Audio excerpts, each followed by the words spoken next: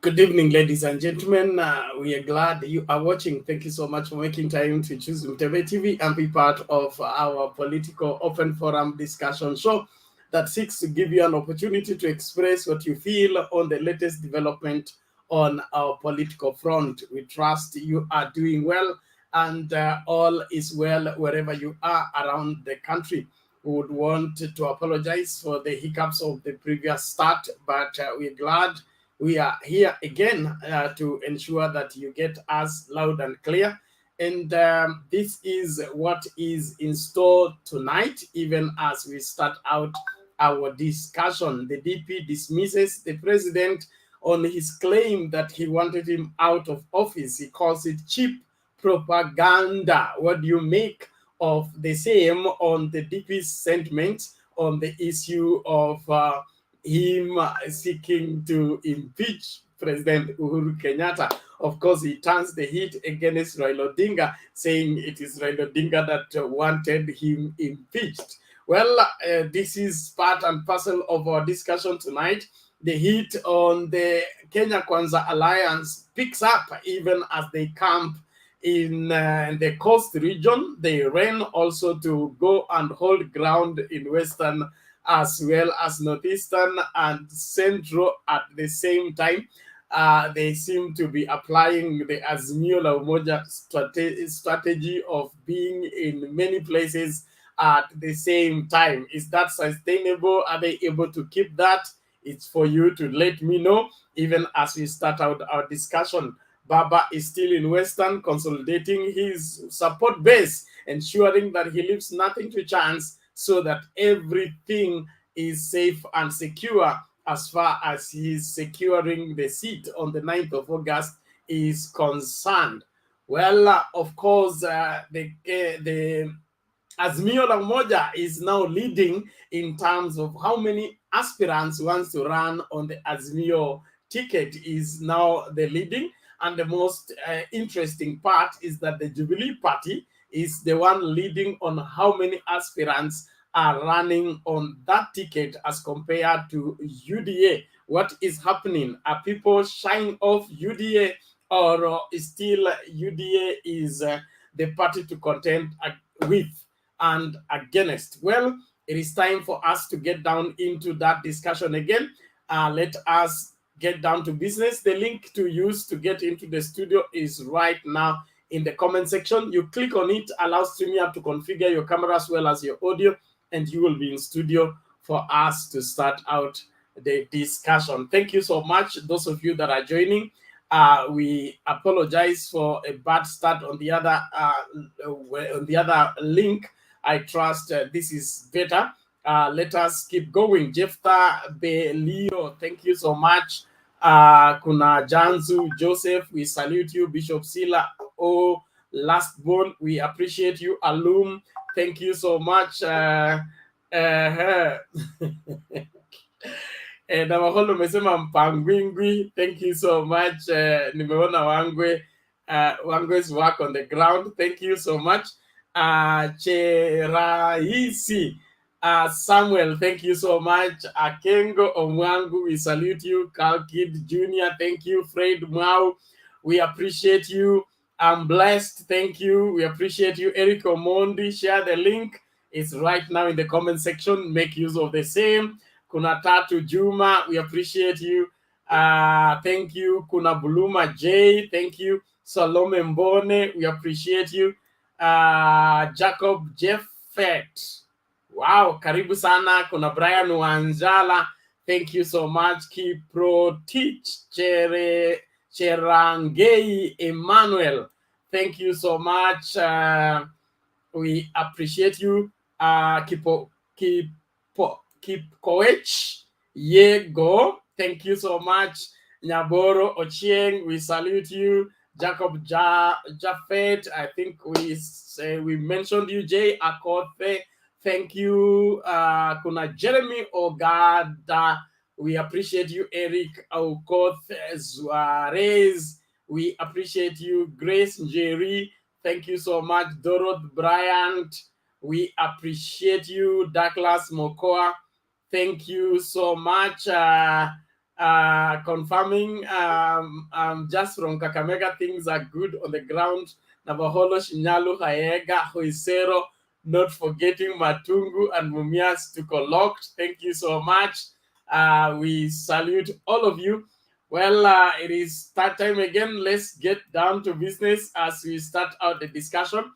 Please, as you get into the studio, keep your mic mute until it's your turn to speak, so that there is no noise from wherever, in order for us to have a conversation that is valid and adding value to how the country is shaping up on the political front. It is awesome for us to have this kind of a opportunity to air what is on our heart and on our mind as far as determining the destiny of this country is concerned. All right. Bwana Guru, how are you today? Yes, Bernard. Good to see you. Same. Haya, tuanzishie maneno, inaendaje? Pardon? Tuanzishie mjadala, mambo inaendaje? Ni propaganda ama ni ukweli? Mbona naibu wa rais analia?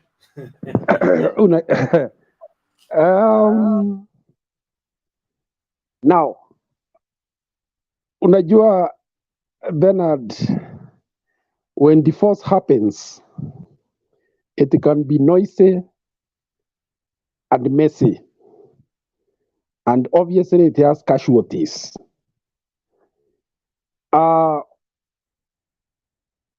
You know, this matter is not coming up for the first time. It has always been in the public domain through different people that this man had planned an impeachment. So I think this matter just came now straight from the mouth of the victim. Otherwise, other parties had talked about it at various times. So now, when the deputy president now comes and says it is propaganda, I don't know what he means. Either he means that the president is a liar and he's the one who is talking the truth. But you know that among the two, you know who you can brief. You remember sometimes back he said that he had met the former Prime Minister, Raila Amolo Odinga, I think 4 times or thereabouts. Well, what were they meeting to talk about? I believe the situation is such that when we came from the 2017 elections, it is hardly possible that Raila and Ruto could just meet over a cup of tea. It must have been heavy,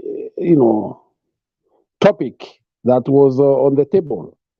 And that is exactly what the president explained, that he got intelligence report that his deputy was reaching out to have him removed. And then he moved faster and extended his hand to his big brother, Raila Amolo Odinga. So I think with time, I believe this is just the first salvo. We are yet to hear much more, perhaps even the details of when, where, how this was happening. You know, when you work with the intelligence, like the president does, it is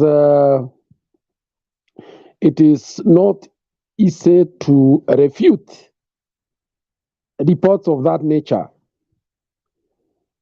Then, when we look at it now from the implications.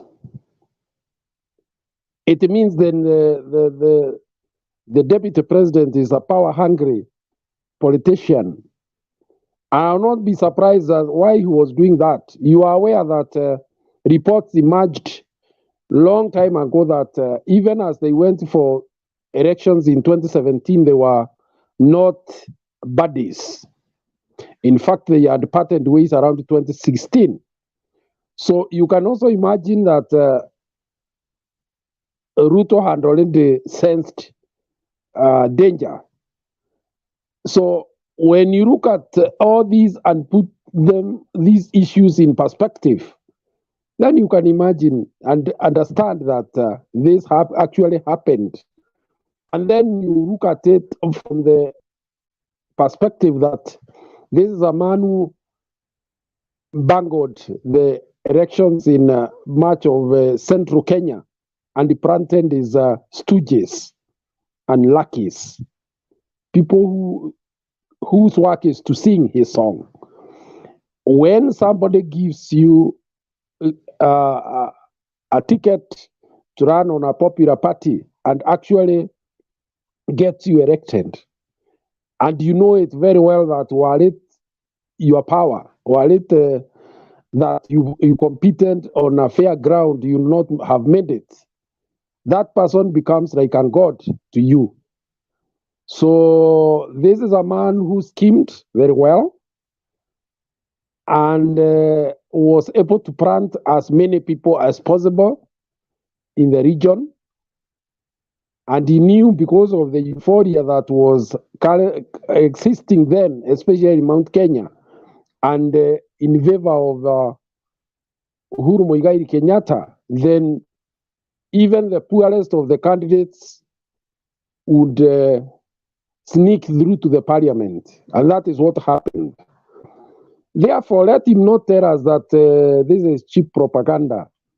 This is a well choreographed political strategy that was meant to get him to power in the fastest way possible, regardless.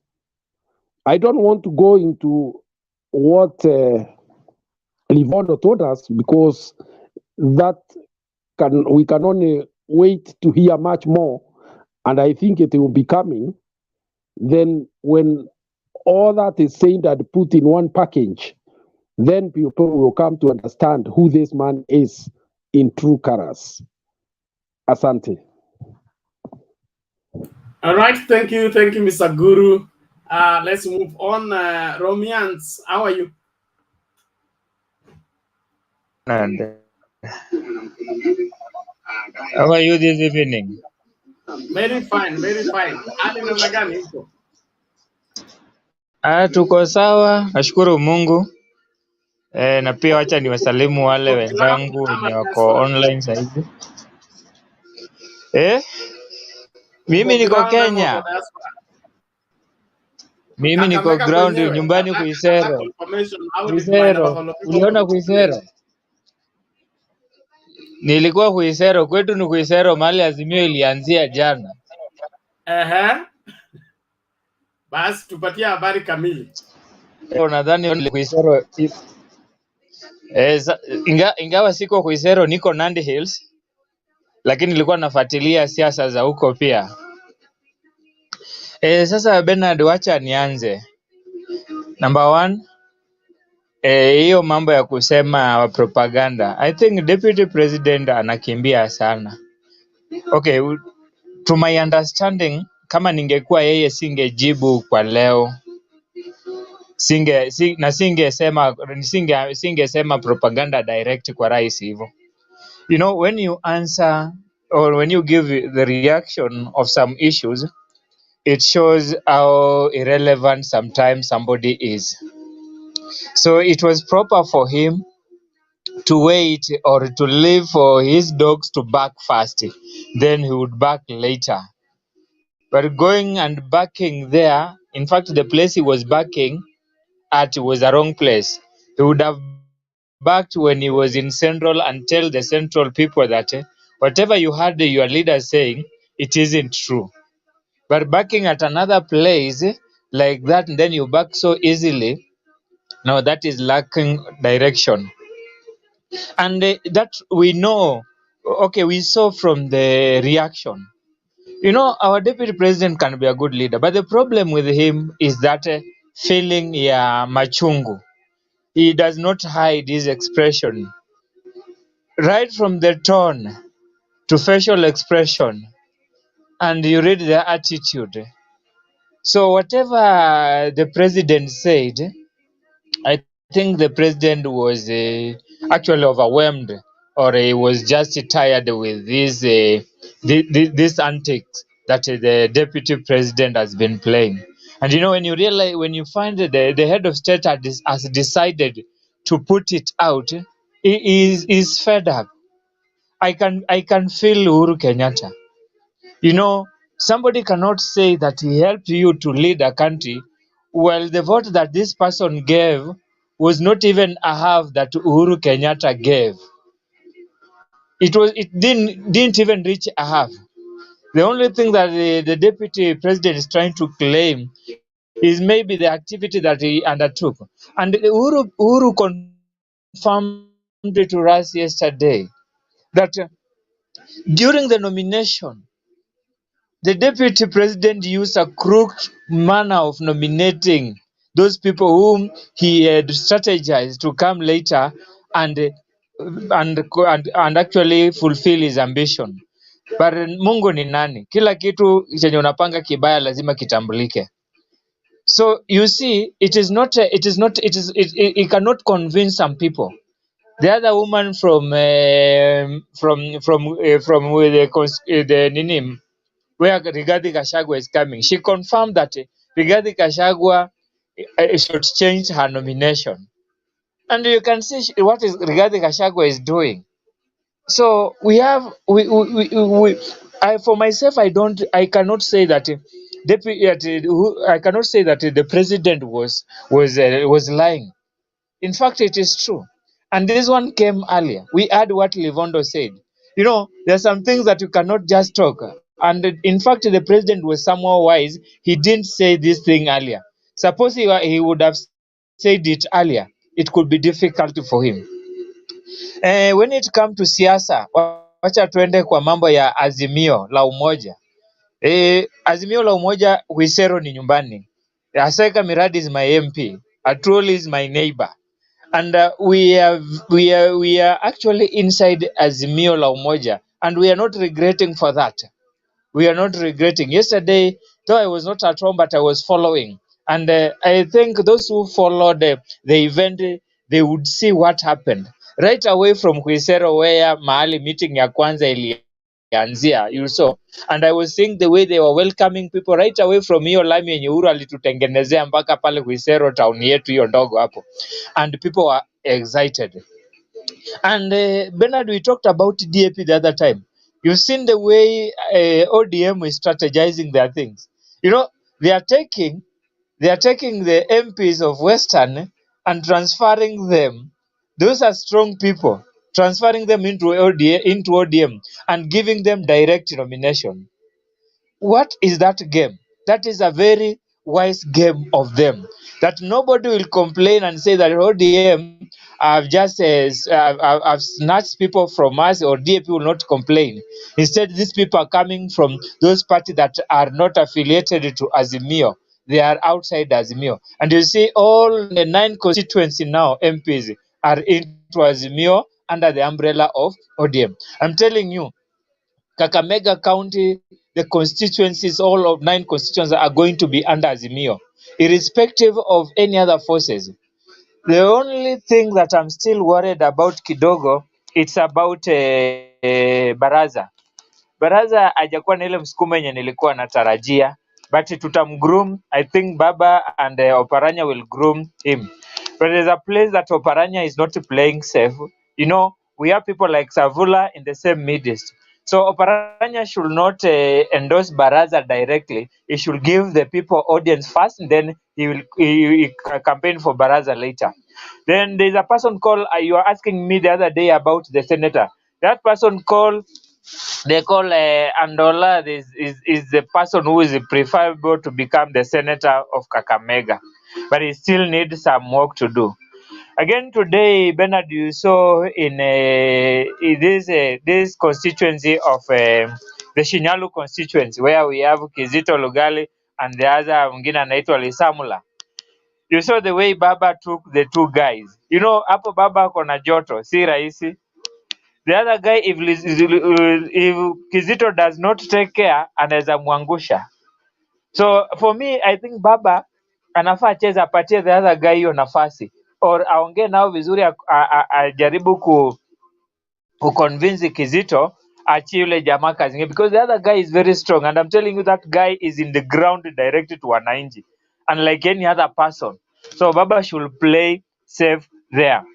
Then when it comes to registration, we understand about UDA. But the UDA is an organization that is full of propaganda, and they always try to paint things that are not they are not real. The other time they are telling us they have almost 6,000 aspirants. So today I was looking at the data and then I was wondering, Kwani, where are the other aspirants gone to?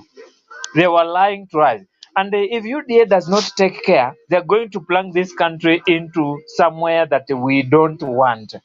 They need to play their politics safely, without makasiriko, without emotions, without what. They need to be very, very emotionally mature. That is what I will tell them. People in Azimio, especially us people who are supporting Baba, we've been emotionally mature and we are used to that. Even if Baba could lose the vote, I don't think kama miti itakatwa. For us, we are strong and we understand on how to control our emotions. But there's a person somewhere who just believes that it is a must for Ruto to become the president. Suppose he doesn't become the president, where are you going to? And the people believe that Ruto is a god. You know, Ruto has just bewitched some people. It is not going to be proper. It is not going to be Anza proper. kutamatisha. Romance. Mind time, mind time. Yes. Aya, sawa sawa. Let me complete. So I need to tell the UDA people they should be emotionally mature and understand the waves the way they are going. And for information, I'm telling you, after nomination, you'll know how UDA is going to be just a useless party. That is what I know. It's not going to welcome everybody. And I'm told that some MPs have run away. Otherwise, mi ningeongea nyingi, niko na mambo mengi, lakini wacha niwachie wengine nafasi. Thank you. Okay, thank you. Utapata muda mwingine baadaye. Cherais, how are you? Oh, yeah, I'm fine. I'm fine. How are you doing? Thank you for having me. I'll be brief too because we have a lot of panelists. I'll deal with two things about the issue of like President Kenyatta saying, "Oh, the deputy wanted to like impeach him or whatever." I agree with the panelists who just left. The deputy president should not have responded to that. We know it's obvious. It's just last time propaganda. And it's politics. So these are the facts we know so far is Ruto was a supporter of Uhuru in 2002. He also supported him in 2013. He folded his party so that he can support Uhuru for the president. He also supported him in 2017 A and 2017 B.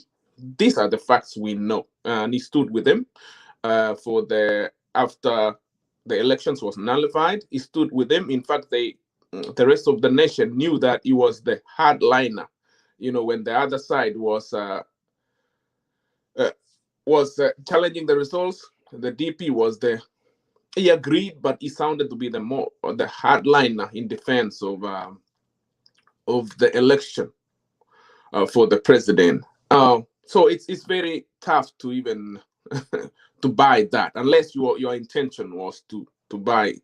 There's no way, and there's no feasibility. How could the deputy president have plotted to impeach the president in January? That's the time when the nation was like divided. There was the NASA side talking about the resist, all that, NRM and all that. So it doesn't make sense, but it's politics. It's something that we have, politicians have to feed us with something so that we can discuss like we are discussing now. But the facts, as I said, the facts that the Kenyans know in Central, in Kisumu, in Mombasa, in Nairobi, in everywhere, is that Deputy President supported Uhuru Kenyatta in 2002. Against the all odds, they lost. And in 2007, in 2013, in 2017, A and B. So those are the facts that the Kenyans know. As far as and again, I agree with my previous speaker that DP should not have responded to that. You should not just jump and respond to anything. In politics, we throw things for you to, we call bait. That was a bait. If you fall for the bait, that's your problem, because the bait is designed to derail you.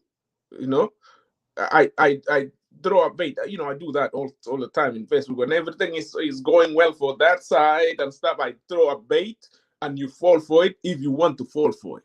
And hiyo ni shida yako. Utakula your bait for a week as my side proceeds. Anyway, as far as the Western is concerned, also I agree with the other gentleman who just spoke. Yeah, Azimio, or Raila in particular, Raila is not a new contestant, and he's always been strong in Western. Western has been his bedrock, so we consider him as a honor of Western vote. So I will not say UDA Kenya Kwanza is leading in Western, but they are challenging. At least they are challenging. Because also, as Raila and the team was in Western, Mudavadi was there too. Malala and the team, they were there in the Western. They covered a lot of ground there. So I'm expecting them to actually perform well in Trans Nzoia, for example, and many other places. Yes, chances are that they might not win the majority in the Western, but they will perform well.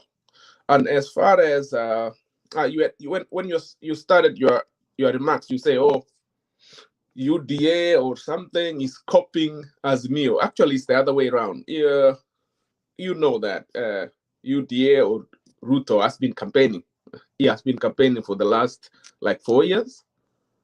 So Azimio started campaigning. So they are copying the UDA. The Raila has been in Orange House, believing in this system, will do this. Now I have the system, but now he's realizing that you got to go to the ground. You have to go to organize things. You have to go put off fires, like the fights between when Samuel, I wish to clarify here. I said it is Azimio that started splinter campaigns, having different campaigns on the same day in different places. Oh, okay. It wasn't UDA was going, if they are in Kajiado, they're in Kajiado, they don't go anywhere else. Oh, okay. But for the first time, they are able to hold 4 meetings: Mombasa, Western, Central, and Northeastern. Oh, okay. Thank you. Now that's what I meant. Then on the issue of propaganda, when we are investigating a murder case, the most important aspect is the motive. Okay, the motive of the murder, which in the effect is who stands to benefit if Uhuru Kenyatta is impeached. Okay, according to the Constitution, if Uhuru Kenyatta gets impeached, will Raila be sworn in as president? No. Will the opposition leader assume office? No. So, and then if getting the presidents through the ballot, okay, begins to prove otherwise, because you are sure you're going to be betrayed, like now there's an outcry of being betrayed, okay, then there is assuming office by default. And the easiest way, the bloodless way of assuming office without, by default, is what? Get the president impeached. And if the motive is there, the beneficiary is there, then we can execute the case. But if we say that so and so supported, he also supported, and also supported, that makes it impossible for him to plot an impeachment. That to me doesn't sound convincing. So anyway, let me finish my because you interrupted me, so you have to give me my time back. Let me. You will have your time. You will have your time. Other people are waiting, so let me. Hold on, Mr. Guru. Hold on, Mr. Guru. Yeah. Yes. Other people are waiting, so let me rush. So yes, whatever you said, it's possible in politics, but the thing is, we have to put it in context and the situation. You know, the time. Unless they have to tell us the specifics of the time, you know, they just don't throw things like, okay, DP wanted to impeach me. There was no conflict between the DP and the president. There was no. So what we really know is what's coming out clearly is the president had his plans already. You know, you can't say that for sure, Bwana Samuel. You can't say that for sure. You cannot get my point if you just jump in and interrupt. Okay? No, I'm not jumping in. I just want you to ascertain what you're saying. Okay. You cannot say for sure that there was no problem between the president and the DP when it is reported that the conflict between the president and the DP started as early as 2016. Okay, let me. In fact, there was a spirited campaign to replace him as a running mate in 2017. Okay. If you are following politics, there was the allegation that the DP is making the president look bad. Even the elders were involved in this thing. So you can't say that there was no problem. The handshake is just an excuse, in my opinion. Let's stick to the facts. Let's stick to the facts. The fact is, in 2015, in 2013, President Kenyatta chose Ruto as the deputy president, right? Okay, let's go. Let's assume the problem started 2015, 2016. They had a problem. In 2017, Uhuru Kenyatta chose William Ruto confidently as the deputy president. So he had confidence in him. He would have gone otherwise. He was not tied up in the constitution to choose him. So let's assume that you are right. 2016, they had problems and stuff. No. So that's why I'm saying those are dirt propaganda. This is fact. Fact is he chose him in 2017 to run with it, and they stuck with it. Okay. So let me come to my theory now, because you are dealing with theory. My theory is Uhuru Kenyatta, I had a plan already. And the plan is not even Raila. Uhuru has a plan, a covenant with the Mois. So Uhuru was trying, his frustration was like he was trying to find a way of getting Gideon. He was trying to find a way of fulfilling the covenant between Mois and the Kenyattas. These people have a covenant, but he could not see the pathway. Ruto was here, ambitious, wants to be the president. So he tried. So this BPI, okay, if Raila can go to one term, okay, Gideon can have a chance. So, but how? They have to do a BBI so that they can accommodate all these people. So mine is the problem that DP gave Uhuru was not supporting BPI. If he had supported BPI, we would not even be talking about this. They tried to have him, maybe talk to him like, okay, come on, join the BPI. We'll make you maybe some minister somewhere, some prime, some position within the BPI. Trying to create these avenues for these people. He did not. So that's the problem right there. Hizi zingine ni stories za siasa na sitaendelea. Bwana Samuel, now in the interest of time, yes. I want to give Guru to ask you a question so that you respond and then conclude. because what you have rightly put, you are giving us your theory, and so your theory is subject to being challenged. Mr. Guru, ask your question so that we move on. Yes, I want to ask our friend Samuel, has he heard of this allegation for the first time? Because if he's Kenyan and he is true to himself, this has been said by various people in the past, but now it is coming from the victim. They would have been victim. Number one. Number two, I've heard him repeat again from when Uhuru started, Ruto started supporting Uhuru. And I've also heard recently those who have been chest thumping how Ruto has already sealed the deal to get to the state house. They are now talking of yangu kumi, yake kumi. And the latest to talk that language was Didi Nyoro. Is that the only strategy they have? And how does it advance the interest of Kenya, and more so particularly in having a peaceful election? If we are going to approach elections like it is an agreement between two people with an agreement that must be fulfilled. Otherwise, it's not saying what will happen then if it is not. Asante. I'll be quick to answer your questions. Okay, you said about Yagukumi to Yagekumi. You know that one straight up. You know as well. If you're in Kenya, that was something that came from Uhuru Kenyatta, and of course you know that Ruto has always said that Kenyatta owes him nothing, and that they had no agreement like that. It was just an off-the-cuff remark by Kenyatta. You know, people are singing it, but why are they repeating it then? That it's just because Kenyatta said it. I guess it's politics, as I tell you. It's politics. Don't take what they say in political rallies as gospel. People message their message the way they want. Just and it doesn't. It's not a governor with anybody. If it was, then Uhuru would not be supporting Raila. So it's not a governor. You're free to choose where you want to choose.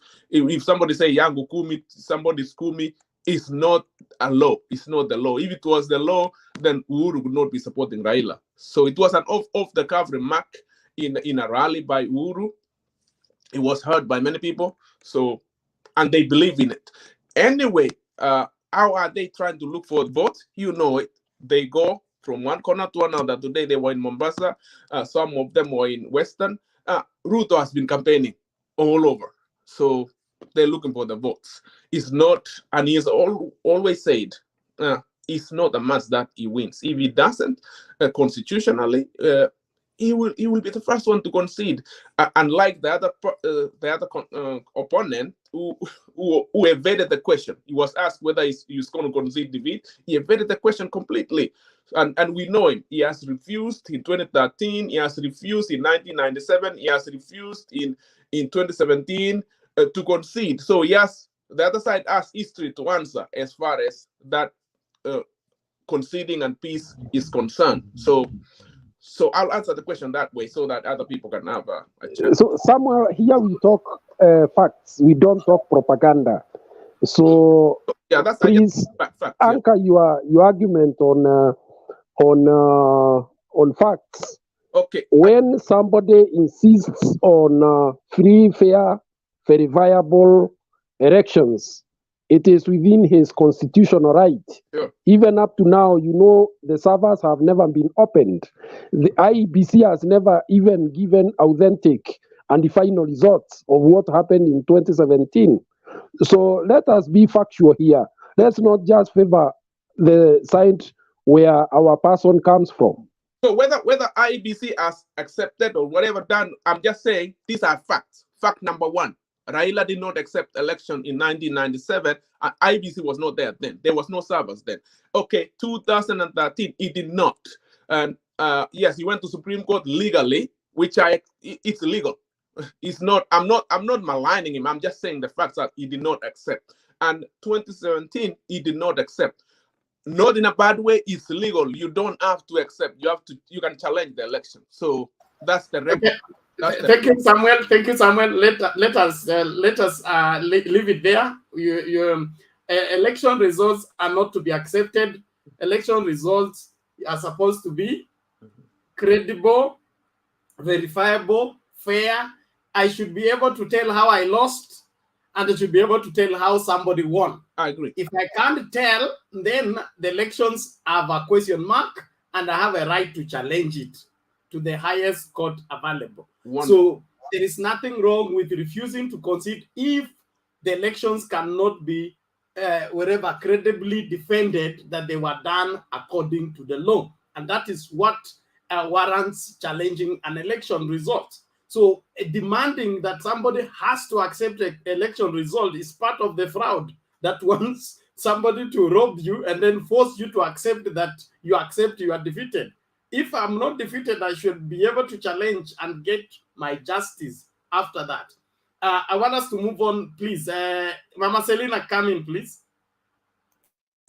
Oh, thank you, Pena. Thank you. Kabla sijasema yale nataka kusema, naona Samuel amesema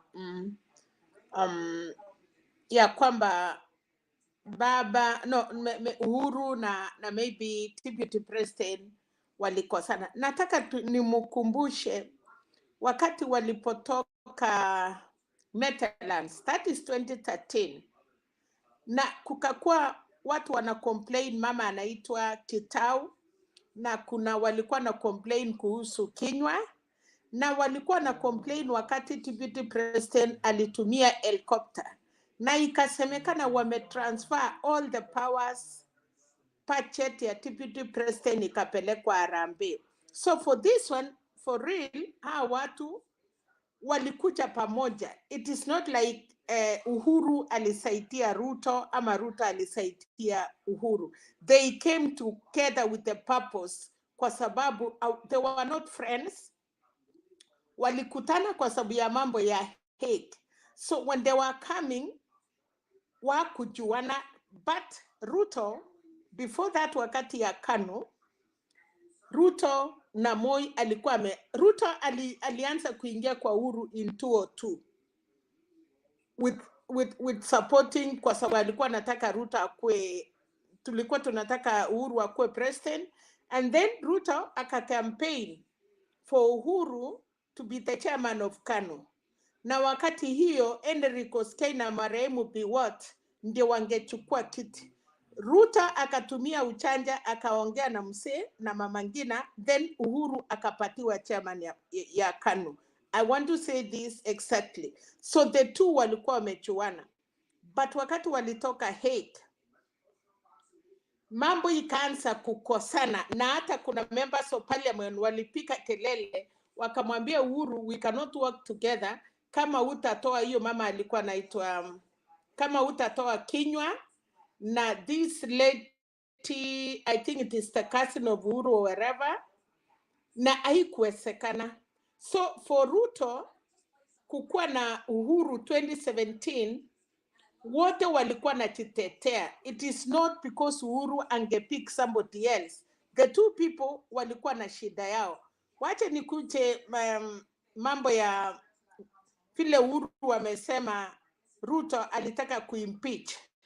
Ilitokaje mpaka Ruto akasema ako na 100, ako na 200 members of parliament. Alafu Ruto alisema Raila alienda akaongea na Raila ya kwanza, ama Raila alirich Ruto ya kwanza. Ninakumbuka kuna story ilisemekana wakati Ruto alimwambia Raila tumupitch Uhuru, naye Raila alisema ametoka mbali na Uhuru wakati walikuwa kitambo wakiwa huko mababa sao wakiwa president and the deputy. So Raila he knew he cannot trust Ruto. That is why they had to work with Uhuru. Na sasa Ruto akasema ako na members of parliament. Remember they say bring it baby, bring it baby. So Ruto alikuwa na members of parliament ya Uhuru yote. na Uhuru akawa amelemewa. So wakati Raila walikaa chini na Uhuru, the members of parliament ya Raila, Kalonzo, wale wa samani vile walikuwa natoka wakaungana, and that is why the government was stable. Lakini Ruto na watu yake walijaribu sana kupinga mjadala yoyote ilikuwa inaenda parliament. If it was not because of ya baba ODM, but what is not ODM, they were calling, nimepoteza hiyo china sasa leo, iliharibika ya Mudavadi. So kama si hawa kukuja kusimama na baba ama kusimama na Uhuru, actually hata hii 2018 hata mambo ya anything tungefanya, hiyo serikali ingekuwa imecollapse. So Uhuru wakati anapoongea hako na ukweli yake, na Ruto pia ako na ukweli yake, but sisi supporters tunakujanga tunataka kuchange mambo. Wewe unajua, I know you know, ya kwamba kigile nje machamegega amachamege senge. So we cannot just come here and pretend the Kalenjins they knew everything was not fine, but because walitaka kusema wacha tungangane, na kwa sababu deputy president maybe in his wisdom alijua anataka kuwa rais, he hang on there akijua kwa sababu I want to say this, wakati walisema Uhuru ni mlevi, hakuna kitu anafanya State House, na wakati watu walisema mimi ndiye naongoza nchi, what was that meaning? Ya kwamba they knew Uhuru was so humble ama alikuwa amenyamaza, but na sasa mambo imeharibika. Ni kama vile sahi tulisema ya kwamba kura ya Central, na niliwaambia mara ya kwanza, huwezi kuja kusema uko na kura ya Central mpaka the last 2 months ama even the last 3 weeks ndio utajua kura ya Central inaenda wapi. They can welcome you ata Karume, I'm sorry to say that. Kuna mwanaume alikuwa anataka biashara, alipeleka bibi yake akaenda kusema ni sister yake, wakafanya deal, usiku alikuja alipatiwa ile alikuwa anataka. So these people, my Nkuru, I know they can do anything kupata ile kitu anataka. Aliwakaribisha, mumefanya ile mumeweza, it is now time ya kuweza kujua what is going on. Hiyo ndio vile nilikuwa nataka kusema. Otherwise, hiyo mkutano ya Western, all members of parliament, wacha nimaliza Alex, I'm finishing. Hiyo members of parliament ya Western wote wamerudi. I don't know ni wangapi wamepaki penat. Kama wametoka 10, mutatuambia ni wangapi wamepaki. Nikirudi ndio nimalize. Naona mkutano ya Malindi imekuwa packed, lakini wakati deputy president ameongea asa kuhusu Aisha wa Chuma, mpaka anaambia watu wamupigie, you know, kama Penat anapendwa ama wewe Samuel Crown inakupenda, china yako ikitachwa the Crown wanapiga nduru. Unajua nani yako na watu, nani watu wataki. Kama vile niliona moja Kakamega alikuwa anatoka kwa Musalia Mudavadi mwenye alitifect today. Unaona vile Crown was happy to receive him. Sasa wakati niliona siasa ya Mombasa ya Kilifi, nikaona mpaka deputy anaomba watu, anasema jameni, huyu mama mumsaidie kupatia kiti. Watu wananyamaza, anasema simupigie makofi. There are some things ukiwa mtu kama umejua, ukikaa kwa mkutano hivi, you know where the Crown are. Watu wanakuja kwa sababu kuna vile wanataka, but ile siasa inakuambia kama wakati wamekuwa Western, I don't know, there is one place sijui kama walipenda baba ama pia au walikaa aje, hawakukuwa naongea na watu walikuwa naongea, and there was really wakati tu baba alisema atapeana 6,000, wakati baba alisema mambo ya wamama wachane, that is where uliona the crowd was like, oh, this is what we want. Nimesahau, I could have said that place. Hiyo moja niliona ilikuwa backed to capacity, lakini pia sijui kama walikuwa ya baba, sijui kama walikuwa wamefurahi, na unajua anawakukuwa na la kusema. So kuna vitu mingi ukiwa kwa hii siasa na unaangalia, hata hiyo watu walikuwa mbele hapo karibu na TBT na ma-t-shirt wana shout.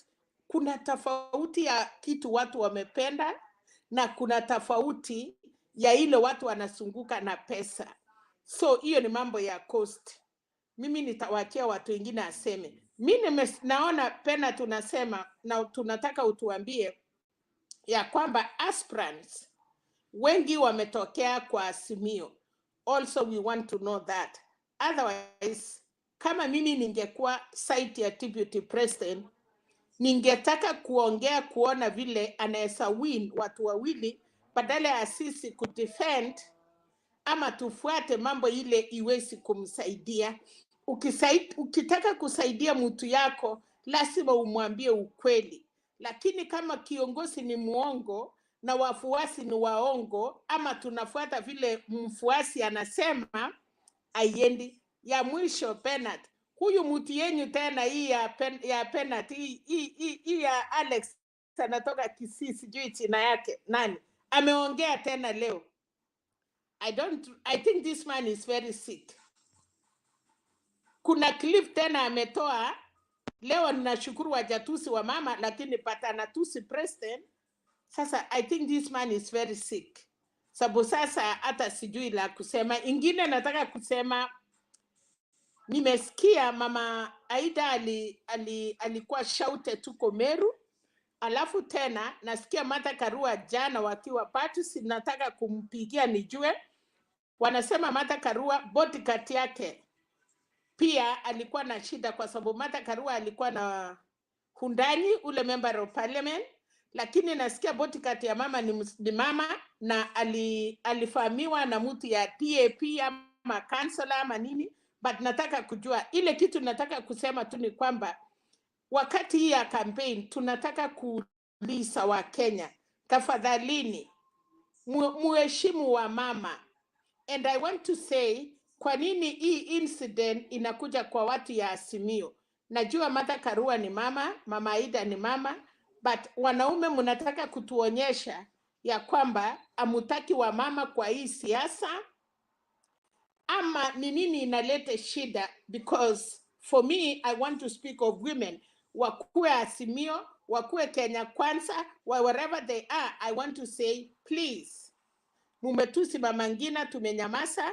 Now munaenda kuattack other female leaders. We want to listen ya kwamba what is going on, nini mbaya.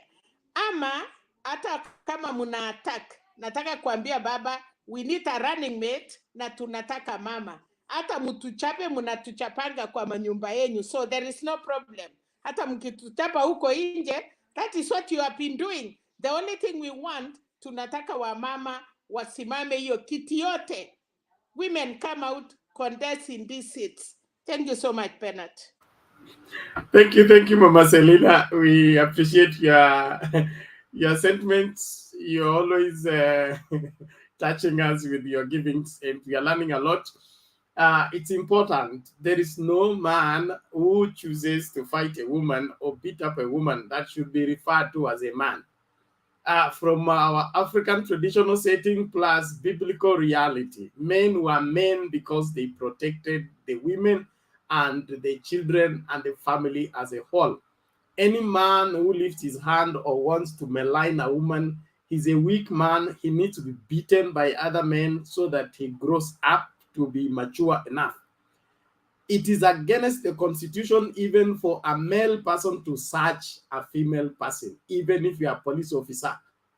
So I don't see how you will, get up into the body of a woman and then you want to rough her up. It is uncalled for. And if she has a crowd, she has political ground than you, Learn to live with it. Go and persuade people to change their mind about it. Roughing her up or running her down is not going to help the situation. It is bad manners for men to gather themselves to go and fight a woman. It's not, for now, it should never be part of a civilized world. Kevin Ruto, how are you? I'm fine, Bernard. Hello. Can you hear me? Yes, yes. Hey, Now I can see you. I'm happy. Yeah, long time, Bernard. Imekuwa muda bana. Wewe unakujanga unatoroka leo na I'm happy uko No. hapa. Sasa nataka kusikia vizuri kabisa. I follow you guys every day, but sometimes I'm tempted to keep quiet and I have a question for Cheraisi. Alex, hold on. I want that revisited after 2-3 people have made submission. Thank you. Kevin, go ahead. Yeah, Bernard. That's the only reason I came in. I can listen from behind. Just hold on, because if we have been there, the reason we left there because we spent a lot of time there. Kevin, go ahead. Yeah. So Bernard, I've been I've been trying to be neutral all time, but today I want to talk about what is going on right now, the current politics. We have seen Azimio. On the other side, we have UDA. But one thing I want to ask is a question to every Kenyan. 50 years when we got independence, Jaramogi and Kenyatta was sharing power like, they were our leaders. As a country, we have an able education. Okay, I'm not saying that we need to elect deputy president. To be honest with you guys, deputy president is not a straight man. I'm not saying that. I can't substantiate that and say that that is the correct thing. But everybody knows that it's been a lot. There is, everybody has question on cases bending and stuff. That is why I'm asking. Can we continue talking about 2 families, 3 families, and maybe deputy president? Can we have another neutral person? That's a question that we need to ask ourselves. Because after 50 years, now the 2 sons of the same people are discussing succession just like a joke. And we are fighting down here. We don't see that. The question about the succession is this. Everybody, okay, maybe some people doesn't know about this, but let me just bring this to everyone who is listening to me. Every gas that is being used in Kenya inatoka kwa Raila family. They control gases. Uhuru family, they control a lot, not even a little, a lot. No, Kevin. No. Let me. Kevin. No. Hold on. I want you to give us facts, not propaganda. Okay? You are talking about 2-3 families. Tell me which families on which ballot. Okay? Okay. Nobody has inherited presidents in this country except Moi after the demise of Jomo Kenyatta. Every other assuming office was out of an election. All right. Exactly. So, okay. And then how long did the Jaramogi serve as vice president? It was very short time before So how do you call it 50 years?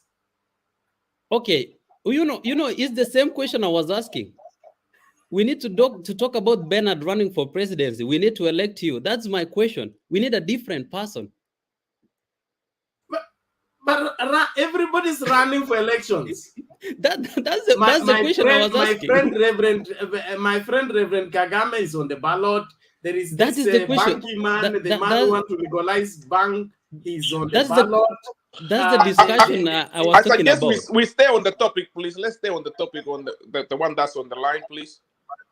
So, order. Please, let's all remain in order.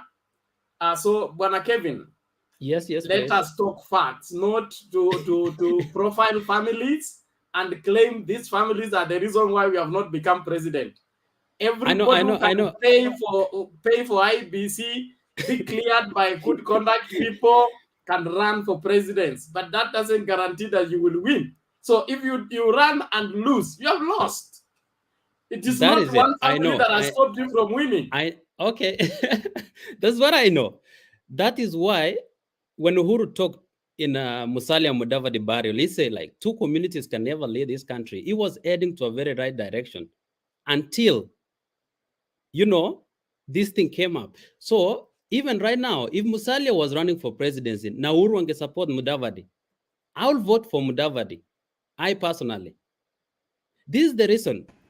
One, there is no way Ruto will run away from the failures that are there in Jubilee. We had the police brutality.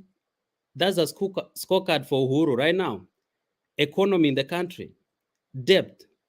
We have failing to honor the court order about the charges that were, were approved by JSC. We have people, people elected governor like Nairobi and putting a puppet like, governor who is not even, who knows like there is a real governor acting right now in Nairobi. It was a right of people to elect Sonko. Don't tell us after 5 years that Sonko was not clear, the ABC, blah, blah, blah, is corrupt. Okay, it's okay. Why can't we go back and do election like any other any other seats?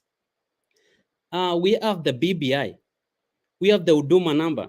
We have the, how they criminalize. Like if you had a divergent idea about what Uhuru is thinking, Pena, you that being is not sent the the topic KRA of today. and And stuff. again, if you want that, why can they give it to Mudavadi then? So this is not a topic of today, Penat. We want to talk what to put to us on here.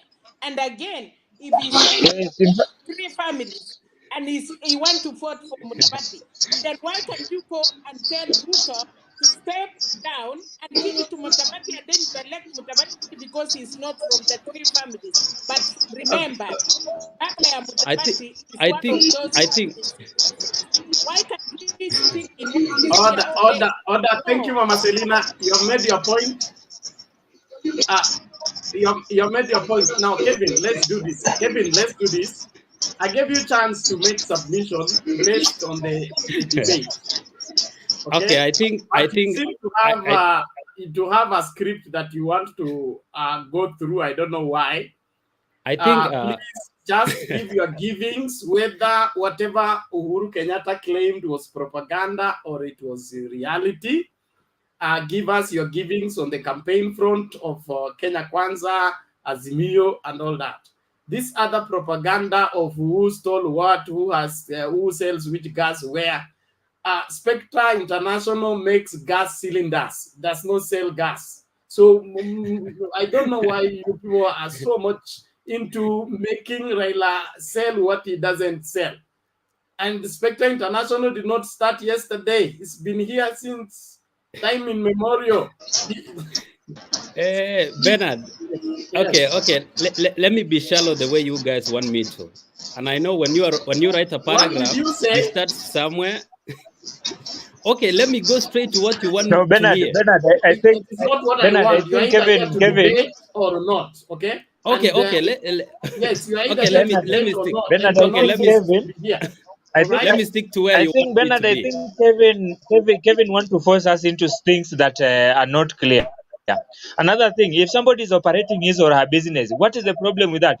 Everybody has got mind to start a business, so we cannot victimize people because of their businesses.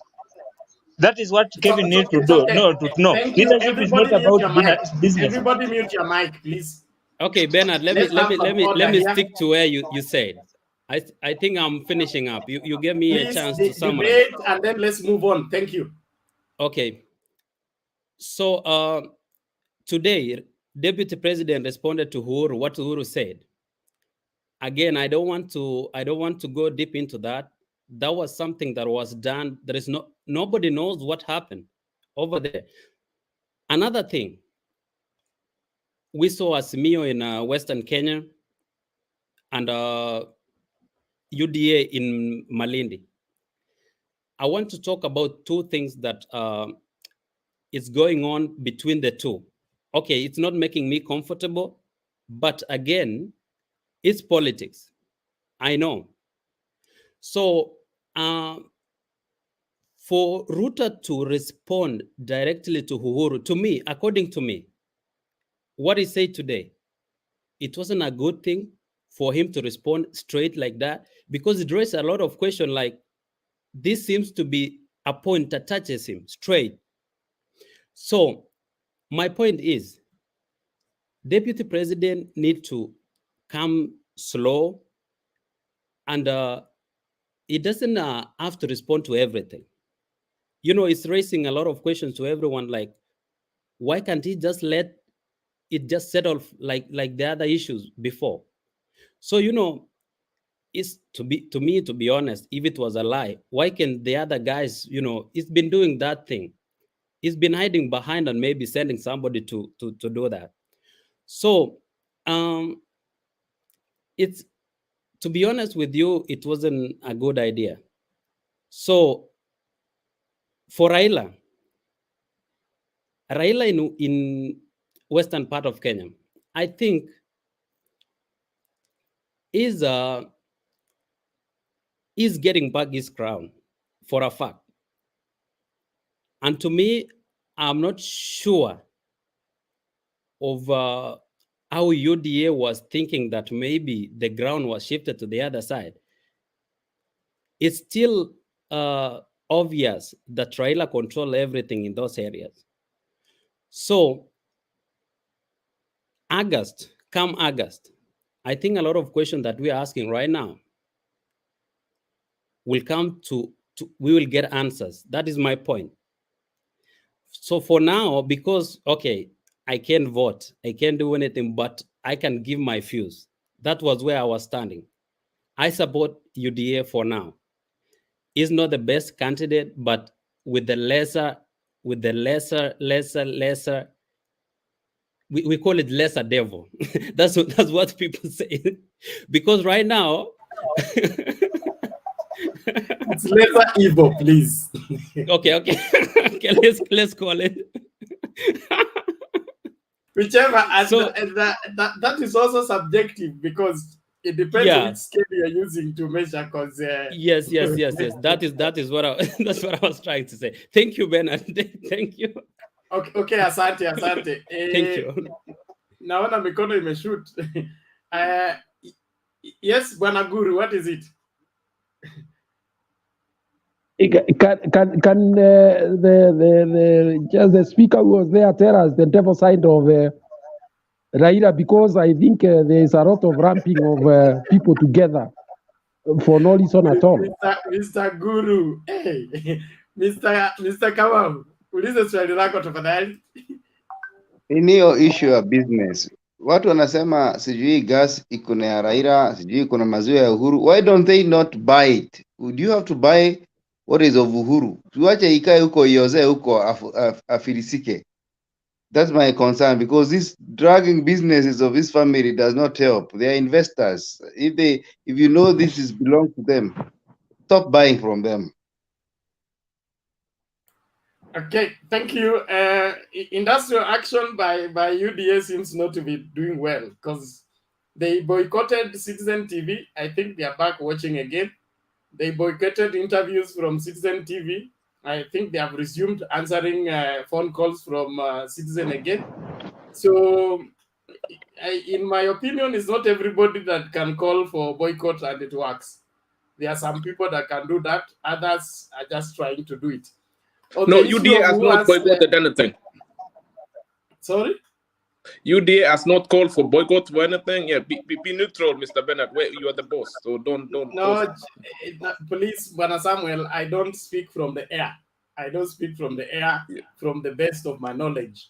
There was a straightforward express, in fact, instruction given to UDA people not to respond to interviews by Citizen TV because they say it's biased. They kept off 2 interviews and then they resumed the 3rd one. There was also a call for people to boycott watching Citizen TV. It was even on the political platform. Not so true. It's something we are imagining, something that was stated Not and is true. in public domain. Not true. Not true. Yes. Go check my facts. If they are not true, then you come and tell me. You don't dismiss them that way. Not true. Let's go. Thank you. Now let's move on. Thank you. WG. Yes, Bernard. Hey, good evening. Good evening to you. Salama sana. Asante hey. sana. Yeah, good evening, Guru, Sheraisi, Madam Selina, Kevin, Call Kid. And Kevin, you either keep your camera on or we get you off the screen, because the screen being dark is not acceptable. Yeah, that's okay. Yeah, I want to begin by weighing in on what Ruto mentioned about Jubilee buying defectors with 5 billion. Today, it increased from 1 billion to 5 billion, meaning that there's no truth in that. But again, when we look at Ruto, he is the master of buying. He buys all the politicians and also on the ground. When he reaches the ground, he is one person who can never just go to a function without carrying the incentives, because he knows without the incentives, there's nothing that can excite the people. So if anyone was to talk about, buying politicians, then Jubilee is the UDA with William Ruto is the master of buying. He's Mr. Moneybag, and everybody knows that he's the Mr. Moneybag around. Then his rebuttal of Uhuru's statement that actually at one point he was plotting to ouster him. This is not a far-fetched fact. We were there when William Ruto went to Central and began plotting very early as their first term, that all the MPs that were in that parliament would be loyal to him, and he kicked away all the stalwarts like the Kavogo and those other people, the king. I mean, big names in Central, so that he can have greenhorns like they did in Euros and those other people that would be so loyal to him. We were there when he also,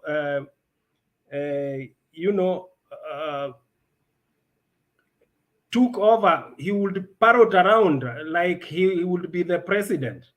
How many people, how many vice presidents are known outside here, even in Africa?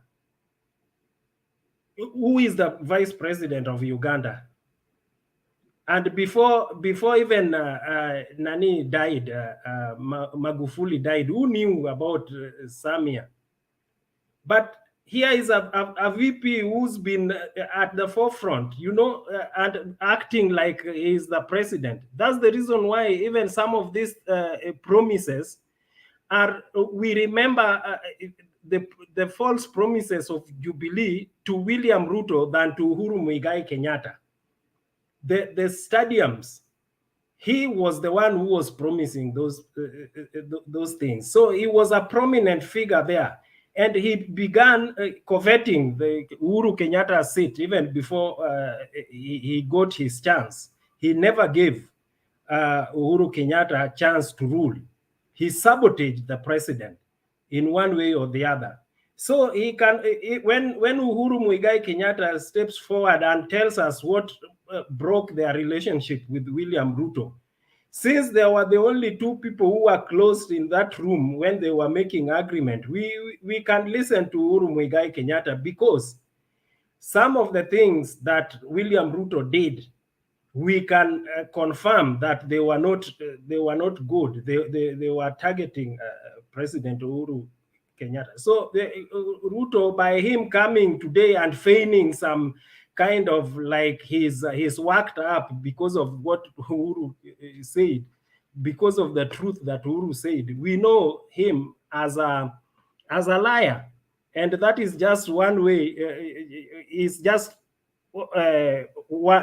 another way of describing what William Ruto is. The other thing I wanted to weigh in on is the activities of Jubilee. Although this one is a little bit off, but I think it's also part of the of the most activities that is going on. Jubilee activity in Central, it is silent, but it speaks loud. We see defections and we see, realignments, and we see a lot of activities that it takes place in Central. And very soon, we will be able to see William Ruto getting a job, a very good job for him that will tame him in Central. So let's just wait and see. Even the meeting that the president had with the elders, that's why William Ruto is so much waxed even today. Because of that, it was like over 3,000, close to 5,000 elders. That is not a mean, a mean achievement. It holds water, and very soon you will see the results and the impact in Central. Raila Odinga in Western, to me, I looked at it very broadly, and I'm seeing already there are some cold contest for the two houses, the national houses, that is the National Assembly and the Senate. Already that contest is there in terms of parties, because there will be a greater need for each and every party to control those National Assembly, so that by extension, they will be able to control the presidency or the figure of the president.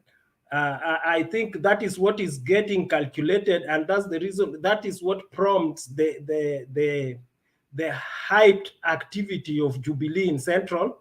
And therefore, I think ODM also, plus other parties, are also moving to do the same, to rebut the same in their strongholds, so that they can realize the most of the representation in this National Assembly. Finally, as I end, is that I just want to remind the likes of Linturi that people like Ida Odinga, they've been refined by fire, and they cannot succumb to some cheap booings. They've gone through a lot. So don't even attempt that, because to her it is nothing. She has gone through a lot of these things. Thank you, Bernard. Okay, thank you WG. Naomba tumlete mwalimu. Mwalimu alikuwa hapa akaanguka ndio akarudi. Alafu ndio tusonge na mkururo huo. Mwalimu vipi? Kwa sana matumaini yangu mko salama hapo studioni nyote. Tuko wazima, twashukuru. Tupatie habari. Na sikia Mama Kiuno anaombewa kura. Amepewa? Acha nicheke hiyo mkutano. Wasidanganye watu. Tulikuwa ground. Na hizo matishati zote za yellow likuwa mulizoziona zikiwa mbele ya gari ya deputy, ni watu wameletwa na wamenunuliwa, na wale ambao tulikuwa huko pia si tumepata kitu. Mimi nimepewa t-shirt na tenga moja to shout Ruto, na hii nitazidi kusema cost bado ni ngome ya ODM, na hata kama nyinyi venye mmeona kwenye hiyo hali ilikuwa ikiendelea. Wakati wa mwanzo tumeshangilia, lakini baadaye ile pesa ilikuwa imeisha, ndio naona tulikuwa tunaraiwa tupige makofi tufanye nini. So mimi nawaambia tu watu wa UDA wakienda mahali waendelee kutoa pesa, sisi tunakula hiyo, si shida yetu. Na Mama Kiuno Kilifi County, sikudanganyi, haizi akapata kura kama naibu wa rais, wote wawili hawapati kura. Hiyo ni dhihirisho, naweza kuhakikishia by tarehe 9 mtakuwa mmejionea. Na mimi nashangaa pia kwa sababu Coast kulikuwa kuna mikutano miwili, mmoja wa Azimio ulikuwa uko place nyingine inaitwa Gongoni, alafu kuna hiyo ya Kenya Kwanza ilikuwa Malindi. Na kuna magari za shule zilitumika kubeba watu from that place ambayo ilikuwa mkutano wa Azimio unafanyika, wakaletwa Malindi. Unaona? Na nimeona Mama Kiuno mwalimu dakika moja. Politician Okay. Anasema umuonyeshe hiyo t-shirt. Politician anasema anataka kuona ile t-shirt umepewa. So kama unaweza muonyeshe. Nimeweka ndani kwa nyumba huko, ndani kwa nyumba saa hii. Endelea basi. Na mimi nitazidi kuambia kuwa Mama Kiuno acha kule pesa ya Ruto, kwa sababu yeye akionana na Ruto anamwambia Coast ni wewe na ni mimi, lakini hiyo ground yasema tofauti. Na pia ningependelea Mr. Bernard utembee Coast na bunge la wananchi, hiyo ndo utajua hali halisi. Alafu nikienda hii mambo ya nini ya impeachment, hapo siwezi sema Mr. President ni mkweli ama deputy ni mkweli, manake ni kama siri ya watu wawili, huwezi jua. Na sahihi venye mmoja ameanza kuongea, siri itajitokeza wazi, tujue kinagobaga. Lakini kuna fununu pengine mambo ya Livondo ilikuwa inahusiana kidogo na hii. Kwa hivyo tuachie mambo ya DCI na hii ishu nyingine Mr. President amerais, ukweli itajitokeza. Yangu ni hayo kwa sasa, acha niendelee kusikiza wenzangu. Okay, asante mwalimu, na tushukuru kwa maoni yako, na tuendelee mbele kuhakikisha kwamba Wakenya wanapata habari yanayofaa ili wafanye uamuzi unaofaa. Naomba sasa tumsikilize Kalkid. Peter. Yes, Bernard. Sema maneno. Ebu uko mute bado. Unmute kwanza. Okay. You can hear me now? Yes, we can hear you. Go ahead, make your submission, please.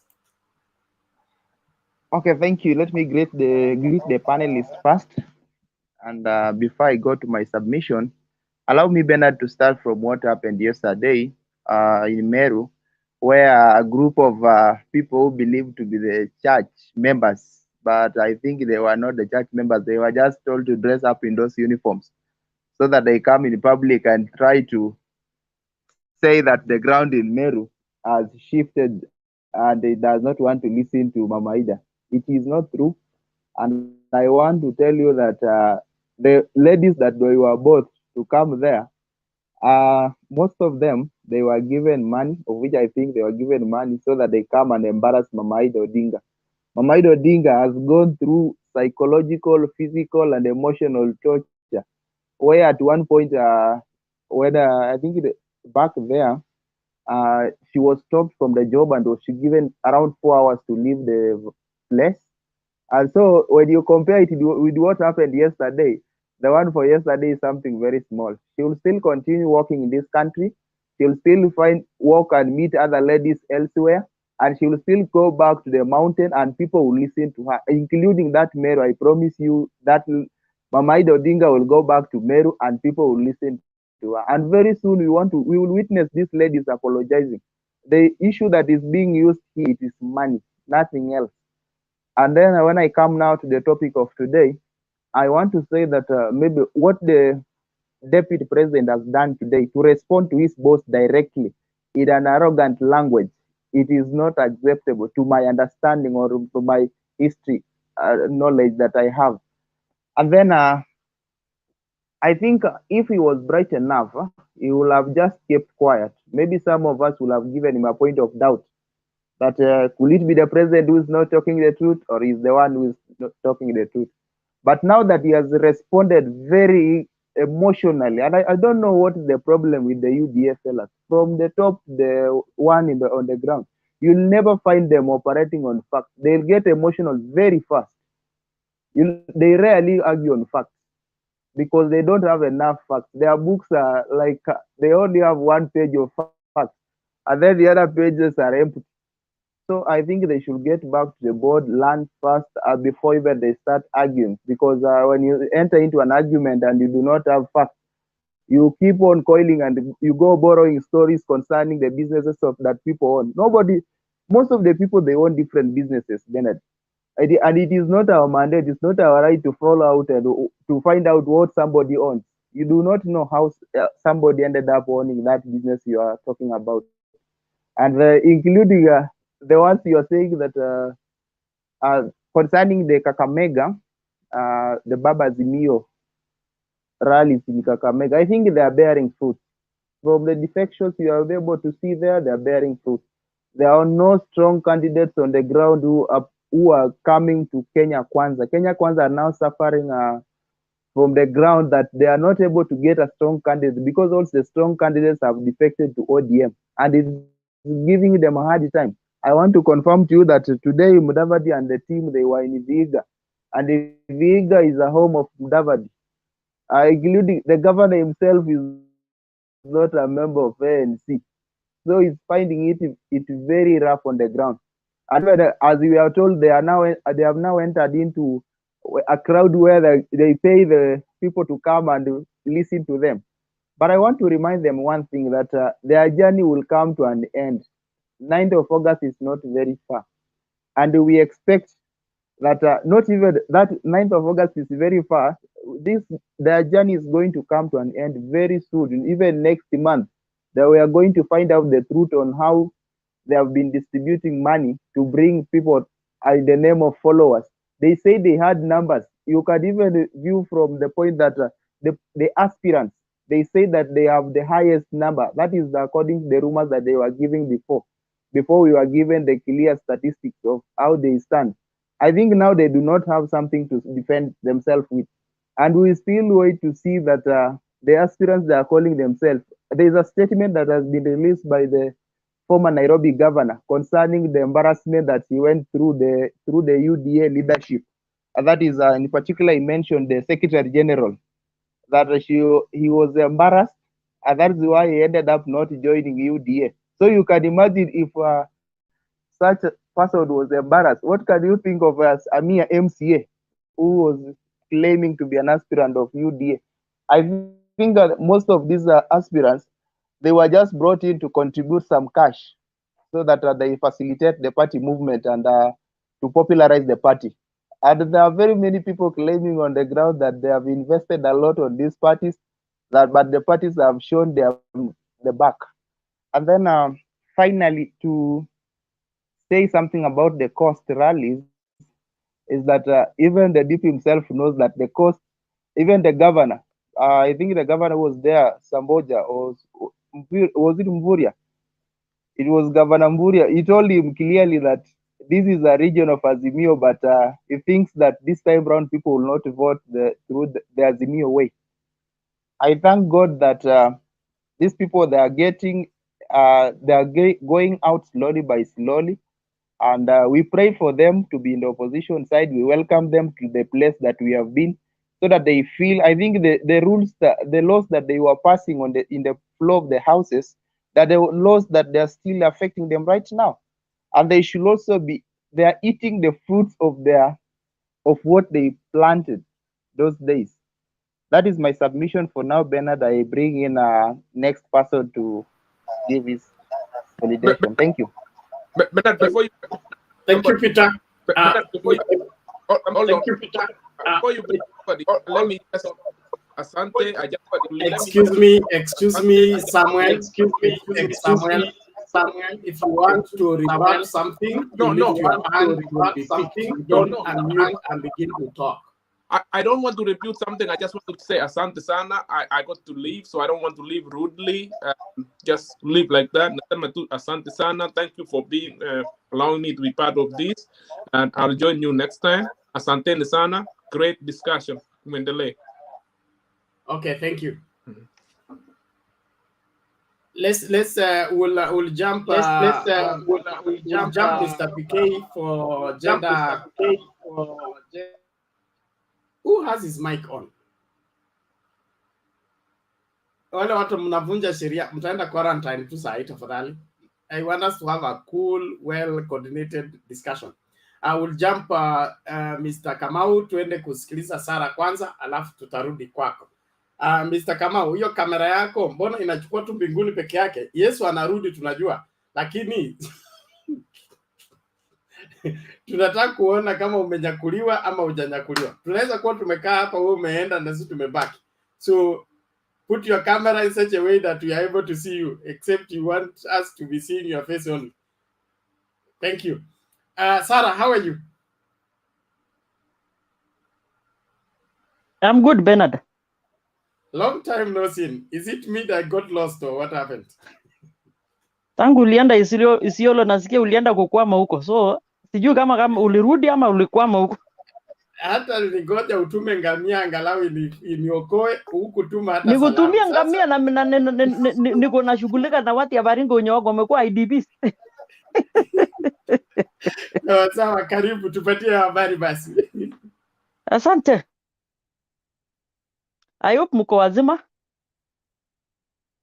Tunashukuru neema na uhai. The first thing is the gift of life. Hizo vitu zingine zitafuata. First and foremost, nataka niongee kuhusu the topic of today. Leo sina macho ine, sasa ninaangalia kwa umbali. Stop cheap propaganda. Ruto to Uhuru. Unajua ile kitu mimi bado najiuliza mpaka leo hii. These two people were lovebirds. Kama ni tai ni red, kama ni yellow wote walikuwa wanavaa the same. Mahali walikosania kama sisi wa Kenya, we don't know. There are things wangeenda kufunika huko nje na wamalizane, wafunge vitu yao, waende closed door, wamalizane vituko yao. Kama ilikuwa ni vituko aina gani, we don't want to know. Wamalizane wakitoka nje kuongelesha wananchi, we don't want to know what is happening in their backs. So hii ni aibu. Uhuru anaongea pandi as the president, the other deputies also is replying here. Sasa kati yao na hao watu wawili, nani ni mwerefu nani mjinga? And Kenya ni siku hizi wamechanuka. This power of social media imechanua wa Kenya sana. I cannot support my own. Neither you cannot support the other one, because hata sasa ukiweka hao kwa weighing scale, nani hapa ako na the upper hand? Nothing. They are all the same. So hizi vitu wangeenda kuiron their shit outside. And also being a leader as the president, because he's our lead team. Sometimes there are some other things you need to shut up for the benefits of the wananchi of Republic of Kenya. In fact, even if you are a manager or a boss in your office, kuna vitu mingi unasikia, but some other things unawacha zipite nyuma yako na uendeleshe kazi vile inatakikana. But sasa hii matusi ndogo ndogo ni ya nini? Sisi hatujui mahali walienda kutongozana ndio waseme kuja tusaidiana hapa tuombe kura. Lakini wakati mumekosana mnatuletea hapa mbele, mbona mku tupatie siku ile mkisema haya sisi tumeshika tunataka kuran mambo ya Jubilee. So saa hizi mumekosana ndio mnakuja kutuletea aibu yenu mbele kila mahali. So it is so awkward for the two principals. What they are doing si kitu mzuri. They could have ironed out their issues na wamalize Kenya isonge mbele. What they want to bring to this Kenya, I'm even shocked. I'm a real supporter of deputy president, but what they are doing, hapana. Some of us, what we've seen in Baringo County, these eyes of mine, tangu nimezaliwa at around 50 years, sijawahi ona. And then wanataka kuongeza ingine juu ya ingine. By the way, Bernard, hiyo watu lazima tuambie ukweli. Kama ni mbaya ni mbaya. Because saizi we need peace in our country. Everything imepanda juu. Sasa tutapambana na siasa ama tutapambana na tumbo na hii mashida zingine yenye inatugumba sai? Siasa kweli ni part of life. But sasa iwe ni siasa mzuri, sio siasa mbaya. Because hata mimi saa hii nikiwa mgonjwa, the first person kunipeleka hospitali is my immediate neighbor. And my immediate neighbor labda ni Mkikuyu, Mjaluo na Mluya. Where I'm working in a Luya land. And then nisipokaa mzuri na hawa, will I have something good to tell those people? Some of us, we need to have peace everywhere. Siwezi jua hata kijana yangu ataenda kuoa wapi. Sasa saa hizi nikienda kutusi Luya land na labda kijana anachomoa msichana huko, bado nitaenda sherehe ya Waluya ama nitatimuliwa mbio. So these two guys should sit down and iron out their issues. President anaenda kuambia wazee ya Wakikuyu ati mnajua kenye nimefanyiwa hivi. That is too being a cry baby. And then deputy pale anasimama kwa gari juu na kusema ati mimi nimefanyiwa hivi na sijawahi fanya hivi. Why should you confront? You better shut up. Sometimes silence is the best weapon. Because hata yeye angenyamaza, angepata upper hand ya watu kusema kweli kumbe deputy is clean. Lakini sasa mkipandana kama mapistol ya gari, hiyo gari itatembea kweli? Itatembea. So please, we need peace. Sara, ni wasichana wawili wanang'ang'ania mwanaume. Unajua vile wasichana wanang'ang'ania bwana. Sasa hata kama wanang'ang'ania bwana, I know I've lived in Luya land. Huko polygamist is like their daily bread. Unasikia? So hata kung'ang'ania bwana, ujue Kenya ratio ya wanawake sahi kwa wanaume ni 13-1. So mwanaume mmoja kwa wanawake 13. Lakini lazima mkae chini muelewane. Mseme sasa leo mzee analala wapi, kesho atalala wapi, kesho kutwa atalala wapi? Na kama ni nyama nusu nusu izunguke kila mahali. So what is the big deal? So hizi vitu hii watu wasitusumbue Bernard. Watu tuambiane hapa ukweli. Na I wish mimi ningepata hawa jamaa wawili, mimi ningewaambia ukweli kwa uso yao. I don't fear. The only people we fear in this world is only God, because he can eliminate your oxygen anytime. But binadamu kama hao wenye sisi tulichagua, we are their bosses. We need to tell them the truth. And then saizi wamejana matusi kila mahali. Ukifika pandi Azimio, matusi inakuja pandi. Ukifika huku matusi, mpaka hii mambo ya kutairiana ilitoka wapi? Who knows? Kwani kuna mwenye alifungua hiyo zip na akajua huyu hajatairi na huyu ametairi? That is shame of that is stupidity of the highest order. Heshima itembee, na lazima tuheshimu culture ya watu. We need to respect someone's culture. Hii mambo ingine hii ni upuzi tupu. Na usingoje kufunika mali iko ugonjwa. Ni kama saa zile unafunika jiko na blanketi, hiyo moto italipuka. So afadhali uzime kwanza ndio ufunike. So for now, wacha niwatie wengine ndio nita-contribute baadaye. Okay, asante Sarah, that is a good one, straightforward. I believe it's clear enough. Na hao watu wote unataka wakusikia wamekusikia, kwa sababu hao ni watazamaji wa Mtembei TV. Kwa hivyo ujumbe wako umefika, tunaamini kwamba wata respond appropriately. Thank you very much. Mr. Kamau, karibu. Asante sana. I want to say I feel Salah because we have regenerated to petty politics. But you know, we always say that this is a silly season. Silly season means you find many things that are stupid and silly. But the most important thing, and particularly this issue of Ruto and Uhuru, I think, if I may look at it, it's just a strategy. Me vile naona, there might be, maybe there was some truth. Maybe he wanted to use the members of parliament, because I would imagine the people who are in UDA now, the members of parliament, joining with hands with the ODM, would have been very difficult for the government to continue.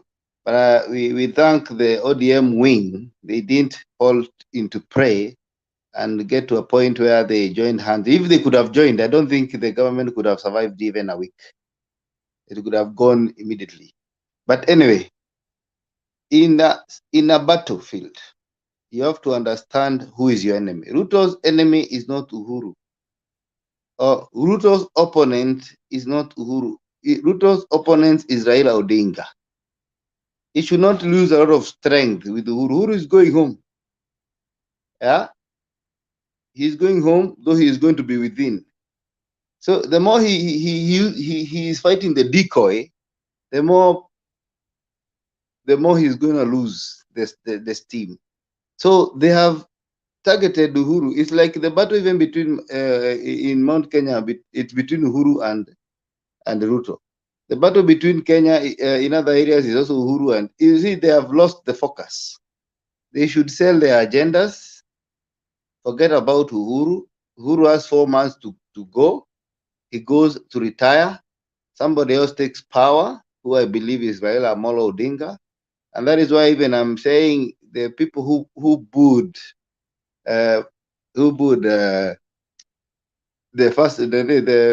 Maida, they should be so careful, because what if she goes back after 4 months with the Rimos in there with security? How will they be booing her? So those petty things, booing, Nini, because you're not loved everybody, you're not loved everywhere, you're not hated everywhere. If everybody starts booing each other, then there will be no rally in this country. But we want people to listen to other people. We want even Wakina Kuria and Wakina those guys of Kenya Kwanza wakuje Kondele. Yeah? They sell their agenda, yeah, without abuses. Waambie watu, unajua tukishika ushukani sisi ni watu ya bottom up. Kuna vile tuwapatia bilioni 1 mugawane nyinyi watu ya pikipiki na watu wa nini hapa muinuke. You know, those kind of things. I think that despite the fact that they are not factual, because you cannot replace banks, but you say them. Come tell people that story. Yeah, that sweet story. Hii issue ya get into people's underwears and what have you and trousers, that will not be a very good agenda for that. And therefore, for me, I think Ruto is fighting the wrong person. Uhuru Kenyatta is just ideally talking about what he wants. He might have his own interest about maybe personal or the government or the national. But if you have a rally to attack Uhuru Kenyatta, then you are fighting the wrong one. The opponent of UDA is Raila Amolo Odinga, but not Uhuru Kenyatta. Uhuru Kenyatta is going.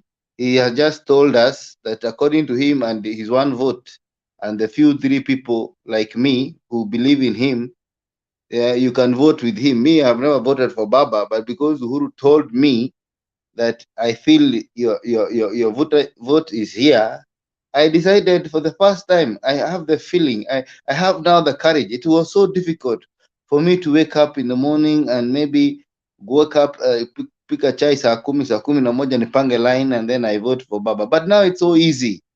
I feel like the president has just removed that problem or that hardness. Now I feel I can walk into a booth and vote for somebody else from very far. So that to me is what really I'm concerned about. And therefore, if there are older people here, I'll advise them. If you can reach your presidential candidate, let him not fight the president. Let him articulate his issues. He has supporters. There are many. They're everywhere. Let him articulate his issues, and we wait for the D-Day. Whoever wins, Kenya wins. We continue with the country. As I finish, because I don't like talking a lot, is the issue of Western Kenya. Western Kenya, I think Baba has the upper hand. It is obvious that these people associate with ODM and, of course, Baba a lot, because I think they share the border, they share the many things around cultures and stuff like that. And therefore, I believe that Western Kenya now it's a gone deal. That will be Baba's zone, about 70%. Maybe kidogo, nani atapata kidogo. Thank you, Bwana Bernard.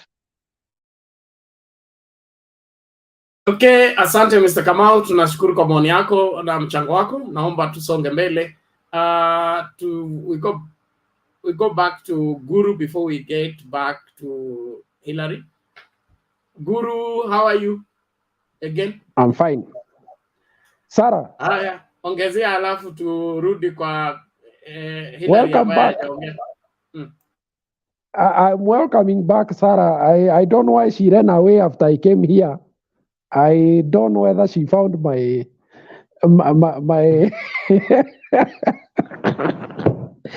anyway, welcome back. Lakini pole sana kwa Baringo. Najua pale iko moto zaidi.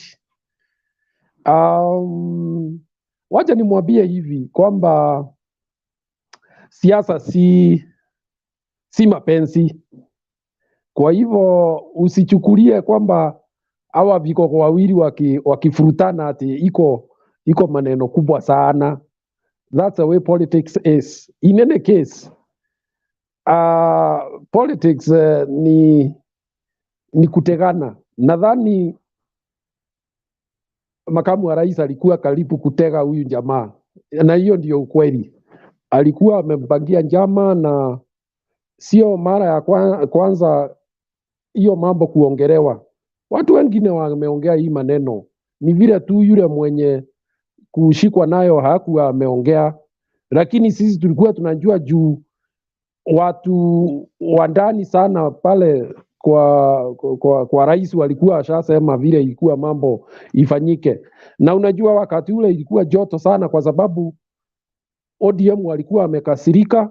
Kwa hivyo wangepata nafasi ya mtu kuwasaidia kusukuma huyu jamaa nje, ingefanyika. Lakini thank our nationalist Raila Amolo Odinga, he is always coming coming out for the country. He's one man who has stepped back and asked himself whether it is really about him and not the Kenyan nation. So, and you can even imagine that he was given nothing. His people, I think, should be complaining a lot, because I have not seen people who can render such kind of help in government without demanding something in return. Kwa sababu siasa si mapenzi, ni ile wewe, you scratch my back, I scratch yours. And that is what even the deputy president did with Kenyatta. He told him, okay, I'll support you for presidency, but I won't have the government. And he was given what he asked for.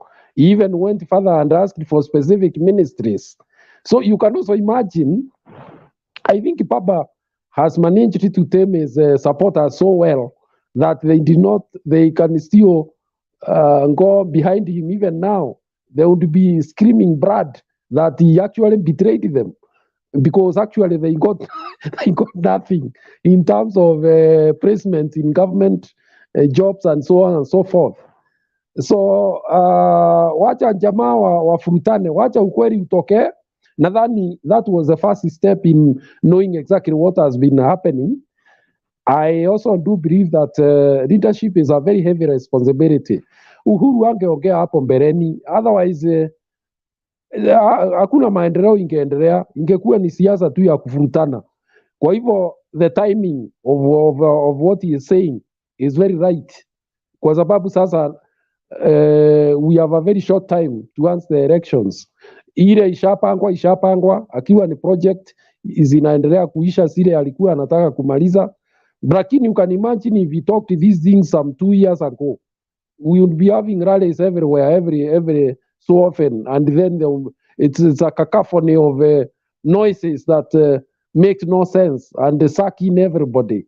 So I think his timing is good. The other thing is that you are also aware there is something that was talked in Vika, and I am surprised that the deputy is now answering back to a fry instead of actually going for the main thing. What was said in Vika by Reform was even heavier, but he's never talked about it. So these are things that hata binadamu, hata wewe ukiwa binadamu unaanza kujiuliza hapa ni nini iko hapa katikati hapa, kwa sababu you cannot answer to small allegations and then you leave out the heavy ones. Then hapo kuna watu wanaanza kujiuliza hapa ukweli na uongo iko wapi.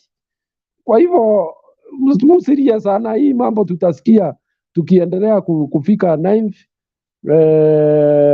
August, ambayo nadhani already kuna watu anza kutengeneza ndarama za kupigapiga kama ile inaenda na Wakorino, kusindikisha baba hapa Kasarani kuchukua Bible.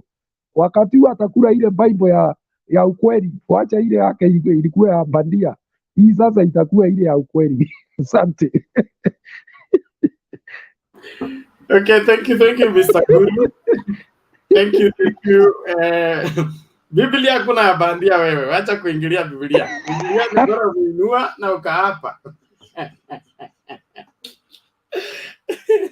All the same, like Mr. Guru amesema, siasa ni kutegana, okay? But it appears to me, deputy president anaanguka katika mtego every time. There are things like when you are seeking for president, you should be presidential. Wacha kina Sudi nao wengine wa react kwa mambo kama hayo. Wewe kuwa focused, jiuze kwa Wakenya kwamba wewe you are the safe pair of hands that Kenyans should trust.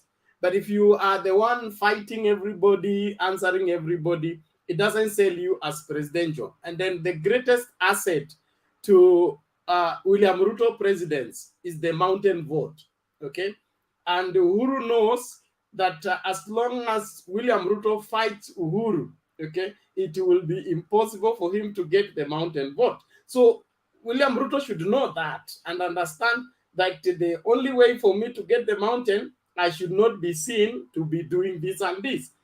Camouflage kiasi, ongea na watu waombe kura, watakupatia kura. Lakini kama kura yako unatafuta kwa kukata watu miguu, utakata miguu ngapi? At the end of the day, everybody will know when mtu wa kukata miguu sio mtu wa kutaka kuongoza nchi. So I think he needs to be more careful na hiyo advisory board yake anapaswa kureview. Sijui kama Kisiangani bado ako huko huyo profesa wetu. He needs to get some better professors around wamadvise things ya kujibu, maswala gani anajibu, ingine awache.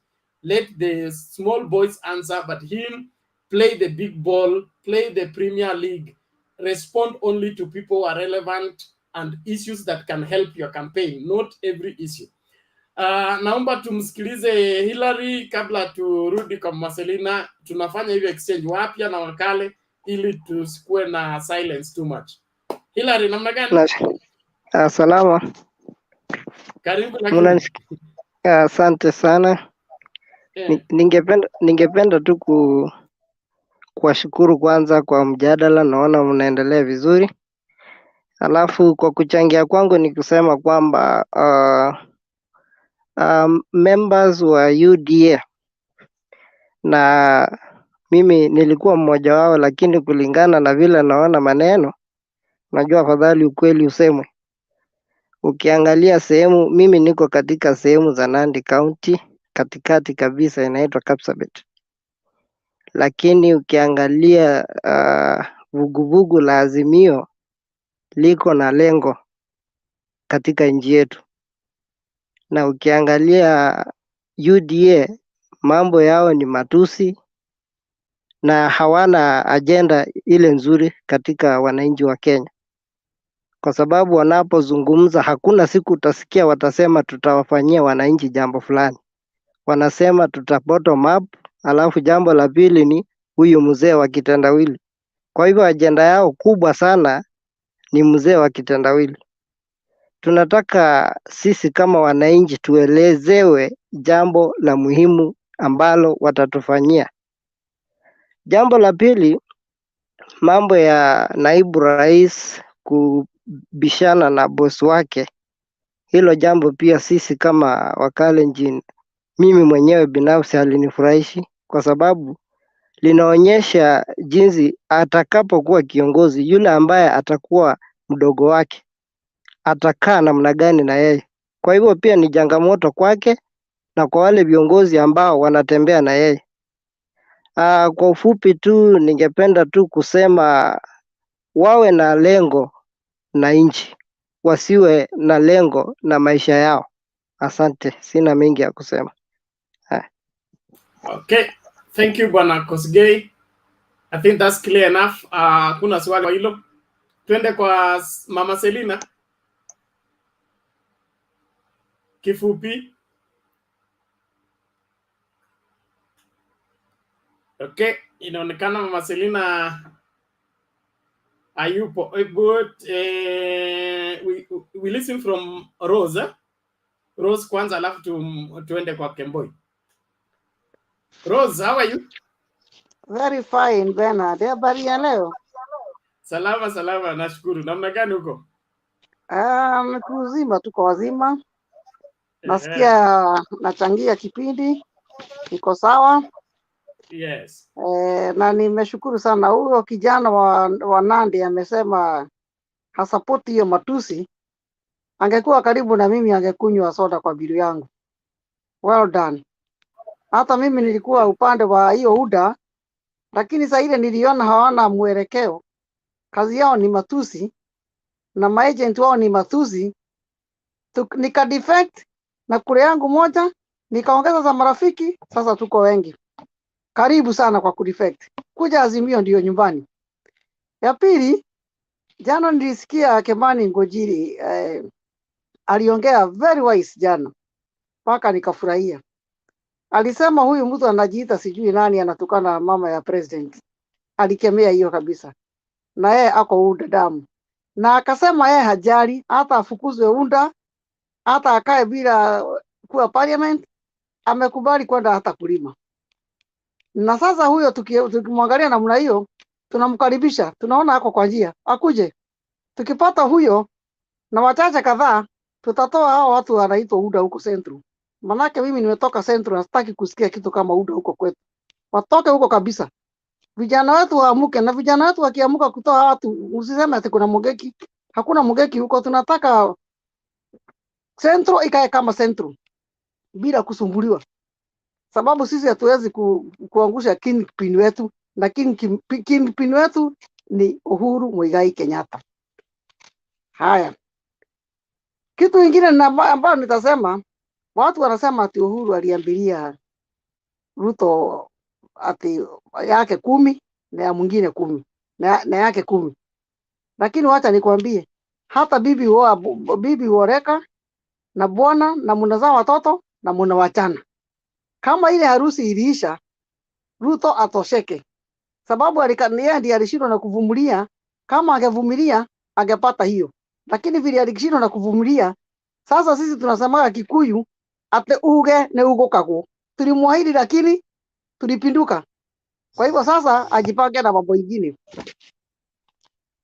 Ingine mimi niseme huyo nijibu huyo Sara. Sara amesema ati hawa watu wanatukanana, ni wananyimia watu wa heshima, na uwezi ukajua ni nani anaongea ukweli na ni nani ati you never argue with a fool. Sara, wacha nikwambie, kama huyo mtu anaitwa UDA hakuanza matusi, Uhuru hakuwa ameongea. Na hata kama alikosewa, shingo haijawahi pita kichwa. Tunasemaga hivyo. Angekuwa mtulivu, tuone rais wetu akimkosea na tungesaidi na yeye. Lakini kama yeye anazidi kubishana na yeye ndiye alianza, sisi tunamlaumu yeye ndio mbaya. Kwa nini aliacha kazi akaenda kufanya kampeni mapema? Wakati angekuwa akifanya kazi. Na bado sasa hivi anakula pesa kama ghost worker. Kwa hivyo usiseme ati Uhuru ako na makosa. Hana makosa yoyote. Usidhani kama kuna mahali mtu amesikia maagent wa Uhuru akitukana Ruto. Hapana. Lakini Ruto ako na maagent wake, wanatukana paka familia yake na wazazi wake. Sisi wa Kikuyu kwanza tumekasirika sana kwa hiyo maneno. Kwa hivyo hata vile anadhania ati atapata kura Central, nakwambia mtashangaa. Mtashangaa. Wale wa kushangilia na kuvaa t-shirt hata hakula hawana. Hata watokea kwa wakati wa kampeni. Hiyo akipata nyingi zaidi sana ni kura kama 500 hivi 1000. Na mtaniambia. Na tena tuseme rais wetu bado ni mdogo. Tunaendelea tu hata akitoka president atakuwa bado ni kingpin wetu. Wapende wasipende. Watu walikuja ati kuingiza huko Ruto Central huko kina Kimani Ngojiri kina Dede Nyoro kina nani? Hakuna. Hawezi kuwa kingpin wale. Wale tu ni wageni. Watasahulika kama kitu kingine. Na ya mwisho kilicho na mwanzo kina mwisho. Tarehe 9 mwezi wa 9 tutakuwa na kiongozi mpya aliye Rais Amoro Raila Odinga. Raila Amoro Odinga. Wacha nifikishe hapo, nitarudi baadaye. Asante. Okay. Asante Rose. Yes. Bwana ngoja kwanza Bwana Kemboi. Sara, uko na jibu kwa Rose kabla twende kwa mwingine? Yeah. Haya, endelea. Unajua nini Bernard? Mi huwa napendaka kusema kitu yenye iko kwa roho yangu. This one is a marriage between the two gentlemen. Nasikia? It was. Sikiza Rose, I gave you time to listen to you. So you better keep quiet. I talk mine. I gave you time. I never replied. So listen first. Okay, go ahead, Sarah. Yes. Bernard, this thing it was marriage between the two gentlemen. Where they met and then they decided to form Jubilee, they never informed us. And then my question is, why are they wakiwa na quarrels wanakuja kwa public domain? Mbona wakuleta siku ile ingine? Na isitoshe, hata kama mulisema yangu 10 yako 20 ama yangu gani, ni ahadi yenye mulipeana. Unasikia? That is none of my business. But the issue here, sisi kama raia, we want to have our own peace. I'm not sidelining on anyone else or anybody here. The two principles, all of them are wrong. Hata kwa nyumba, kuna mtoto akikosa, mama akiprevent, huyo mtoto atakuja kukua mbaya. Mzee naye akizuia pandi, huyo mtoto atakuwa mbaya. Wote wawili wakizuia, huyo mtoto atakuja kukua mbaya. So these two principles wako na makosa. I don't want to defend, because even if Ruto is a challenging like me, I will say the truth. If he has a makosa, I will tell him in his face that hapa ulikosea. And that is why I say, dear, the president himself and the deputy president are all, the two of them have the mistake. Hakuna mwenye nime sideline hapo, na lazima tuambiane ukweli. Hapana lalia mwingine, sema ukweli, hata ukufalme wa mbinguni yako itakutetea. Lakini hiyo yenye mnataka kupamba na blanket hapa, hiyo haiwezekani. Tuambiane ukweli. And Bernard, to me, kama kuna makosa, let them those two principles go and iron out their issues. Uko ndani. Sio kuja kutuletea hapa. Wakati walianza mapenzi yao walituambia tunaanza. Wakati kimeumana ndio wanakuja kutuletea hapa kwa public domain. That is why I'm saying it is stupidity of the highest order. Kwenda mumalizana maneno yenu huko, wachana na sisi raia. Chenye tunabeba ni mingi sana. So hiyo msituletee hapa. Waende wamalizane huko. Wote wawili. Kama ningekuwa na nyaunya ningetandika wote wawili. Thank you, Sarah. And Sarah says, Bernard. Yes. Kuna mtu mmoja hapo anaitwa sijui ni waga ama ni nani. Aliambia huyo mama sasa hiyo hasira wako nayo si ya Uhuru, wana hasira na Raila. Manake Uhuru hataki kiti yake, amemaliza na harusi iliisha. Tulikuwa mabest made na nini, lakini saa hii harusi iliisha. Kwa hivyo Raila aingia president, Ruto aende nyumbani, nimemaliza. Okay, Bernard. Order, Mr. Guru, thank you. Bernard, wacha kidogo tu. Kidogo tu Bernard, wewe Guru nyamaza hapo kwanza. Kidogo.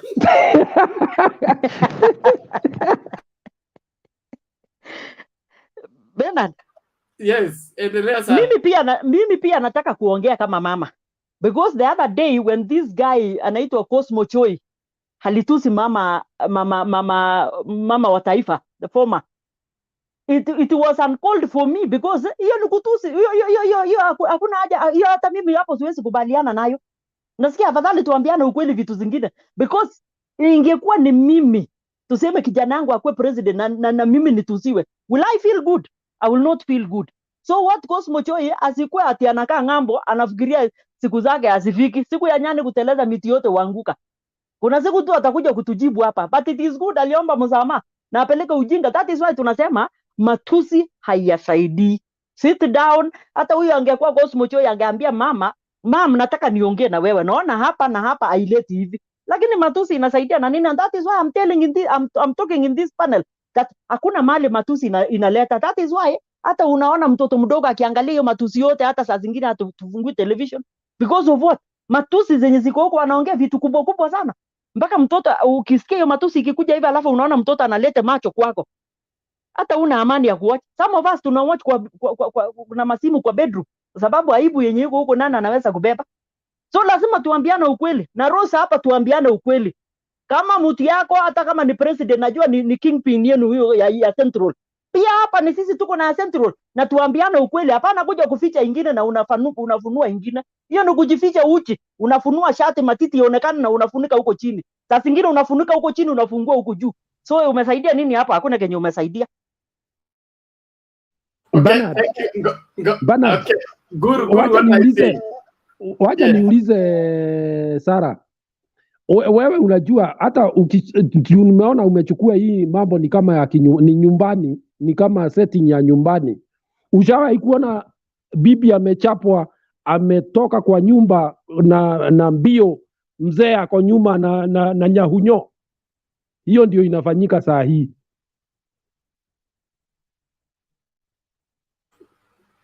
Sawa? Inafanyika kwa pande gani?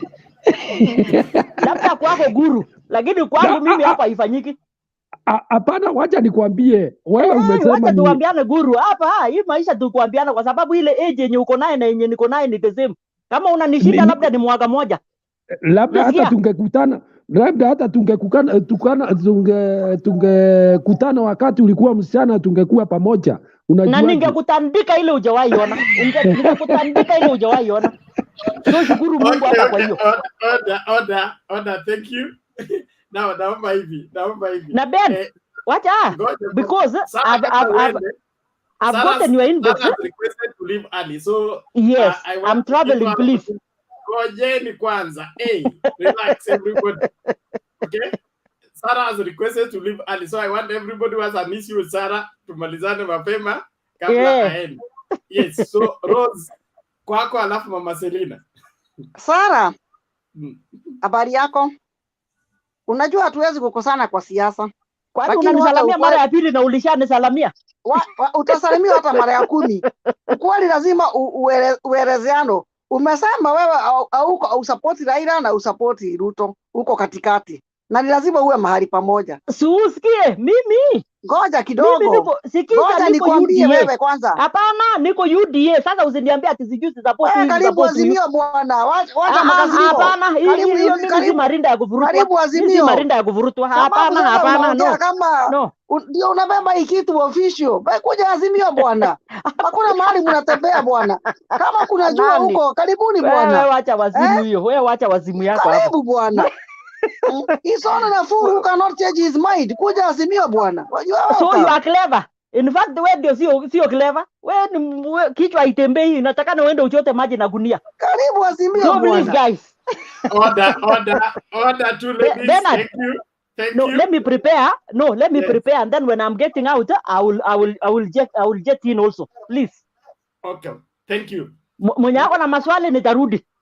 Okay, sawa. Thank you. Thank you so much. Asante, all the best, Sarah. We appreciate your givings every time you come here. We learn a lot and we appreciate it. Kabla ya Kemboi tumsikilize Mama Elina kwanza. Oh, naona nafurahi nikiona madada wakiongezeka, mambo inakuwa moto. Sasa nyumba iko choto. Nyumba yote kukua choto. Yeah, kitu moja tu Penat nilikuwa nataka kusema ni kwamba Central hii hasira yote Rose Uhuru wamepatiwa ni kwa sababu watu walifikiria wamechukua Central. Sasa wakati wamekundua ya kwamba Central imeponyoka, wawezi tu si Raila. Sasa ile mtu anabeba msiko ni Uhuru. Na makosa nilikuwa nasema hapa. Mwanaume alienda kwa boma ya wenyewe. Mama akamwambia bwana alienda, akalete mkate, akalisha watoto. Wakaita baba mkate. Sasa baba ya watoto amerudi, amepikwa teke. Lazima akubali alikuwa kwa nyumba ya wenyewe. Na sasa ile uchungu yote ako naye. Unajua hiyo kura mamilioni miangabi, hiyo mamilioni mko naye mamilioni 7 na yetu 3. Sasa ni sababu kili yake yote ilikuwa Central, lakini nilikuwa nawaambia kura ya Central, hata hii Mei iwezi amua, hata hii Juni iwezi amua, mwezi wa 7 ndiye sasa utajua Central, hata hii machama kidogo kidogo hakuna, kila kitu itakuwa ni Jubilee, ama hii chama kidogo ikipata MCA na MP, lakini ile ya huko juu. Kwa sababu kitu moja, kama Uhuru angepishana na hawa mapema, mi nataka kushukuru Uhuru kwa sababu alinyamaza na kufanya kazi. Anatusiwa, anasema kujeni tufanye kazi. So imeisha huko Western ilifungwa, hiyo imeenda. Mombasa hayuko. Central sasa ndio hiyo inaisha. Ukambani ona Kalonzo amenyamaza. Nilikuwa nasikia watu wakiongea Matakarua na nikaona saa hii ni kama ako Nyanza. Nimeona wakikaribishwa ako Nyanza hapo wanaongea. So wacha nikwambie, kama Wakenya wameamua, ukiona watu kama Matakarua mwenye wanakuwa na wanafuata, ujue hiyo maneno imeisha. Watu wanacheza. Uchungu ile Ruto anatoa kwa sababu Uhuru anasema ukweli, ile maneno ilifanyika na anataka kuchipu, lakini hiyo ni kawaida yake. Juu wakati Uhuru alimwambia bwana, wacha tufanye kazi, ikifika mwisho utasimama. Kaboko akasema alimuita na akamwambia uanze mapema campaign, utarushwa. Na Uhuru si alikuwa na Kaboko kwa nyumba yake. Sasa unajua ni mbaya sana kama wewe ujui umeletewa watu ya kukupeleka tu. Kimani Ngonjiri ndiyo ameongea na anapigana na Susan Kiika. Susan amemwekea mtu kwa constituency yake, na sasa yeye pia wanataka kumwaka hiyo unga yote. Sasa hii watu ya UDA, kama mimi sikuli, hata wewe pena tukuli, wanamwaka kiteo yote chini kwa mchanga. Sasa wakimwaka Liki Nyanjui anarudi, mambo ni mazuri, mambo ni mazuri. Sasa tunataka kujua baba amemaliza Western, next ni wapi pena? Wewe ndio unajua hiyo program, utupatie. Central najua baba wanakuja enda na Uhuru baada ya nomination kuweka stamp watu. Mimi sina la kusema, nataka tu niseme yangu ni kwamba tupige kura, tu campaign polepole. Msichana Moi alisema ukiimba na ujajua kuimba penalty, na msichana sasa Ruto ameimba na hakuna msichana amemshika. Aruti kwa train aende ajue nyimbo gani ni mzuri, akiimba wasichana watamshika. But for sasa baba amejua kuimba, ametoroka na msichana. Asante sana. Thank you Mama Selina. Naomba hivi, ladies, I'm giving you priority by mmeanza kunivamia. Rose, I have a minute because we must go to Kemboi. Haya, asante Bernard.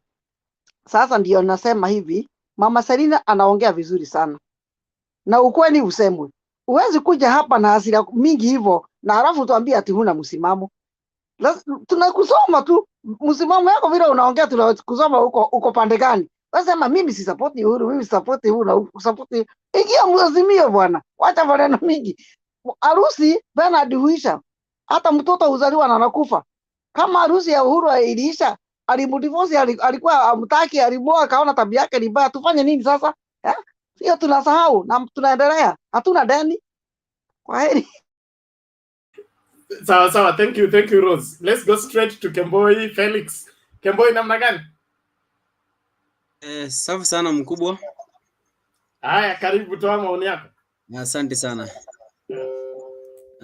I wanted to first start this conversation by reading a text from a book here, but my phone is switching off. I don't know. Let me read a bit of it.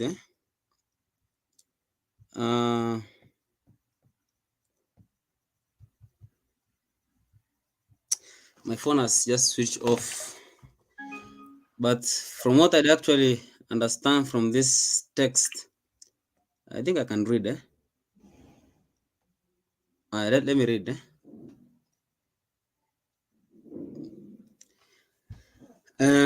According to the prophecy of Koitalel Arap Samoe in the year 1891, he prophesied that a long snake will come passing through the Nandi land, and it came in form of a railway line and trains trespassing through the Nandi land.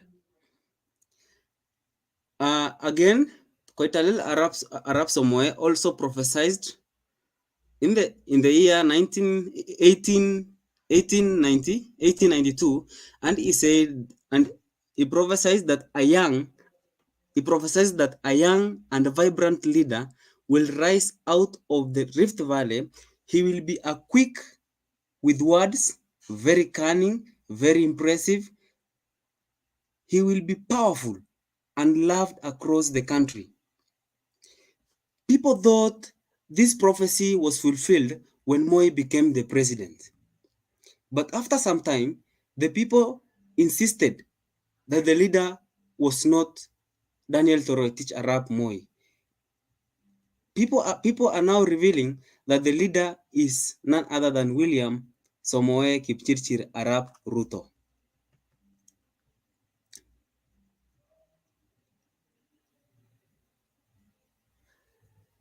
Ruto is coming from the same clan as Koitalel Arap Samoei.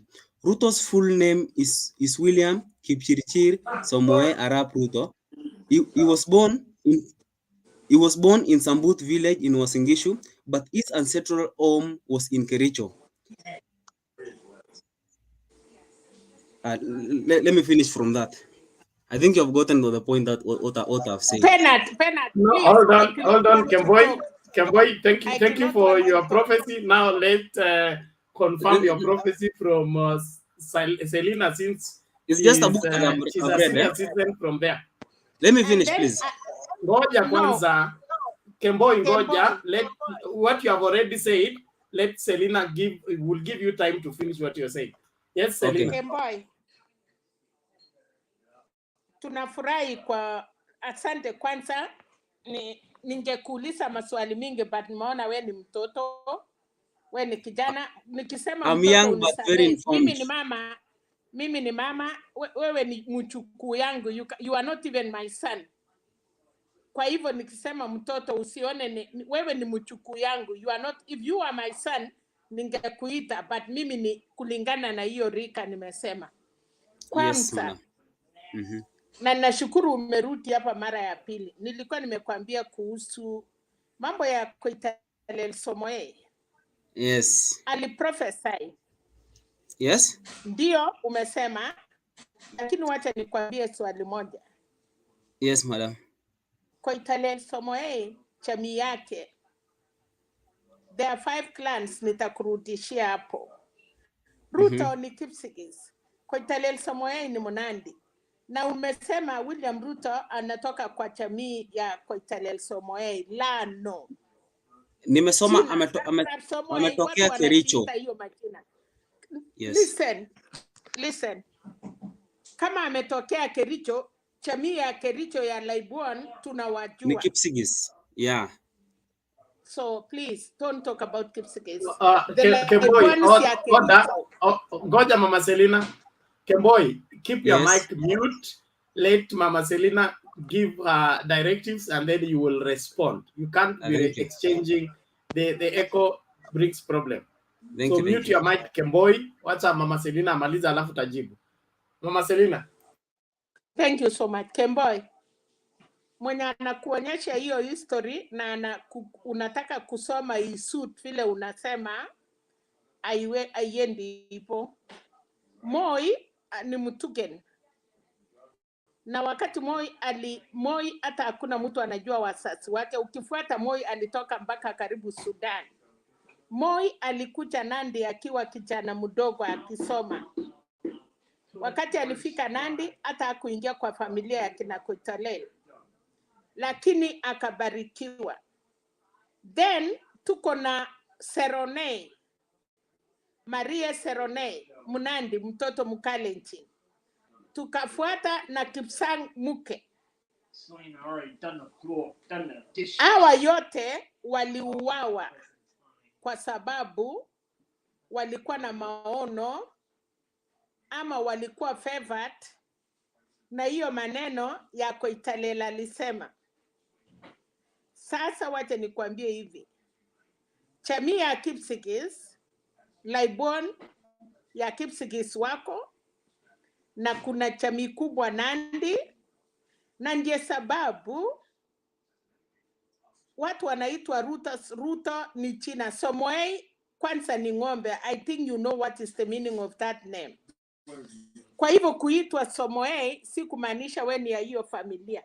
Na kama wewe ni ya hiyo familia, inajulikana mpaka Inge Norete, Inge Ntiondo. So ukitaka kujua, ukitaka kufuata, Talai clan a lion. Nothing lion, that is their clan. And now this one you are talking, Kapsato. Kapsato is not even closer to anything. Kuna mtu nimeona anaitwa Ruto hapo tena, kijana ingine. So mambo mingi jamii ya Talai ni tofauti sana. Wote ni watu yetu, lakini hakuna mtu anajiita hiyo familia. But Arab Somoe, we have so many Somoes. And then the Kipsigis, they have that. Lakini umesema, hiyo yote umeongea.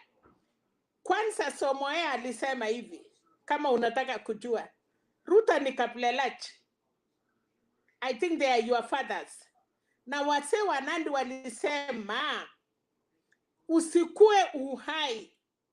Wakati hiyo vijana ya Kaplelach watalima, inchi itakuwa mchanga, ni watu wakorofi, ni watu wabaya sana. So ukisikia kwa jamii ya Kalenjin, we have Kaplelach, we have Kipkoimet, all those Rika and Ulisa. This generation hiyo ya Ruto, even somewhere and the older people, they say those are not, those are, hiyo ni vijana. Hakuna kwanza kwa hiyo vijana. Ni watu walifanya inji mpaka ikakuwa na njaa, wakalima inji ikakuwa na mchanga. So there are clans kwa hiyo rika yetu. Kimyike Isai wamesaliwa, karibu watashika uongozi. Sasa ujue Somoei atujafika hii rika yenyu, sasa karibu ikuje ipate hiyo ya Somoei ule ya ukweli. So hiyo Kaplelach no. But najua ni makosa. Ndio unaona watu wamewacha ukabila, wamewacha si ukabila. Mambo ya wase ruti nyumbani mahali umetoka. We unatoka Kipsigis kama Nandi. Kemboy. Yes. Unatoka Nandi ama unatoka Kipsigis? Natoka Tugen. Then Tugen, unaona sasa? So Moi kwanza, Moi alikuwa anatoka uko Tugen, Sudan. So mambo ya Nandi ni tofauti sana. Mwenye amekwambia hiyo maneno acha kuambia ukweli hata moja. Okay? So na ndiye nilisema kama hiyo mambo ya Somoei, hiyo clan si mambo ya kila mtu. Unaweza kukuta kitu ingine utataka kufikiria. Those are the people uwezi kuongea maneno yao na uongo. Kama saa hii patu tuko na kesi ya Somoei na wasungu. Walitupatia kichwa na wachatupatia mwili, but we need to have it. So kuna story mingi sana Nandi, na ndio unaona Munandi ule msee alikuwa anaitwa, kuna watu hawezi ongea hiyo maneno. Tuko na kijana moja hapa ya hiyo familia na uwezi sikia akiongea kitu kama hiyo, kwa sababu ulimi yao ni ya baraka. Ulimi yao haitaki iseme uongo. So anytime you come here, chunga sana. Nilikwambia juzi na roho safi. Mambo ya Koitalel Somoei ama hiyo jamii si mambo ya, ingekuwa inaongelewa Nandi, ingekuwa inaongelewa na kila mtu. Hata Ruto mwenyewe mwenye unasema yeye anatoka hiyo jamii, umaisikia akiongea hiyo? Kama kuna jamii sasa wanahusika na hiyo somo ni hiyo Uhuru Kenyatta mnatusi. Alibarikiwa hako na hiyo nguo ya Wanandi. Those wase waliplace Uhuru watachukua hiyo nguo yao wachue mahali wanapeleka. Raila Odinga, baba yake Jaramogi Odinga alifungwa kwasi, na hawa ndio walipatia Jaramogi hiyo chama ya Simba. Alafu Raila akafanya makosa akawaachia Wetangula hiyo Simba, lakini nashukuru Mungu ndio mambo ya Raila itakuja kutimia.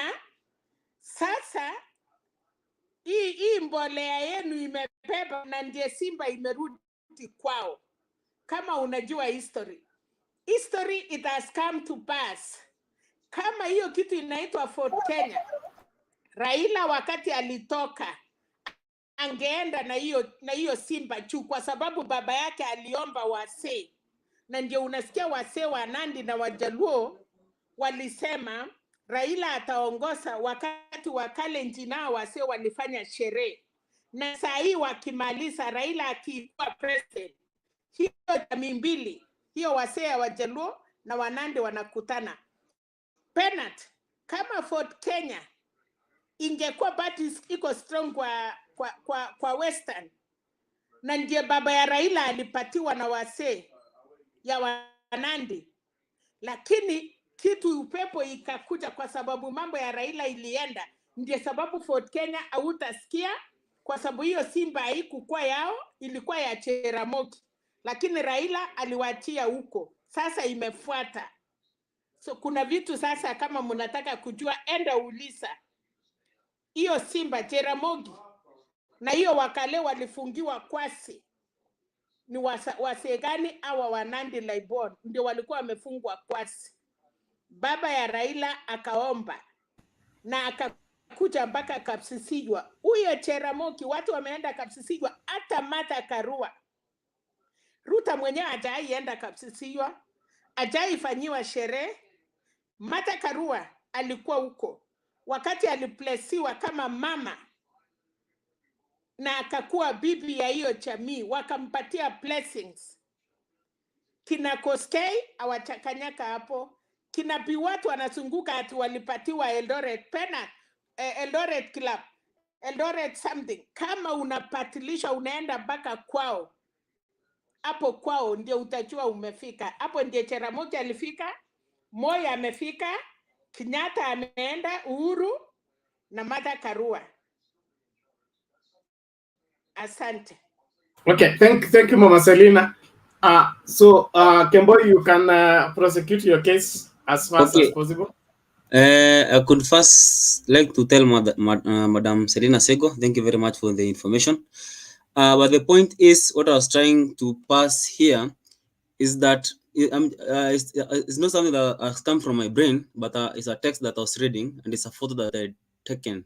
I wish I had a number and WhatsApp. But the point is, I'd say that in the late 80s, 1890s, I'd just said Rukoyot had prophesied that a long snake will pass through the Nandi land.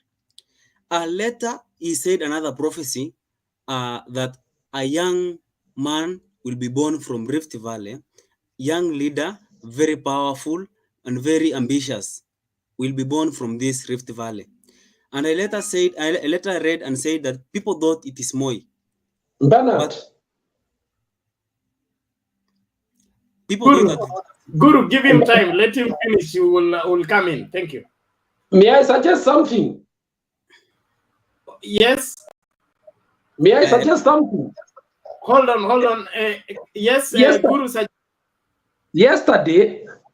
Yes. Was it yesterday? You actually said that you could make a forum where we come here and expose the socio-cultural beliefs and past myths and curses and whatever that inform some of our communities in terms of approaching national leadership. I think in this forum we can have time to listen to all these. They also hear what the Kikuyu say, what the Luya say, what the Luos are saying, and by the end of that day, we will have a wider understanding of why we approach politics maybe the way we do.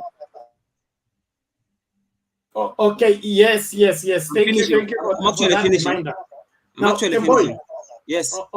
Kemboy, I want you to be brief on that because we are going to do a show on how the tradition practices affect Kenyan politics. We dedicate that show so that we give all those evidence you are trying to give. I've So, actually finished. Okay, conclude what you're saying. Thank you. That's the point that I was just trying to bring, the prophecies, the required prophecies, and I'm just finalizing. Hata nimemaliza. I don't know if you will allow me to go in a certain, just small topic so that I can hand over to you. I'm done with that particular topic. Basi and Kemboi Moi Yes. alichukua uongozi Mama Selina, ngoja. Mama Selina, ngoja. We are creating confusion. Ngoja, Mama Selina. Order, please. I said order. Ngoja kwanza, Mama Selina. Thank you. We are creating confusion when we let a matter drop and then we switch to another before we conclude it. So let Kemboy finish his sentence and then you can respond. If we cut, we are confusing the listeners and they are not getting what is happening. I hope we are not here to create confusion, please. So Kemboy, what are you saying? I've actually finished that particular topic. I wanted to just say something small concerning Uhuru, then I hand over to you. Carry on. Okay. So, another thing that I wanted to talk about today is just that text, and this is what I'm going to say about Uhuru. So, about Uhuru, the pain that Uhuru is carrying now, that's what I want to talk about. According to my own point of view, I'm a political science student, and I try to carry out the basics and the dynamics on the ground. The problem affecting people in Mount Kenya is not even associated with Uhuru Kenyatta. Especially, and I want to talk of the people between the age of 18 to 35. 18 to 35, around 40 years. In here, Mount Kenya. They are complaining to Uhuru. Uhuru has failed us. Uhuru has not employed us. Uhuru has done this, has done this, has done this. Uhuru has made us to be poor. And that's why these people heckle Uhuru Kenyatta. Instead, and it's not the problem of Uhuru Kenyatta in real sense. It's actually a generation problem. You know what, Bernard? Here in Central, let me talk about some 20 years ago from now. You could find someone just from a university. You get employed directly by the public service. At the same time, he has his kahawa. He has his 10 acre of kahawa. At the same time, he has his 10 dairy cows that he milks in the morning and the evening and supplies the milk to the cooperative society. That was the life 20 years ago here in Central. But now life is now becoming hard. The increase in population, the increase in needs, the high standard of living. Now you find these youths, and that's why you'll see in Central, the majority of people who support Raila Odinga is these old men. But the youths between 18 to 40, let me put 40, they're actually not in tandem with Raila Odinga. And I've said the problem is not with Uhuru Kenyatta. The problem is it is the life, the way the life is becoming hard. So instead of looking, it is generation that is actually changing. The generation is changing. They're now putting the case to who? Uhuru Kenyatta has failed us, and it's not Uhuru. That's the problem. So what I'm trying to say, Uhuru Kenyatta, being bitter, organizing Sagana 1, Sagana 2, Sagana 3, status 1, status 2, and there's other ones coming, addressing addressing the wrong audience. Are you getting? He's addressing the old man there. And yesterday I was trying, and I had a Kikuyu friend to tell me what Uhuru was saying. They are telling the old men, go and talk to your youth and tell them that, go and talk to your youth and tell them to support Raila Odinga. And those old men wakienda huko nyumbani, even the youth do not listen to them. Ile machungu watu wamepitia, wanakulia Uhuru Kenyatta na ni mambo, and it's a generation problem. The generation is changing. Wanajaribu kukulia huyu Uhuru Kenyatta. So Uhuru Kenyatta, Kemboi, I hate to disrupt you. Do we have young people in other parts of this country except Central? Let me talk about Central, because I'm seeing No, answer my question. Do we have young Yes. people in Western, young people in Nyanza, young people in Coast? Yeah. Are they having employment issues? Yeah, they are facing. So why should Uhuru be blamed for Central unemployment and not this other part? Actually, you know, Bernard, ukikuja hapa kwa ground chini hapa usikize vile watu wanasema polepole. Mimi nakuuliza tu kwa sababu wewe unaongelea kuhusu Central imekasirika kwa sababu ya Uhuru na life iko hard. Life iko hard Central peke yake ama life iko hard kila mahali Kenya? Actually, you know, I'm talking about where the president is trying to concentrate on his energy in terms of politics, because you know Central is politically centralized in terms of numbers. So, and then what is wrong with the youth voting for Raila Odinga? What makes Raila Odinga unable to sort their unemployment problem? You know, Bernard, I'm trying to say that the majority of the population, the majority of the voters in Kenya come from Central. And you know very well that majority of the voters also are the youths. That's why I'm taking my energy there. I'm trying to explain to this youth voting. You know, Kemboi, you came to this platform, you gave us your credentials, but we are beginning to question your credentials, okay? According to the registered voters, as per now, from IEBC, the majority of the population of the country are youth. Yeah. But the majority of the voters are not the youth. The registered voters, the youth are the least in the voters register. So if you are a political scientist, like you say, and you are giving us facts, I'm sure you should be aware of that. Because even IBC wanted to register 6 million. They couldn't get 3 million from the youth, the people who have turned 18, okay, who are supposed to be registered into the voters register. So which youth are you talking about that they are majority in the voters register? You know, even the voting register are talking about, the majority of the people, I'm telling you, Bernard, are between the age of 18 to 40, around 45, and I can call that the youths, 18 to 40. Those are the majority of the people in the voters register.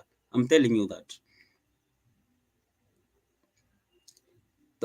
That's the truth. Okay. Let's take your word for it, but I doubt what you're giving me unless you give me a reference from the IBC portal or something like that. Because what you're telling me is hearsay. The majority of the people in the voters register, the mature voters, the youth who are running around with yellow t-shirts, don't even have IDs, leave alone voters card. So banking on them to be elected is one of the surest way of setting yourself up for trouble. So they are just rumors. Well, but that's what I can say. Unless we get from Chebukati is now cleaning the register. When the register is cleaned and we have accurate statistics from IBC that the majority of the voters are the youth, what you're telling us is not valid. The people who are in the register, wale register 2010, 2013, 2017, okay, and are not led by the youth you are calling. Nani huyo alikuwa ameinua mkono? Mama Selina, ulikuwa unasemaje? Hata sijasema kitu Penat. Unajua tunajaribu amesema ya Koitalel Somoya is wrong anarudi, uwezi ongea maneno ya nyumba. Ndio sababu ndugu yao, you cannot just come here and talk about Central na uweke unasema una concentrate na Central, na hapa tuko na watu ya Central wanajua watoto yao, wanajua ni constituencies ngapi wamefanya. Hiyo ndiye siasa mnajidanganya naye, kwa sababu huwezi kuja kusema wa Central. Saa hii unataka uniambie mahali Uhuru walienda Sakana 3, uliona hiyo watu walitembea mguu from how many kilometers kuingia hiyo mkutano. Leo Uhuru amekuwa Mlolongo ama amekuwa Nairobi, hiyo watu wameongelesha Kikuyu ni watu ngapi? Na ilikuwa usiku. Usidanganywa ati wa Kikuyu wanadharau Uhuru. Tafadhali nyinyi Kemboi, sema about Rift Valley. Ni kama vile unasema vijana ya Nyanza watapiga mawe Raila ama vijana ya Nyanza watafukuza Raila. Ikifika ni Uhuru aende, ngwacha aende Central ndio utaamini. Sahii tulisema Jubilee imeisha. You guys, you are so proud about Jubilee is no more. Tell me today, Penat, ile watu wameregister kwa Jubilee, chama ya Jubilee imeamuka aje Central? Na ni vile tu Uhuru alisema mara moja ya kwamba fanya hivi. Moses Kuria ndio huyo analia, Kiunjuri ndio huyo analia, ile machama yote ilikuwa inaongea simepotea. So ujiulize, revival ya Jubilee ni Uhuru ama ni nani? Kitambo ukuje uambie watu hapa maneno. Unajua mnafanya watu wanatuchukua. Anyway, nisiseme hivyo. Tunachukuliwa wachinga pamoja na mkubwa wetu, sababu tunafuata vitu hakuna. Jubilee kuamuka Central, mpaka unaona kila mahali ni red, na 4 years ilikuwa yellow. Amwezi kumbuka why. So ukikuja hapa talk about vijana ya Kalenjin, I know hawa watapigia Ruto kura, na useme ya, lakini kusema ya nyumba ingine ya watoto ingine hata usijaribu. Hata kama wewe umesoma namna gani, hata kama degree yako ni ya PhD, hiyo haitakusaidia. Ya nyumba ya mtu yenye ujui vile wanafikiria, don't talk about it. Okay, thank you. Yes, naomba hivi Mama Rose, unasemaje? Naomba tusonge mbele tafadhali. We are getting stuck in one place. Mimi nataka kuchangia kidogo kwa huyo kijana, vile Mama Selina amesema hapo. Huyu kijana anaongea about the youths.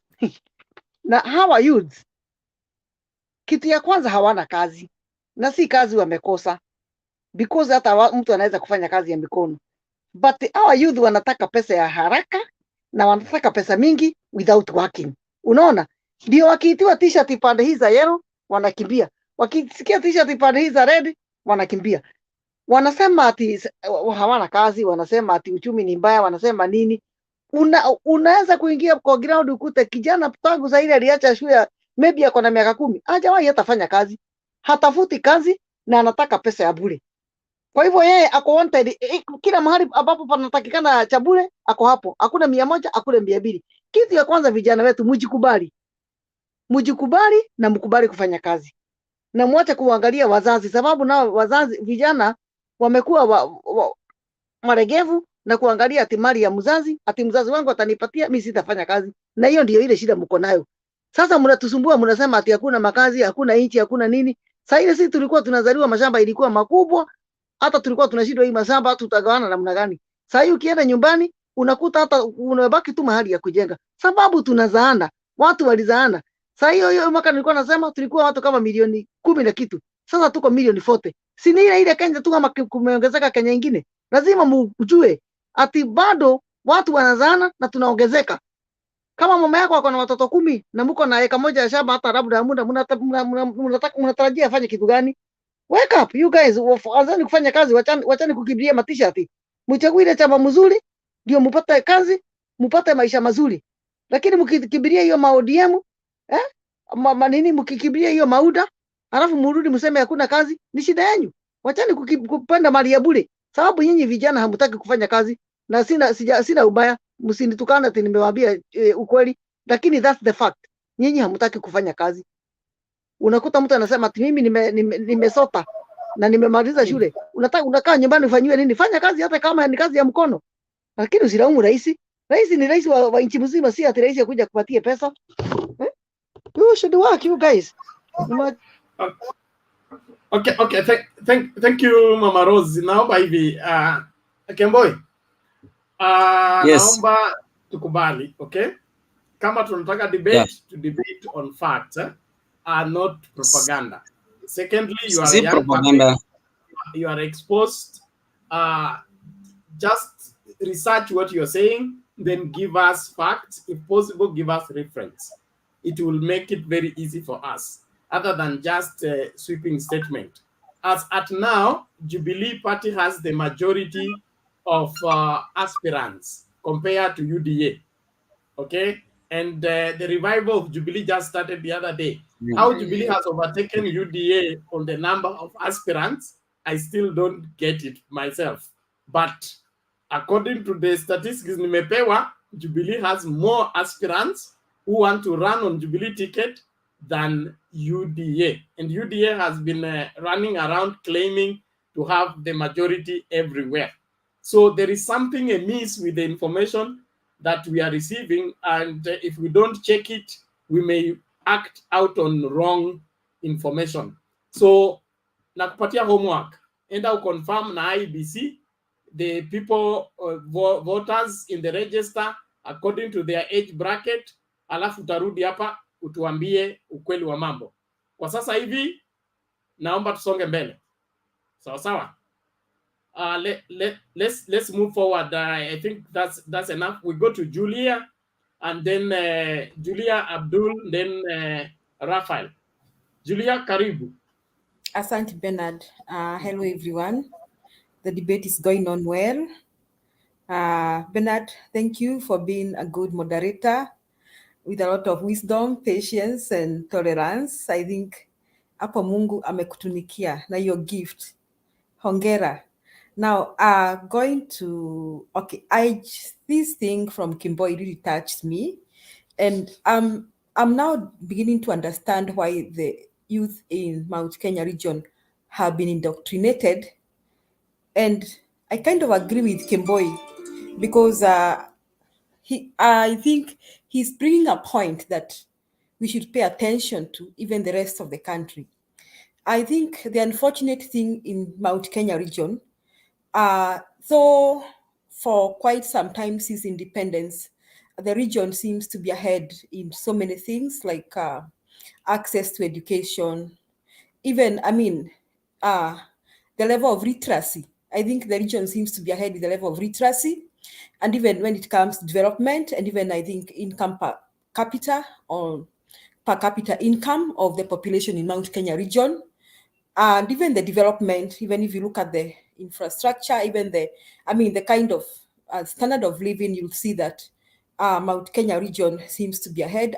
Fortunately, I have been many parts of the country. I think the only part of Kenya I've not been is Northeastern province.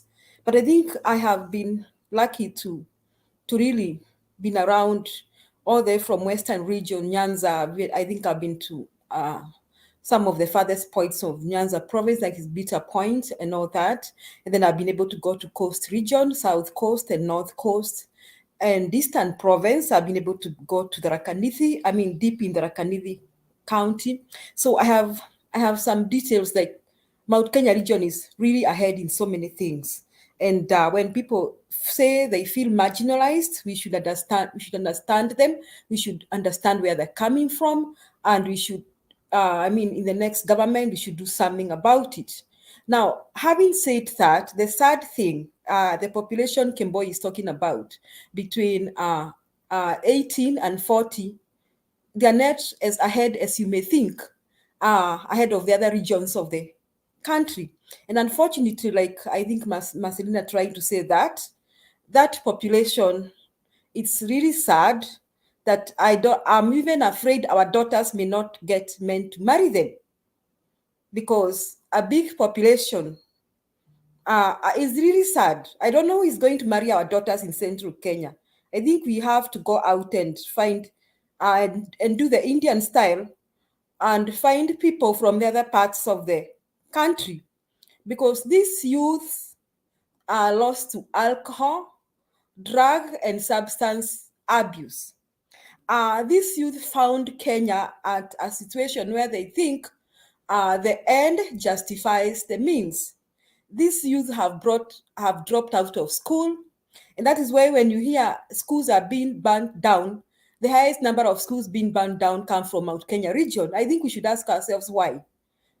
If there are crimes in schools, the highest level of crime is in Mount Kenya region. So we are no longer ahead as we think. In fact, kama you are watching this show na umetoka Mlima Kenya, it is wrong to imagine that you are ahead. It is wrong, even in terms of levels of literacy. I looking at the youth in central Kenya, the age of 18 to 40, I think they are lagging behind the rest of the country. And those are the people who do not want to leave their fathers' homes. In the past, Kikuyu boys were taught that when you turn 18, you need to find a way of making your own house.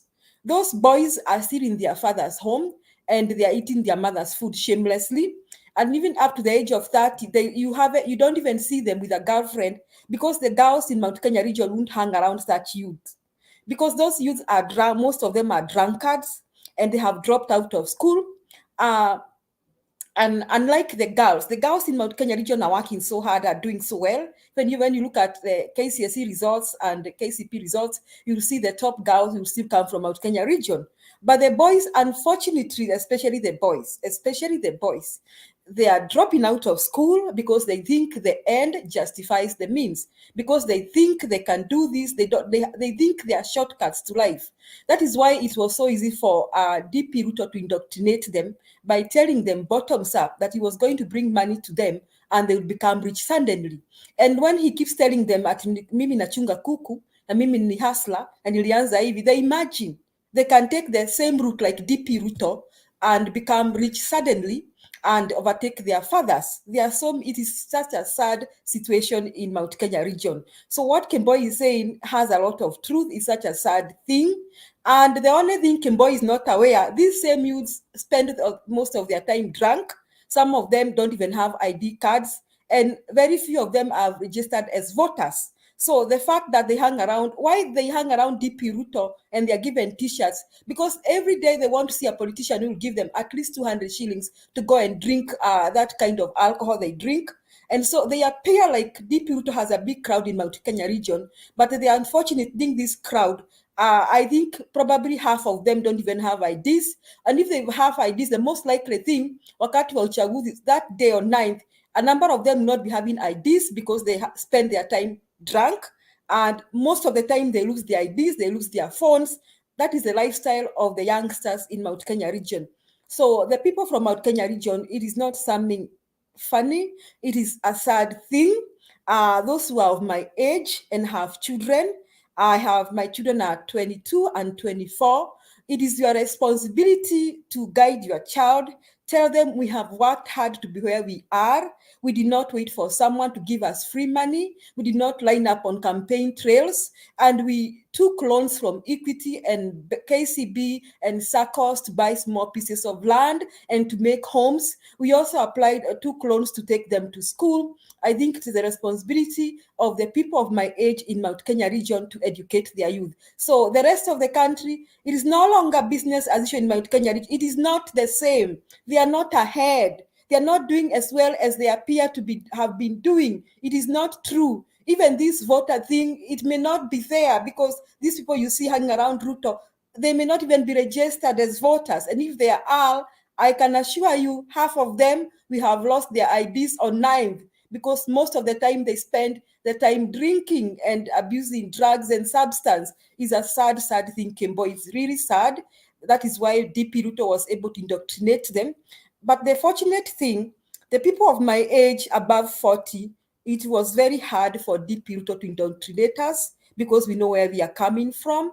We know that we have to work hard to have what we have. We know we do not have to depend on Kenyatta or Kibaki to give us anything free. We have to work hard with our two hands to be where we are. So this thing of DP Ruto having control of Mount Kenya region is just a fallacy. And I think on 9th, we are going to see the reality. And going to the agenda of the day about the stop propaganda, that is what DP Ruto is telling Uhuru. I watched Madam Sarah, who was talking here, and she was just talking out of bitterness. And she was very bitter. You know, she's hurting. I feel her, because we saw Uhuru and Ruto when in 2013 they were wearing the same shirt, the same tie, and they looked really two people with a lot of chemistry. Then in 2017 we began seeing different things. But Kimbo, would you please mute? But later on we saw that things changed. Now I want UDA people to stop being bitter. Ask yourself one question. Now, Raila was Uhuru's opponent in 2013. And for a long time, Luos and Kikuyus have been competing on the political arena. Now, what happened that Uhuru walked away? I seriously believe that they had a genuine relationship in 2013. Lakini mimi naona from what the president is now saying, DP akajifanya mjuaji. And I think he was too much power hungry. He wanted to be president by all means. That is his attitude. He wants to get this by all means. And his attitude is that the end justifies the means. So he wanted to do what it would take him to become president. And I think if he was going to succeed to overthrow the president in 2017, I think this country was going to go back to the chaos we had in 2007. So we thank God for somebody like Baba who came in to rescue this country. So for Uhuru to go back to Baba, he was pushed to the wall. Now, I always tell the men and women here, nobody wants to stay without a husband or a wife. Everybody wants to have a husband and a wife and children. And no husband enjoys kicking the mother of his children. It is not a very nice thing to just wake up one day and think you no longer want to see the mother of your children. Lazima akusukume kwa wall. I mean, there are things that we do in our houses that push people to the wall to do the unthinkable. That is what DP Ruto did to the president. He pushed him to the wall.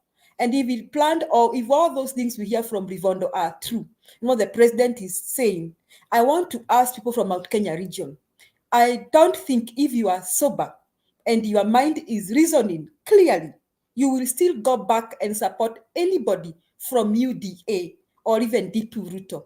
In fact, DP Ruto should never be tolerated as a presidential candidate in this country. I know it is right to do so, but it is a shame that we have him as a presidential candidate in this country if the things that he has done are true. So people from UDA, wacheni kukasirika, hasira ni hasara. This is the truth. The truth.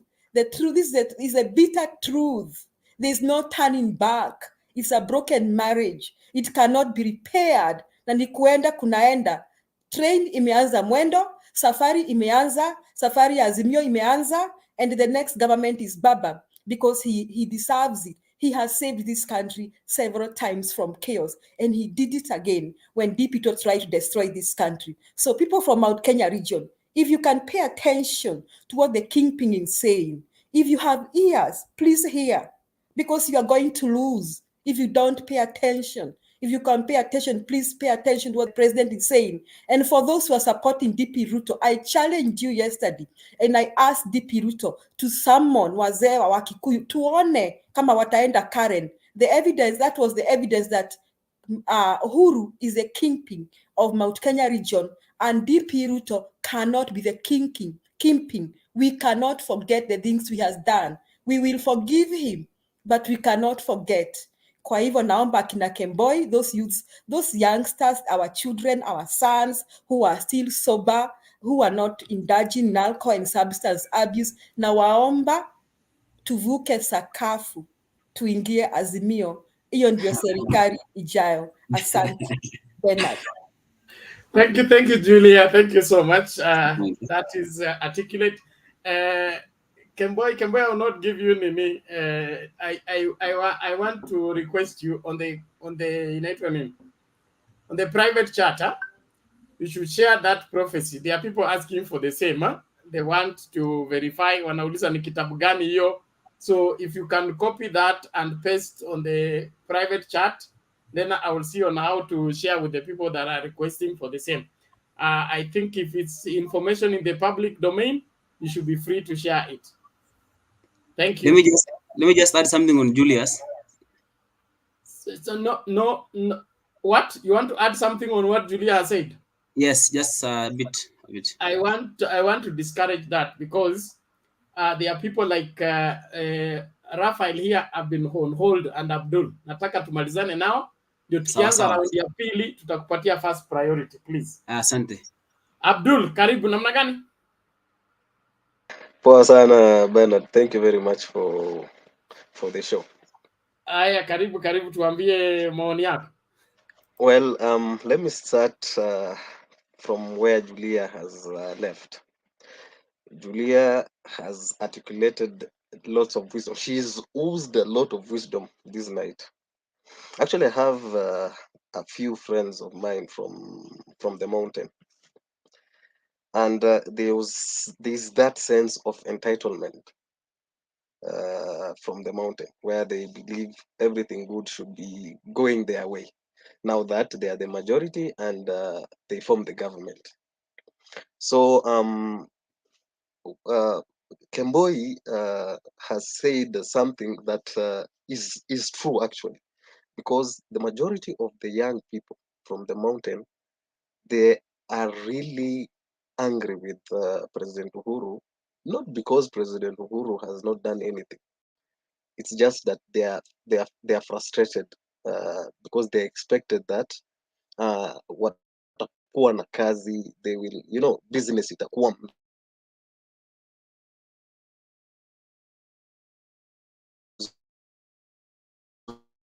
mzuri Kenya. Abdul, songa karibu na microphone yako, tunapoteza audio yako. Oh, okay. Iko vipi hapo? Hapo sawa. Tegea hapo ile. Okay. So it will take some time now that watu kama kina Julia, nimesikia Rose, wale wenye wako from the mountain, if they talk to these young men, I believe hata kama si wote wata buy into the idea, but some will, and at the end at least kutakuwa na some change. But if we continue with this trajectory whereby some are really saying we are going to vote for Ruto, not because he's good, but because we want to punish Uhuru. You see, in 2013 and 2017, some were saying we are voting for Uhuru just because we want to punish Raila. But now, saizi tuko kwa all the hardship together because of punishing. And I think we should go away from such. We don't have to vote to punish anybody. Let us vote to make our lives better. At the end, collectively as Kenyans, then we will have progress rather than retrogressive politics and all that. Well, let me come back to what Ruto said. It's 12. Okay, jana. Let me say jana, akijibisha what Uhuru had told the wazees in State House. I thought Ruto, okay, as much as he's a very smart politician, but I really doubt his intelligence. Or if he's intelligent, he's not listening to his advisors, because he's fallen exactly to the trap that Uhuru had placed for him.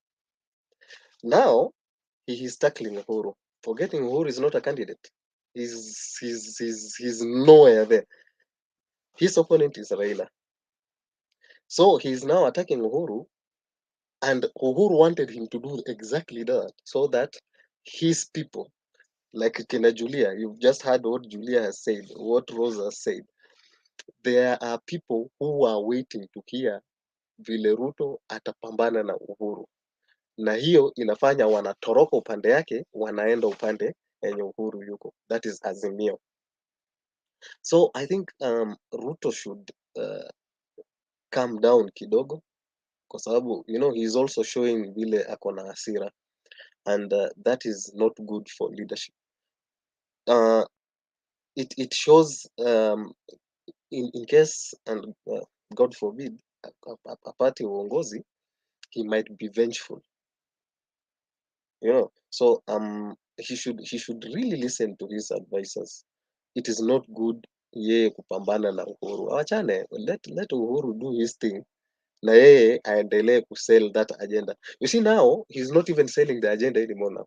Sasa ana throw to tantrums. Ameforget kusema nitatenga 50 billion upande hii, nitenge 100 billion upande hii.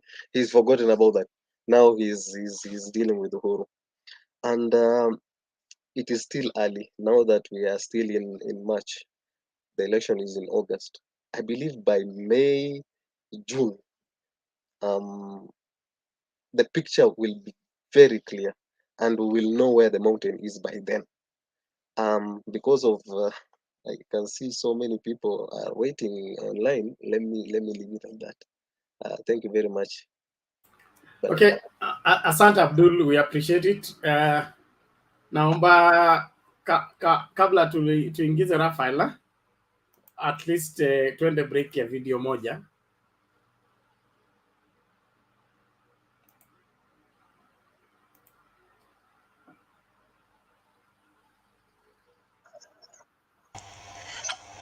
Livondo came with a bombshell. People said Livondo was a liar. Now Livondo has been proved that he was right, that it is not a mere hearsay. There was a plot to wait to take the president out. Taking him out, I don't know how you will take it yourself. Just tell us how you received this type of news, Miriam. Over to you. Thank you so much, Doc. I think this is very worrying, and I was reading this story earlier, and it was really like a bad movie. But for President Uhuru Kenyatta to stand in public while addressing this huge amount of people and to tell them this, of course, where there's smoke, there is fire. I don't think President Uhuru Kenyatta would just stand and make such statements if he didn't know where the truth lied. And so this is very worrying, because we've seen, as Paul Onyango there has cited, even cases in South Sudan and other countries that are not very stable. It is things like this that can plunge a country into very serious, a crisis and instability. So I'm shocked, by these revelations. And when you just read through, you realize, I think President Uhuru Kenyatta had trusted his deputy, especially for the first time. And then he realized his deputy was scheming, and he noted that after the primaries, getting ready for the 2017 elections, the way Ruto ensured that only the people that he wanted, in certain positions and in certain constituencies and in certain, places were the ones who were elected through the Jubilee ticket. So that was his initial plan. And when President Uhuru Kenyatta realized that the people who were loyal to him, especially from Mount Kenya, Ruto made sure that they're not given the Jubilee ticket. I think that is when President Uhuru Kenyatta, says something is not right. And this is also a part of the story that we have on the Standard today. And elders who attended the meeting told the Sunday Standard that the president said the conduct of Jubilee Party primaries in 2017 opened his eyes to a wider plot. So this deputy president, according to this story and according to what President Uhuru Kenyatta said yesterday, Ruto was staging himself. He was making sure that, because apparently after that, he wanted to work with opposition leader Raila Odinga to topple, to impeach President Uhuru Kenyatta. For what reasons, we don't know. But apparently that is what he was gearing up to do. I think this is worrying, and we need more investigation done. And we really, I think as Kenyans, we deserve to know the truth of what really is happening and what other plans were there, because this is a matter of national interest. And as Kenyans, and this being our president, I think we deserve to know more truth in regards to this story.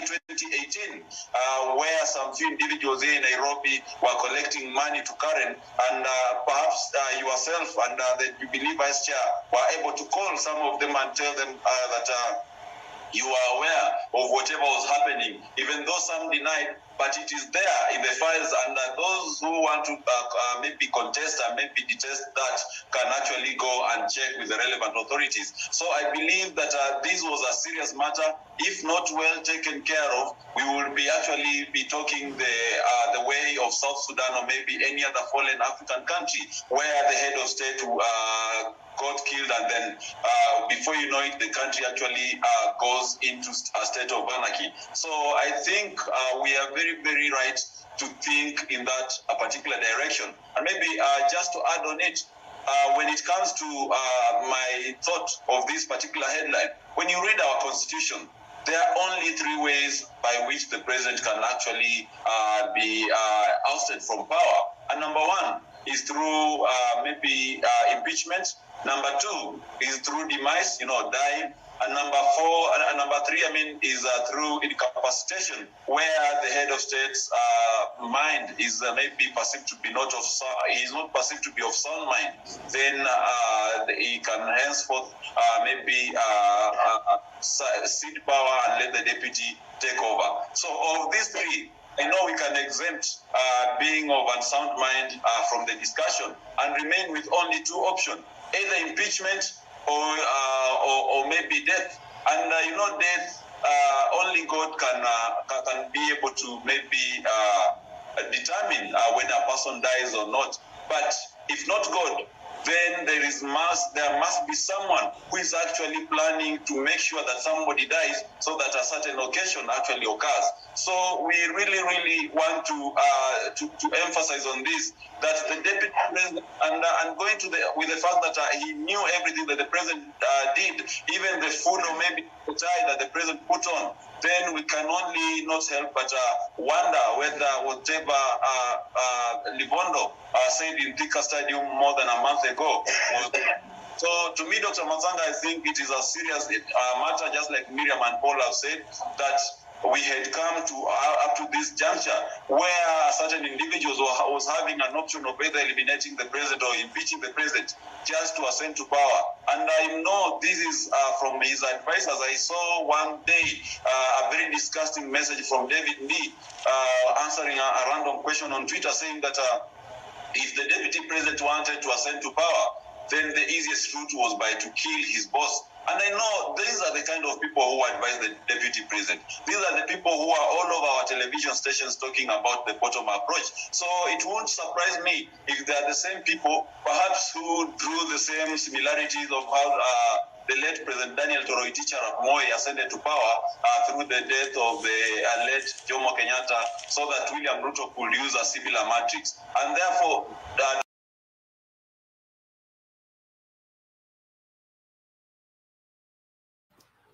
Okay, that's that. I wanted us to have a refresher. Rafael, you can come in now. Asante sana Ben kwa kazi nzuri ambayo unaendeleza hapo na kuona kwamba Wakenya wanachangamka vizuri na kujadiliana kuhusu nchi yao. Mimi ningependa kuchangia mambo mawili tu. Jambo la kwanza ni jambo la kushangaza na kusikitisha juu ya hiyo njama ambayo ilikuwa inaendelea kuhusu rais. Kama hilo jambo ni kweli, na sidhani rais wetu anaweza kuongea uongo na kuambia wazee ambao wengine hata ni wamemzidi kwa umri sana. Hilo linaonekana ni jambo ambalo lilikuwa linaendelea, na kitu cha kumshukuru rais wetu ni kwamba alikuwa mnyamavu kwa muda mrefu, na hiyo ni hekima ambayo lazima iwe katika kiongozi. Na kwa wakati huu amelisema wakati mzuri, ili tusiwe Wakenya wasiweze kudanganya na kuweka mtu ambaye atahatarisha nchi siku za usoni.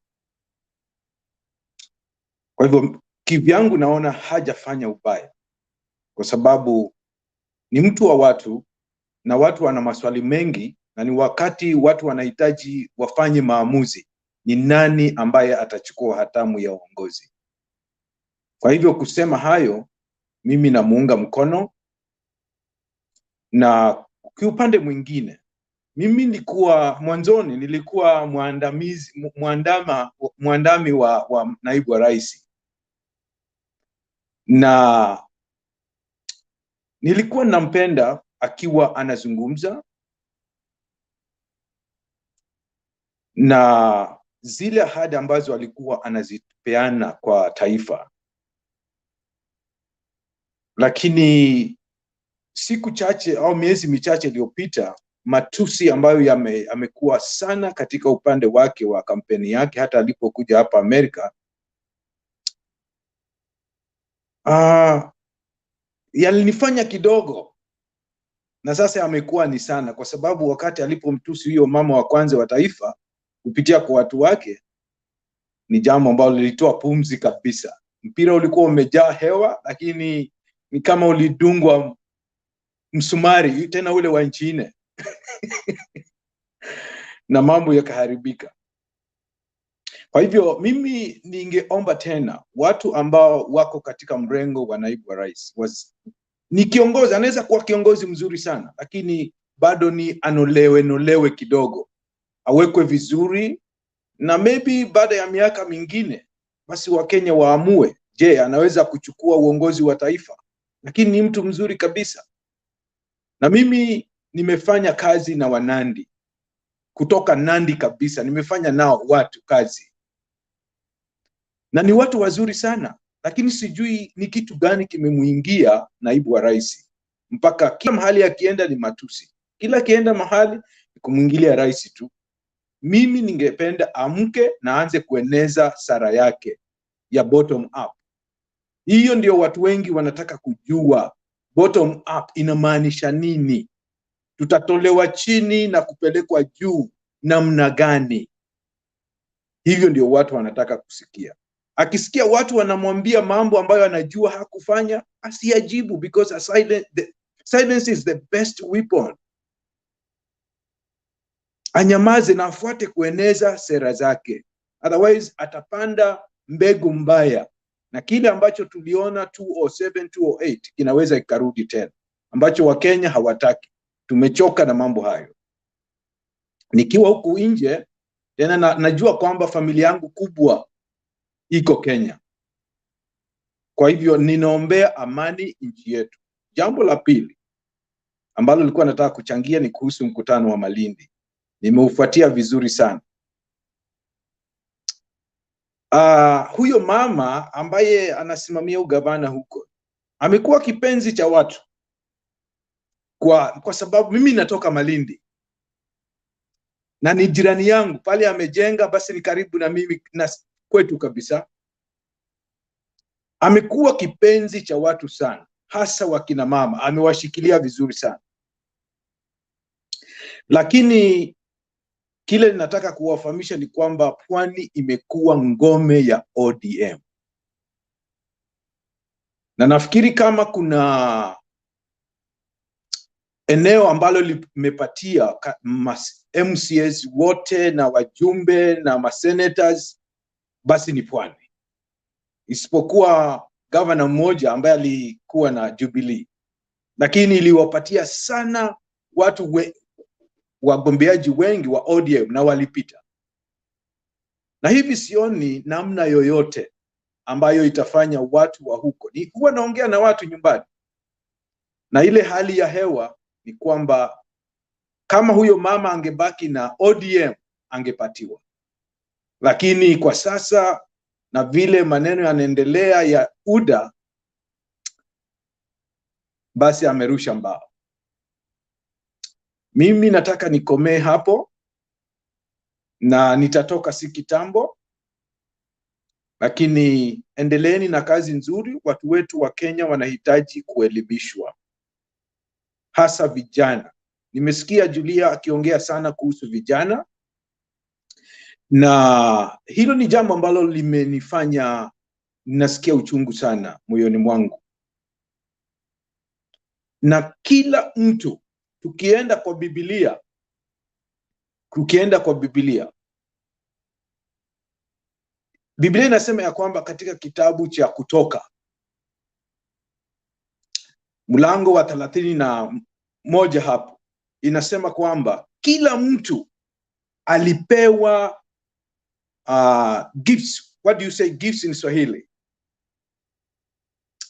Vipawa. Alipewa kipawa. Kila mmoja alipewa kipawa cha kufanyia kazi. Masomo huwa yanachanua ili tujue vipawa vyetu. Tukisha tupata masomo, tusiende tukae tunangoja tuandikwe kazi. Ni sisi wenyewe tuanze kubuni vitu, kwa sababu masomo si kazi, ni ya kutuchanua tu. Alafu sisi wenyewe tunajua ni wapi tunaenda. Nilipokuwa Kenya, mimi sikuwa mtu wa kungoja kuletewa. Nilikuwa najaribu kutafuta kiongozi tutampatia kura ili atufanyie mambo huko juu, lakini hapa chini, hata kuja nyumbani kwako na kununulia mfuko wa unga au kulipia karo za shule,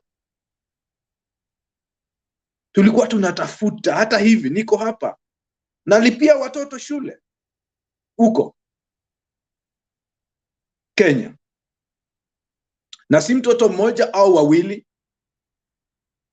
Kwa hivyo ni kwamba vijana wetu, baada ya kwamba wazazi wameinvesti katika maisha yenu, msikae na kungoja. Hakuna kitu kitatoka mbinguni na kuanguka tu.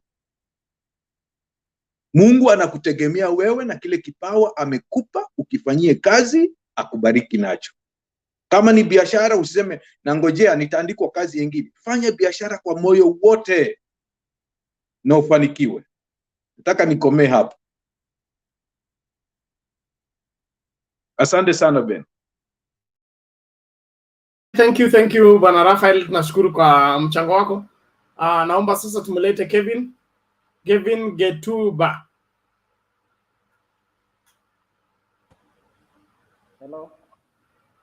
Hello, vipi? Poa sana, mnanipata? Nakupata lakini uko mbali sana. Songa karibu na microphone. Sasa unanisikia? Hapo sawa. Unatumia earphone? Unmute, you unmute. Sawa, unanisikia sasa? Hapo sawa. Kwangu kitu ningependa kusema ni kuwa ukisikiza tushaanza msimu wa campaign, ukisikiza pande zote mbili, pande ya Kenya Kwanza na pande ya Azimio. Ukiangalia katika Kenya Kwanza, juzi rais amesema kwamba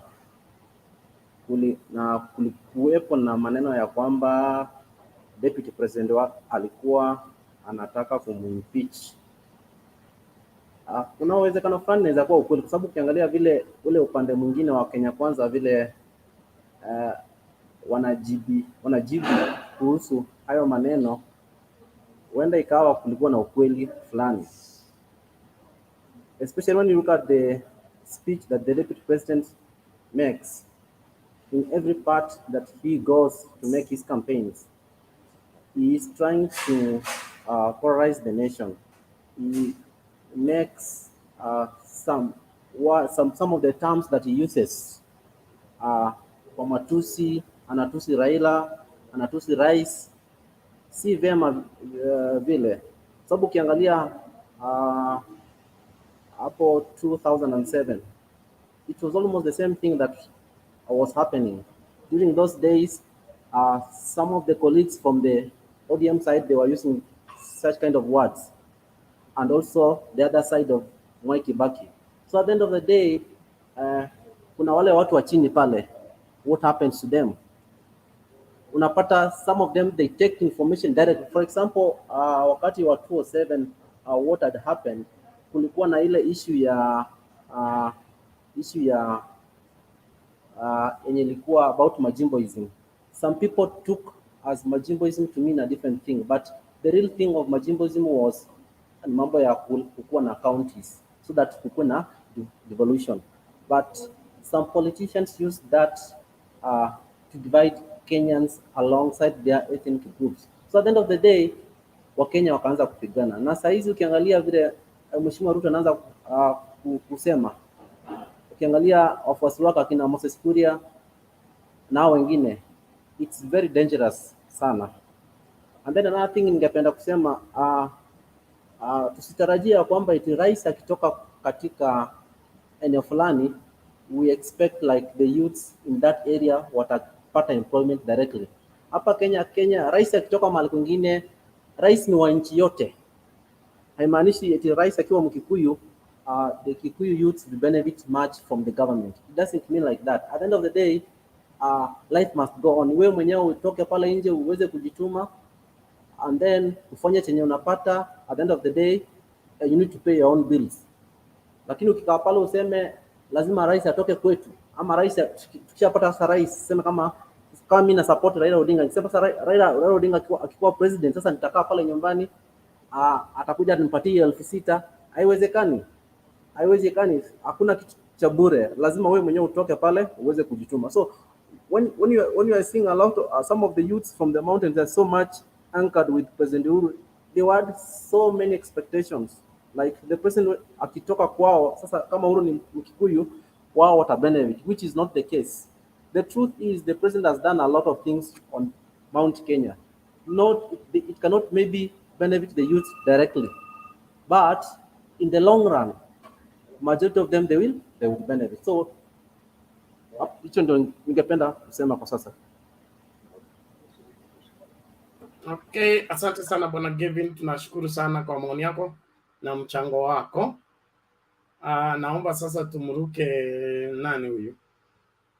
We go back to Kemboi.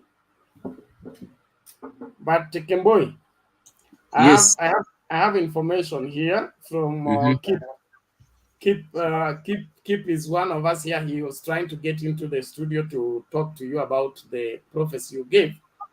He says the prophecy has come and gone. The snakes was about the train, and the white devils was about the colonialists. So he said there is no part of that prophecy that is yet to come. It has come and gone.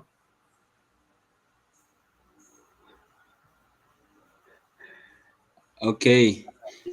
What about the one? What about the one of the young upcoming leader? Let's not talk about that. From Rift Valley, very vibrant. That's what Mama Selena was telling you. There was Muge, Bishop Muge. There was the other person that Mama Selena was talking about. All those people were probable fulfillers of that prophecy. Okay. Okay. Anyway, and it says the reason they were eliminated because they died in mysterious circumstances was because the fear of the fulfillment of that particular prophecy. So as at now, I would just leave it where we say that the prophecy is subject to interpretation, and it can be interpreted in so many ways, especially when it needs to pin down on a particular person. But if you're going to fulfill the prophecy, I'm a Bible teacher, okay? If you're going to be the fulfiller of the prophecy, there are some basic undeniable coincidences that must tally with that particular prophecy. For example, when it comes to Jesus, Jesus' pregnancy was nursed in Nazareth, okay? But when it was time for him to be born, he was supposed to be born in Bethlehem according to the prophecy. So what happens? Augustus had to issue a notice that everybody to go back to their village to be censored, okay? That censor, we don't have the result for the censor. It simply means the reason why people moved, it was because Jesus had to be born in Bethlehem, so something had to be sanctioned to push Mary and Joseph to go to Bethlehem so that Jesus can be born according to prophecy. So for us to say that this prophecy refers to this specific person, there must be some undeniable specific indicators that means this, means this, means this. You cannot say orator skills, okay? Let's talk of where in Rift Valley, okay? When, at that what particular time, and what will be the situation surrounding the fulfillment of the prophecy. But if we leave it vague like that, anybody can fit in there. Hata mimi naweza kuja Rift Valley nikuwe naturalized, I practice orator skills na nasema mimi ndio huyo Samoei. Alafu so I think for us to conclude this is the specific person, we need more details than just hiyo unatuambia. That's my point of departure. Okay, it was just by the way, you know, it's ilikuwa text, I got it somewhere and I've tried to share it in the private chat, but bado naona iko pending, sijui mbona. I was concluding on something concerning Uhuru Kenyatta and the Mount Kenya youth. That's what I was talking about before a certain before mungwana fulani akaingia, and I think it was called Julia, something like that. And he came and tried to expound more of what I was talking about the pain that the youth of Mount Kenya go through. So what I was basically talking about, it is this pain that the youths are going through. You know, for example, if Uhuru Kenyatta sends a leader to go and transpass the Mount Kenya region, he gets heckled. You know, actually it hurts the president. And it has occurred several times, and now the president is trying to look for a solution to gain more votes in Mount Kenya, of which it's good, but he should actually establish a good strategy. And the point is, the reason why the Mount Kenya youth are so bitter with Uhuru Kenyatta, it is these small things that I was talking about, the change of the generation. The resources are very limited. You cannot compare it with a long time ago. So Uhuru organizing all these things and trying to ban the deputy president, according to my own point of view, Uhuru could have organized a civic public education, a mass one, to tell the youths what's really happening to these generations, what's really happening and what should be done at this particular time, because he's not in a position to employ all of them. He's not in a position to empower all of them at the same time. What should he do? It's not an issue of trying to intimidate and using a lot of energy to put someone who is not even concerned in that particular case. The president should have just come, sent his representative, talk to the youth and tell them the reasons why they should vote for Raila Odinga.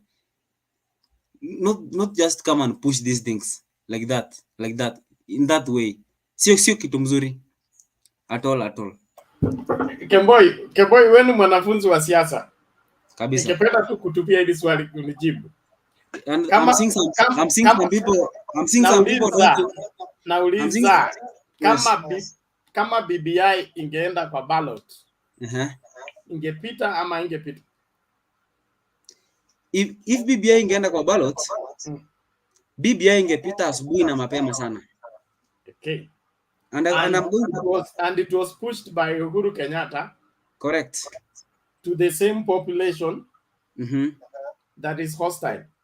Correct. And it was hostile towards BBI before. Yes, correct. That's why I'm telling you, siasa inapangwa na kile rais anafanya saa hii ni kupanga. Wakati mipango itakuwa imeingiana, tutakuwa kwa hii platform, utakuja kuniambia nini wametuma mbolea gani Mount Kenya ikapoesha vijana actually kuimba wimbo wa Uhuru. Ni ukweli. Yes. So it is not in my opinion, it is not Uhuru Kenyatta intimidating the deputy president. The deputy president has a way of jumping before the gun, okay? When he hears gunshots, yeye anaruka huko mbele ili akigongwa aseme yeye ndio victim. Because who sent William Ruto to Mount Kenya to say he's now the current kingpin of Mount Kenya? Nobody. How do you go and make such a claim when you've been in politics since 1992? Uende kwa nyumba ya watu vile Mama Selina anatuambia hapo, wewe ni baba mkate.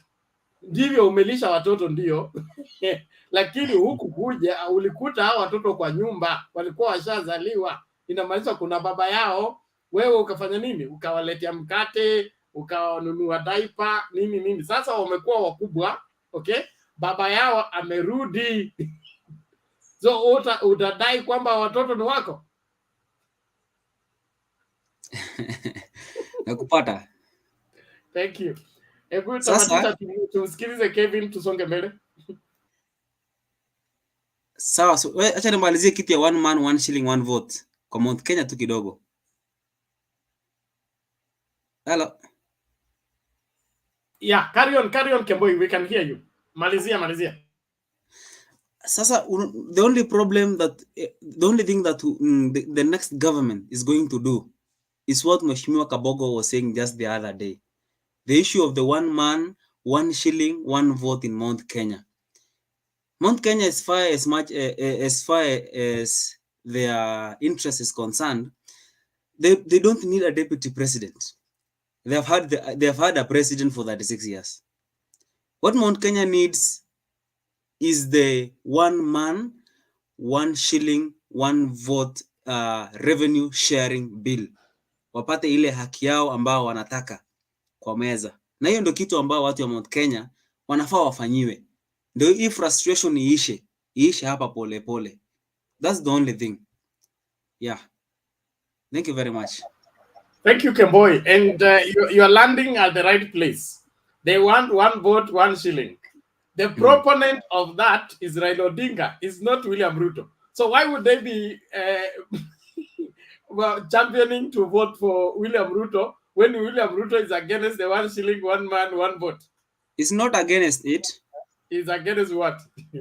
You know, the only thing we are against in the BBI bill, one of them, it was the issue of the introduction of an ombudsman to our judiciary, which was actually a threat to our judicial independence.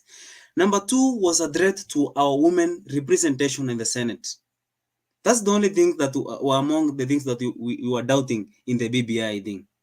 And lastly, the last thing that we were really doubting the BBI as people of Rift Valley was the one who brought the BBI. You know, are you getting? You know, people actually have a very big doubt in Raila Odinga. If this BBI could have come in someone else other than Raila Odinga, we could have welcomed it warmly. Lakini kama tukaona ni Raila, tukastuka kidogo. Boy, I choose to differ with you. The most trusted politician in this country is Raila Odinga, except you have manufactured another one. Correct. So if you don't trust him, then you are the few that have chosen not to doubt. But of all politicians in this country, the most trusted one is Raila Odinga, according to what I know. Joe, you can come and help me on that one before we go back to Ruto. Joe, how are you? Joe seems to have technical issues. Yes. Okay. Let me take and then Joe will come later. And okay, Bernard, I agree with you that Raila was the most trusted, candidate until you agree with someone. You know, we citizen, we were trusting in Raila when he was standing alone. Yesterday, if you listen, Mutembe posted it about Miguna. He said Raila have surrendered and he wants to go through the other way. It's a political interest, and anybody can choose. Another thing, Bernard, you say something about Mount Kenya that Ruto need to focus on. You say something that Ruto need to listen and be careful about it. His opponent is Raila, not Uhuru. And if you go back like 2 weeks, Ruto had a good record in Mount Kenya. until Uhuru step in. So when he start fighting with Uhuru, Raila is in Western. He's in peace selling his ideas and stuff. He doesn't receive anything from this other side. So Ruto is directing all this projection to Uhuru. And Uhuru is somebody sensitive in this game. He's a very sensitive person. If you leave him alone, you can maintain your standards. But if you fight with him, it's going to harm you more. Because what? Uhuru is a kingpin to mountain. We agree that. And people, even some people in Mount Kenya say, we don't want to be, hatutaki kupangwa, tunajipanga. But, this is but, if Ruto will fight Uhuru straight, fire bullet daylight like Uhuru did this and that, automatically the crowd will move the other way around. They will start to believe who? Uhuru. So that is another thing that you that need to be very careful about it, and they need to take it seriously. I know Ruto had a very good strategy all through, having these elected guys, Rigathi Gachagua, all this, making him his friends. But he knew that there is a very big, big person in this game. That is Uhuru. And he almost won what he wanted. But again, he might lose if he lose the key factor here. Leaving Uhuru alone, leaving them for Rigathi Gachagua and those people in Mount Kenya to organize themselves, and cast their vote the way they want. Of which I knew they were already on Ruto, but this battle right now is pulling him back. The other thing, when we talk of Raila Odinga is a very interesting person. And you will not, you can understand the tricks and games Raila is playing until ballot. We saw this in 2013 and 2017. Everywhere within the country was red.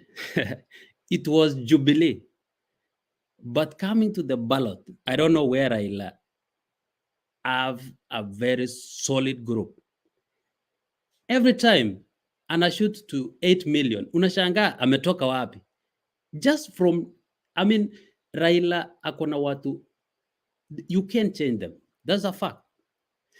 And that's why Ruto is worried, because hata akipata 1 million from Mountain, adding from the previous solid, atakuwa tu amepita, because alishindwa siku ingine na 80,000. That is a small margin. So playing politics on Mountain, to be honest with everyone, I support Yoda, but this is a very, very litmus paper, and they need to work on it. And if they will work the way they work, like using Moses Kuria to to say what he wants anywhere, Cosmo Joy to say what he wants, okay, you can tarnish the name of Bernard. Women, we will leave that case to Bernard. But if you touch a woman in Western, a woman in Kilifi will feel the same. If you touch a woman in Kisumu, a woman in Nairobi will feel the same. So, just to be honest, Cosmo Joy in a day, with this small time, alipoteza kura milioni moja, more than 1 million, just because of speaking such thing. Talking of Mama ya Uhuru, I don't think is a mother, is a grandmother. And honestly speaking, kutumia maneno kama hiyo, to be honest, like, I don't know where we were raised from, but I will stand to say that was the worst thing ever to happen to us. Ukue Azimio, ukue UDA. That was very wrong. And okay, mtu ukiongea, please, Don't use such words. Don't argue. Okay, and age matters. Like heshima ilienda wapi? So in this politics, we need to play it safe. We need to speak what people need to hear. We need to tell people what we need to do to them, and sell our ideas. Ideas ilienda wapi? Tell them what you want to do. Why are we shooting from point A to B, fighting with, we are losing the point. Somebody say that Ruto amesahau the 50 billion alikuwa amesema atatenga to send, to somebody, to businessmen, wherever. That is where we want to take him back. Naanze kuuza the same sera. So, and again, I want to bring this to everybody's head, because I can hear everybody is projecting the youth to Mount Kenya. Youths in Eldoret are tamarking and doing the same thing. Okay, let us be honest. Like, let us not talk about what is going on in that house and forget what is going on within our area. Where I come from is the same. What you guys talked about it, everything about youth, it's happening the same in my home state. So let us generalize as Kenyan youth. And okay, this is what is driving us. Politicians are setting their eyes on mountain. And again, all the citizens, all the Kenyan people are looking at mountain like they have their problems. We have the same problem, to be honest. We have the same problem. Another thing, the last one. The more this country is going to be divided, I know I come from Uasin. What happened 2007? If somebody from there is listening to me, let us be wise this time around. This is a time that is very sensitive. I knew what happened. Nilienda shule na majority of them, like nilikuwa shule na wao. Let us call politics. Tuamini hakuna uadui kwa politics. Tutapigana na kesho watasalamiana. What are you going to do? Umechoma property za mtu, umefukuza mtu. What are you going to do? What are you going to benefit? So, okay, let us get divided. Wacha tutusiane, wacha wafanye nini, but let us maintain our friendship. Let us maintain our neighborhood and stuff. Just one thing that I forgot about Kimboy. Kimboy, you had a good point. But I want to highlight something in Kalenjin. Okay, I'm Ruto, but I'm not associated with in any case with William Samoei Ruto. Every time I post something, even in political rallies and stuff, like a comment, it raises every demon, bro. Like, they will come to me, hey, you. So I'm not associated in any case with William Samoei Ruto. And this name, sometimes I ask my parents, why did you give me such a name? You are associated. You are both in UDA. So accept the association. No.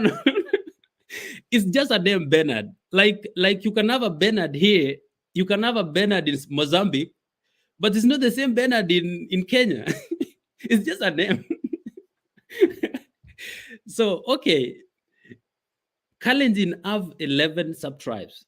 There are very many. One day when I tried to sit down and listen about prophecies and stuff from my grandfather, I got lost at the start. Just to tell you this, it will tell you another prophecy was coming from Tugen, another was coming from Nandi, another was from Kipsigis. So coming to connect all these prophecies, you will get lost. It's a very giant thing that you actually, if I give even Kimboy an hour, he will get lost by himself, just to be honest. Because if they will bring this participant into this story, people who are involved with this all these things that Kimboy talked about, they are very different people. This one say this one say that, and we are not sure. Those were prophecies, and not all prophecies come to pass. So this is politics, and everybody will play his politics. So Kimboy, he didn't say it will be 2022. He say he will come from who knows 300 years to come, who knows 500. So that was a prophecy. Even I can prophesy something and I will hear it. I can say somebody will come, a president will come from Kisumu, and one day will happen. So Kevin, why wouldn't it be Moi then? Moi was a young man. He was very vibrant, and he was immediately after the great man. That's what I wanted to say. That prophecy has come and gone. Exactly. That's why I don't believe in prophecies anymore. We are Christians. Let us forget about what came and histories and stuff. Let's deal with current issues. Everything is changing. Maybe it was Moi.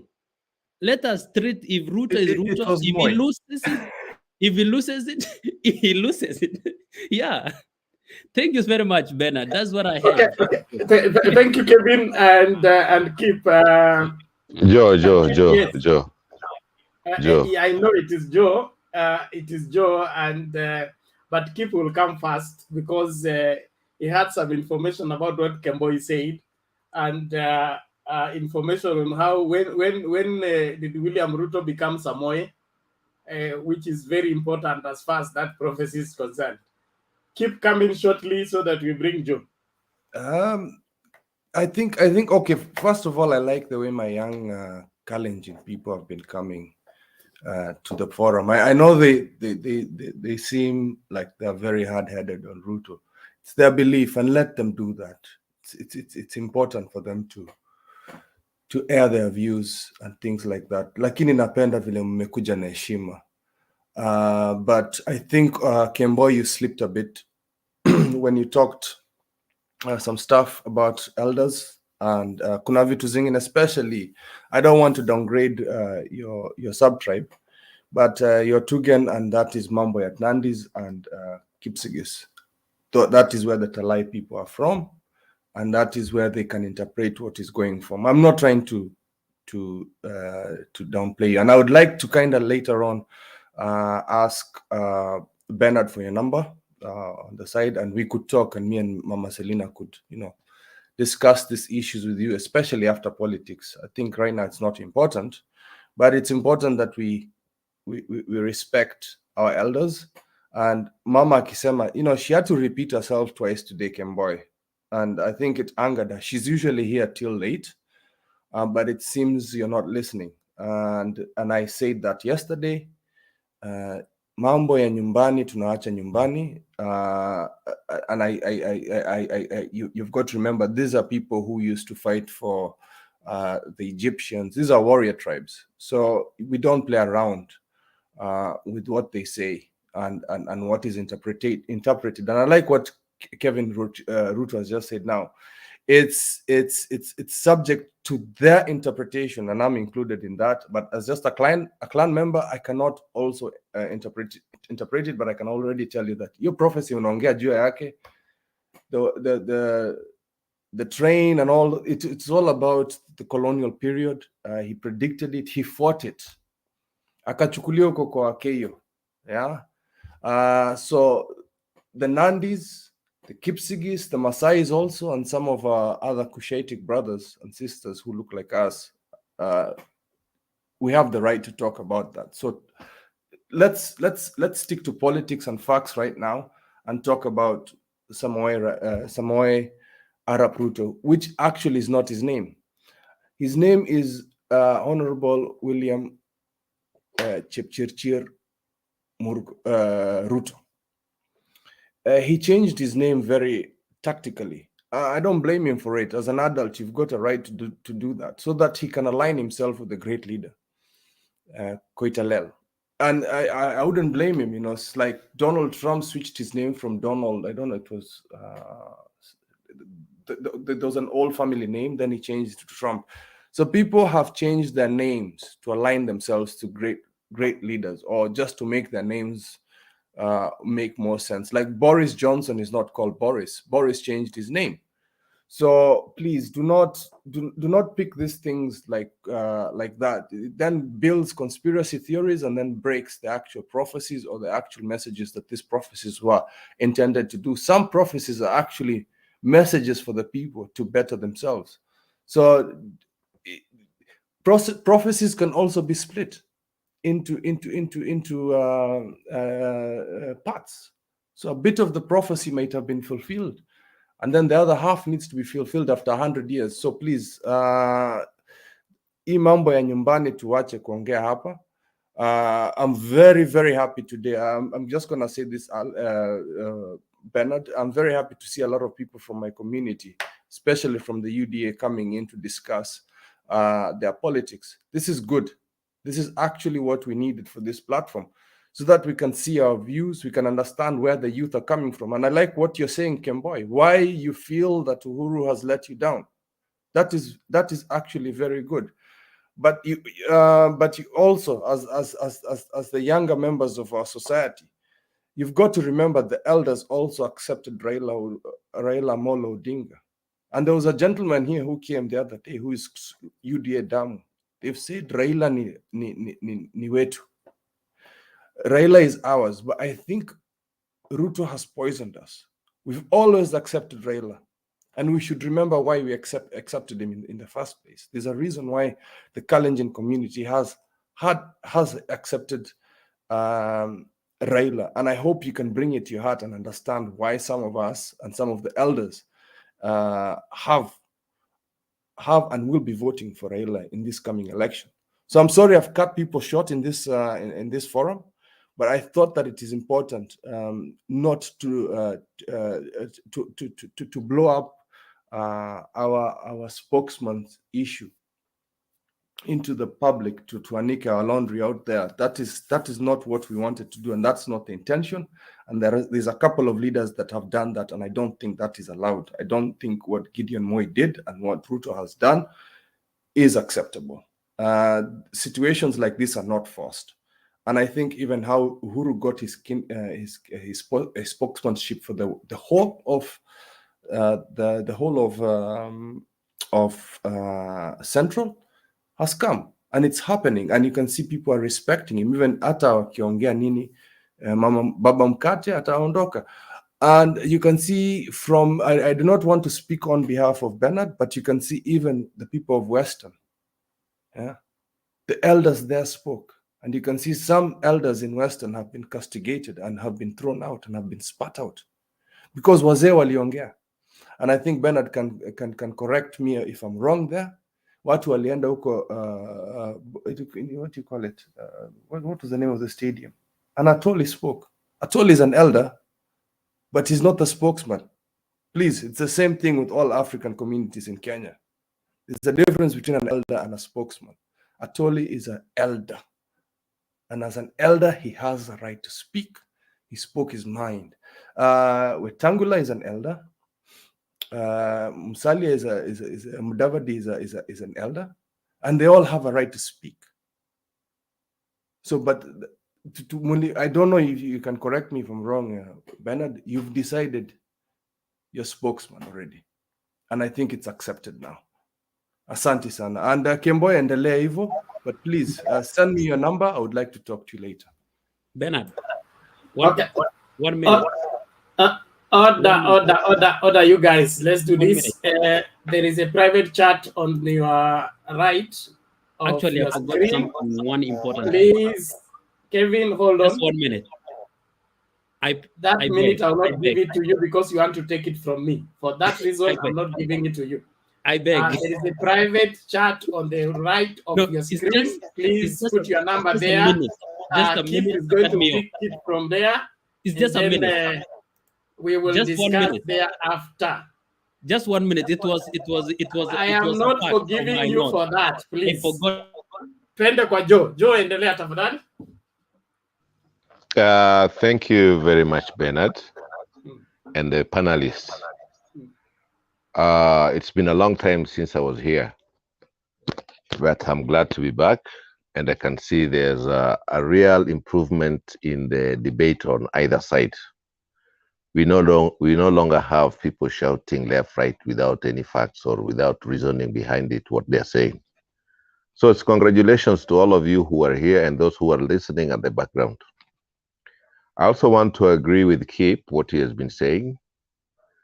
that it's good to see the Kipronos, the Kimboys, and the rest. I think they are now actually outnumbering the rest of Kenya in this forum, which is very good, and it is very, very nice. It's a good progress. On other matters, Kemboi, I largely want to agree with how Kemboi started his presentation. Actually, he talked about the Kikuyu youth, the youth in Central, and their expectations. He was not talking about the expectations of other community or other youth from other region. He actually elaborated, said how they have been living in the past. And actually what he said was very right. They have been living in the past. How they've been living in the past is quite different from other communities in the past.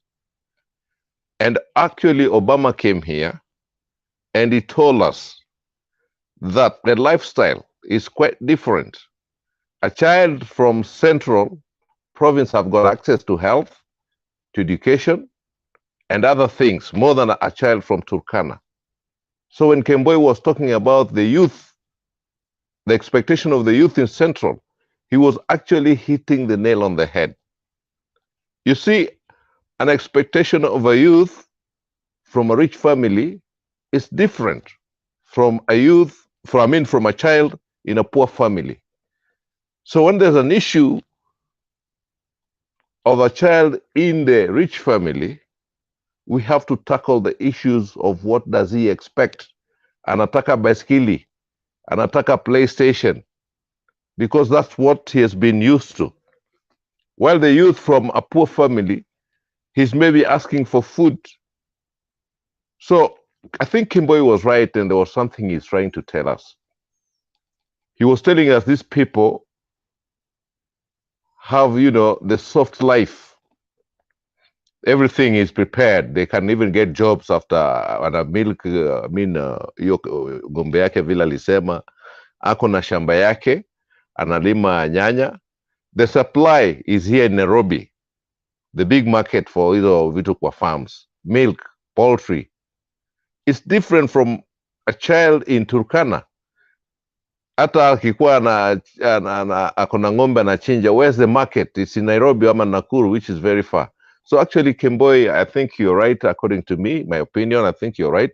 You're trying to pinpoint where the problem is, and that's why they are throwing tantrum to Uhuru, because things have changed.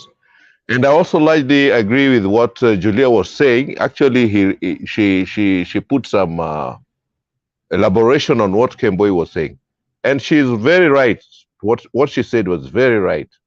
The youth in Central are spoiled, very, very spoiled, and that's why actually Ruto targeted them. Aliwatarget akijua kwamba hawa watu wako na shida because they're jobless, wengine labda wamesoma, na they have been used to easy access to so many things. And these things are now not coming forthwith because Kenya has expanded. The competition from other regions has also come up. So things are not easy as they were before. So Kipkemboi, I think you're right to some aspect. Abdul also expounded on this, and actually I think he was also speaking of the same. And now coming to stop the cheap propaganda, I think somebody said here that Ruto might be smart. He's smart. He's been smart all through. Because to have risen from where he was, from an MP removing Chesire, YK2, and then coming above Jirongo, and all this up to the deputy president, it's a smart move. When Uhuru was a deputy prime minister and Mudavadi, he was not a deputy prime minister. But you see, now Mudavadi is working under. So let's accept he is smart. But I also think he's arrogant. And I think that's arrogancy. So many people have been talking about his arrogancy. Jironga has talked about it. Uhuru is actually even talking about the same thing, arrogance. And I think that's what actually put them apart.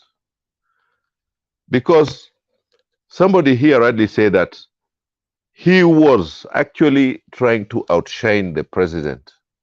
And what the president is now saying is something that's actually in the back of the mind of many Kenyans. They have kept it, something like mysterious things.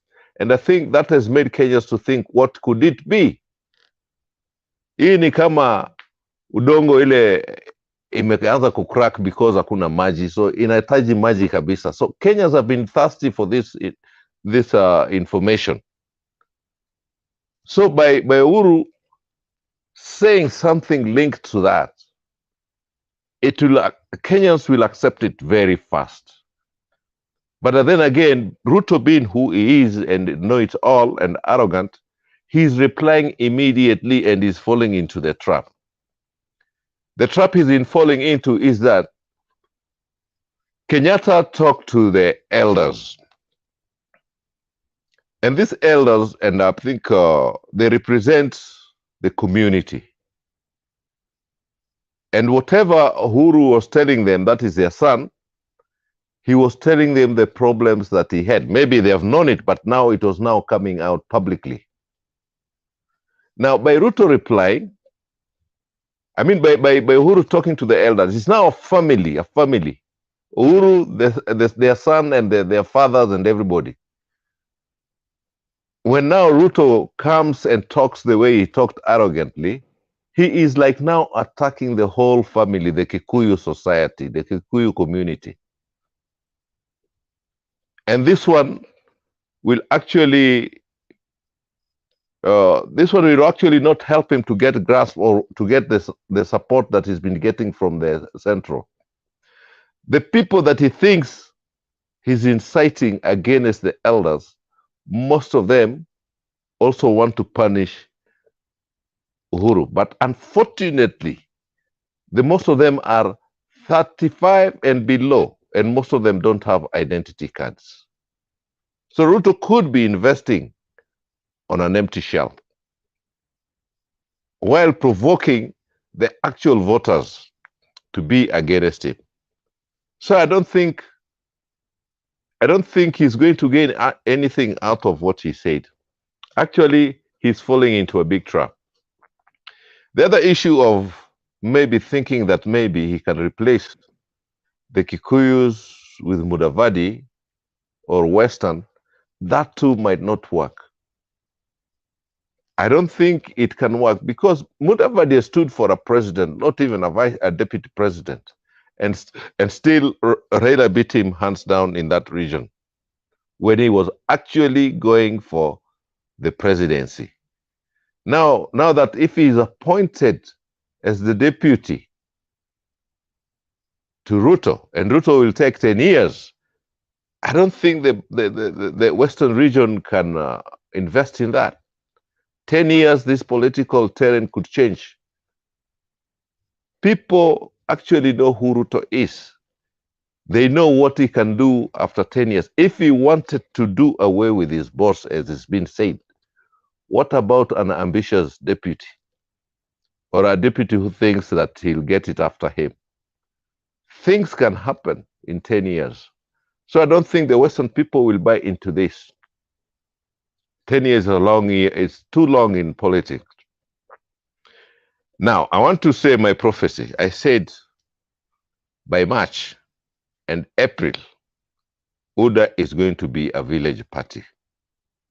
It is now becoming clear for all of us to see. Ruto is losing Central region, where Mount Kenya, where he thought this was his stronghold. He's now trying to get.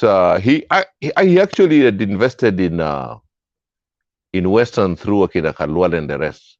But you see, this one is also slipping out of his hands.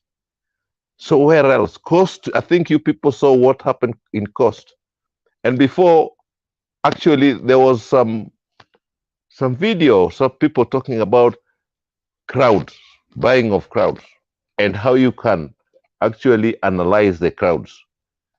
If you analyze the crowd that was in Coast, they are spectators.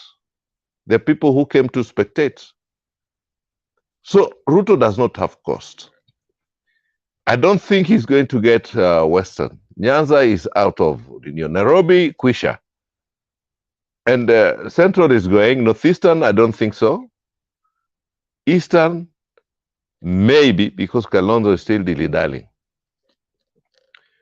But with all the Kamba kingpins, apart from Udama going towards Uda, I don't think Kalonzo can survive on his own feet alone.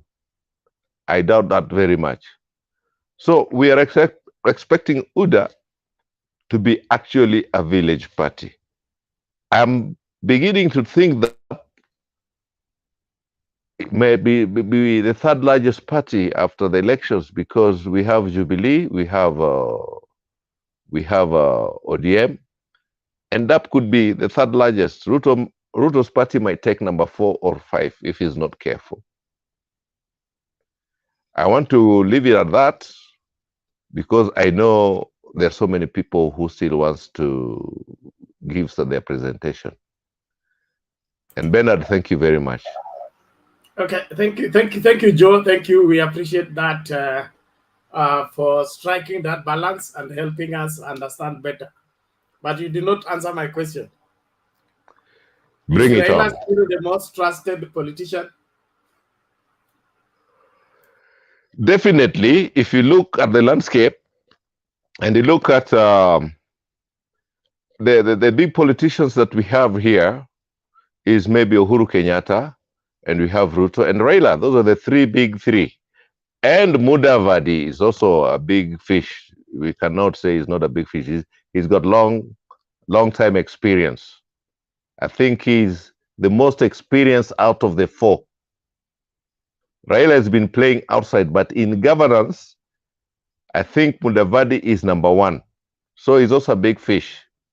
But in terms of trust, Raila is far much ahead, because we have seen what Uhuru has done, his administration. For him to say, I was tricked as a head of state, is actually wrong. He's actually wrong.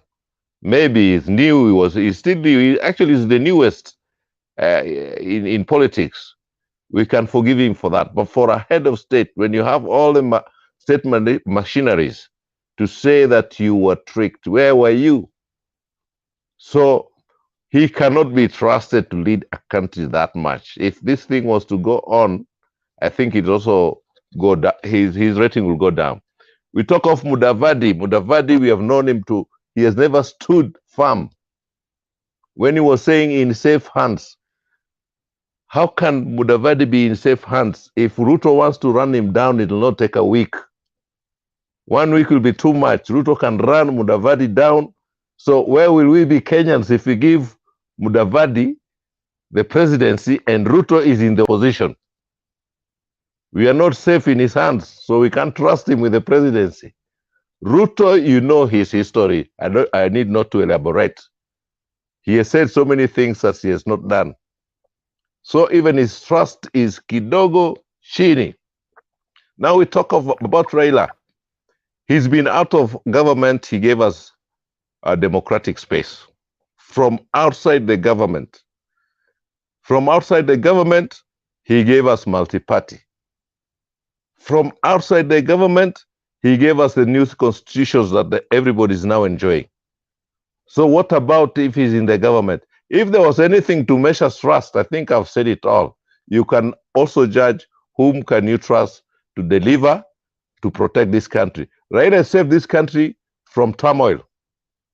The 2007, if he did not say, let's stop this, things could have been worse. Joe has always alluded to it, but atasemi yote. And this time round also, he came and shook the hands. And this guy does not talk. Watu kama Kuria wanamtukana. Kuria, nani alilipa fees yake? Watu kama Shebesh, watu kama Maura, watu kama Kipchumba. But Raila does not talk. But I can tell you he paid for them full fees. When Ruto was bragging that the Raila approach to be fast, Raila didn't go to the crowd and say hapana. He kept quiet. He's been doing his own things. Munaziona tu wakati sasa action iko. But hizo vitu vidogo vidogo tio Raila came approached me first nini na nini. Nothing. Yana nyamaza tu. It's not even Raila who is telling us now. It's Uhuru who is talking. Huh? So Raila never says this. Hata Kuria jamjibu, wakina Kipchumba awambiangi ati mimi niliwalipia fees. No, he does these things quietly. Watu wanasema ni mgumu, but he doesn't come out bragging. Kama mimi ni mgumu, why have I paid all the fees for all these people? No, he is the most trusted. The person with Kenyan, the nation in his heart. And he'll never brag. Thank you, Bernard. Okay, thank you, Joe. I want us to go straight to Kenya.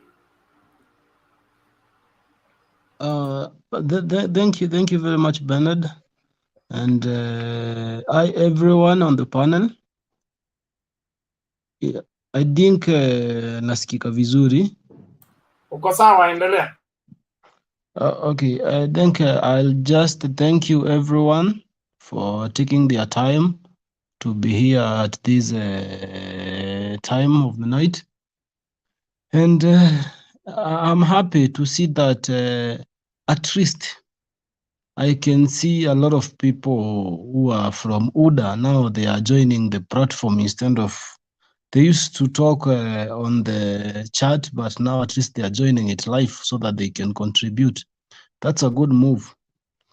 What I'm going to start with is someone talked about the Mount Kenya youth, that we are like the way you were shown that the president has denied the youth chances. You know, Mr. Bernard, there is something I would like to say, because we youth sometimes we don't follow things.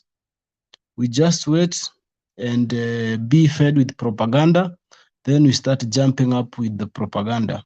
You know, I remember Raila Odinga saying the only number of people that the government can employ is 7,000 in a year. The government, the number civil servant they can employ 7,000. And if you go to check, the 7,000 can not only come from Mount Kenya.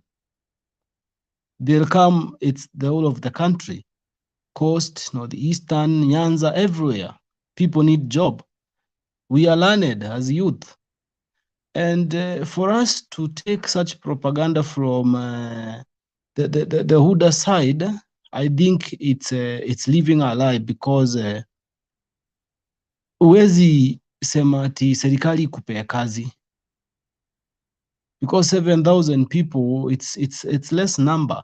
So what we need, we as youth, it's we get a place, and that place is the government to create maybe, let me say, like what Baba is always talk about, the industrialization in counties, so that more job can be created for the youth. That's the only thing that can employ youth, nothing else. So hii story ya kuja kuambiwa ati serikali Uhuru ametutesa, I don't buy that as a youth from Mount Kenya. And right now what we are focusing on in Mount Kenya is to make sure there is no UDA propaganda in Mount Kenya anymore. That's what we are trying to fight. And we are going to make it. Because those people who are coming to insult our leaders in Mount Kenya, and yet we respect them, we don't inspect them, we don't insult them in their places, and they just come into Mount Kenya and start insulting our leader, President Kenyatta. You know, in one way, Mr. Kenyatta is the president of Republic of Kenya. But away from that, there is a community he comes from that is in Mount Kenya. It's our leader. So the time that is our leader, we need to listen to him, and nobody can insult him, and then we keep quiet. But as a president, that's another level. So for that purpose, let people not say that it's the president of the Republic of Kenya. Yes, we don't deny, but he's our leader in our community in Mount Kenya.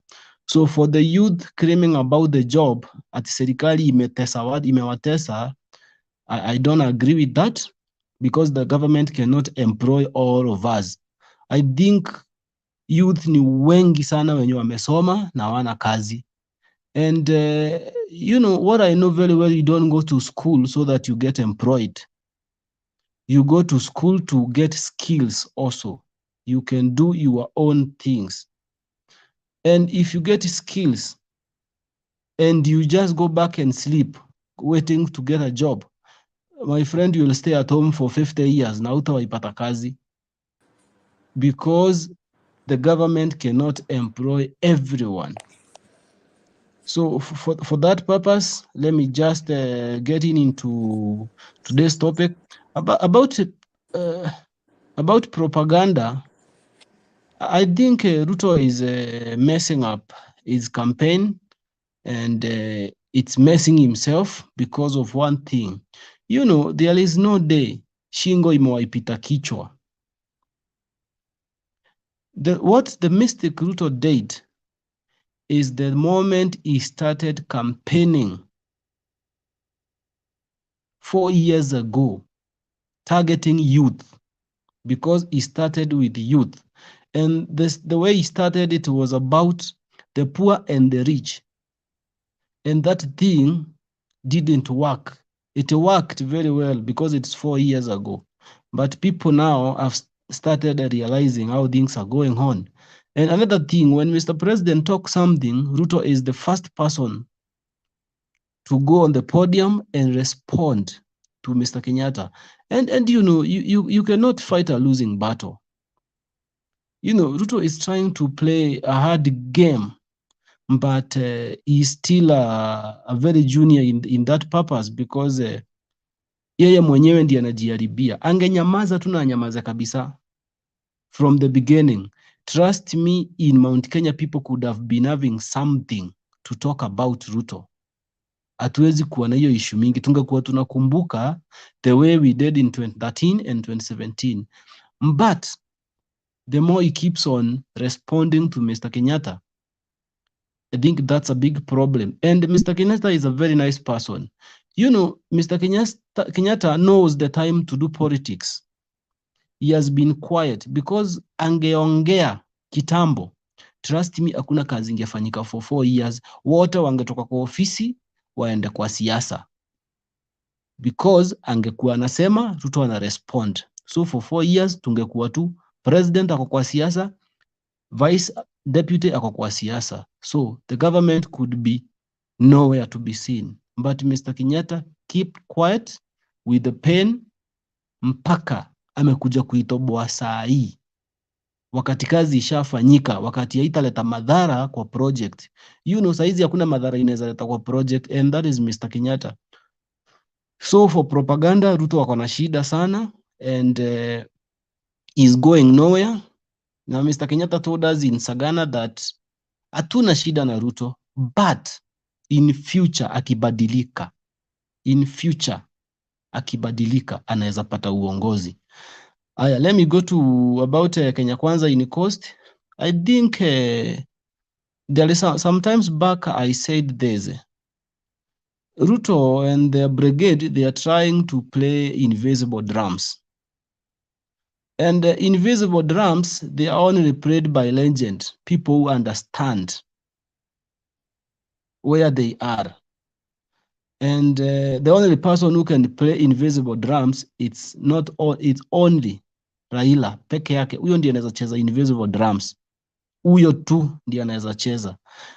Because Baba knows the time to hit and the time to run away. Baba knows.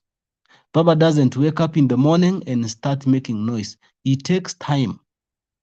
So in Mombasa, I'm 100% sure Ruto will gain less than 10% in cost. And that will happen. In Mombasa, Ruto ata make Mombasa. That point should be taken home.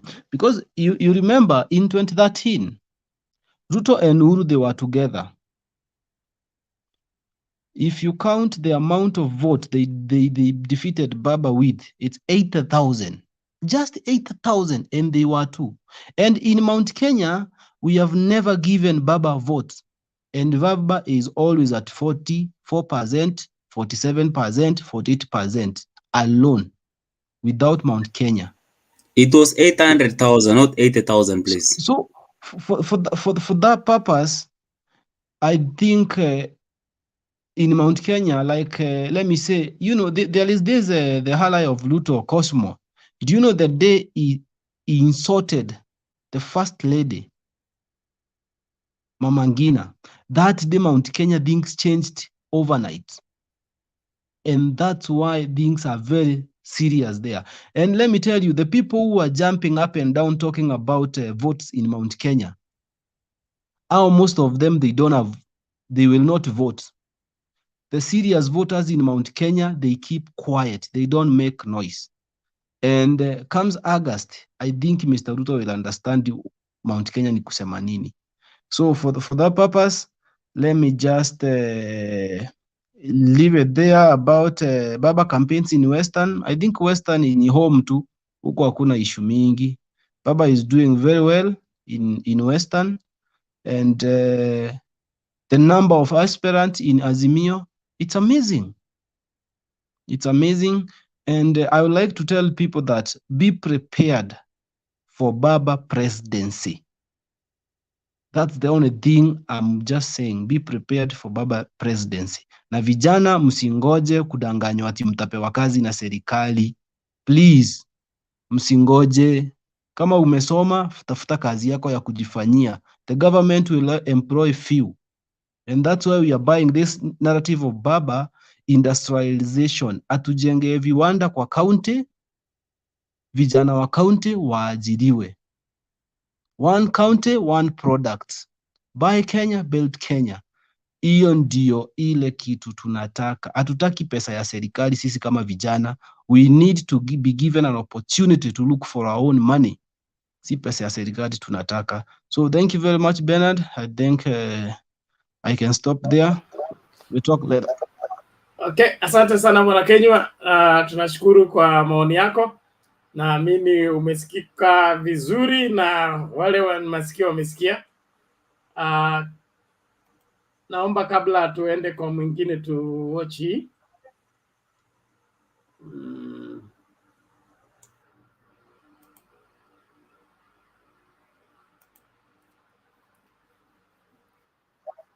Odinga, I have this message for you. We will not be here without you. Modern day democracy in Kenya cannot be spoken of without the mention of your good name, Raila Odinga. When I was growing up, your father, Mzee Jaramogi Oginga, Ken Matiba, Martin Shikuku, George Anyona, Mohamed Bahamaris, Masinde Muliro, Kijana Wamalwa, and I can't really stop or mention all of them. These people were our hope, and your dreams will always be our hope.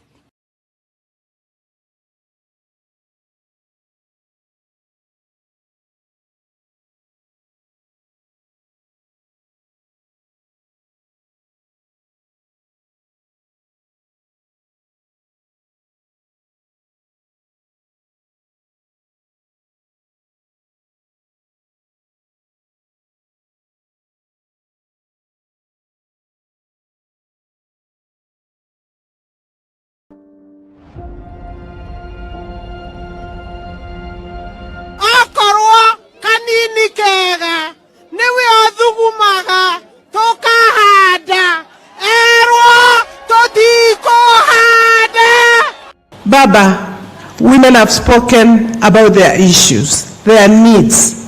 Kwanza wakaongea juu ya kuwa na chakula kwao nyumbani.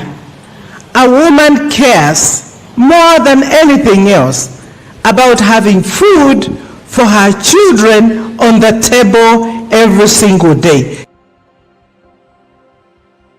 Ya pili, Kionjori, wewe ndio unajua wanawake wanazalisha watoto na nani, na nikwambie Kuzalishwa kwangu ni kupenda kwangu, mbegu mimi ndiye nachagua, sichaguliwi. I happen to be chair of deputy governors at a time that I consider very exciting, especially because of the looming constitutional reforms and the fact that we have realized that there is a huge sort of, loophole on the functions and the roles of deputy governors. Kama kufanywa nilifanywa zamani. Kwa hivyo hayo mimi hayanitishi. Kawaambieni Aisha Juma si bikira. Sawa sawa. Mimi nimerecruit katika Likoni constituency 3500 ambao wako under NHIF, na katika NGCDF pia nimerecruit 1000 people under NHIF. Jamani, chanda chema lazima kivishe pete. Mgala tumuue, lakini haki yake tumpeni.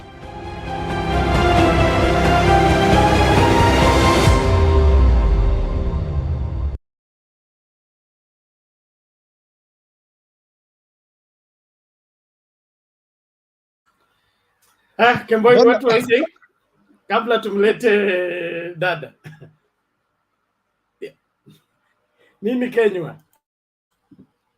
No, Mr. Bernard, I'm very happy. I'm very happy to see the leaders whom we are anticipating to have. And you can see the difference. I think Kenyan can see the difference. It's like day and night. When we are talking about leadership, you can confirm the leadership in those clips of the videos that you have played. You know the leadership where it lies. And that's why you see like Martha Karua decided to come to Azimio, because Martha Karua is a leader. Not a dancer or someone to throw insults here and there. We need leaders in Kenya who knows what we need. We are not going to dance. So you can now, I think Kenyans knows the type of the leaders we are going to elect by 9th. So I think those videos are awesome. I think they have enlightened a lot of people. Even Kemboi can understand the people they have in Yuda. And Kemboi, don't be very much happy. Just look back at where you come from, the maendeleo that you can get there. Just look back where you come from, and you see the people we are trying to be imposed to elect as a leaders. You see them now. Those are the people. And let me say the last thing, Bernard. Mr. Ruto doesn't need a wise person. He hates wise people. Why? He normally likes the people he will control. The way he did in our nomination in 2017. He gave us Akina Mike Sonko, Akina Waitito. You see what he gave us. He made sure that the people who are wise, they are not get elected, especially in Mount Kenya. Mr. Ruto anatakanga watu atakontrol yeye mwenyewe. Left, right, do this. Ataki watu wajanja, watu wakona uerevu, wise people. Thank you. Okay, asante. If there's nothing to say, let's listen from Nancy, and then we go to Kipruno, and then Njiru. Kenya, you are around? Yeah, I'm around. I want to appoint you prefect in the meantime. It's Nancy. After Nancy is Kipruno, and then Njiru. I'll be doing the back office. I'm just in next door. So nawasikiliza. Okay, fine. Nancy, karibu. Asante Bernard, nashukuru. Kinywa, Kemboi, Abdul, Kevin, wote na wasalimu, hamjambo. Hope kila mtu ako poa. Mi siku ya leo Bernard, nimekubaliana na Kinywa venye anaongea, especially history ya DP ya stop cheap propaganda Ruto to Uhuru. Nani shida ya Ruto ni kurespond kwa kila kitu. sio mtu anaweza nyamaza, atulie, ajiulize mbona hii kitu imeamua kuongelewa hii wakati. Ni mtu yani, ukisikia kitu imesemekana upande wa Azimio yenye inahusu watu wenye wako Kenya Kwanza, yani next day yani lazima tu mtu atajibiwa. Sasa nashindwa, hii ni leaders gani wenye tunahitaji kutoka kwa hii kikundi ya nini ya Kenya Kwanza? Sababu sio watu wa kuvumilia na neno, wanakaa kama wanawake wajawazito. Yani ile kitu amesikia hawezi kaa nayo, anakimbia tu mbio mbio, na kitu yenye anaongea anaenda kuongelea church, ana quote Biblia mpaka unashangaa, yani mpaka unaona azini wewe hata hujawahi soma Biblia kwa hii dunia, sababu anaongea ana quote Biblia, lakini kitu yenye hajawahi hiyo Biblia amequote kwa muda mrefu sana, lakini hajawahi quote mambo na kuiba na 10 commandment ni nini yenye tunafaa tufanye na nini yenye hatufai kufanya. Nashindwanga DP shida yake ni gani? Alafu nashukuru sana kwa watu wangu wa Western. Western iko locked. Sina shida tena. Baba atapata kura kuliko zenye ashawahi pata huko sasa. Kura za Western ziko locked. Nafikiri DP ako na shida, hata venye alikuwa wanasema ati atachukua Mudavadi kama his deputy, bado ako na kazi. Inabidi tu ajitolee.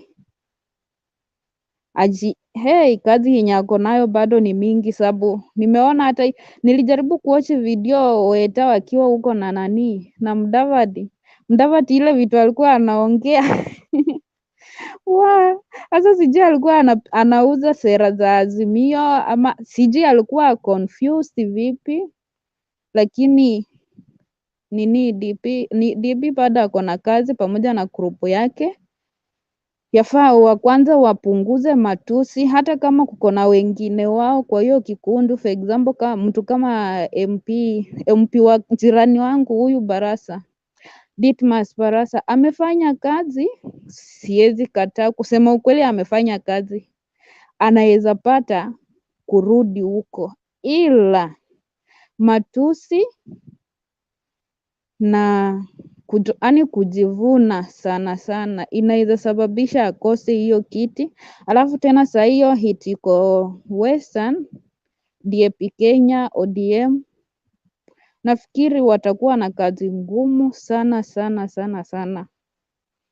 Alafu Kinywa, wewe unasema tu sijui eti Mount Kenya ati mumeamua. Mi naona Mount Kenya kama imefika kiwango yenye watu wameacha sasa kutumia vijana, wanatumia wamama. Kama ile kitendo ili happen nini Meru huko kwenu Kinywa wewe haki ilikuwa kitu mbaya sana, haikufurahisha kabisa. Ilikuwa picha mbaya, especially ni kwa church ya Catholic. Wanawake si vijana, wanawake wa mama ambao wenye kikinuka saa hizi kukiwa kubaya. Mumama wewe ndio utaumia, mbaba atatoka venye yako, wewe ndio unahangaika na watoto wako, ukitafuta pa kulala, wewe ndio utasumbuliwa, mbaba hana haja. Alafu kesho yake mtoto pia akienda kwa rally apewe pesa ya kuenda kuheckle kwa mtu mwingine. Alafu tuseme tia kazi wenye zilikuanga hizo wakati wa baba, tia kazi zikuje, alafu hizo life bullet zikuje, mtoto wako auliwe, utalia nani? Na we ndio umekuwa mfano kwake wa mama. Yani unaenda kuheckle kwa kanisa in the name of 50 bob.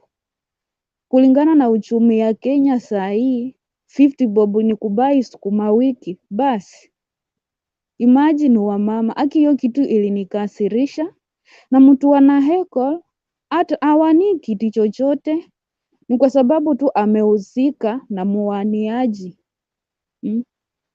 Walinikasirisha, niliona mbaya sana, sababu hakuna saizi, kusema tu ukweli, katika nchi yetu mama wenye wamepitia Mama Ngina na Mama Aida, mambo yenye wamepitia ndiposa sisi tufike kwenye tumefika hapa. Kama ingekuwa ni sisi, hii generation yetu ya saa hii, na kuambia for example venye baba alishikwa hivyo hiyo miaka yote, Mama Aida akiwa tu nyumbani, baba angerudi nyumbani apate Aida amezaa hata watoto wawili, lakini mama alivumilia. Amekuwa role model wa wengi, wengine tunajifunza kutoka kwake. Lakini mtu wewe unapewa 50 bob, unaenda kumheckle na kitu ya kushangaza, nyinyi ndio mmemwalika. Mbona mumwalike mkijua ya kwamba hamtaki kusikia mambo yake? Sieri muache. Hakuna haja, wamama haki tusitumike. Watoto wetu watumike, tena sisi wenyewe tutumike. Itakuwa aje kweli? Licha ya kwamba mimi sio mama, lakini wamama tusitumike. Najua siku moja ndakuwa mama, lakini wamama naomba tusitumike. Hii uchaguzi inakuja itaisha, na maisha yetu yatabaki vile vile. Hata kama kuko na wengine sahi wanadependi kwa hizi campaign, wakae wakijua tu tumebaki na miezi 4. Bado utarudi tu kwa ile routine yako ya kawaida ya kwenda kuuza mboga, ya kuhangaika. Awe ni baba amepita, awe ni Ruto amepita, wewe bado tu utabaki pale pale. Na kama kunaweza kuwa kubaya, hao watu unapigania wenye walikupea 50, utauliwa ama familia yako iuliwe ama ndugu yako auliwe, wewe ndio utasikia uchungu. Hawa hawatasikia uchungu. Kukinuka watapanda ndege, wabebe familia zao, waende ng'ambo. Sisi hapa Kenya ndio tunaumia. Hatuna mahali pa kuingia, hatuna mahali pa kuenda na zile shida zetu tu. Wamama tafadhali tu ninawaomba tusitumike katika politics.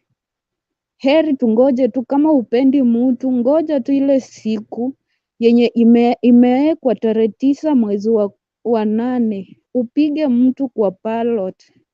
Tusikue the role model wenye tunasababisha watoto wetu wanaingia kwa mambo yenye, sababu mtoto akiona tu nyinyi mmefanya hivyo, kesho yake pia ataenda kwa rally akijua, akitarajia ya kwamba hata yeye anataka hizo pesa apige kelele. Niambie, ingekuwa ile wakati wa nani, wa baba wa tear gas, life bullets. Kuko na watu wamekufa kwa hii nchi kwa sababu ya siasa, na inauma. Ukikumbuka Msando familia yake, ukikumbuka Jacob Chuma, ukikumbuka watu wengi tu katika hizi siasa wameenda, familia zao zinahangaika. Si ati walikuwa na pesa nini, lakini unajua hata kama mko na pesa, lakini mtu mwenye alikuwa pale ametoka, hamunanga amani kabisa, hamunanga amani. Wamama sisi ndio tunaumia kabisa. Tujitenge na siasa, enda usikize yenye yatakupendeza, chukua, yenye hayatakupendeza achana nayo. Lakini mambo ya kununuliwa, kuheckle, alafu tumechukua kanisa ya Bwana imekuwa kama biashara. Hii mambo imefanyika Uganda.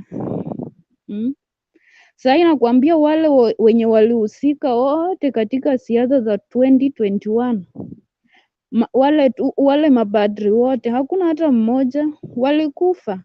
Na si ati anakonjeka, mtu anaamuka anatembea tu, akifika mahali anaanguka, kwa sababu alikula pesa ambazo si halali, pesa za ongo. Au wanasiasa wengine wanaendanga kwa watu wao, siwezi jua ni wapi, wanaweka huko pesa zao, wanaleta, wanapea watu. Uwezi jua hizo pesa zimewekwa maagano gani. Wewe mwenye unashika Biblia ya Mungu, unaenda kwa madhabahu, unadanganya watu na unakula hizo pesa. At the end wewe ndio unapoteza maisha yako. Huyo mwenye alikupea ako na familia yake, anaishi vizuri, anakula. Familia yako unaiacha kama wanahangaika.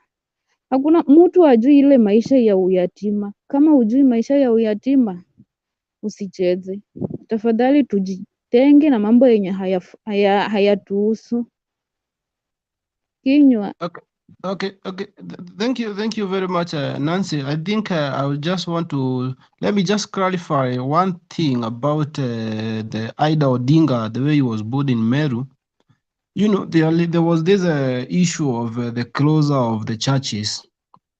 It was part of the issue because you know, there is the day Madam Odinga said that most churches are supposed to be closed. And she said that on a light note, such that there are some churches that are misleading people. They are not giving a leadership, spiritual leadership. They are misleading people. And most of them, they are doing it as a business. Those are the churches that he was pointing at. And sometimes I said about if you go to Rwanda, Kagame closed churches. I think everybody knows. Kagame closed churches and they were regulated. And that's the point of Mama Haida was saying about to regulate the churches in Kenya, because you find everywhere is church, and those churches they are preaching, most of them, it's business. They are not preaching spiritual nourishment. They are doing their business and they are misleading Kenyans. So those are the churches that he was trying to point out. And on that note, Mithika Linturi was there, and you know Mithika Linturi, he has an issue with the Azimio, and there is a way that the Azimio and UDA, they cannot share the same podium in a light way.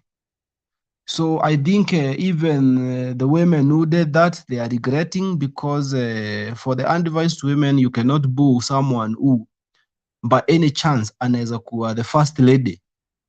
I don't know, you will be very much embarrassed. So you're supposed to have discipline and decorum, and just go listen. If you don't want to listen, just walk out and go. You don't have to do such thing to a woman who doesn't even go anywhere. He doesn't talk anything wrong. So I think it will be understood, and those lady women from Meru, I think they will get knowledge and they will understand. So Nancy, thank you so much. I think if there is no question, I can just go to Njiro. Njiro, are you there? Njiro. I think before we get Jiro back, I think let me just give Abdul. Abdul, naona mkono yako iko juu, maybe you can point out on. Okay, Jiro is back. Jiro, I think. Yeah, Nico. Just come in. I was to give out your time, so karibu sana. Okay, sawa. So Okay. Mimi nataka tu kukomenti kwa hii discussion yetu leo. Unajua, me I'm one of those people, hata kama nachangia hapa, I don't want to fully think on the attitude of our politics. Sababu unajua, I think as Kenyans we are still learning the decorum of doing politics. And I do not know the reason why tumefika level ya kwamba we do not know the art of doing politics, whereby we compete on issues, we compete on discussing how we can make the life of Kenyans better, doing a comparative analysis of different government agenda, all dated all the way from the year 2002. So ningetaka kusikia mtu ambaye anajaribu kuelezea vile ata expand ile structure ya watu kama Kibaki vile walifanya. You see, there is a lot of progress which has been done from that time. And I think now our politicians need to come up na strategy ya kusema how they are going to expand how Kenya is functioning. So mimi nimekuwa nikifuata siasa, and frankly speaking, siasa ya kujibiana, I always analyze it with a lot of content. And I think sasa saa hii tuko na mwaka mzima or so where tumekuwa tukiona ni kama the deputy president and the president are not working close, or ni kama maji imeondoka kwa mkodo. And there is one thing which I would like to confirm here. And this one is political, and I would want to maybe to tell people, sababu hapa najua tuko na vijana wandogo na mnafanya kazi. Always there is one thing which you always need to know. Your boss is always correct. Inakuanga hivyo, by the way. And if you think that your boss is not correct, and you think that the philosophies which your boss is trying to bring, the attitude should always to quit and leave your boss. These things happen. Unajua, we have been working in different companies, and kama na tukikuta in levels whereby I'm disagreeing with my bosses, the honest thing personally, kama mimi mwenyewe ile kitu mimi nafanyanga, I always resign. Kama nikijikuta saa hii the attributes and the aspirations and the ideas which I want to push, company A cannot buy them, I always quit. But sijawahi jifika level ama sijaifika level ile ambayo ati I am working in a certain company and I do not buy in the idea and I'm still with them. So there's an advice to young men. So never be in a place and you don't buy into the ideas. Otherwise, you will be a coward. Wewe kazi yako tu uko hapo tu unataka tu kukula mshahara. And you will never grow. And those attributes will become too, ama the animosity will become too much. Then after your animosity imekuwa too much, you will not be able to build your career. And I can tell people here, unajua ni vile watu wanajaribu kuzika vichwa hapa. One of the thing ambayo imefanya deputy president asiweze kugrow ni hiyo story ya he has been unable to separate respect and power. Let me tell you, in this life, you cannot talk badly about your boss, hata kama anaongea vibaya. Let's separate. Unajua, I do not know the reason why watu hapa they are trying to validate. And let me tell you, and I think the deputy president ameshindwa na kusoma. We have a script which we were given by Moi. Moi gave us a script of how you can work with in an hostile environment and still deliver and conquer. If you know, for your information, in as early as in the 70s, we used to have watu walikuwa wanaitwa Kikuyu Mafia and some people who are not very friendly to Moi. And Moi at any particular time did not come out and critically start criticizing those people. Because kitu moja Moi alielewa, alijua, these are the people with the power. And if I start jeopardizing these people, they will shift. Instead, Moi alikaa tu vizuri pale. He behaved as somebody who is not real. And when the time came for him to get power, akapata hiyo power taratibu. And we know what happened. So the deputy president has a right to talk if he wants to talk. But one thing which I can assure you is that you can only talk if you don't want power. So Mimi, the way I analyze, the way he is talking, he doesn't want power. But if he really wanted power, kuna vile angeweza kujiassemble. Because let me tell you, sio hata ati nini, it is not even in Kenya alone. You will never get power in the streets, and you will not get power in organizing those huge campaign rallies. Let me tell you, hata kwa kampeni ya Marekani mliona Donald Trump was having so much huge rallies, and he did a lot to make sure that he gets power, but unfortunately hakuweza kupata hiyo power, sababu power kuna vile inapatikananga, and it's not about might or strength or the amount of people you can assemble. It boils down to concept, and you need to have a concept, and you need to know what you need to do so that you can get power. And according to our African setup, power concentrates to the people who have authority. I want to respond to Kemboi. Kemboi, the deputy president will not get power from young men in central Kenya. Those young men from central Kenya, they have no power and they have no concept of how to get power. If the deputy president wants to get power in Kenya, itabidi atafute watu wako na maboma, watu wako na watoto, people who are paying school fees, people who know the weight of being Kenyans. Ataenda huko kuanzia kutafuta watu tu wanakunywa mapombe, people who are not organized, watu hawana kura, alafu anasema hao ndio wale watu watampea uongozi. Kama mimi, I'm a young man, I'm a married guy, niko na watoto kwa mapenzi ya Mwenyezi Mungu, and the deputy president hawezi kuja kuomba kura hivyo anaomba. I can tell you personally, maybe tunaweza kuwa we have some of the cultures ambazo watu wameevolve and they think they can disrespect elders.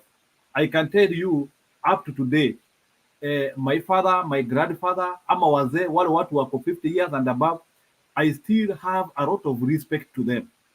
Sasa hii concept ambayo KKA wameintroduce in Kenya, that mtu ya miaka 40 anaweza somea mtu ya miaka 70, my friend, hiyo vitu tutaachana nayo. We have to respect people, and we need to know that there is the moral authority in the African concept, and there is no way in which mtu wa miaka 40 atakuja kusomea mtu wa miaka 70, regardless whether hata huyu mzee wa miaka 70 ako na makosa ama ana. Wewe unajua our African hierarchy. Our African hierarchy, a young man cannot advise an old man in terms kwa vitu zingine. Wewe unaweza kuja kuambia mzee vitu ya makompyuta, sababu hiyo ni vitu ya saa hii, lakini mtoto mdogo, watu kama akina Moses Kuria, people are not even 50 years old, they cannot start coming and advising wazee wa miaka 80 about oath. Huyo Moses Kuria amechukua oath ngapi ili akuje kutu advise story ya oath? How many oaths as Moses Kuria himself taken? History ya watu wanajaribu kuinvert culture, and then history ya watoto wa miaka 20 na miaka 30 kukuja kutumarketia culture and how things are evolving in Kenya. Even to the case of coming even to tell us about some of our fathers who we respect very much. Let me tell you, history is always distorted to favor something in a place. So ile kitu nataka kusema hapa ni yes, tunaweza sikiliza hiyo maneno ya kina Koitarel, tunaweza sikiliza maneno ya kina Wayaki wa Ihinga, tunaweza sikia hata maneno ya wazee wa kutoka huko Luoland, but mimi hiyo maneno sitaisikiliza kama anakuja kuambiwa hapa na kijana wa miaka 19. I want to see huyu kijana wa miaka 19 ambaye ananiambia story ya history, knowing very much hata watu wa KKA by the way walisema hawataki hata maneno ya history. So I'm even sure hiyo history watu wa KKA wanataka kutuambia it is distorted history. How come sasa ndio wamekuja kujua history ni ya maana? How come sasa watu wa KKA ndio wanataka tujue Koitalel vile alisema, na walituambia hawataki mzee wa vitendawili, hawataki mtu anatuambia maneno ya njani? Why is it that now history is now important now when they want history to favor? Why is it that history is more important when you want to align yourself with a certain group? Sasa ndio sasa mtu kama Ruto anataka kujialign na Koitalel Somoi, sababu anajua Koitalel Somoi the impact and the history which he has with the current generation. Mbona mnatuletea historia na baba akileta historia mnasema hamtaki historia? So let's not have double speak, let's not have this standard ya watu kukuja kuanzia ati kusema we do not need history. Kama hatutaki history ni muachane nayo na muongee mambo ya kisasa. Sasa hiyo mnataka kuongea, muongee sasa hiyo maneno ya bottom up hiyo na maneno ya economy, the way you want to deal with your economy without invoking history. And also you need to know even this bottom up which you are also telling to people, it is also historic. It inahitaji historic data. Like for example wanatumia kama the US model vile wanasema ati hata Marekani hiyo model ya bottom up haifanyi kazi. They are basing on history. So history is very important. History ndio ina advise how you are going to jump into the future. Sasa mimi ile kitu naona hapa naona kuna story watu hapa hawaelewi, and I think by the way nilisema hata hapa jana napigia baba kura, lakini sipigii baba kura akuje ati solve mambo yote. What I want to do is there is something I want to solve in Kenya, and I always know that when you want to solve problems, you solve problems one by one. Saa hii mimi ile problem nataka kusolve saa hii Kenya ni historical injustices na tribalism. That is the problem I want to solve in Kenya. The next government itakuja kusolve corruption na maneno ingine, lakini mimi sitakuja hapa ati kujidanganya ama kuwadanganya hapa kuambia ati baba anakuja kusolve vitu zote.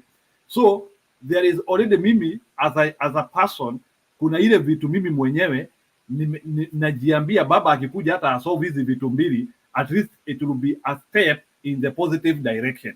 But I don't want to overburden baba ati akuja asolve kila kitu. Oh, we have so many problems in Kenya.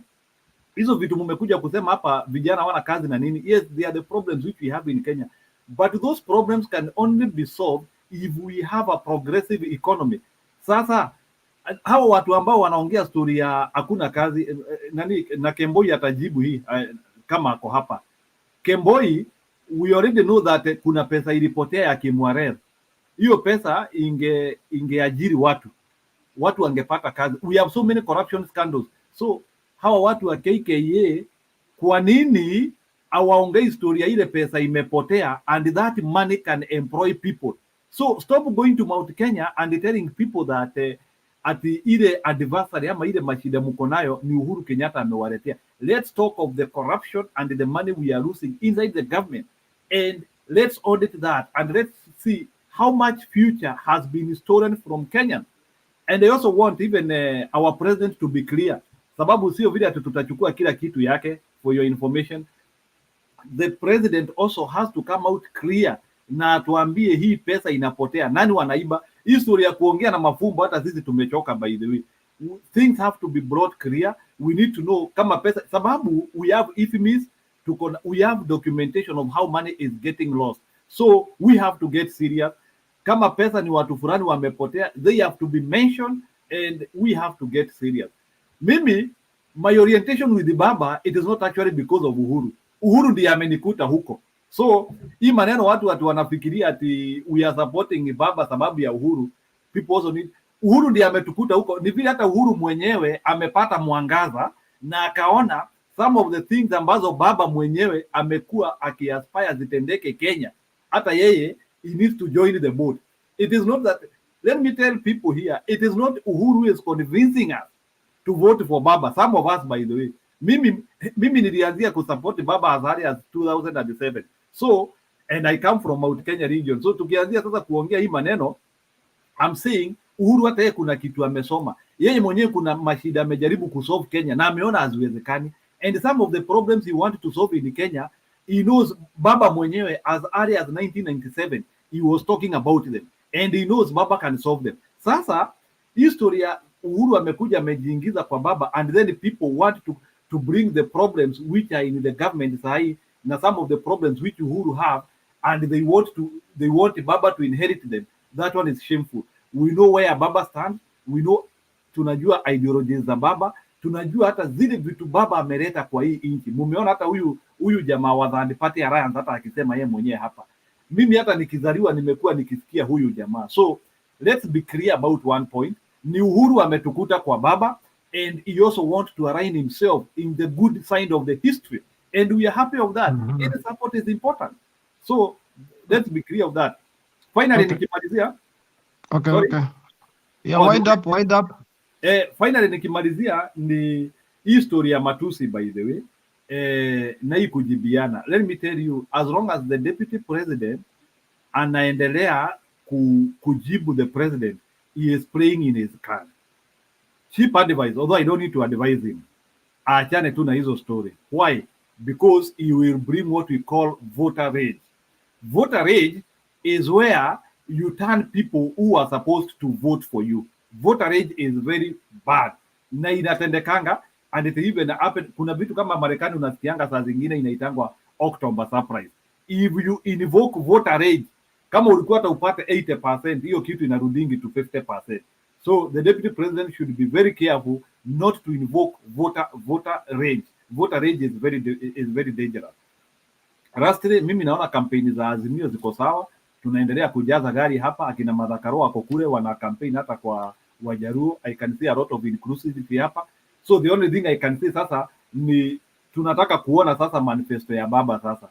Hatutaki sasa vitu kwa mdomo peke yake. We have heard him saying that atapigana na corruption. We now want to hear a format and a formula which he is going to use.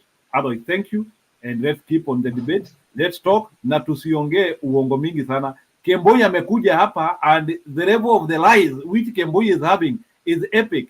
Ile uongo, I think Kemboi is the greatest lie I've ever had. Thank you. Maura Kemboi, it's a newcomer in politics, so he just buy whatever he get. So maybe with time he will understand about the politics. So thank you, Mr. Jiro, for your contribution. I think Abdul, you have something to say. Go on. Thank you, Kinyua. Yeah, Njiru, you should just excuse Kemboi.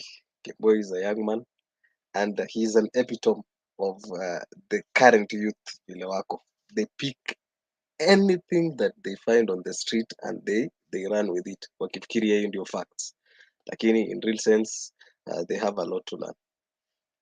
Ukifuatilia hata labda Kemboi, this will be his first election to vote. Hajawahi vote tena. Kwa hivyo the good thing that he's on the panel, he has picked one or two things, and I believe labda kesho kutwa utaona kuna changes kidogo na his argument. Well, there's something that you mentioned Maura, lakini kidogo uli mention juju. You know, it's like us Kenyans tumeconcentrate sana na the presidential vote. Tukifikiria probably if we elect a certain person for president, then our lives itabadilika tu hivyo. We've forgotten that there's governors and their MPs hapa chini, and probably even the MCAs.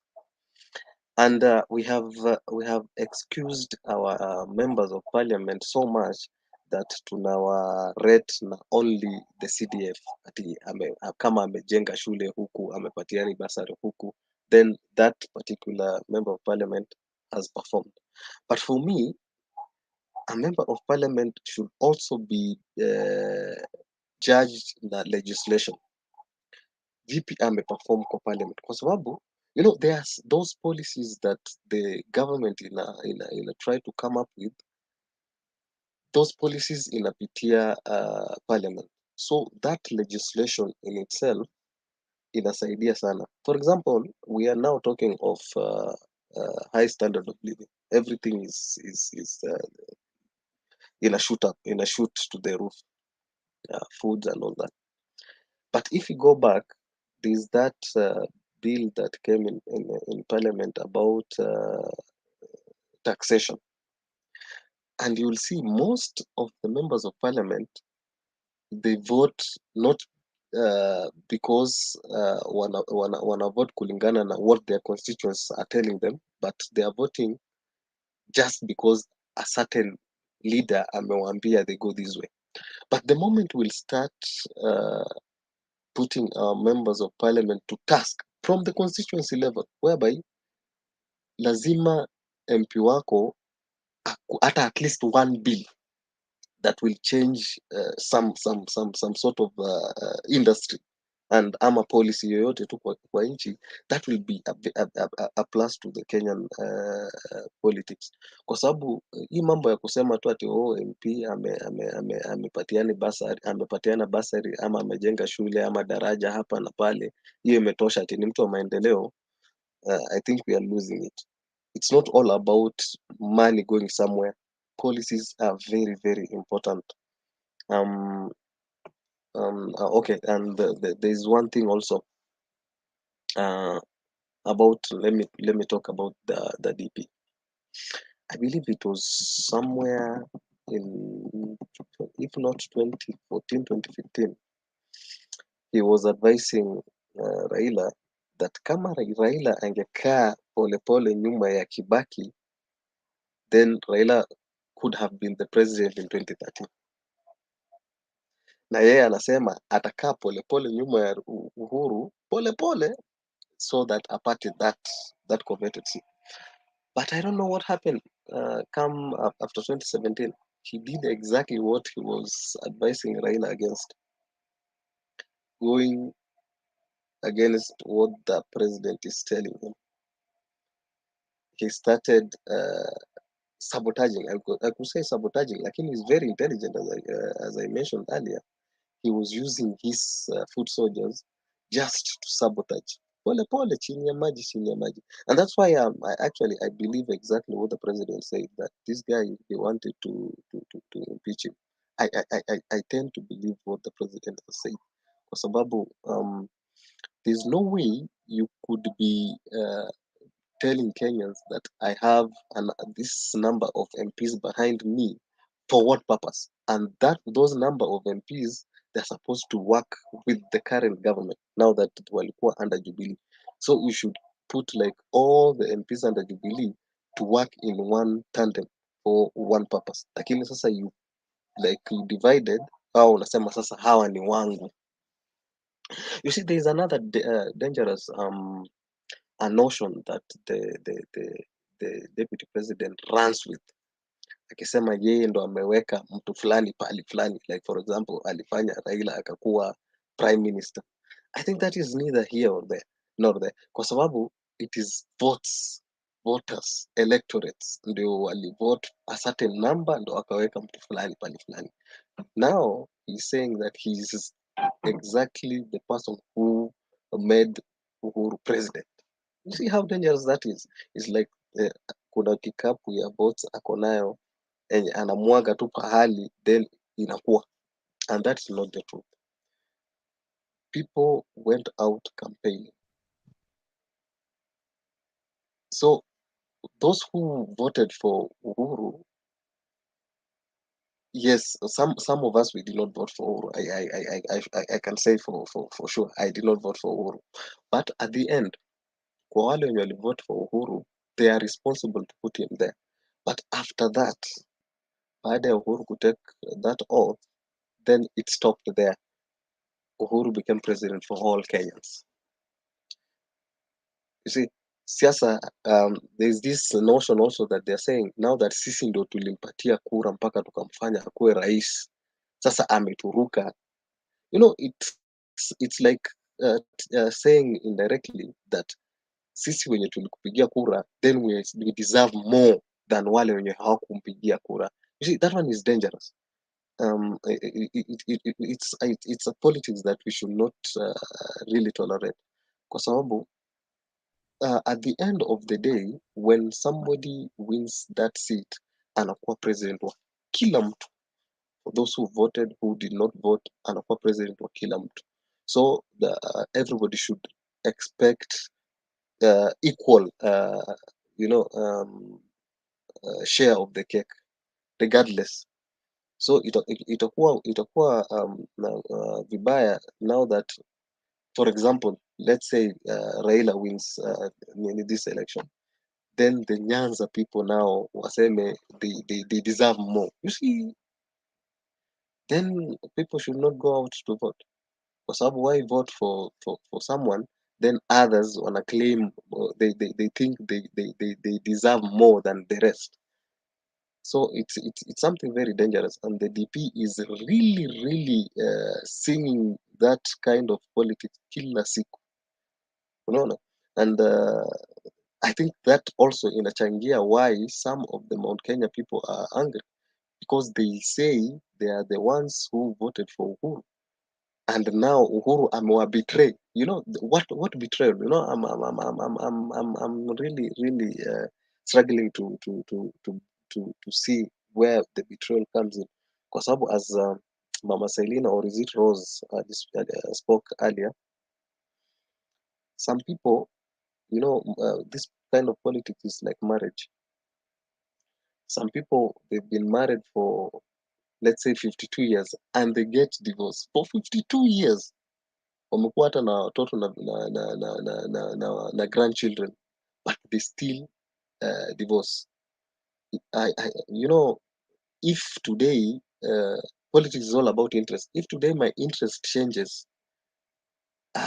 there's nothing that should hold me back to a certain, to a certain person, now that my interest and his are not in tandem, you change. You look for someone else who will buy into your the kind of interest you have. So people should not talk of betrayal or anything. And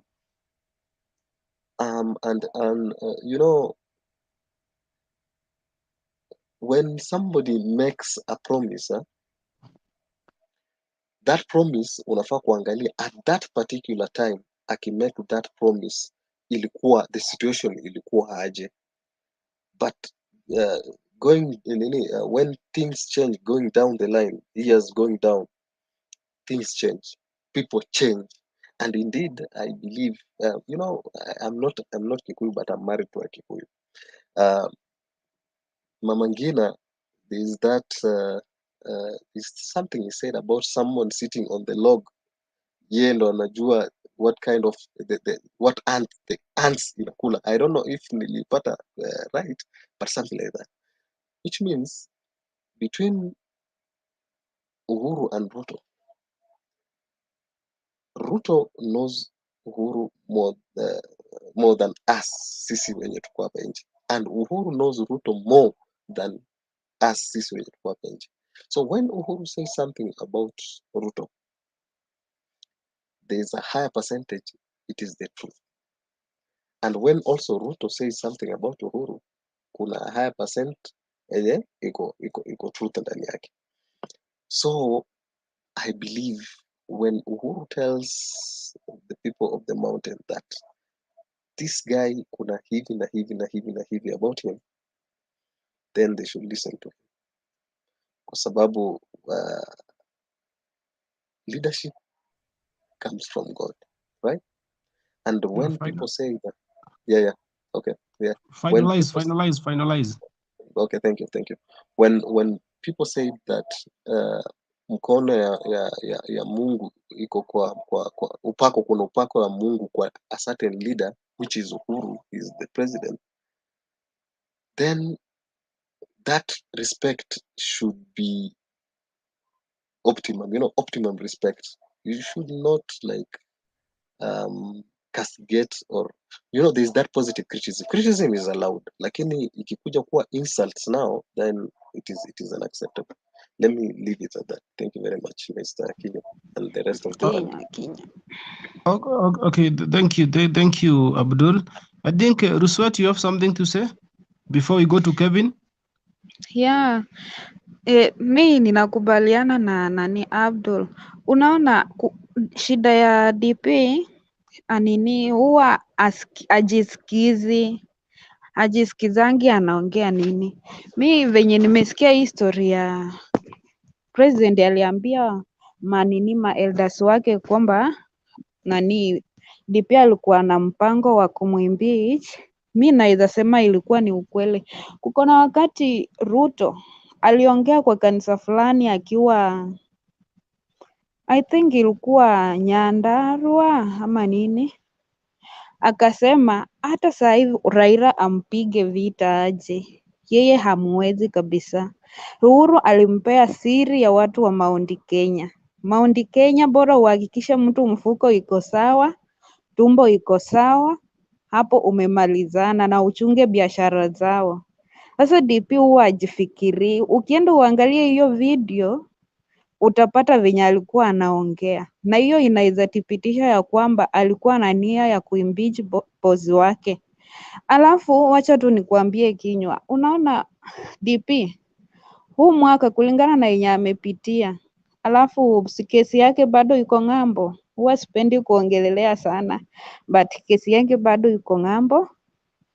DP atahakikisha kama atashindwa hizi kura, atahakikisha Rift Valley hakuna kupigana, hakuna kukosana, kabila zote atahakikisha wamekaa sawa. Lakini wacha nikwambie, atatumia watu wa Mount Kenya kupigana wenyewe kwa wenyewe ili ya kwamba Uhuru aonekane mbaya, na hiyo mtakuja kuniambia. Ruto atahakikisha usalama uko Rift Valley na Mount Kenya anaenda kuchafua huko. Msipochichunga mtachua hamjui. I think, Nancy, let me just correct you a little bit. I think by that time, people have lost properties before in terms of the violence in about post-election. And for that purpose, people are very much careful right now because no one wants to lose the property just because of one-time election. So I think people have learned in a different way and in a hard way. So for that purpose, all we need is peace, and past and post, we need only peace in the country so that we can drive with our business either in Kisumu, Mombasa, everywhere, Rift Valley. So that's all we need, and that's our prayers.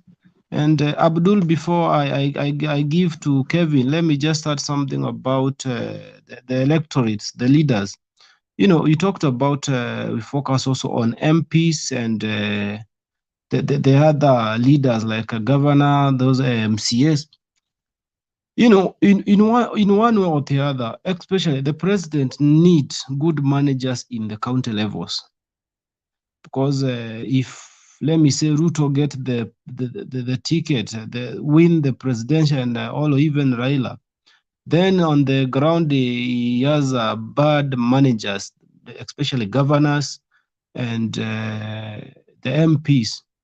I think it will be very hard, even if you give that 5%, I think it will not work well. It will be just a waste of time and waste of resources. Secondly, we need people need a good representation in a parliament, because that's where everything is done. That's where the allocation is done. Everything is done from the parliament. So people still need to mind about the local leaders, the MCAs and MPs and senators and governors. So that's the thing people should not forget about. Most people are focusing about the president because he is the head of state and is the one to handle the country, and is the one who knows the direction that the country may go wrong or may go correct. But also the president needs good managers down here. So thank you very much, Abdul. Let me just give it. Demba, welcome. Thank you, Kenya. How have you been? I'm very fine. I'm the one who is welcoming you today. Why is everyone calling my name on the comment section? Because you are the lost sheep and you are needed back. I come in the 5th hour. It is in the 5th hour. Okay. Yeah, sure. I just want, before we invite you, let me just give to Kevin. Then from there we go to Joe. Then you take from there. That's okay. Kevin, That's fine. yeah, Kevin, welcome. Say something. Okay, thank you. What I'd like to say is just all about 2-3 points. Kindly go closer to your mic, please, Kevin. Kile ningependa kusema ni kuwa number one, politics is all about numbers, and politics, mtu usipojipanga vizuri utapata watu walishajipanga kitambo. So whatever that we are being seeing, like a lot of crowds, Kenya Kwanza iko na a lot of crowds. Okay, Kenya Kwanza iko na a lot of crowds, especially pale Mombasa. Ukiangalia pale Mombasa vile Ruto alikuwa akizungumza, wale watu wenye walikuwa na mchia, it was coming from a certain corner, kuonyesha kuwa like majority of the people who were there walikuwa spectators. They just came there to attend the rally, not that they came there to support William Samoei Ruto. And then another thing I'd like to talk about Ruto yeye mwenyewe ndiye atajiangusha. Ukiangalia maadvisor wenye wako nao ni kama hawamsaidii. Some of them they are just riding on Ruto. They get numbers from their regions and then they don't want to care what will happen to him. So ukiangalia wale jamaa wenye walimuadvise aende kwa the president's place, huko Gatundu. You see, one thing is it created more harm than benefits. Sasa hizi ukiangalia ground imeanza kuchange, watu wameanza kujiuliza kama huyu jamaa anakuja kwetu kwa president, anatumia vijana wake kutusi president, akikuwa rais, sisi hapa kwa ground nini itafanyika? So people are starting to ask themselves questions like, this person is not a good person. If he can manage to abuse the president, why did the president is still on the seat? What will happen when there will be nobody that will be on the side of the Kikuyus if he becomes the president? And then ukiangalia Uhuru vile anacheza, Uhuru si mjinga. Uhuru is very wise. It's just like wakati unataka kuchinja kuku, sema kama msimu wa Krismasi, unaanza mapema, huko kuna mfuga vizuri, unampatia chakula, and then yule kuku atafikiria yeye analishwa, lakini at the end of the day yeye anaingia kichinjoni. That's the same thing which Uhuru is trying to do. Uhuru just keeping quiet, and then Ruto anaona like amechukua ground, anaweza fanya kila nataka, he can talk what he wants, but at the end of the day whatever he's talking about, people are not fools. Watu siku hizi wamerefuka, so at the end of the day yale maneno yatatoka kwa kinywa chake na yale yatatoka from his supporters akina Sudi and the likes, ndio yatamharibia kura zake. And then ukiangalia kwa the Azimio side, Raila anacheza vizuri. He is not responding as such as he used to do in 2007. Ona ile time ya 2007 Kibaki alipokuwa akiongea machache, Raila anaongea mingi. At the end of the day unapata ameongea maneno mengine na maribia kura. Right now Raila he has matured. Ukiangalia yale maneno anayotamka, ukiangalia kama Oscar akina Moses Kuria wanamtusi, lakini yeye hajajibu anything.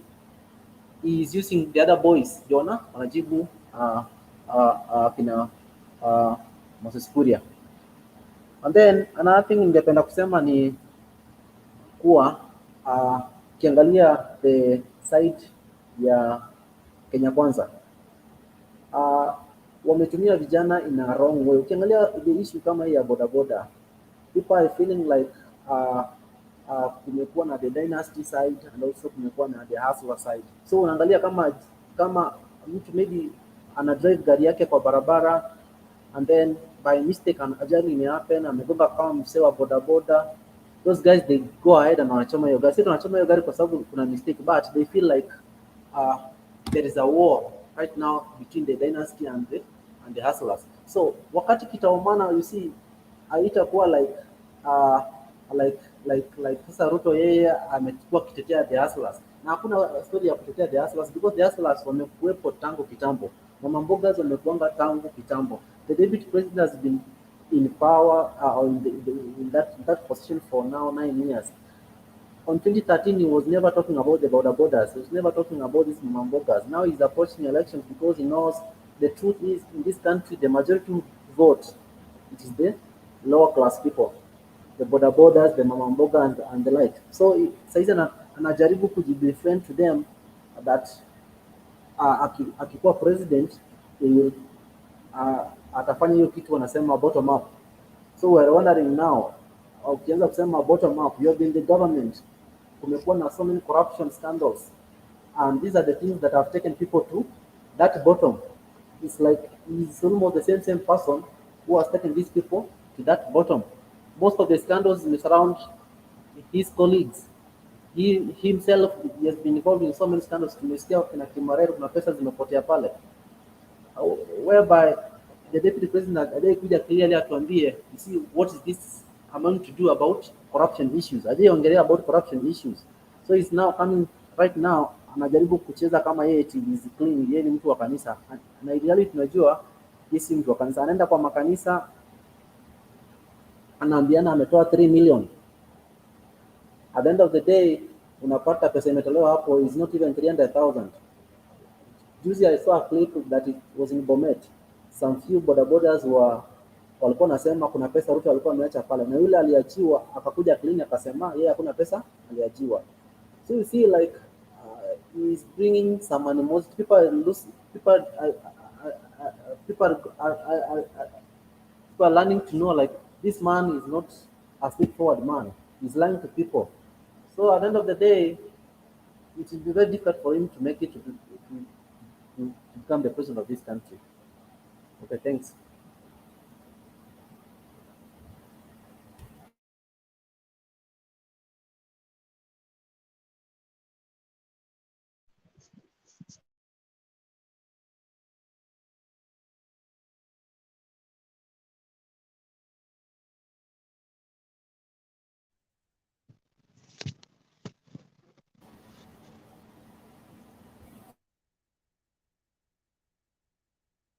Yes, Kevin. Yeah, Demba. I think Kevin, you are done, right? I think Demba karibu sana. You just take it from there. Okay, sawa. Thank you Kinywa. Yeah, take it from there. Welcome. I want to appreciate those who are in the comments section. Kevin Orinda, it's nice to see you, and nice to see people like akina David Olo. Julia Kanyoro, we toka huko kuja huku kwa debate. David Olo. Yeah, mwana wa Ingo. DJ Achieva, mbona unanigonga? Nigonga bwana. Kuwa mpole. Nimekuja saizi hata makaribisho ya chai. Yeah, thank you so much all of you. Na hata wale ambao wako katika the panel. Asanteni sana. Nice to see all of you. Yeah, nice to see. It's a Sunday, man. You gotta rest. Tomorrow is another day. So kupumzisha mwili, kupigia mwili pole pia ni muhimu. If you don't rest, my friend, take care of your mental health. Sifikiria siasa sana, usahau ya kwamba wewe pia ni mtu wa muhimu. We need to take some rest sometimes. You just close off from all this politics and all. Just go have a good, nice sleep. Alafu una unwind. You know, you do something else. Alafu nakuja, si ukilala siasa, ukiamka siasa, ukitembea siasa, siasa. All right. So you said we bring in Abdul, right? No. Joe is the one to come Okay. in. Okay, Abdullah Joe. has just submitted. Yeah, Joe. I also see Bernard hajaenda bado yuko hapa, so Bernard aendi mahali huyo. inakaa leo haendi Anazurura tu. Mimi naomba kung'atuka sasa, vile Temba mmekuja, naomba sasa mniachilie. Nimewachunga kuanzia saa ngapi? Hiyo masaa matano. Unazurura tu hapo. No, I've been doing back office. Wewe Kejwa. Wakati uko mentorship, tuliza bodi. Unataka kubehave kama Ruto? Hatujafika hapo. Hatujafika. Sawa. Thank you so much. We really appreciate it. And Temba, welcome. Let me, if you allow me, I'll go. Although we were to deliberate about Marzabet 2, I don't know how it went. We got Mongana boss. It's like you. Yeah, we will follow it up. Then we advise. Sawa. So the rest of the panelists, asanteni sana, washirika wangu wa comments, Mungu awabariki. See you later on in the day. Okay, Bernard pumzika. See you later for the next debate. You have stayed past time. We appreciate your great job, guys. Yeah. Hapa ni muhimu. We keep you. Bernard stays for up to 5 hours, and then I come the 5th hour and endelea for about 3 hours. So that's how it works. Sasa nikichelewa anakaa 6 hours, hapo sasa nimechelewa, lakini ukiona bado uko within the 5th hour, bado Bernard yuko hapo. Joe, karibu. Thank you very much and welcome, Bernard. I'd already had an opportunity and I gave some presentation. Once again, I want to congratulate TV Mtembei. The quality of debate has gone high. And I think this one actually qualifies at this TV. Tuko na watu who can think. Zamani kitambo, sisi ambayo tumekaa hapa, we had people who could not debate at all. People who could not agree, people who could not appreciate what the other side is saying. But I see that we have made some progress. In fact, the progress we have made is better than the politicians that are maybe vying for the top seats and even the governorship. Because as the election day nears, the politicians, to monitor how they're behaving, you could see how they are crisscrossing. Some people, some of them in the last 3 months have moved to 3 or 4 parties. So it shows how they are immature and we are mature. I like the debate nowadays because either side can talk, and then we can debate over an issue and agree on what the other side is saying, and the other side can also agree what this other side is saying. That's a sign of maturity. It's actually away from what we used to do, uko mwanzo mwanzo. But all this I can say it's because of the realities now coming out. And people ambayo walikuwa napiga mdomo tu bila kufikiria, now nafikiri wanaona sasa the reality is coming out. The political situation at the moment, I think it's showing, it's separating the men from the boys. On the side of UDA, I think you have seen a metamorphosis of UDA's side. It began with hustlers against the dynasty. That one has been dropped. Then it came to bottom up, which they could not define. Ilikuwa ni bottom up without no definition. Hiyo pia sasa imewekwa kando. Sasa ni matusi ndio imekuwa mbele. So this is actually showing who are the real boys and who are talking of what they will do. On the other side, the Azimio has grown from strength to strength within a short time. From nowhere, it's now becoming the leading coalition. They started by accepting all parties from all corners of Kenya, so that all Kenyans can be represented in one big umbrella. This other guy alisema yeye hataki party ingine, but you see he's been changing, ni kama chameleon.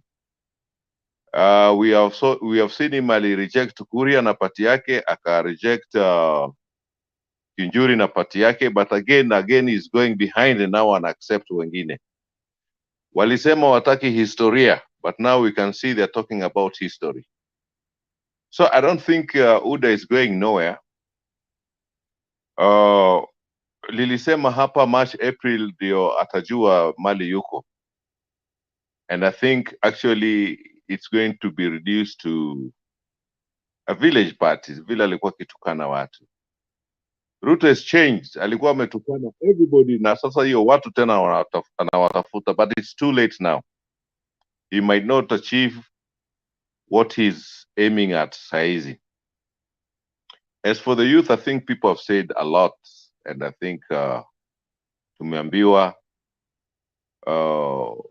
the youth, their expectations iko tofauti. I think Julia said it all. They are expecting a lot of free things. Mtu iko 30, 35, bado anakula kwa mama yake. That is unacceptable. Anasema kuna kazi, na kazi ziko. Kama kuna kazi za kuandikwa, you can create yours, because the current youth should be more creative. In that wamesaidiwa hata na hizi mobile phones. I can't imagine the money when you could not even do online things and what have you. I mean, some of us survived during that period, and we actually developed ourselves to some certain extent. Some of us did not have access to easy laptops and mobile where you can connect anybody in any part of the world. We could believe what we were told by politicians. And the KBC, VOK, Voice of Kenya, that is the current KBC. and they could air what they want you to hear peke yake. You had no other channel to hear anything. But unfortunately for some of us, the politicians now, hakuna kitu sasa politician anaweza ficha. We can see, we can hear what they said, we can analyze. Hata ukikuwa unataka kiti MCA at the farthest corner of the country, ukisema kitu tutasikia tu na tutaanalyze. So unfortunately for UDA, people can analyze, people can hear. You're not only speaking to a crowd ambayo baadaye itakuwa aired kwa one TV channel VOK. Hapana, sahi everybody everywhere anasikia vile unasema, and they can make an informed decision from what you say and what they see around them. So it's just too bad for UDA, because Ruto has said so many things, that if you start counting from the last 4 years, what he has said and what he has promised and what he has dropped, hata hiyo, the dustbin trash itakuwa imejaa. It needs to be collected, nipeleke kwa garbage center. So I'm really sympathizing with him. On his part yake na Uhuru, I think Ruto is losing it. He's losing it all. He's losing it all. Some things you don't have to react. I think so many people have said that. You don't have to react immediately. Sisi, when we were growing up, some of our fathers had 3 wives or 2 wives or 4 wives. Na sometime if familia yako ndio imelaliwa, unaweza tukanwa tu, lakini you don't react, unanyamaza tu. So long as the guy is paying for you fees, unanyamaza tu, you don't have to react. If you want, uende secondary, uende wapi, college and what have you, unanyamaza. Sababu mama hapo ni wengi na hao pia wamezaa vijana. So wewe hata ukitukanwa, hata ukiambiwa wewe ndio unakamua, wewe ndio unachunga ng'ombe, so long as you're being paid, fees inalipwa, unanyamaza, you don't react. Ukireact, fees inakatika. Wengine wanapewa preferences.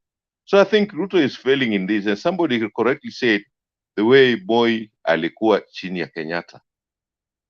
For those of you who don't know, Moi alikuwa anapigwa hata kofi na a regional police officer, Mungai. Namfanyia roadblock, ana search gari yake na nampiga makofi. Na kusikia hata kiteta hata kidogo. He waited for his time. Njonjo, the late Njonjo huyo amekufa juzi, alikuwa kama Mungu kwa Moi, and Moi was the vice president. Njonjo was just an attorney general. Na alingoja hiyo yote. When JM died, Moi aliambiwa aende atoe statement. I mean, when Obote was here, I think Obote was alikimbia hapa. Moi akaambiwa aende atoe statement pale Pan-Africa. He did. Even when JM died, he was given a propaganda kwenda kusema ati ameenda Zambia. He did. He followed the instructions. Now, some of these instructions were not coming from the president. They're coming from the people around the president, the kitchen. Na alinyamaza kimya mpaka wakati alipata hiyo kiongozi. Njonjo alikuja kuona tabu ila jaona. Just one inquiry sent him home, and Njonjo never came back. So some of these things, wakati mkubwa yake anasema kitu, you have to wait and see.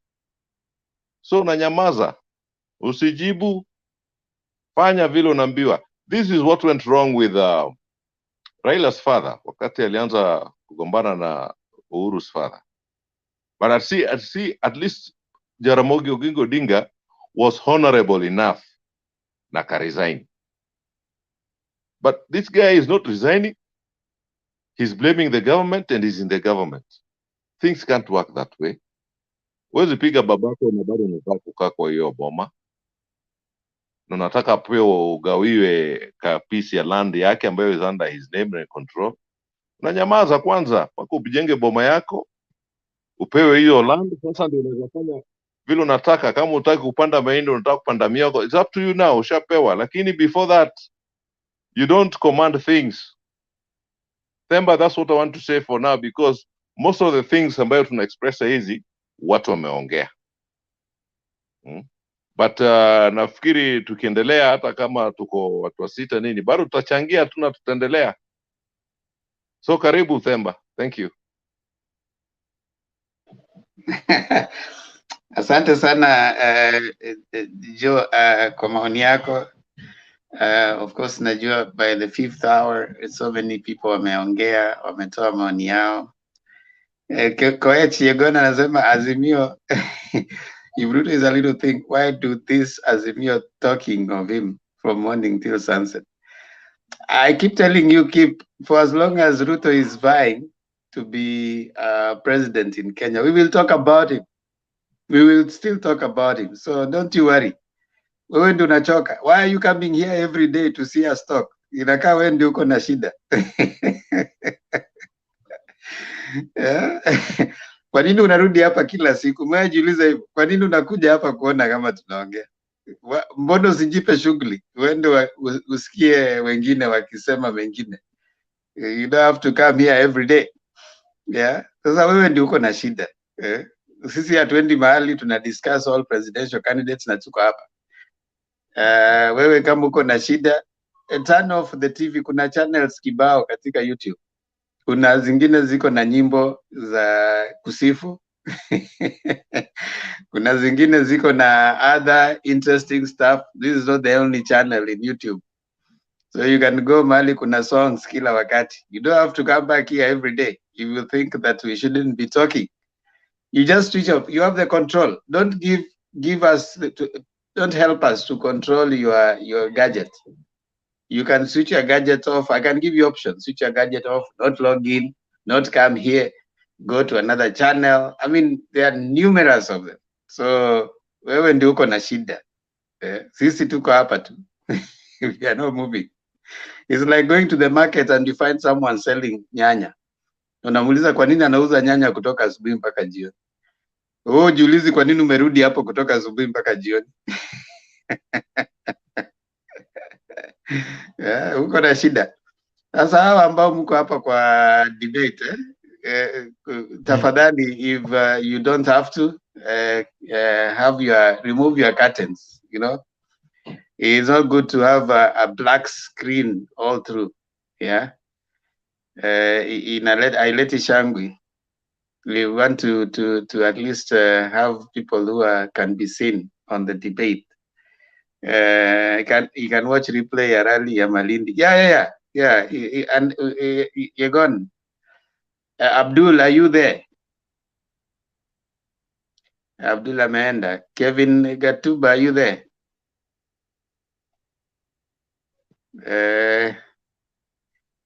Itakuwa tu mzuri tunawatoa kwa sababu we don't have to have people who are not here. Nancy Losweti, are you there? Iko Temba. And why are you not removing your curtain? Hapa iko black sana.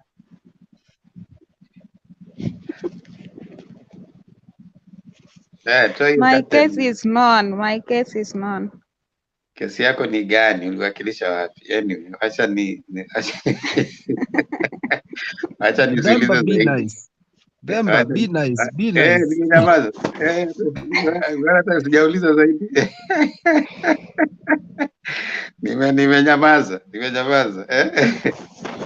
Yeah, I mean, Nancy, toa maoni yako kama uko umetoa ama unaweza kurudia, kwa sababu sasa naona watu maoni imeanza kuisha. We can finish early today kwa sababu inakaa watu hawana maneno sana. So Lusweti. Yeah, Temba, mi nina furaha sana. Kwanza ilikuwa Friday. Kwenye niko huku uko na demu ametoka Tarbo. Akakuja ako sahi kwa hii nyumba tuko na yeye. Nilifurahia sana. Unajua mi nikiona Mkenya ama nikiona mtu yeyote, kitu ya kwanza huwa namuuliza kura yako ama na mahali kwenye huko ni ya nani. Asa nilifurahia sana, alinijibu Uasin Gishu. Majority wale wenye mnaona hawaongei. Wachana na hizi kura tunapiga online za uongo za sympathy. Majority kutoka Uasin Gishu wako nyuma ya Raila Amolo Odinga na sana sana wazazi kama wamama kitu inawasumbua sana. Sasa ndio ameniambia hata nikakumbuka, huyu kijana mwenye alishikwa juzi na mamilioni cheka nini kwa airport, sijui ati alikuwa ametoka wapi, Rwanda ama wapi. Wazazi wanalia sana sana sana, ati mbona Ruto anatumia vijana wadogo kuiba pesa, alafu hao ndio wanashikwa na yeye anatembea hana shida. Hii kesi ya huyu mwenye aliiba pesa za Kimwarer, huyu mwenye alikuwa CS, pia nasikia imeleta shida. Wazazi huko wazazi huko Rift Valley wengi wao wanalalamika sana sana. Sasa sijui mbona watu mnaaminingi sana ati sijui mtu kama ako kiwango cha juu sana anaonekana kama ni kingpin. Ruto kwao kwenyewe watu hawamtaki. Huko kwenye wanamtaka na kwenye wanamtaka by force ni kwa kina Kinywa tu, lakini kwingine huku kwote amekataliwa mpaka kwao nyumbani, kwa sababu hata wanasema hakuna maendeleo yenye amepeleka Rift Valley, hakuna. Maybe kama ni ile consistency ya nani ya Sudi, wanasema hiyo imefanya kazi kweli. Nani Sudi amefanya kazi licha ya kwamba wanasema hajasoma, lakini amefanya kazi na wanashuku ni pesa za wizi. Mpaka wanaongea, tukiona nyumba yenye Sudi amechenga huwezi sema, huwezi ongea. Sasa tusikuwe na shaga watu wa Azimio, hata kama ni nini. Juzi mliona watu wa Rift Valley wenye walikuwa wanalalamika baba hawataki kwenda huko, Ruto hataki kwenda huko kuwaongelesha, lakini nafikiri upande wa baba inaeleweka kwa sababu ya joto ya kisiasa, lakini kaeni tu mkijua tuko na Rift Valley. Hata kama hiyo yenye wanasemanga sijui opinion poll 10%, hakuna, hatutatoka huko na 10%, tutatoka huko na hata 50%. Rift Valley wako nyuma ya baba, na hiyo ndio furaha yangu. Mmeona leo Western iko locked na baba anaendelea kuvuna, ndio sababu amesema hataki kusonga, amekalia pale pale mpaka leo ameposti kwa Facebook yake akasema, ukisikia mahali wanakuambia tuenda kuko na kitu mzuri unatoka mbio. Enyewe baba ana overwork, lakini ni furaha yetu, sababu kitu ya muhimu sisi tunataka kuona ni mabadiliko, tuone Kenya mpya. Tunajua baba atatekeleza. Ni hayo tu Temba. Okay, Kinywa, yes, Joe, kuna swali? Yeah, I was thinking about the incidences ambayo zinafanyika kama Orange House, iko watu wa media walikuwa harassed na vitu kama hizo. Iko bodyguard ya Martha Karua alikuwa pia harassed kule upande wa Western of Kenya, that is Western. And then I was asking myself, I've been thinking about hii mambo ya deputy president. Unajua, we have concentrated so much on Raila and Bwana Ruto that we have forgotten about the possibility of who they might take as the deputy president. We have seen a lot of people being mentioned as a possible running mate of the two, but we have never analyzed this. We have never talked about this, because all of a sudden, like Martha inaonekana kama ni front runner. I think maybe that's why we fall prey kwa hiyo harassment, and that harassment might have come from the opposite side. We know there are people ambayo are on the other side and they're working for this other side. On either the side, kuna watu wa Azimio ambayo wako ndani kwa Ruto, na iko watu wa Ruto ambayo wako ndani. So such incidences unaweza fikiria labda ni mistake ya watu wa Azimio, lakini utakuta somebody is working for KK on the other side. So what I was wondering is the running mates. We have never discussed it at a good length because ukipoangalia upande Azimio iko kinywa. Now Martha is like coming as a strong proponent of deputy. At one time kinywa alikuwa juu sana, watu naona kama ni yeye. Before that earlier ilikuwa ni yule kinywa wa Nakuru. So things have been changing, and it's like we have never taken interest on who do we see is the right deputy president on either side. On other side, there's a time ilikuwa Susan Kihika, ikakuja huyu anaitwa nani? This guy from Nyeri. Gachagua, Rigathi. Yeah, Gachagua. Sasa you see, it's like Musalia. We have never run into this thing that to analyze vizuri ama to debate vizuri. That's what I wanted to bring forth. Nafikiri Kinywa can talk on that at a length, alafu tunaweza chambua. That's a good question. I don't know Kinywa kama unaweza kutoa maoni yako kwa hiyo. Yeah, I can talk a little bit about the running mate. You know, the fact remains, if you see the both sides of Azimio and Kenya Kwanza, you can first look at the structure of the leadership in those two formation. You just look the structure of leadership in Kenya Kwanza, and you see the DP. You see the people who are under DP from Mount Kenya, who are there, and what leadership can they offer in Mountain? And if you just go to confirm someone like Rigathi Gachagua, it's in one or the other. Rigathi Gachagua, I don't think Rigathi Gachagua can fit because of the attitude. Rigathi Gachagua has got an attitude. I think it's known everywhere he talks. You can see even when he's in a media station, he has that attitude of bitterness.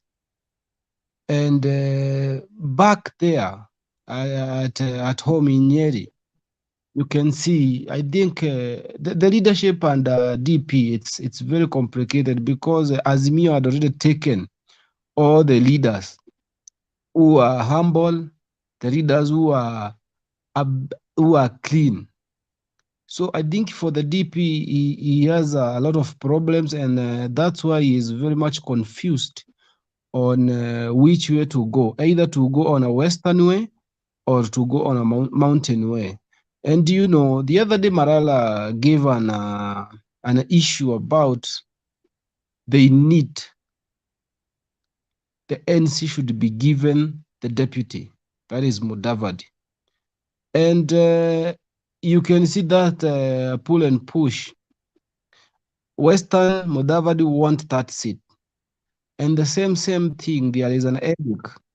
They still want to fetch something from Mountain. And what is in their mind is if we don't get the deputy from the Mountain, things might go wrong. And that's why they are waiting to see how Azimio will work on about the deputy. So in terms of UDA to get Kenya Kwanza to get the deputy, it's a little bit hectic and it's disturbing them so much because the structure of leaders they have, I think they are not that much qualified. You see like Ndindi. No, Ndindi is a first-time MP. Just imagine someone like that being a deputy. It's very hard, for sure. So you can just check the structure of the leadership the DP has, the Azimio, the UDA. You know, I normally call it UDA because I don't remember about Kenya Kwanza because I don't see Wetangula and Mudavadi put anything. It's just the name. So they have that problem a little bit. Let me just go back to Azimio. Azimio, there have been so much histories about Peter Kennedy has been walking along with Baba. Everywhere Baba goes, Peter Kennedy goes there. And I want to make people know this. In Mount Kenya, the center of politics, it's in Murang'a. That's where everything starts, in Murang'a. Why? In Murang'a, the big investors in this country, the big business people in this country are from Murang'a. Most of them are from Murang'a. And the most decisions, they come from there, because that's the place that has a lot of people who have invested even in the government. So that's the center of the politics. And Peter Kennedy was following Baba. That was a sign to show people that we, Mount Kenya, we are engaging the gear towards Azimio. That was a star to show Mount Kenya people. We are engaging the gear towards Azimio. And the same thing came that Peter Munya, the time Peter Munya didn't resign to vie for the gubernatorial in Meru, people also said that Peter Munya is might aim for that thing. And it wasn't like that. There is another deal.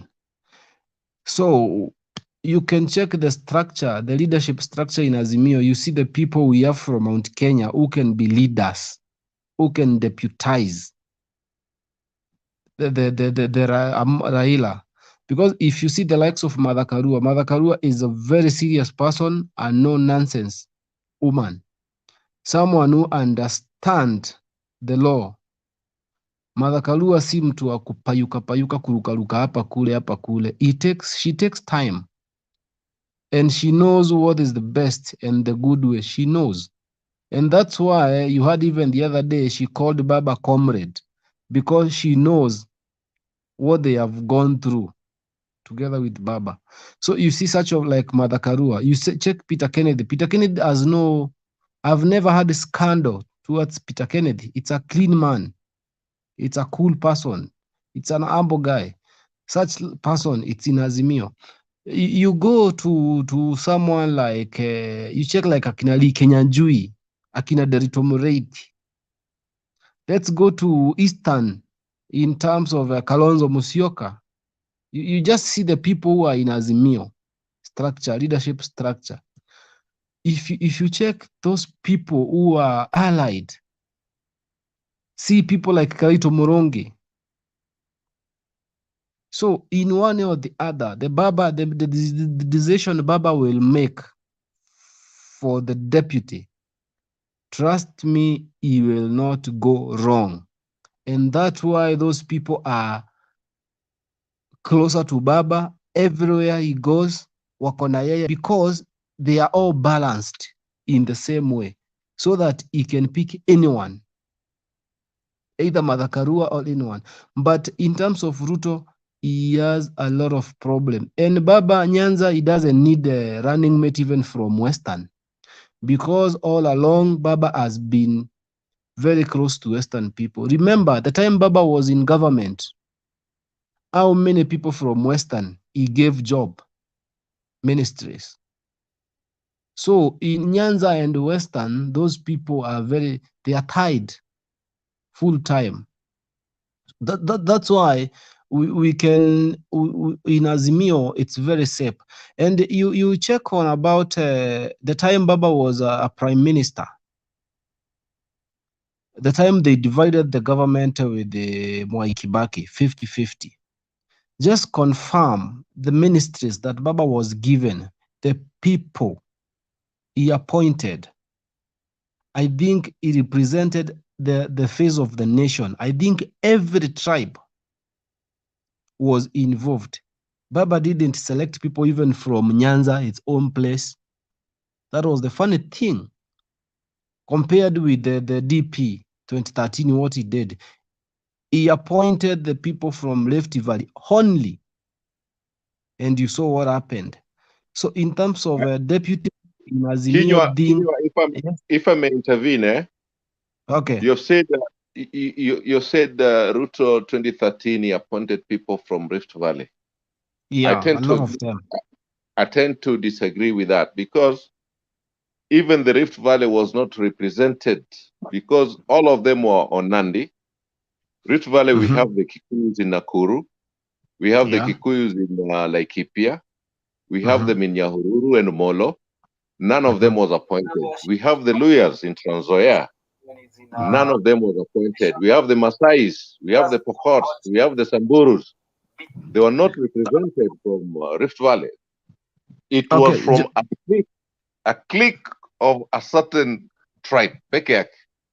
Okay, That's what I wanted to say. Yeah, sure. I understand about your concept. I was talking in terms of Rift Valley. Do you know when we say Rift Valley, most of the time people take it like a Kalenjin. Yeah, and after we go deeply, you find that Rift Valley has got a lot of people there. It includes a lot of tribes there. But by that time, you saw the people, the DP appointed. So that's why in choosing the deputy president in Azimio, it is very easy and it will be a good move. But for the DP, the Kenya Kwanza, they have a big problem because they don't have a leadership structure, a good structure. Okay. The leaders, yeah. So that might be the big problem. So let me say something, Demba, before you chase me out. I'm not chasing you out at all. I'm actually welcoming our two sisters and friend Kasudi. Yeah. Welcome Chico, welcome Julia, and welcome friend Kasudi. At least you have landed. Karibuni. Just in 1 minute, Kenya, then I can allow them to give their views as we continue. Okay. Thank you, Demba. So as for the DP, I think we can foresee on that angle. Let me just talk a little bit about, I'm so much worried about this issue of Mount Kenya, especially in Meru. And I keep on talking to these people, even in group. I normally post these things so much because, Demba, there is something that happened about Mama Haida, something that wasn't good in Meru.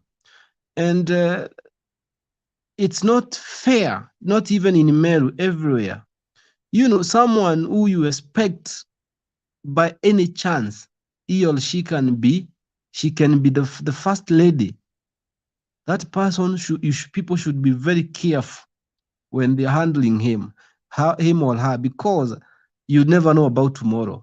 So I think the women from Meru, the women who did that, they are regretting so much, because I've been telling Meru people, if we don't go on a wise way, we are going to be in opposition unless we go Azimio way. Because to me, I've seen that Azimio is taking this thing very early in the morning.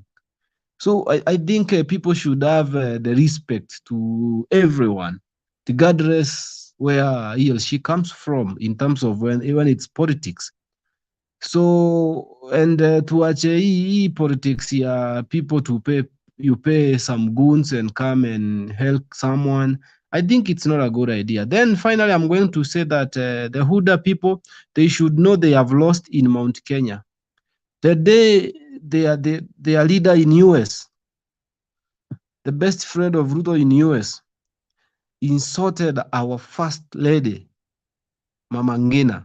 That day, Kenya Kwanza they lost over 1 million votes within a simple video. So I'm urging DP camp to continue giving such a record so that they lose more. So but at the end of the day, we'll just draw them away from Mount Kenya. And we are working hard to draw UDA away from Mount Kenya. Mount Kenya, we have Jubilee, and that's our party. Because Demba, Shiko, and Julia, I think they are here.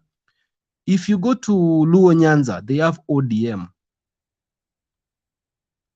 If you go to Western Kenya, they have DAP, they have ANC, and they have Ford. Those are Western parties. If you go to Kalenjin, they have UDA. If you go to Mombasa, if you go to Mombasa, already they have PAR. If you go to Kamban, they have Wiper as a party. Then why, when you come to Mount Kenya, someone from another place want to come and make us not to have our own party?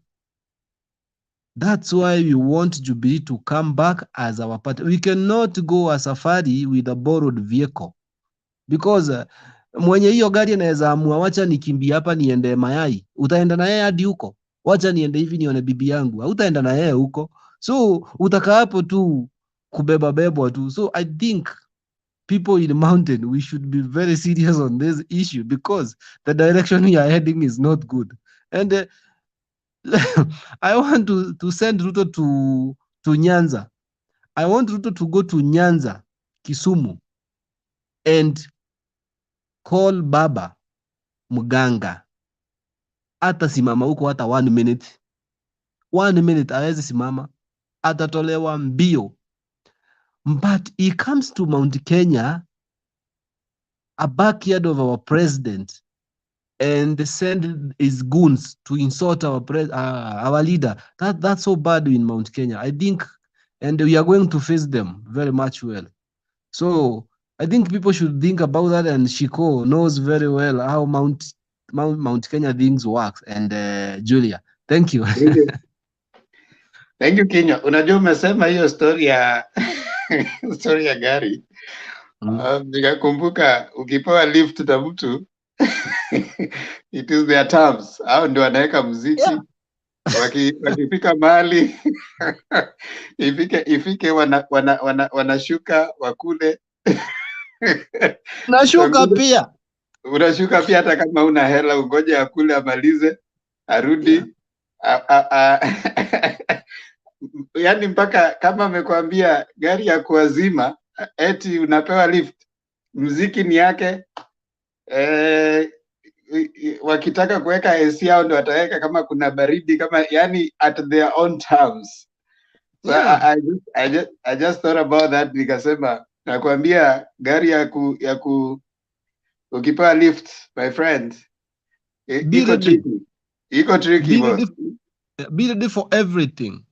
They can reach somewhere and they tell you, let me sleep here, I'll continue with the journey tomorrow. You've got hauna pesa ya hoteli. How will you do? And that's why DP want to disable any party in Mount Kenya so that he can be controlling Mount Kenya the way he wants. He wants to take us back. There's this story, There's this story nilisikia jamaa alienda na alipewa lift kwenda matanga. Unajua kuna huko kwa kinajo mara nyingi watu wanapeana lift.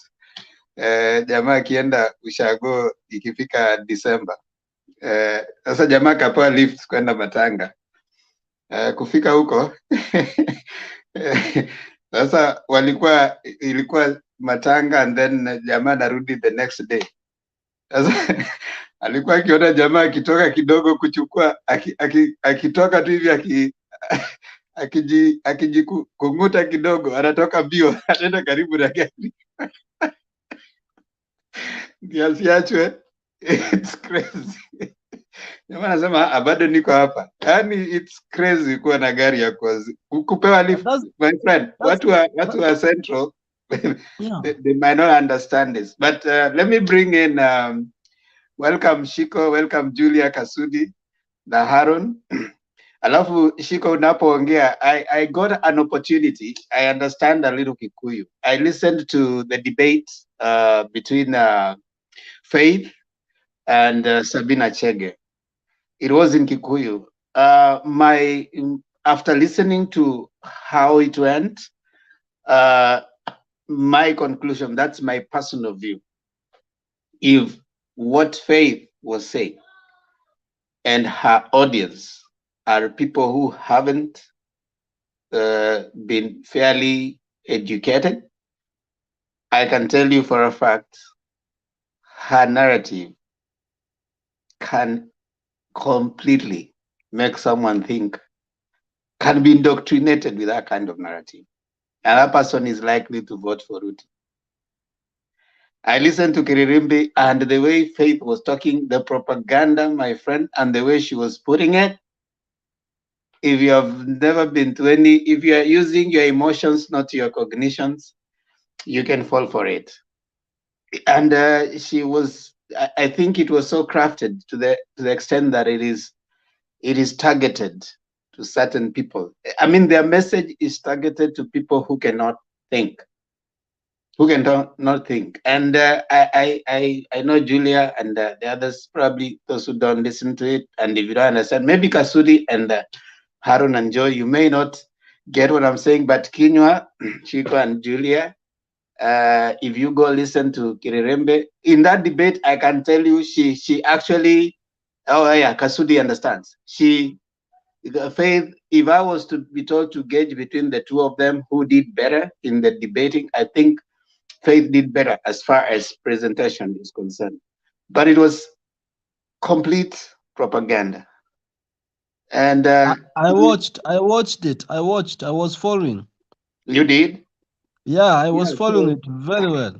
Yeah, so but you know, I'm also, you know, I'm thinking if that person listening is someone who hasn't been to school, but I'm also relying on this fact that the person listening, if you can access a phone and bundles and you have a TV and all, you have some level of you know, education. So I'm thinking they're going to make appropriate decisions. Shiko, how are you? Shiko, Yes, hi, how are you? fine. All right, you wanna comment on that as you give your presentation? Yeah, okay, niliona hiyo Kiririmbi hiyo inaletangwa na Gashuri na Faith na Sabina. I think hata Sabina aliona huyu mama ile uongo yenye anaongea. It was a turn off to Sabina. She wasn't in for it. Watu wa UDA hivyo ndo wanafanya Mount Kenya. Those readers. Yeah, they are called pathological liars. They've crafted their kuna venye wanaongea na watu even kama huko umeamua utapigia nani kura, unaingia unajipata kwa UDA. I'm seeing it for the first time. Nilikuwa naangalia comments kwa hiyo after that Inoro huwa wanaipost kwa channel yao. Sasa Wakikuyu ndo wanatusiana huko wenyewe kwa wenyewe wakitana ngoma na shaitani. And it's like it's a cult in Mount Kenya.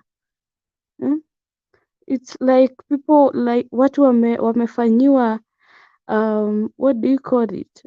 Ni kama kauchawi fulani imekuja Mount Kenya and people have been initiated in, wamefanyiwa that initiation and wameingia kwa hiyo uongo ya UDA. And when you listen to someone telling you kwa nini bona utapigia baba kura, utapea uko UDA, Raila anatukia Wakikuyu sana. Uhuru walienda wakasalimiana na Raila. Someone was telling me today ati unajua kwa nini gas iko na bei kali? Ni juu ya Raila because of ile nini ya East Africa Spectra ile ya nani ya Raila, ndio maana gas iko juu hivyo.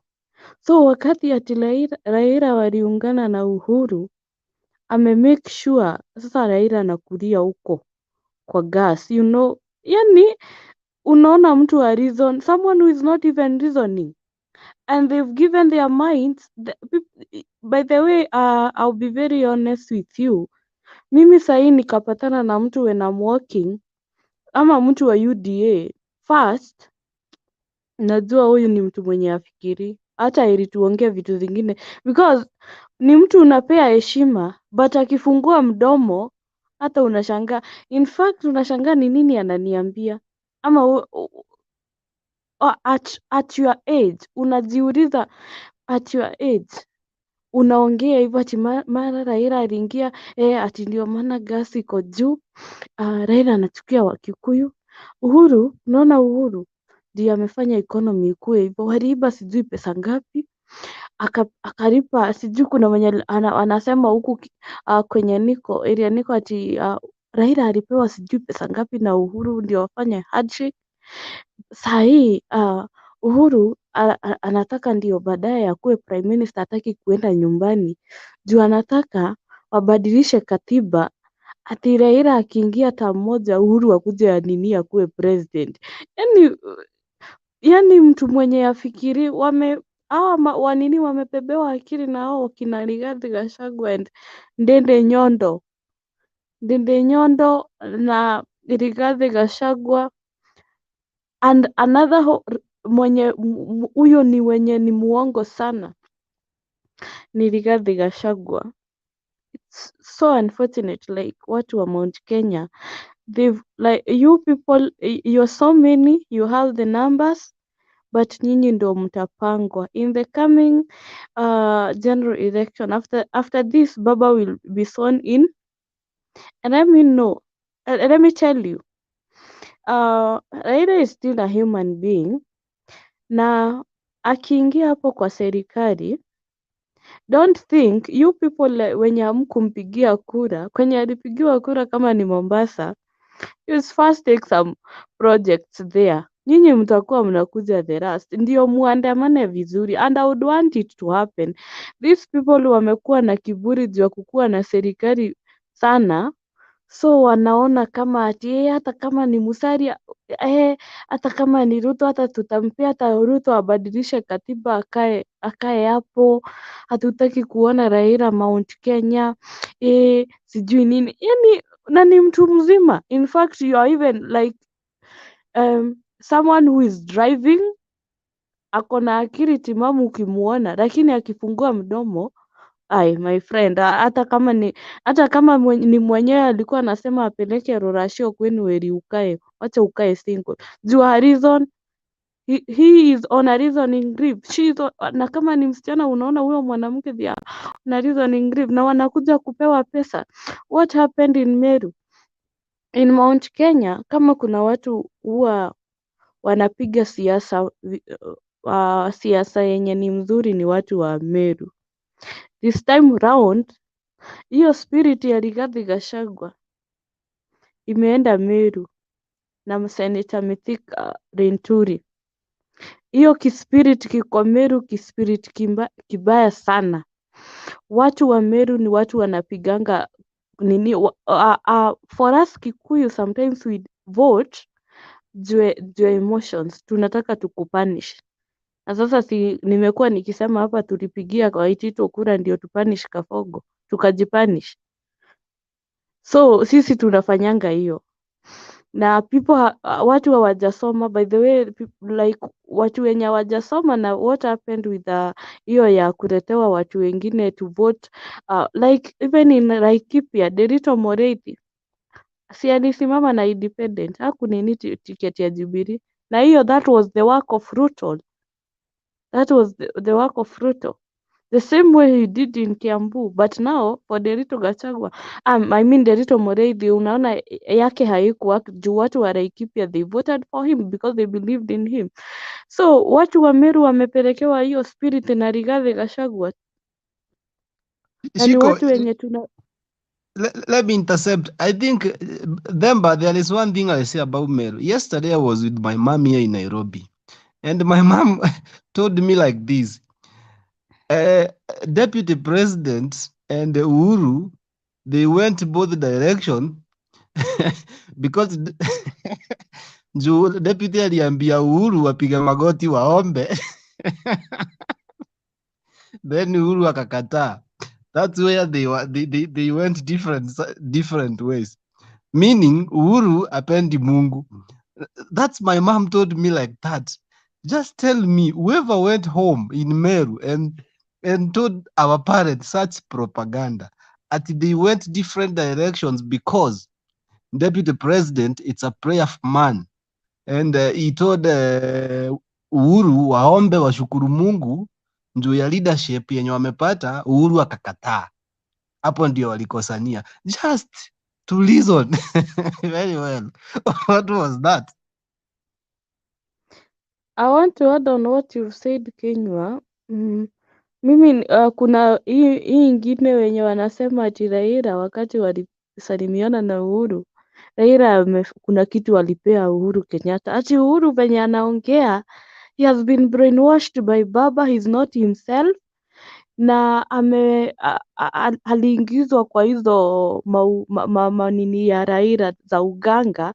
You know the way they've been saying before, Raila sio binadamu, hata akiongea hakuangi binadamu, hata mnaweza enda kumuua mpate tu amevanish kwa amevanish mkose. Sasa hiyo ati sasa wenye Uhuru nini anaongea, hiyo ni yenye hiyo kuna kitu wamefanyiwa na Raila.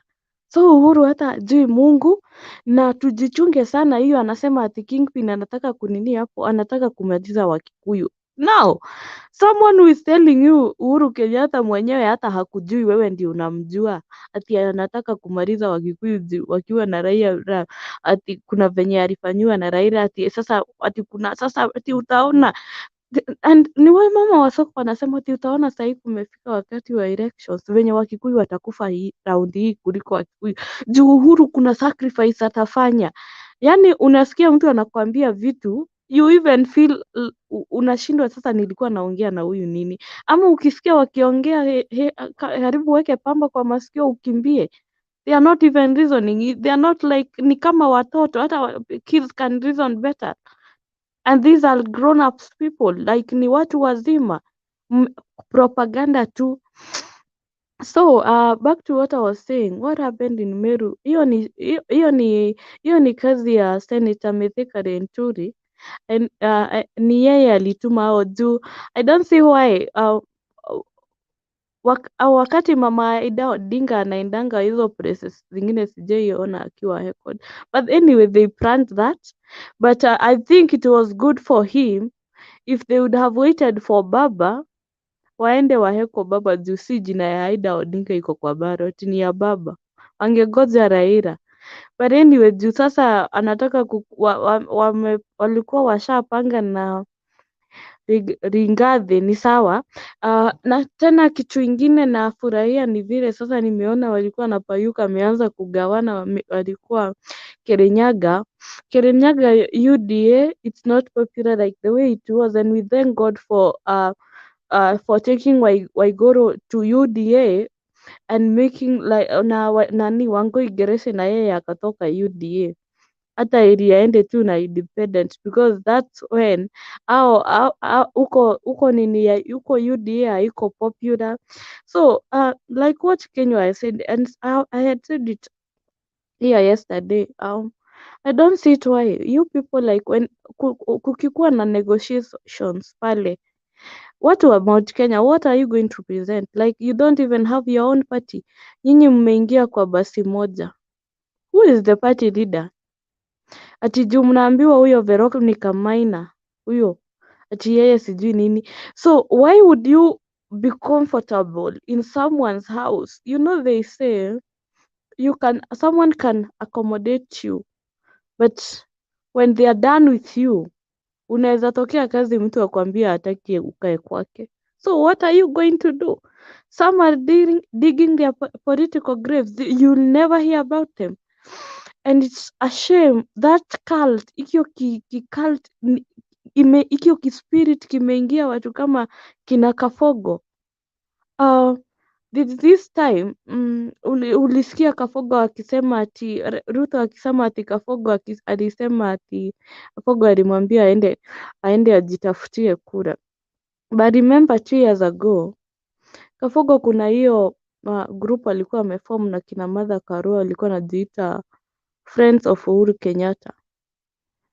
I think wakaona maybe they wanted to be appointed and be given maybe some positions by Uhuru Kenyatta na wakupewa, but I don't know why. Then kuna hii mazishi ilikuwa, and I was watching that burial venye ilikuwa ya one of the veteran musician by the name late John de Matthew.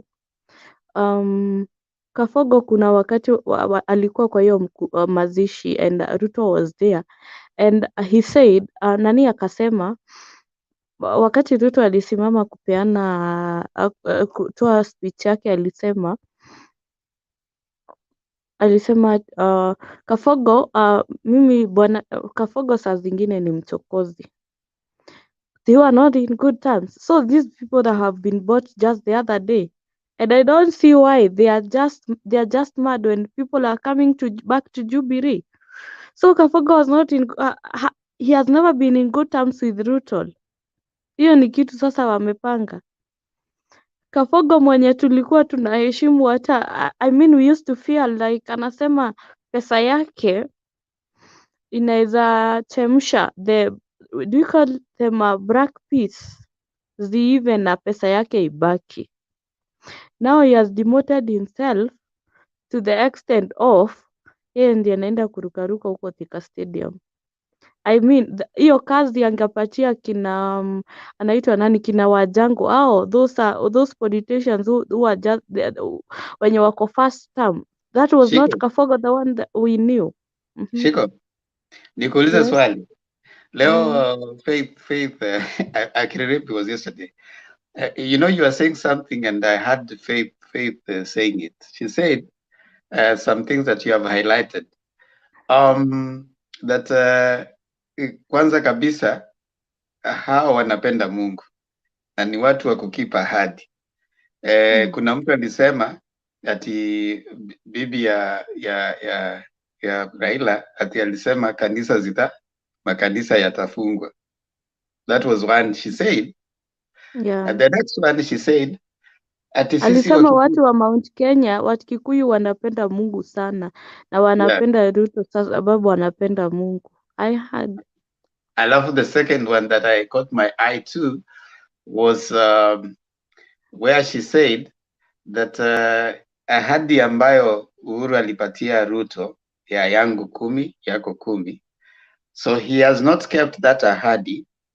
Therefore all Kikuyus for the long time watakuwa wanaonekana ni watu waongo kwa sababu hawaja keep ahadi. What do you have to say about that? You know, some reasoning. I was laughing at the way she was talking. I can tell you, if you're not rational, utasema enyewe ni ukweli, sisi wa Kikuyu tutaonekana sisi ni waongo. So you are likely to do that. What do you think, Shiko? Hiyo ya kanisa na mpaka wanasomeana Bible. It was crazy. So ni ukweli watu hakuna mtu wapendi Mungu na we should not judge. Wenye wapendi Mungu kuna wenye wanapenda. It's not sisi we called our God Gai in Kikuyu. There was Nyasaye. All the communities in Kenya, hata the whole wide world, kila mtu kuna yule Mungu mwenye anaobanga. So hiyo ya kushinda mkiambiwa ati sasa sisi tu ni watu wa Mungu, sisi ni nani? Kwani hao wengine wanaobanga Mungu gani? And these people feel they are making us hiyo sasa ya kuita Raila mganga na nini, mara uchawi, mara sijui nini. It's something they are making it like we who are in Azimio feel like we don't even know God. They own God. And they have direct, like they go to their party leader and anaidanga kwa Mungu anamwambia, Mungu ndiye amemwambia hii Kenya enda ufanye hivi, enda uongee na watu hivi. Sasa sisi ni kama hatujui Mungu. So I'm Azimio and I'm a Kikuyu. So does that mean I don't know God? Si wamesema Wakikuyu anapenda Mungu, si basi mimi nampenda na niko Azimio. So it's just a way to brainwash watu wa Mount Kenya, and those who are going to be brainwashed ni wale wenye wamekubali. But the way you've said Themba majority wameingia UDA. Ako ka spirit kako ndani yao, na hata baba akakuja kufanya kampeni gani with such kind of propagandas, hata Uhuru, hiyo ni shetani ile tunasemanga, hiyo ni ya mwili, hiyo si ya maombi. That one is physical, hiyo inataka vita, ni kashetani kengine kabaya sana. So Hold on, Shiko. Keep quiet. We thought you'd be a little civil with your comments. We may have to ban you if you start personal attacks. It's not right for you to attack anybody personally. Kindly be respectful. Otherwise, you can go find another channel. Si lazima kuja hapa ku attack people's you don't have to come here. We keep telling this UDA people, kama ile uko nayo unakuja nayo hapa ni matusi. Tafadhali, just stay away out of here. Kuna many UDA channel, hata Itumbi yako na channel zake. Na huko atakupatia propaganda ile unataka kusikia. Just go there. Just get out of here. There are people who can engage civil. Don't attack anyone. You know, it's not fair. Keep quiet. And we will ban you from here. And we don't want to do that. Yes, you come here religiously every day. And I don't like it when you start attacking people. Kindly be civil. Gigi Man is a UDA person. They are all civil. Just be civil. Progress your ideas. This is a platform that we don't want anyone to be attacked personally. Kindly keep quiet. Yegon, that's the last one. And kindly observe. Express your person. Kama ni Ruto nini, you continue. But please, don't attack people's person. Let's Shikandele.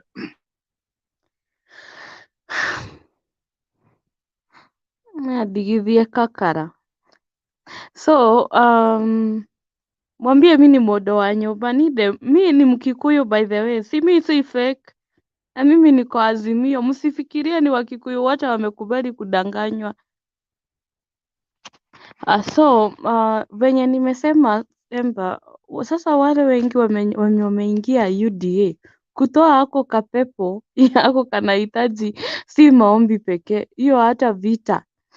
You wonder ni nini hii walipewa, yani uongo, and people are like what they are believing in those lies, and now they are not going to vote, like they are on a reasoning leave after maybe 5 years, ndo sasa watajijua they made a mistake, they've not run. So after 5 years ndio utaona sasa wamejua what we were doing, but as for now they are on a reasoning leave. And what I'm seeing is that watu sasa they are not even thinking, they're just doing things to please the chicken seller, to please these readers from Mount Kenya who are in UDA, just to punish. They are just bitter. There's that spirit of bitterness, and like we say, if we always say what wale watu unatembeanga na wao sana ndio unajulikananga mwenendo wako ni namna gani. So if those are the people they listen to, if you are here and maybe you start watching those videos from those readers, I'm telling you, hata kama uko Azimio, you will defect the following morning. In an hour utakuwa umedefect na umeenda UDA. Those guys, they are telling lies in broad daylight. Hawaogopi. Na ni uongo yenye iko crafted, uongo tamu. So you start pitying yourself, you start feeling you are not, like sasa ndio unaona wanasema Uhuru ametufanyia hivi, unaanza self pity, unaanza kuona sasa fulani ndiye amefanya nisikue na hii kitu. And when you start seeing yourself like demean, you are likely like to join UDA. Au watu wenye wako UDA majority, they are on a reasoning leave. They are not thinking for themselves. They've listened to these readers, na sasa ndio unaona kama mtu kama Rigathi Gachagua akichukua mic anasema ati adoa nyoba Kenywa. This is what he's saying, ati adoa nyoba muri okuona gutire mbia, Ati na sasa ni Mkikuyu unamwambia ati mko tu lakini hakuna pesa. Mkikuyu unamtajia pesa na unamwambia mko tu na mko na pesa. And these people, you know them Kenya. They cannot join Azimio. Sasa wanaona Uhuru ndio ako na pesa yao. When you don't work, if you're not working hard, kazi yako, you wake up in the morning, you take beer, you are taking drugs, you're not doing anything you're not doing something that is productive for yourself, like to benefit you. You're not making yourself useful. What is likely to happen? Kama ufanyi kazi, you're not doing anything. You just wake Okay. up, you wait for Shiko, those readers to give you 200 shillings. Shiko, 1 more minute.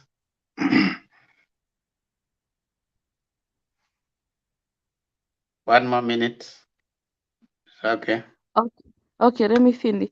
You wait for those readers wanakuja wanakupatia 200 shillings. Then after that, unaenda unakunywa, the following morning unaamka kwenda kutafuta hiyo pombe. Huyo si mtu mwenye utakuja uambie ati ajoin Azimio aende ajoin. I have cousins in my village wako UDA, but I heard what Julia was saying. Hana ID and he's 33 years, lakini ako UDA damu. So those are the kind of people wenye unaona wanalipwa wanashinda wakiimba UDA. I have cousins who are very hopeless. They just wait for you. In fact, when they call you, the first thing they tell you, nitumie 50 bob. Hata kama ni 100, because they just want to go and check, waende wakunywe pombe ama anunue sigara. Anyway, let me finish. They don't have ID. Hawana ID. Hata hajaichukua ID. Amechukua ID na mama yake na kitambulisho ya mama yake. Na yeye ni UDA damu. Anyway, to finish on what Faith said, hiyo ya kuambia ati sisi Wakikuyu tutaonekana ni watu wenye hawawekangi ahadi. My question is, if this wenye wanaita ni cheap propaganda, what Ruto anasema ati ndio Uhuru analeta, anasema ako na namba ya Uhuru, si amwambie yeye mwenyewe direct. Anyway, and also kama ni cheap propaganda, na Uhuru Kenyatta tumesikia vitu nani Ruto alikuwa anataka kufanya. At the end of the day, we are still Kikuyus. Itafika wakati sisi zote tuungane tena. Would you want your own leader afanyiwe hizo vitu mwenye unasikia mpaka watu anapanga kumunini serikali? Would you have wanted? And if it's nani, kama venye alikuwa nataka kugeuza nini serikali ya Uhuru Kenyatta ndiye yeye akuwe president, what about if Uhuru angeshikana na Raila, ama Raila akuwe ni mzee mwenye hana utu?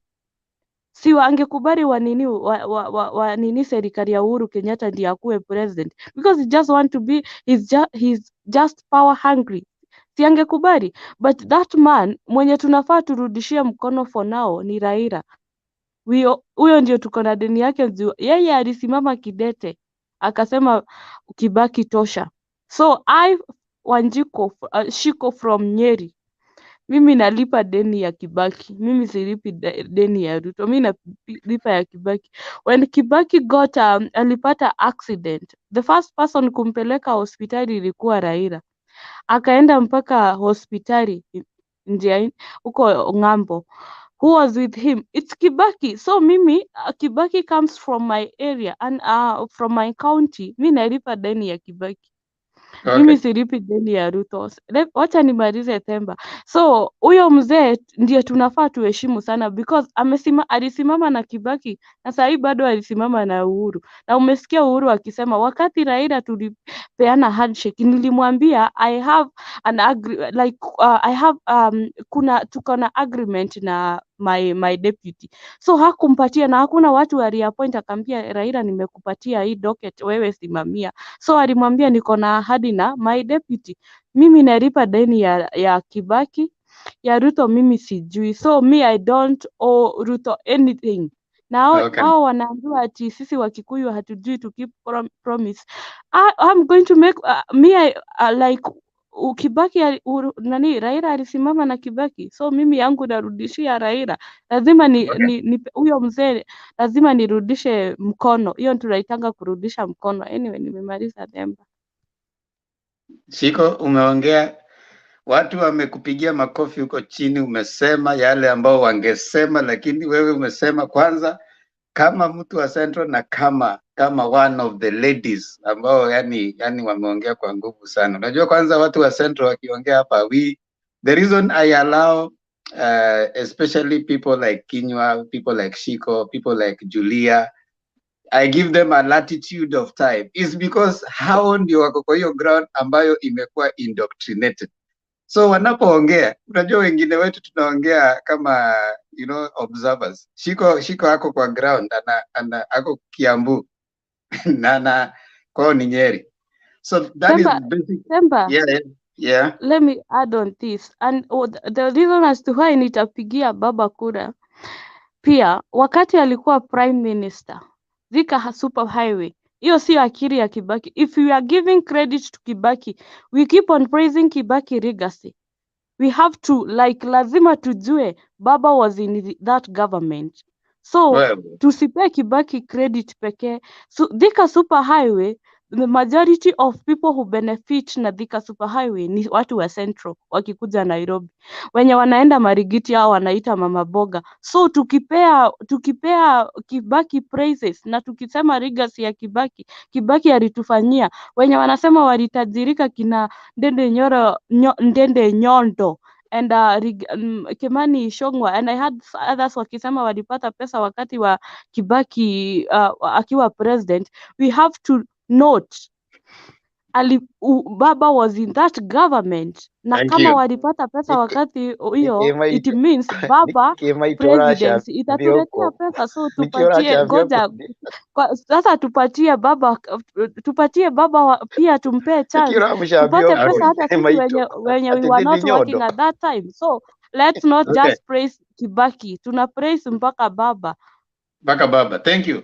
Thank you so much, Shiko. And indeed I like your presentation. I mean, it's whoever is not listening, msikize Shiko. If you are going Central, msikiza hiyo jamaa na usikize hizo uongo zote, you are on a reasoning holiday. So bring back your reasoning.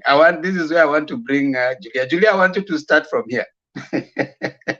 And I don't know if you have watched Kirerembe. I want also to ask you a similar question. Faith Guitar, I was listening to her. You know what surprised me is that Sabina was looking at her and just wondering, is this a kind of indoctrination it can be given to someone? You know, Sabina Chege asked her that the same development that you are going to say Jaleta, they are the same mouth. You are going there to say tumejenga barabara, tumejenga reli, tumejenga nini. Then from the same mouth unaanza kusema hakuna kitu tumefanya, sijui kutoka siku fulani. So it was, I could see Sabina Chege just smiling because she could not know how to respond to such a person who seems to be educated and is telling blatant lies. So one of the things she said was this, that you see they're using 1 billion. That's the newest propaganda that now they're using, that they have used 1 billion to buy MPs for people to come and vie in Central. And the 1 billion, so she's saying that 1 billion should have gone to buy food for people instead of being used to buy MPs. I don't know what your comment is that, Julia. Themba, I have a question for Julia before she starts. Just want to pose another question for her, if you can allow me. Or to Julia, so that you can also comment. Yes, yes, Julia. Good morning, everyone. Okay. Actually, I just want to ask. Thank you so much. Actually, I just want to ask this question.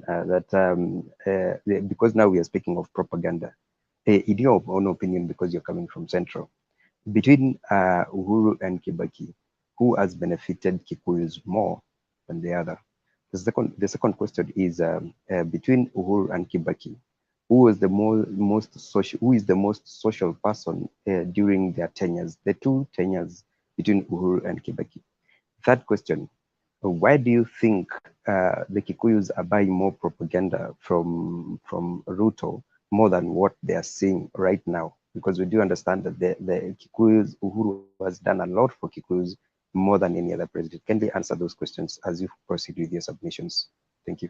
And Julia, don't worry about time. You know, I am specifically being impressed when, first of all, ladies come and a Kikuyu, and you know, because you're addressing a particular people that we want to open their minds. So don't you worry. Ongea useme watu wakusikie. Kuna watu hapa they have gone on a reasoning holiday. Maybe if the ladies like you reason for them, itawasaidia. Go on, Julia. Okay, before I forget the questions Mr. Katwe has asked, between Kibaki and Uhuru, in my own view, Uhuru has benefited Kikuyus more because Uhuru is this kind of a person, my people. Kibaki hakuwa na hiyo. Kibaki was a national leader, was like, I'm the nation's president. So I think Uhuru is this kind of a person. I got to help my people. I got to get them out of this. He's that kind of a person. So he's the one who has benefited Kikuyus more from my own point of view. The other first question you asked is what, Mr. Kadri? Can you please repeat again? Actually, I asked why. The second question was why are Kikuyus buying more propaganda more than what we are seeing right now? Because in terms of infrastructure, I think the central part of Kenya has benefited more than any other part of this country. Why are they not seeing this and they're buying a lot of propaganda? Before I forget that, the second question was who was more social in the two tenures between Uhuru and Kibaki? Thank you. Okay, I got that. The first one. Okay, who is more social? Uhuru is still more social. I mean, we have seen Uhuru. In fact, I was just wondering how Mama Gina managed to get Uhuru to speak Kikuyu so fluently. I mean, he talks better Kikuyu than I talk, and he's the son of a president. So Uhuru is more social. Kibaki was not that outgoing. Kibaki, you couldn't see him in crowds and all that. So Uhuru is more social, and Uhuru is more of a tribal king than Kibaki. Kibaki hakufikia hapo. So the third question, which is more critical, is why Kikuyus are buying this propaganda. Now, today I listened to someone, can't remember his name, a young man who came here presenting, talking about the youths in central Kenya. And he said that the youths are feeling frustrated that Uhuru has let them down and that they don't have jobs, they don't have incomes, they don't have this, they don't have that. And Bernard was trying to ask him, is it the youths in central Kenya only who are feeling this, that they don't have jobs? He said, no. Now, if the whole country, all the youth in this country are feeling jobless and frustrated, why are the youths in Mount Kenya region behaving like that? And when Shiku was talking, and she's talking about how the Kikuyus are buying this propaganda and what Demba was analyzing about the presentation he watched, the show he watched, and how that woman is talking about a lot of lies and all that, until the other one could not reply to her because it sounds crazy. Now, looking back home, it is just sad, and I want to repeat this, that unlike what people think about Mount Kenya region, there is high level of ignorance that is in Mount Kenya region, unlike what people, the rest of the country seems to imagine. There is high level of ignorance. Yani watu wa Mount Kenya wako na ile kasuba, wanaishi hivi. Me, myself, I have money, I have my home, I'm the most important person. I mean, just like somebody was calling it entitlement. So they don't pay attention to what is happening in the rest of the world. That is one. Hata saizi you can ask mtu wa Mount Kenya region, between Ukraine and Russia, who is fighting who? Don't be surprised to find a degree holder telling you that Putin is the president of Ukraine. They are practicing this high level of ignorance. That when we are talking about the economy, why the prices of goods are high, and unasikia Shiko anatuambia ati mtu mzima tu, mtu mwenye amesoma, anasema ati baba ndiye amesababisha the price of gas to go high. Mtu mzima tu mwenye akona akili tu timamu is alleging that Baba is the cause of the high prices of gas. You see, what does that tell you? You know, hata kama unachukia mtu, kuna things that you can't say in public domain if you uko na akili timamu. It tells you that this is high level of ignorance, and they think that they are ahead. They think that they know what they are doing, yet wanapitwa na wakati. Now, Kikuyus are the same people who won't even struggle to speak. I'm sorry, I'm not trying to say this, but Shiko, you'll agree with me. They won't care to know what is the current affairs, what's happening in the rest of the world. And just like now we're talking about information technology and all that, I'm telling you, if a survey is done, Kikuyus will come last in the field of information, communication, and technology, because they believe they have everything. They believe they know. They believe they're okay. They believe they're ahead. So they don't care to know about what's happening. So this ignorance is what Ruto has exploited. This ignorance. He has exploited that. That is why he can tell them that Baba is causing the cost of gas to go high. Now, wanaamini, you know, how can you buy that? How can somebody in their normal senses buy that? So you'll see somebody mwenye amekomaa kwa umri, hata anakaa kama amesoma, and they will buy that. Yet that person knows what we talk about, the forces of demand and supply, how those forces affect the prices of goods in the market. Mtu kama huyo anaweza ambiwa wataletewa pesa mashinani na watajirike. Now, the other thing I want to surprise the audience is that you may think, I think when I was growing up, my age mates, and kuendelea juu, the literacy level in Mount Kenya region was very high because of access to education. Now, it is not that even now we don't have access to good education, but we have youths, I think the age of 18 to 40, who literally even dropped out of school. Now, I think akina Shiko na watoto wetu, I think we are very worried. I said this earlier in this show. We are very worried who is going to marry them, because we don't have sons to marry our daughters. Our sons are lost in alcohol, in drug and substance abuse. Kwa sababu gani? Our sons have been made to think that the end justifies the means. That is why wakiona mtu kama Ruto, wanafikiria kwamba wanaweza tajirika kama Ruto. You know, he goes around telling them yeye ni hustler. Anawaambia ati amefunga kuku, ametajirika, and they buy that. Now this youth from 18 to 40, they have dropped out of school. I want to shock the whole nation. If you think Mount Kenya is ahead with literacy, Mount Kenya iko nyuma sana saa hii with literacy, levels of literacy. They think because they think the end justifies them, at wako na akili ya kutafuta pesa. Wanajiambia hivyo wako na akili ya kutafuta pesa, but you know, there are basics and foundations of knowledge that everybody know for us to be resourceful in this country. So because they lack the foundations of knowledge, so Ruto take advantage here. So every other lie that comes around, he feeds them.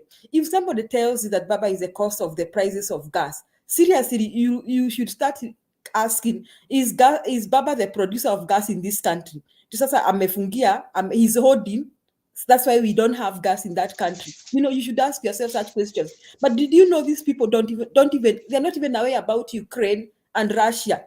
If you ask them to list down the causes of prices and goods, they are so ignorant. So the biggest challenge we have in Mount Kenya region is the level of ignorance and low literacy levels, even when we have a lot of access to good access to education. Central ndio utapata shule zinachomwa sana.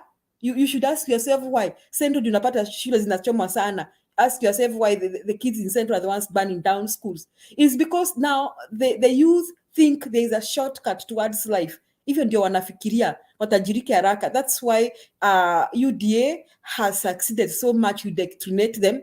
But I also think I want to blame the parents, because parents of my age and older should have taken it upon themselves to make sure that their youngsters are responsible.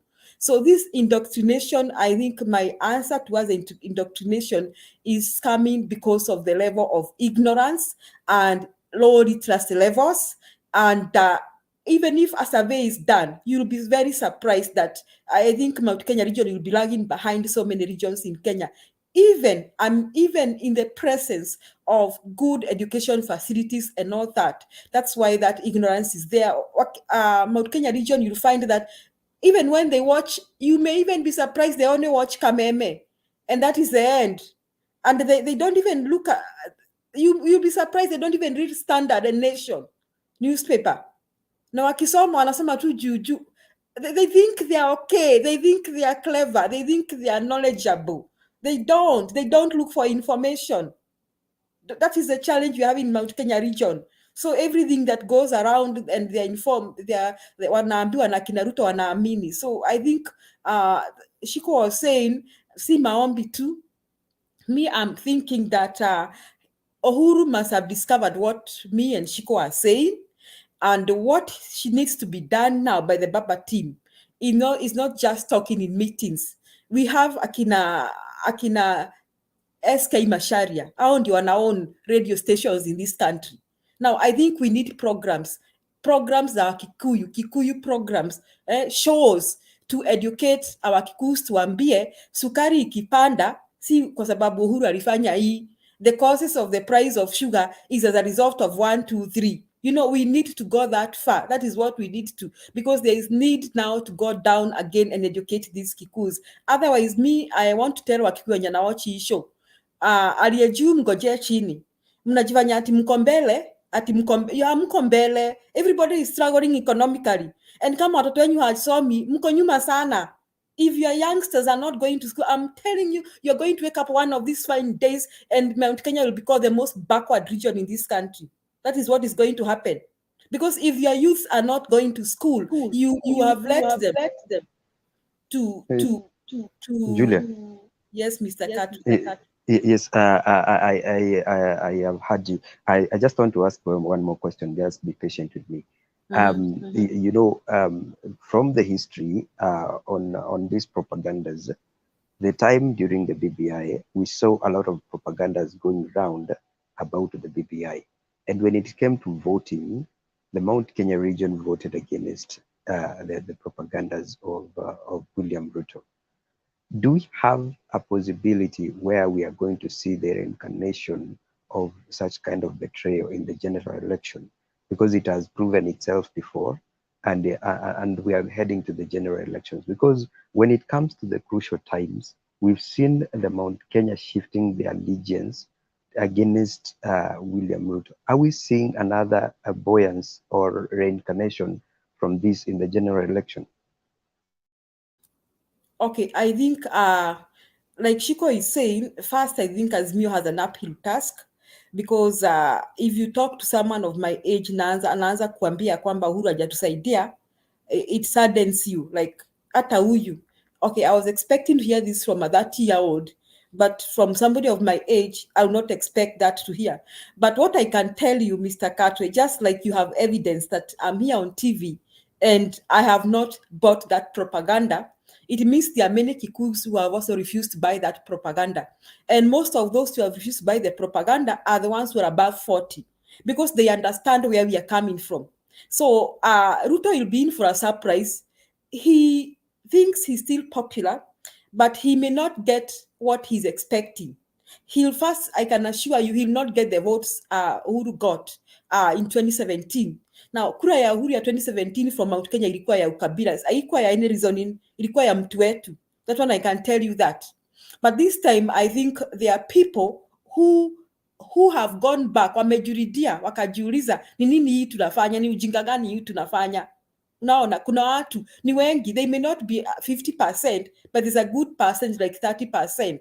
And as we go towards the election, this is what I was saying, like Chico is saying, that if more people are educated, at least waambiwe, this cannot happen, someone cannot give you money and you get far. Such kind of education, then I think they are going to wake up. However, I was still saying to the people who are watching this show na ni wa Kikuyu, aliye juu mngojea chini. We really think that Mount Kenya region is ahead. I'm telling you, we are no longer ahead. As long as our youngsters are lost in alcohol, drug, and substance abuse. That is a fact. We are no longer ahead. We can no longer claim to do that because that is the future of that region. If the people who are going to be the future of that region are lost in alcohol and substance abuse, then I think we are heading to a wrong direction. So why Mount Kenya has been brainwashed so much is basically because of the level of ignorance. That one I can tell you. And Mimi, I can repeat this whether people like what I'm saying. Supporting Ruto from Mount Kenya region just shows your level of ignorance. In fact, ni ngumu sana mtu kufikiria why you even know what has happened to our people in Rift Valley in the previous years. You have a record of the things you have gone through and you can still go ahead na mnafuata UDA just because you don't want to vote for Baba. And if you are to ask yourself, it's because they want to punish Uhuru, and Uhuru is their son. That is really level of ignorance. So me, this indoctrination is coming from because of the level of ignorance. The other thing I want to comment about is about this what Ruto said about cheap propaganda. Now this also takes me back to the same point what I'm talking about. Now I want Mount Kenya region to ask themselves. Now, if they watched Ruto and Uhuru in 2013, they had such wonderful chemistry. You saw how they were walking, they were wearing the same shirt, the same tie. Now you should ask yourself, walifika wapi wakakosana? Na ni kwa sababu gani walikosana? Now, I think the last few days the president has talked about what Ruto was planning to do against him. Now, and if the Ruto was actually planning to oust the president, then he was trying to take us back to 2007. Nyinyi wa Kikuyu mnajua sana, ndio mliumia sana, mliumia 2007. Mnajua, na kama hujui usome maneno ya Ukraine, kama hujui maneno ya vita ni nini, anza kusoma maneno ya Ukraine. You ask yourself what people in Ukraine are going through. Unless if you have a good head, read and find out what Ukraine people are going through right now.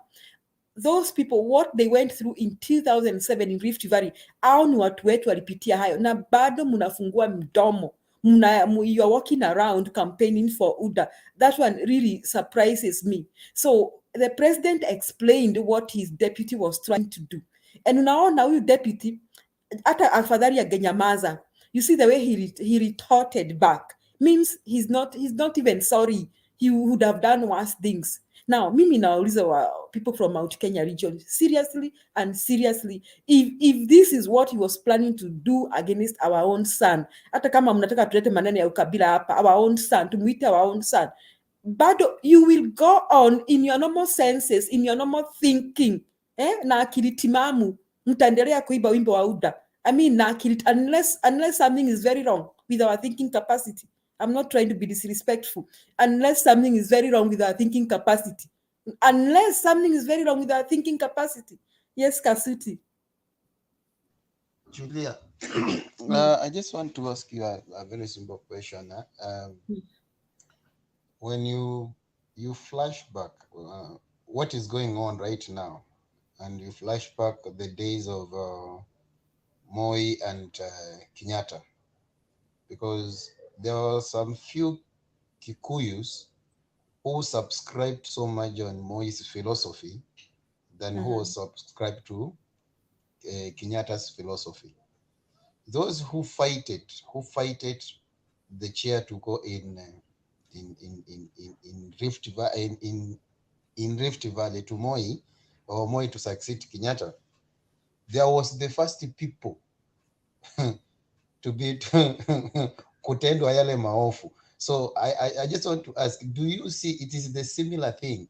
Because we have some people, they are subscribed on this philosophy, and other people are subscribing on this philosophy, and they're just trying to pull people to same direction that happens some years back, on 24 years down to the line. You know how things went wrong, everything went down to the drainage, everything that was searched and looked hardly with the Mzee Kenyatta. Moi, when he came in, he said, wacha tufunge nini? Tufunge farasi miguu, punda akimbia mshike. That's what happened. And then as I see and as I observe the way people are politicking in Mount Kenya, I'm just seeing the same direction. But this time round, I don't think if at all they will win. but I just want you to tell me if you see the similarity. Yes, Kasuti, there's a lot of similarity kwa sababu you see, for Moi did not want the Kikuyus who are seeing the light when walikuwa naona mwangaza, and tunaona how they suffered. Like, surely do they want me to remind them mtu kama Matiba angekuwa hai mpaka saa hii. Remind them. Matiba na Rubia wangekuwa hai mpaka saa hii kama haingelikuwa ni Moi. Kwani wanataka kuambiwe nini? And now you see ati wanataka kutupeleka kwa Ruto. Now Ruto, we can talk a lot of things. There are a lot of accusations and counter accusations against this man. Hata some cases hazijaisha kotini. Now these accusations is the crimes against the Kikuyu. See, hata kabila ingine is the crimes against the Kikuyus. Sasa wow, what do they want to hear? These people from Mount Kenya region, do you want to go back to the same fate? Do you want to go back to the same fate? Now, why are you selling this country to the dogs? I'm not calling anyone a dog. I'm speaking idiomatically. Why are you selling this country to the dogs? Why for once can't you just reason? Simuamuke, you reason, you wake up from your sleep. You say, Leo, we have to do the right thing. So Mimi, this thing that people will wake up on 9th, first, wapigie UDA, kutoka Mount Kenya region. Na secondly, wapigie William Samoei Ruto kutoka Mount Kenya region. That will just portray a high level of ignorance yenye haijaonekana Kenya. That is what will portray a high level of ignorance yenye haijaonekana Kenya. But I know, I thank God that there are people who will still be sober from Mount Kenya region. This time haitakuwa kumera, itakuwa kumera upande wa Raila. And I want to tell Mount Kenya region, whether you like it or not, sai kama munaunga Ruto mkono, you will not win, I'm telling you, because you have people like akina Shiko, akina Julia, akina Kenya na wengine wenye hawajakuja kwa hii TV wameamua hiyo ujinga. Hapana, siwaiti wa ujinga, lakini mimi I will not behave like an idiot to go to that direction. I know what I have been here. In 1992 I was sober, I was a grown girl. I knew what was happening. Sikuwa mtoto, nilikuwa nikaona uchaguzi. Even before 1992 I knew how Matiba fought for the second liberation in this country. I know vile Matiba alifungwa. I know vile Matiba na Rubia walipelekwa detention. I know vile Matiba waliteswa. Matiba saa hii ingekuwa hai. First I come from Kiharu constituency, and story ya Matiba huwa inaniuma sana na siwezi sahau. Sasa mimi siwezi kwanza hiyo safari tena, atinianzi hiyo safari tena, and remember what Matiba went through. So we cannot forget those things. We can forgive, but we cannot forget. Na kama umetoka Mount Kenya region, na kuomba for the sake of your generation, for the sake of your children, for the sake of your children's children, for the sake of this nation, for once do the right thing. Baba, kuna mtu amekosea na hiyo mnamuita mchawi. Let us be sincere seriously. Now, like what happened to Ida? You people, you think you are religious. Hiyo kanisa ilikuwa na mchungaji. Mbona aliallow vitu kama hizo ifanyike? Hapo kulikuwa na wachungaji. You want to say he didn't know that they were going to organize that? Yes, Kasuti. What happened to Mama? I think it was very well planned. Why? Before Mama Ida, if you could see the clip very well, before Mama Ida rose to spoke, there was it was women's gathering, isn't it? Whereby there's somebody who planned to invite Mama Ida as a guest of honor. Now, this was not only in quotes, it was women's gathering in quotes, but and what happened, Mama Ida didn't even go with her foot soldiers. We didn't see there Kananu, Mama Anna Kananu. That was she has been around figure. Whenever you could see Mama Ida, you could see there. You didn't see Rejo Shebesh, you didn't see Esther Basaris. What does that tell you? And then when before she was invited to speak, They came, this gentleman came and then spoke about UDA, sijui what mkatuletera mienga koko, sijui tuwe bantu bauta, sijui nini. And then after that, Mithi Kalinduri then arose and spoke. So this one, it was very well planned, because they wanted, there is somebody who is outside there to create or to impart fear in Ida's Odinga. Why am I saying so? I'm saying so because when you find out Mama Aida has come out strongly, or dressing occasions, women's view, what you see her today here, tomorrow there, and then campaigning. But from this one kind of, and then let me ask you something. The similar thing happened in Mumias, whereby if you, most of the people, they didn't know, or they didn't see, or it was not captured. Do you know Mother Karua bodyguard was injured in Mumias? What does that mean? This one is happening in Meru, and then this one also is happening where? In Mumias. What does that mean? Somebody is outside there to make sure that women around Baba, they are not, they are uncomfortable. So some they can start to drive off. That's why I think that's why Martha Karua didn't finish the campaign in Western.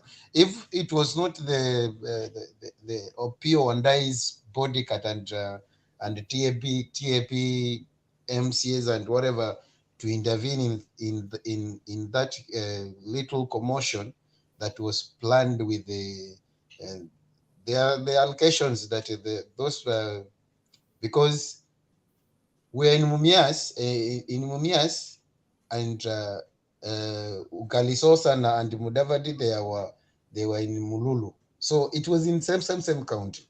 So there are some things that they wanted to, there's things they wanted to portray, like Meru, they wanted to portray that Meru is a UDA zone, because we didn't see there even the governor, even the first lady, governor, governor's wife, he was not there. Mama Aida was there for her own reasons and for her own missions, but Mithika Linduri decided to, because they humiliated him in public rally, so he planned all this. This was not it was not Catholics event. This one was UDA rally. It was very well mobilized, very well organized, and it was strategically wanted to pass a message. And that one, we are not buying it, because we know all schemers, all schemes that they're trying to do, we know that one. So there's somebody outside there who want to terrify women around Baba, and we are saying,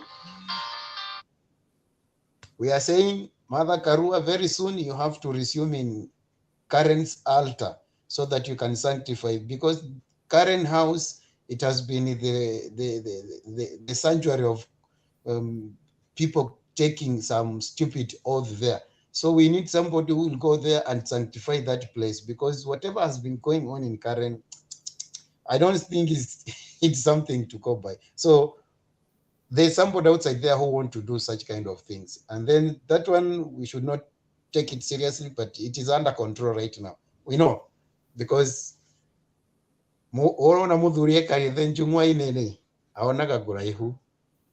so hiyo hata isitutishe, tumeona na tulikuwa tumeona na tuliona vile kulikuwa kanakuja, so hiyo isiwaterify, hata hakuna vile haiongelewi sana, kwa sababu tunajua ni nani walifanya hiyo.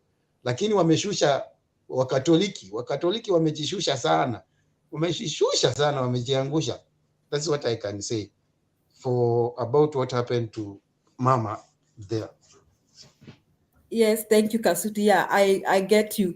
That was really bad, and the priest there could have prevented those politicians from saying what they were saying, and he saw it come, and he knew what was going to happen, and he could have, if he's really a man of God, he could have prevented them. Now, there's someone called Cherotich trying to say, Julia, sijui uko na ukabila. I have not mentioned any tribe here. Cherotich, I have not even mentioned your tribe. And if anyone knows who is a tribalist, is only the man I'm talking about. And that man is the man behind all the sufferings of Kikuyus in Rift Valley. Na hiyo hatutasahau hata kama tunasamehe. We are not going to hide that. We are going to talk about it in black and white. Na mimi naambia watu wa Mount Kenya region, I want to use the words of Mutahi Ngunyi. This is damaging ignorance. It is damaging ignorance that you do not see that this person is trying to swallow in his party. You do not see that this person has no respect for your mothers. It is damaging ignorance that you do not see that this person has no respect for your son. This person, it is damaging ignorance. Amuangalii nyuma muone yenye mmepitia. It is damaging ignorance. Na kama ni youth wa Mount Kenya region anasema ati hawana kazi. Every youth in Kenya has challenges with jobs. It's not only the youth in Mount Kenya region. And if you're talking about prices and goods and services, it is damaging ignorance that you should know that the whole world is crying because of prices of goods and services. It is damaging ignorance mtu kutoka Mount Kenya region in his normal senses kusema kwamba ati baba cause the price of gas to go up. It is damaging ignorance. So mi naomba watu wa Mount Kenya region tuache kuonyeshana hiyo ignorance. Tuanze kuelewa how prices za goods zinaenda juu aje. Tuanze Julia, kuangalia. I want to ask you a question kindly. Yes. Now, because we are talking to people from Mount Kenya, I want to ask you a question. Yeah. It's just the other day we were introduced to new currency. What is likely to happen wakati mmeletewa new currency? What is likely to happen kama wanasema Uhuru ndiye ameangusha biashara zao? And I've said here, and I'm going to repeat this, it's not only the Kikuyus wenye wanafanya biashara hii Kenya. There's other communities that are doing business. So what is most likely to happen when wakati mmekuwa na new currency? Yeah. Another thing, another thing is that when umesema about Uhuru being social, he is, and he's a tribal king. Uhuru anapenda kabila yake sana kushinda Kibaki. And like right now, if I want to go to Nyeri, Julia, I can go via flight na nitaenda, kuna this airstrip, it's in Kieni, Nyaribo, imeletwa na Uhuru Kenyatta. The roads, kama kutoka kuna hii barabara ya Maroa to inaitwa hii yenye inatengenezwa sahi, ina benefit watu wa Mount Kenya and so many other things. I've seen that man even in these other barriers from the musicians, and he's contributing. Now, even that this guy who is Kimani Ngojiri, he's in UDA. He lost his son na COVID. Uhuru contributed over 1M. Yeye angalii kama uko UDA ama uko wapi, lakini ni mtu anapenda watu wake. Wakati anakujanga Mount Kenya, Kibaki was not fond of using Kikuyu. Hata wakati anakuja Mount Kenya, you've seen it. Uhuru mwenyewe akikuja Mount Kenya, yeye anaongea na lugha ya mama na anaongelesha watu wake. Kuona inafika wakati mpaka wazee wanaenda State House, that shows yeye hata akiulizwa sahi is just his main concern si kurudi kwa power, ama akuwe tu kwa power. His main concern, watu wake anawaacha kwa mikono ya nani? That's his main concern. His concern si ati akae kwa power. So I wanted you to answer and tell these people from Mount Kenya, the ones who are listening to us, those youth, the ignorant ones, what is most likely to happen when you introduce new currency? Yes, Shiko. Watu wameambiwa na Ruto wanalepewa pesa mashinani. It is damaging ignorance not to know that when we have too much money in the economy, chasing very few goods, that's when we have inflation. Na pesa haiwezi chukuliwa na mangunia mletoe mashinani. We need structures. Structures like tuamue ni interest rates we are rolling from the banks or SACCOs, or how are we making sure that our people access credits? Those are structures, and those structures are already there. Sasa tuachange kujifanya hivi kwamba hatukwenda shule. I'm pleading with Mount Kenya region. You are giving a very wrong picture to the whole country. Mnajifanya kama we didn't go to any schools so that we are saying anything. Baba amefanya price ya gas iende juu, sijui tunaletewa pesa mashinani. Mnaletewa pesa mashinani nani mangunia? Who is going to bring you money in sacks? Can we stop showing this bad annoying picture to the rest of the nation and do the right thing? Na vile Themba ameingia, I think wacha kwanza nifikisha hapo.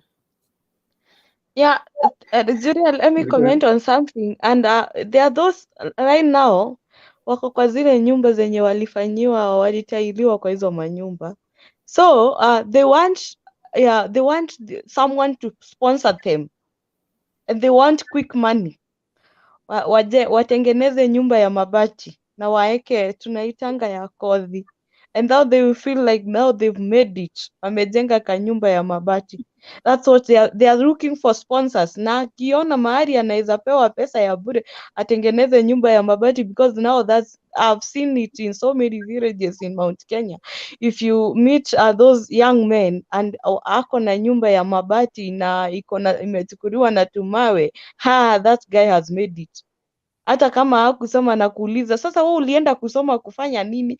Ona mimi niko na nyumba, ona sijui niko na nini, mimi niko na biashara. Wanataka pesa ya haraka na watakangi kusoma, by the way. They don't want to go to school, they just want quick money. And they think now the chicken seller. And we are saying, Julia, if they want to vote for Ruto, let us not push them. Let them vote for Ruto. For those who are not bribed, let us vote for Raila. But the ones, if I'm going to suffer, you are going to suffer. At the end of the day, we are still Kikuyus. Tutakuja mahali tuongee lugha moja, tuambiane na kweli tulikosea. Wacha wenye unajua, you cannot be forcing grown ups. You cannot beat them. It's just like you've said, ni ignorance. Wacha kama ni Ruto, kama uende usikie Faith Gitau venye ameongea, wacha hao watu waende na Ruto. Let them vote for whoever they want to. But let Uhuru aongee na watu wake, because he has the right to. Anaongea akikuja Mount Kenya, he belongs to Mount Kenya, he's one of us. Wasipigane na yeye, asiongee na watu wa Mount Kenya. Na wenye watataka kukaa UDA, wacha wakae kwa UDA. By the end of the day, they will regret their decision. Thank you. Yes, Shiko. Thank you. May I wind up? Now, Shiko, you reminded me something. Now, these youths are not going to school. Na wakiona Shiko ni mwalimu, wanaona Shiko has wasted her time to go to school. Let me tell you what is going to happen to this country. They even tell you you're not married, you don't have kids. Ulikuwa unaenda shule kufanya nini? Look at yourself. Mimi niko na bibi na watoto, niko na nyumba, niko na yani reasoning ya mtoto I don't even know, like you reason with some, and they are even maybe your family members, but you see a very big difference. You are like, I think I don't even belong. Sometimes back I was even asking someone, Julia, like, am I really a Kikuyu? Are we still like, are we from the same, tuko na bloodline moja, ama mimi niko wa kabila ingine? Mimi nimeletwa huku, ni adoption nilifanya, cause the reasoning, the ignorance, even like Themba, let me wind up na kuambia Julia, hata hii ya huduma number. I called some few cousins of mine and I asked them, do you have the huduma number? Mimi siwezi chukua huduma number. Raila wakati wameshikana na Uhuru, wanatuuza kwa pepo ile ya Raila ya 666, that it means, you know, they pretend that these people from Mount Kenya, they know God so much, and Mwene Nyaga and Gaiwakire Nyaga, whatever. So the reason of not going for the huduma number was mimi Raila wameshikana na Uhuru na wanataka kutuuza kwa 666, you know that sijui nini. So mimi sitauzwa juu nikishapeana namba yangu, and now the huduma number will have my details and whatever. Now sitakuwa na sitaingizwa kwa Illuminati nikijua. Then I asked after some few months there was this rule, lazima unaenda unaitishwa huduma number, and that one of them wanted to go to Saudi Arabia, and wakati alienda akaulizwa huduma number hakuwa nayo, and now I was asking like, oh, kwani sasa siuende basi siuende, kwa nini si nilikwambia uchukue nini huduma number? Ati hapana, sasa unajua ninaitishwa huduma number. Nikamwambia na si ulikataa kuchukua Uhuru huduma number juu ya Uhuru atawaingiza kwa Illuminati. Now who is suffering? Yes, you see the kind of ignorance. Okay, Julia. No, thank you. Thank you. Just acha tulete hao wanaume pia wa nini kidogo. Let me say one more word about the what will happen. Yeah, Bernard. I mean, hold on, Julia, just hold on that thought. We'll bring you in a bit. Muko hapa, tuko hapa. Wacha tulete hawa wanaume wamesubiri hapa kidogo, but kaeni tu hapo msiende. Mnatupatia the real jinsi ilivyo kutoka kwa. Actually today she has given me a new. I had never had that kind of propaganda. Ati mtu aliambiwa ati ukichukua huduma namba uko na 6. Yeah. Wow, okay. Wacha tusikie Fred Kasudi. We Jo, ngoja hapo. Fred Kasudi, Matiadi na hata Harun na wajaongea. Fred Kasudi. Harun Kasudi alikuja kabla yako. Wacha atoe zake alafu nikupatie ndio tukuje kwa hii line ya chini. We Jo, kaa tu hapo kwanza, ngoje kwanza nini. Hapa unasikia hiyo propaganda ilikuwa imefika mpaka mtu anakataa kuchukua huduma namba ati kwa sababu ya yani for real. Anyway, Kasudi. Pemba mwajua tulibaki watatu, mimi I was one of the gatekeepers mpaka watu wakakuja. Don't worry, and wewe ni mpoa. You have done a good job. So kaa tu hapo, wewe ni gatekeeper. Yes, Kasudi. Yeah. Me, I will be very brief. I not go talk much. Kile kitu shikwa amenifurahisha nacho, amepatisa mtu mwingine hapa ati Nyondo. Nikiwa ito ati Nyondo, Didi Nyondo. Ndidi Nyondo. Ndidi Manyondo. Manyondo moli mo by the way. By the way mutikamake mukikuya okira tiriri kwena mwihoko. Fred Kasudi. Listen. I was talking to Listen. You don't have to repeat it. Okay. Okay. You don't have to repeat it. Yeah, and what's that? And what Ndidi Nyondo? I don't know it, but I don't want it repeated because I don't even know what it is. So, okay, so shida yako ni juelewi. Don't repeat things that I don't know. So Kasudi, stick on the things that I know. Nilikuwa nasema aja nimalizie na Kidhai alisema wakati mmoja kuna matumaini hata mti ukikatwa kithukine kithudoku todolere there is a new dawn. There is a new dawn. So don't worry because ile kasumba ile dini watu wamepatiswa nayo, sijui watu walikuwa wanaingia, sijui watu walikuwa ukiingia huko Karen ulikuwa unaenda reverse ama ulikuwa unaenda na upande ama ulikuwa wanaenda uchi. I don't know because mtu anaingia Karen akiwa mzuri, ako na akili timamu, akitoka huko bila anaongea my friend. Ona tu huyu anaitwa Serelak baby Mudavadi. Mudavadi was good person. Alikuwa anafikiria vizuri. Saa hii hata sufuria yenye imepika miaka 10 iko mzuri kwa sababu akili yake ishakuwa nyeusi. Anaongea paka yeye sasa amefundishwa kuita baba. Yani above all other people, Mudavadi anaita baba project.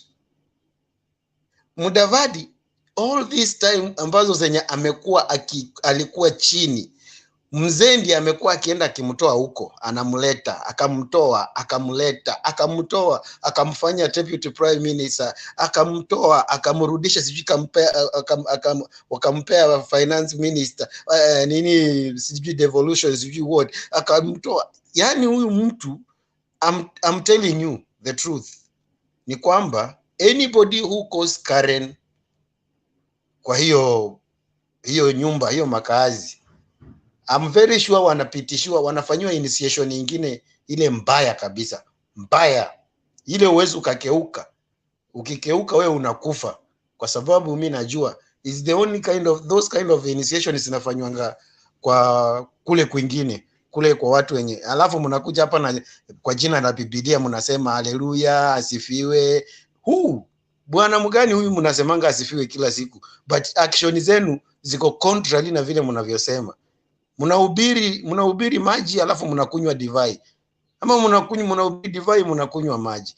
Watu waache hiyo kalulu, waache umakomende, kwa sababu to be sincerely, ona mtu kama huyu anaitwa Mohamed, juzi tu ameingia huko, a very good journalist ule mtu ako, lakini saa hii amekuwa kiraka ingine, hata nobody want to listen to his content, yani dignity yake, mambo yake yani imeisha, which means wakati tu unaingia huko unapatiswa kwa njia ingine, kwa jina lingine lenye halieleweki na sijui ni la nani.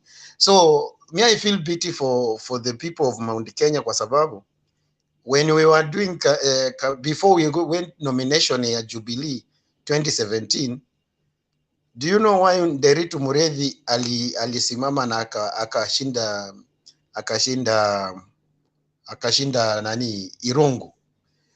Kwa sababu this is what na nilisema, Uhuru is very shrewd politician, that's one, and it's very genius politician. It's very rare you see Uhuru making a mistake, political mistake, very rare, and I have not seen. He don't act, he don't move, if at all he's not sure, if at all the outcome is good. Watu wanauliza amesema so many times, amesema nitafanya, lakini mkiona ana make one move, hiyo move anakaa kama Yesu. Wacha niseme hivyo, Yesu alikuwa anafanya tu muujiza mmoja, inahubiri season mzima, anafanya muujiza mmoja. Akienda Kana ya Galili anafanya muujiza mmoja, inahubiri the entire city, the entire season. Akiingia Samaria anafanya muujiza mmoja, inahubiri the entire season. Those who subscribe in the Bible, they'll agree with me. So kile Uhuru aliona 2017, kile what happens, that's why Uhuru came up with the idea of regional parties, regional kingpins. That's why unaona when you go to Western, TAB is there, is locked. When you go to Coast, you'll find PA there, is locked. When you go Northeastern, you'll find another one there. When you go Eastern, you'll find parties there. When you go where, I know all these things. And mpaka saa hii mimi sijui Shiko na Julia, I think mtaagree na mimi ya kwamba huyu mtu anaitwa Kuria, me I'm still believing that he's a Trojan horse in Ruto's camp. Do you know of late zile utterances and zile remarks, and nilipokuambia, do you remember the last remarks Fred Kasuti, we want him to continue insulting President Uhuru Kenyatta, because the moment he does that, like what he did in Gatondol about the oath and whatever, so many people, like, now they had to change their tune. They joined Azimio when he was in Thika. So wacha aendelee kuongea, hata tunataka tusiane kabisa, because what I believe, and from even like those people that I know personally wenye walikuwa UDA, some won't buy such kuna watu wazima hawataki kusikia hizo matusi, so wako like sasa kwa nini kama Kuria ako kwa hiyo, kwanza Kuria ndiye anawaharibia, lakini tunataka aendelee kumtusi. Ningetaka kumaliza, naona Themba yuko, mimi nataka kwenda kazi, tuko na exams zinaendelea bado za form 4. So I think mzuri ya what Themba and the other moderators should do, we should have a program maybe to try and talk to these people from Mount Kenya. Ikuwe tu ni ya Mount Kenya, tunajaribu kuongea na wao, those who can just listen to us, maybe those who are behind the curtains, and they can just take a word or two. Mwenye wa kusikia asikie, mwenye hataki kusikia akatae, naye akae kwenye anataka. So that's way. And also like you have said kina SK Mataria and those other leaders who are like they would want to kick UDA, and that should be our main agenda, to kick UDA out of Mount Kenya. So the number one thing now they should do, it's Uhuru aanze kukua na hizo programs za kuongea na the youth from Mount Kenya, and me and you wherever you are, tujaribu kuungana kuongelesha wenye we can reach out to those people maybe who are maybe around you. We try talk to these guys, those who are ignorant, wenye watatusikia watusikie. Maybe I can talk to Themba maybe one of these days, tujaribu kukua na show, then we try talking to these guys from Mount Kenya, maybe they will listen, maybe we'll have 10 votes from there, and zizo zitaongeza kikapu ya baba. So see you maybe later, maybe at night if I'll be able to join. Thank you, Kasuti. Shiko Yes. Maito ushari todo kwena muma dodo Kuria okire kwena muma yalirwe, so kwena muma ushari. My question is, let Kasuti, before I go, my question is, if your father did a mistake and your father is not there, because Kenyatta, Jomo Kenyatta, was not an angel. If he did a mistake, yes, if alileta ukabira ama akasema about the roads ama akasema anything from other communities, we've seen that even from where you come from, kuna wazee. If his own son, his own blood wants to rectify what the father did, makosa ya babake, where is the problem? Because maybe the son is wiser than the son is wiser. Jomo Kenyatta Jr.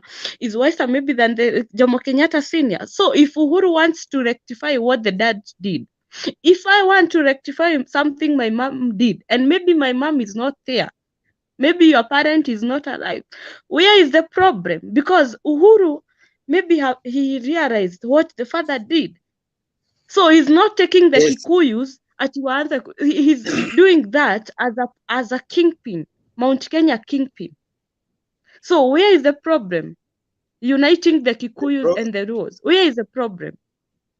There is no problem. What I was saying ni nimekwambia Uhuru Kenyatta is a very shrewd politician and very genius politician. Kwa sababu hiyo kasumba wameenda nayo, umwezi mkatuuzia Raila huku, mkasema nini? Moses Kuria invoked the oath thing. Now you had it, when was it?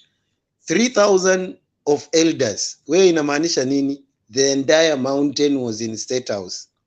First of all, kutoa hiyo na kuweka new strategy na kukua installed bado kama kingpins of Mount Kenya, whereby hata huyo Ruto, if at all he want to talk to Mount Kenya people, either awe voters awe nani, you must go through Uhuru Muigai Kenyatta. So and that one na hiyo ikakuwa yani hiyo ni kitu ilisemwa iko kwa public domain, imeenda imetolewa. Sahi ngojea those 3,000 elders, don't take them for a ride. You will see the impact. Give them 1 week, you will see the impact. Shigo. And Shiko, I'm telling you, Fred Shiko. Kasuchi, as I go, I'm Yeah, telling you, yeah. those other communities used to respect the Kikuyus and the Mount Kenya people, especially the Kikuyus. This 20 nini ya UDA, it has portrayed another image of Mount Kenya region and the Kikuyus, to be specific. Exactly. People who are not So, learned, people who are ignorant, people who are just can be bought. You know, they used to say you can buy sijui nini Akikuyu and you give them money, they can do this. And they've shown the other people, they've shown the world, if you give Akikuyu money, he or she can even kill the mother or the father just because of money. They've shown the other communities who had so much respect for us. They've demeaned themselves. Like ukiambia mtu sasa, unasikia mtu akisema nilikuwa na heshimu wa Kikuyu, lakini hii kitu ya UDA, the way we have attacked our son, our own son, Uhuru Muigai Kenyatta. It has portrayed an image that I don't think a Ruya from somewhere, from a Western, and a Kamba from Akamba ama mwingine wa Mombasa, wanaona Wakikuyu ni kitu ingine. I've never seen watu wengine wakienda kuattack their politicians like the way I've seen the Kikuyus doing. Na hii kitu imeletwa na mtu mmoja, William Samoei Ruto, to attack our kingpin. Hata kama amekukosea, Uhuru amekukosea na nini, ukiita hao Kasuti, Fred Kasuti, ukiwaita uwaulize Uhuru alikukosea nini, sijui uchumi, sijui pesa anakula, sijui nini, yani shallow mind. So it's not Uhuru Kenyatta, but anyway, Shiko, let them, what Shiko, yeah, before you go, Shiko, just a yeah. moment before you go, and I want to address this to actually Shiko and Julia. I want to address this to Shiko and Julia because I found you people to be very eloquent, and you actually know what is going within your community. To the extent that mnasema the Kikuyu thought they were hardworking kuliko watu wengine, which I also think is not true, because central Kenya is around Nairobi, and Nairobi is a consumer of all products. So they had an easy way to get to the market and market themselves. That wacha hiyo, ile kitu nilikuwa nitakuuliza is what you people are, the way you people are expressing yourselves, it's akin to sometimes back when a few Luos in Nyanza were going against the grain of the majority, the people who follow Raila. And the more they talked, the more the majority could, get strength to crush them. Now that you're talking that way and you already know that the majority are for Ruto and you are the minority, don't you think there's a better approach to talk to the Kikuyu like you're asking maybe if you should have a program here, a show for Kikuyu, for us to talk to the Kikuyus?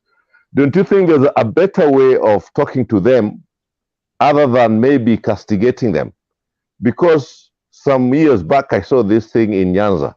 The few who were against Raila were actually crushed by the majority. The majority got the strength now. Wakasema, these few people are the sellouts, so we must finish them.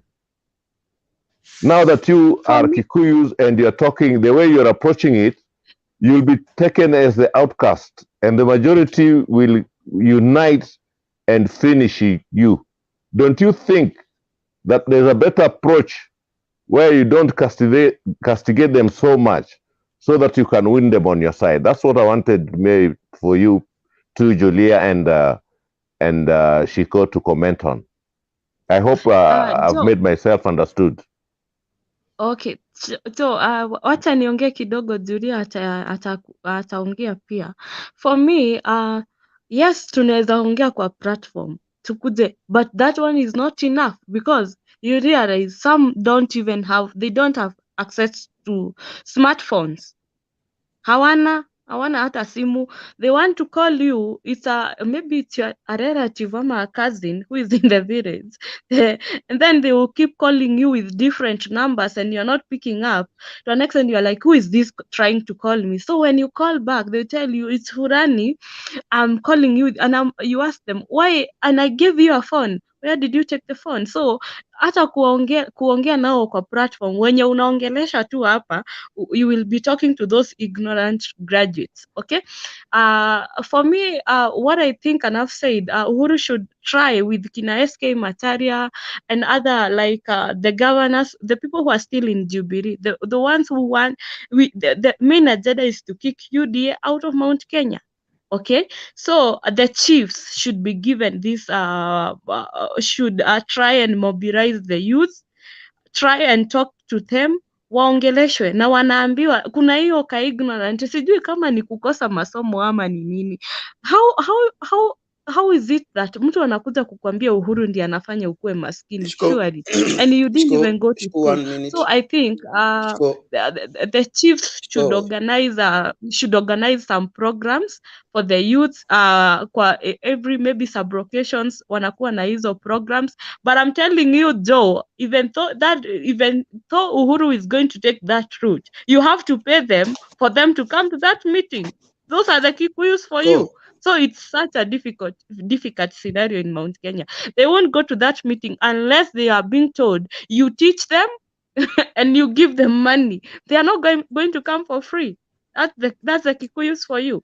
And if you don't do, if you are not giving them the money, then they won't come. So I don't know which, maybe Julia can, she's my elder sister here, maybe she can try, and but I'm seeing it in a way of like lazima watapewa pesa. And you know, now this kind of giving them money is the same, it's the same thing Ruto used, you know, to win them. So hata kama wanawapea pesa. Shiko, I get you. What I'm saying is, you see, you're still doing the approach. Why would you talk hard on them and like you're castigating them? What I'm asking is, can there be a soft approach rather than castigating them? Hawana masomo, hawana nini mpaka walipwe? Yeah, because they are the majority. They are the majority. Just a moment, they are majority. Okay. I've seen this in some other places. When the few that are trying to castigate the majority, it doesn't work. So I think the language you should use, the approach, soft approach, instead of castigating them. Joe and Shiko, you adject my submission. Okay. Wacha nimalize Fred Kasuti. I answer him, then niende. Oja kidogo. I'm going to work. Okay. Haron, you will take on baada ya Shiko. Uendelee hapo. Mimi nimeenda, nimesign out, nimeretire. Thank you. Like to see you in the late of the day. Joe, okay, maybe when kama ingekuwa ni debate nitaongea, because I'm talking to people who are learned, but they are ignorant. But when uko mashinani, there's a way, maybe it will start at home, and ndio ulisikia the elders waliambiwa na Uhuru Kenyatta waende wajaribu kuongea na, because for us we listen to our elders. So au wakianza kuongea, you start from, this thing has to start from like lazima ianze kwa nyumba.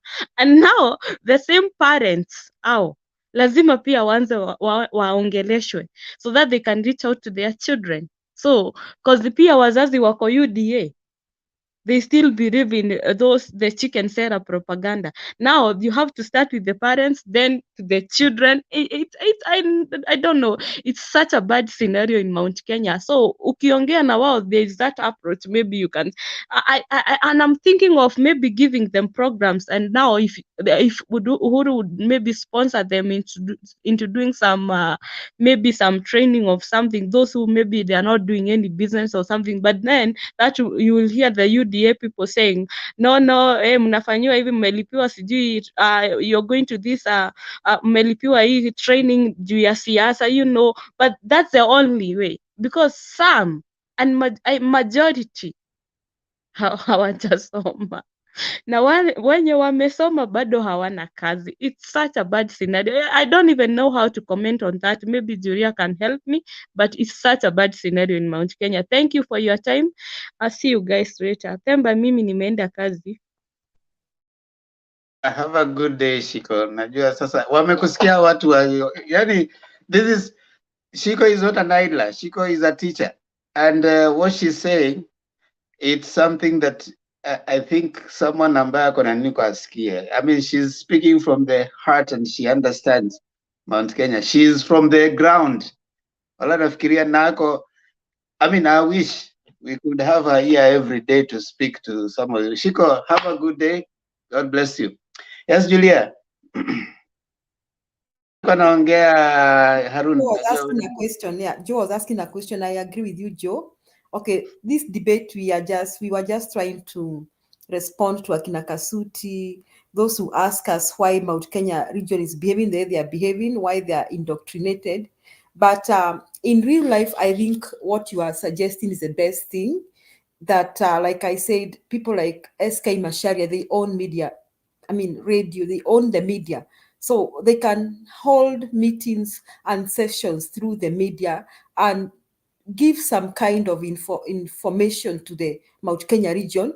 And I think you heard from our discussion with Shiko is that the high level of ignorance ndio imefanya wakuwe indoctrinated. So I think that's the right way, like you are saying, Joe, that's the way forward, that such kind of sessions should be held through the radio, through Inoro, through Kameme na Kikuyu, na waambiwe sio kwamba tunawachukia, sio na vile mnaambiwa babako hivi. I mean, waambiwe tu ukweli, like trying to educate them. So I agree with you, Mr. Joe. Okay. Okay. Thank you. Me, I already asked a question and I think nimejibiwa na nimeridhika. Can I interject? Ulikuwa hujanipatia nafasi kuongea. Joe, weka tu hapo, wewe utaongea. Wacha Harun aongee. Wewe. Unajua Harun hajaongea, Katwe hajaongea, ni maswali ameuliza, Richard hajaongea, na Victor hapa Nyaking pia hajaongea. Wacha tuache kwanza hao waongee, alafu imebaki hata dakika 7 tumaliza 8 hours. Watu wa Facebook mtatuko nje in about 7 minutes, but ninyi mko kwa panel, msijali, you'll give your presentations and then you give your closing remarks. So msijali, kaa hapo, we listen to everyone. So watu wa Facebook mnapoenda, tafadhali subscribe to Mutembei channel and also share. We want people to hear what this. I like it when ladies, especially from Central, come here and they spew facts like Julia and Shiko. That's why we want to. That is, they are showing us that there's a critical mass of people who are thinking outside the box, and that for me is some of us, we talk from bird's eye view. Now, bird's eye view, you can only see so much. But wale ambao naongea kutoka chini, I mean, kama Julia ako na watu wanamwongelesha kila siku, we like it. So Harun, tafadhali, thanks for your patience na asante kwa kushikilia tena hapo. Sasa toa maoni yako kubwa. Sisi vigogo hapa baba, hatunanga nini, hatuna haraka yani. Yeah, in fact, I feel so sorry kwa Mount Kenya region, kwa sababu ni kana kwamba adui amepenya, by the way, na ameleta damage, na hiyo damage yenye ameleta ni kwa sababu ametumia pesa kurob akili mzuri ya watu wa Mount Kenya vile tulikuwa tunawajua. In fact, amerod their mind to an extent mpaka sasa hivi tunashangaa sana, whereby yani Mount Kenya region of all regions tukiziweka kama ni province 1 up to 8, the people ambao wamebenefit more, lakini sasa hivi William Samoei Ruto ameteka the majority kuwa in fact the president Uhuru Muigai Kenyatta hajafanya chochote to that region. It is very sad. Because ninapoangalia, look at infrastructure like roads. Huwezi compare Mount Kenya region na other regions. Look at dams. Wakati Arol and Kimwarel pesa iliibwa, William Samoei Ruto akiwa anaangalia na macho yake mawili. Thipa dam sasa hivi iko complete, whereby Mwea irrigation scheme watu wa Kirinyaga manze, mchele hata tutakuwa tunaenda Pakistan. Angalia mazuri yenye president amefanya. Tuje hizi hasa avocados manze, zinaenda ng'ambo. Angalia pande ya maziwa. Angalia sasa hivi Munya anaendelea kupigana na cartels wenye wameharibu bei ya majani chai pale Mombasa. Angalia kahawa. The president amejaribu sana, but William Samoei Ruto na ile pesa yenye aliwanyima nyinyi vijana wa Mount Kenya wakati amekuwa kwa hii miaka 9 chairman wa IPEC, ndio hii amekuja amechukua akili yenu to an extent, amwezi mkaona yale mazuri yenye president amewafanyia. I tell you, mtabaki sana mkimkumbuka huyu president Uhuru Muigai Kenyatta kwa wale ambao mko hai sasa hivi, because this is the president ambaye ameleta manufaa kwa Mount Kenya sana. Nikicombine the founding father of the nation alafu na Kibaki, Uhuru Muigai Kenyatta, nitacombine Jomo Kenyatta na Kibaki, yale manufaa yenye ameleta to Mount Kenya people. But it is very sad wakati mnasema kuwa the head of the state Uhuru Muigai Kenyatta has done nothing to you. It is really saddening. So mimi naambia baba, I have one thing I want to tell baba. Once you take over presidency in August 10 2022, please, hawa vijana wenye wanalia hawana kazi, wakati unaposukuma industries kwa all parts of the country, usije ukawaforget. Tunataka hawa vijana wafanye kazi, wainue mikono juu, jasho iwatoke, to an extent they praise God, waseme kuwa hakika kama sasa hivi wanasema kuwa hawajasaidika. So we need that energy. Ndio vinywa kazi iwalemee to an extent, vinywa vyao vinyamaze kabisa. That is what I want to tell baba. And lastly, because tuko hapa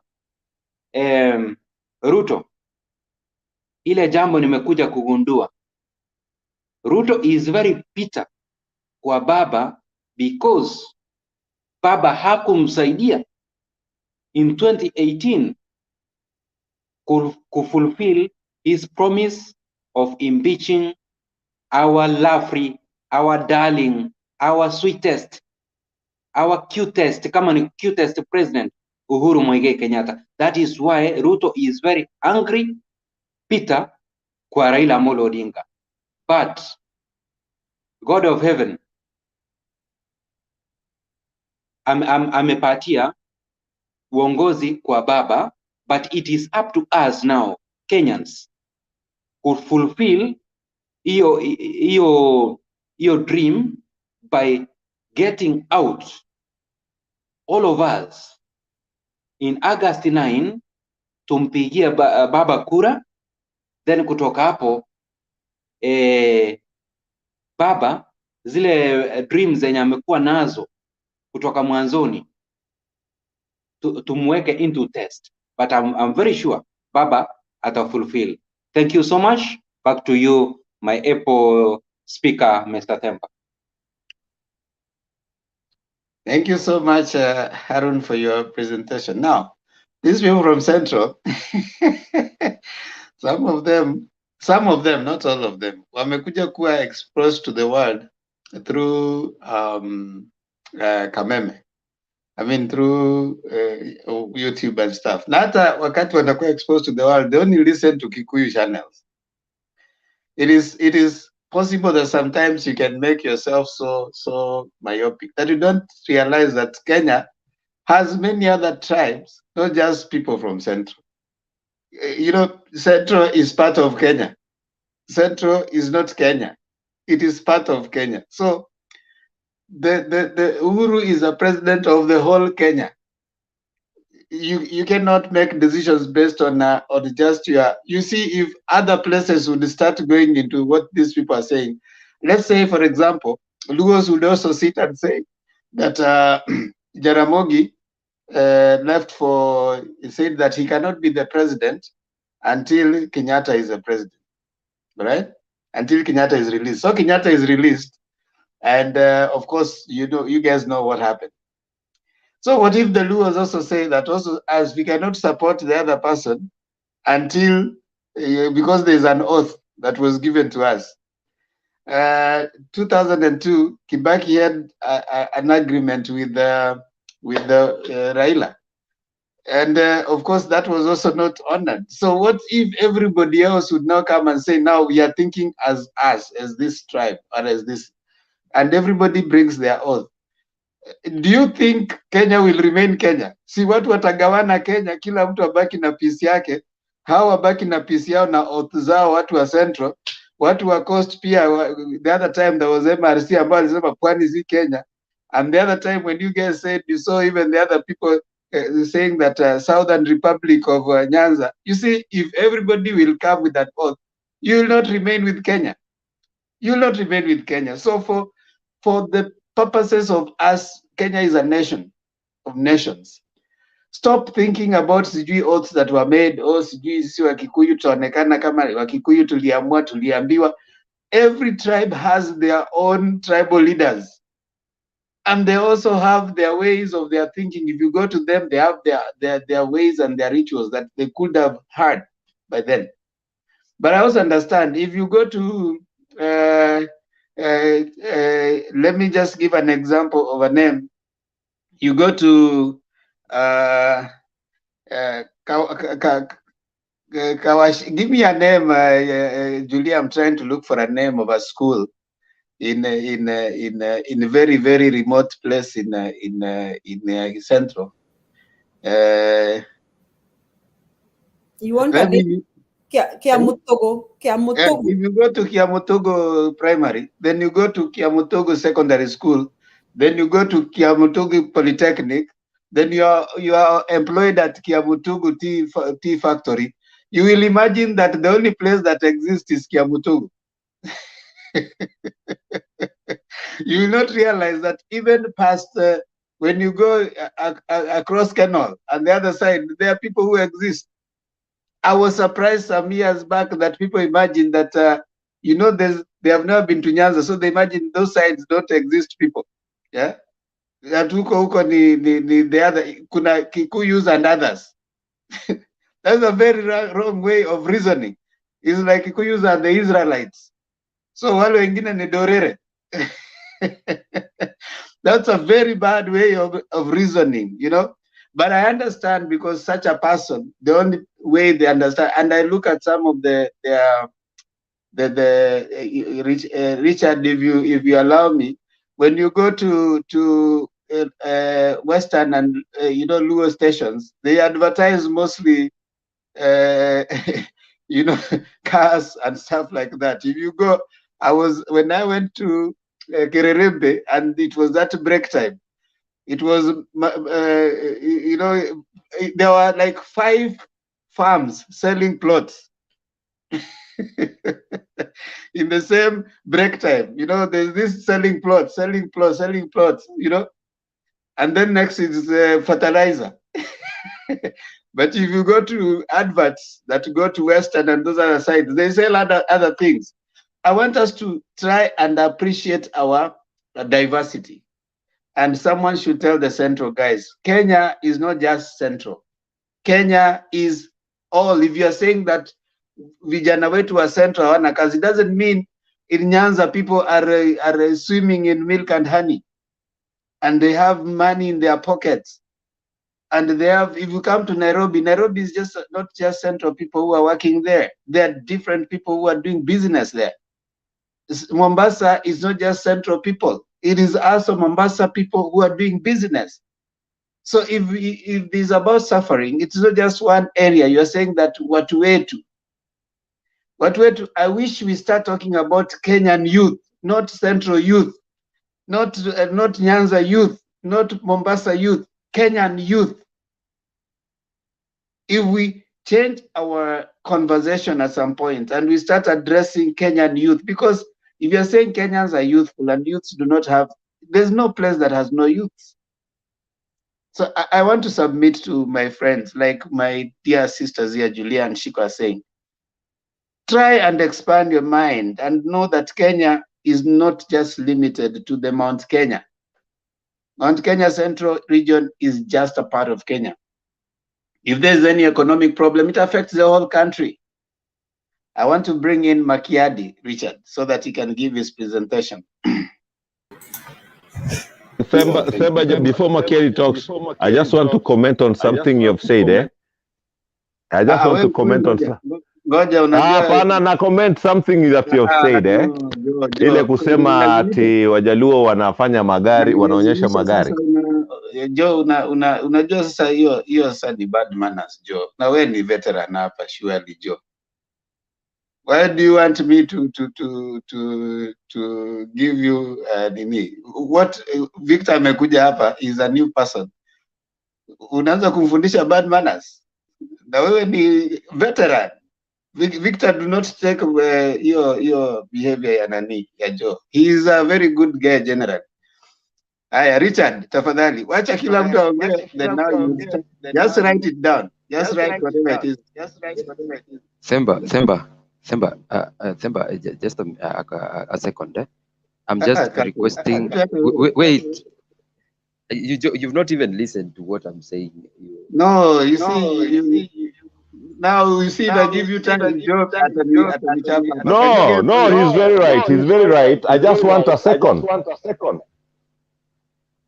Give him. Umejua iko kitu umesema. Okay, Semba, I was just requesting.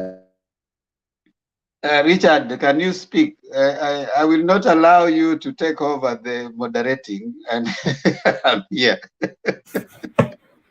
Richard, can you give your presentation and then we'll come back? Okay.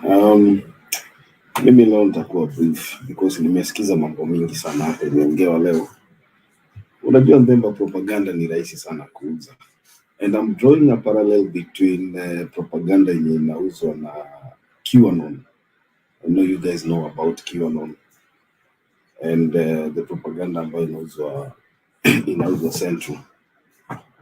Propaganda inakuaga kitu rahisi sana kuuzia watu ambao wanafeel wako frustrated, watu ambao wanafeel wamefinyiliwa. Na ukicompare ile propaganda imeuzwa Kenya, itakupeleka back to the time ambapo constitution ilikuwa inapiganiwa, the 2010 constitution. And you remember the person ambaye alikuwa forefront kwa kuuza propaganda is the same person mwenye tunaongea juu yake saa hii. It was a time, kumbuka there's a statement alikuwa anasema ati hiyo constitution ina support same sex marriages, na pia there was something to do with the churches. I can't remember what his statement was, and people bought it because it was easy. People were gullible. Watu walikuwa rahisi sana kudanganywa. And you can see the same propaganda yenye inauzwa hapa ambayo inauzwa kwa Fox News. Ni vile tu umeongea juu ya Kameme or whatever vernacular stations, you target a particular section of the people, unawapatia the information yenye unataka kusikia, kuonyesha kwamba if this was not how it's supposed to be, or this was not happening, then your lives will be better. And the same propaganda inauziwa watu wanaambiwa maneno ya, for example, vitu kama vaccines. Unaambiwa ukiweko vaccine utapita kwa jikoni, kila kitu itakuja, kitu kama vijiko zina stick kwa mwili yako. It's propaganda and people believe it.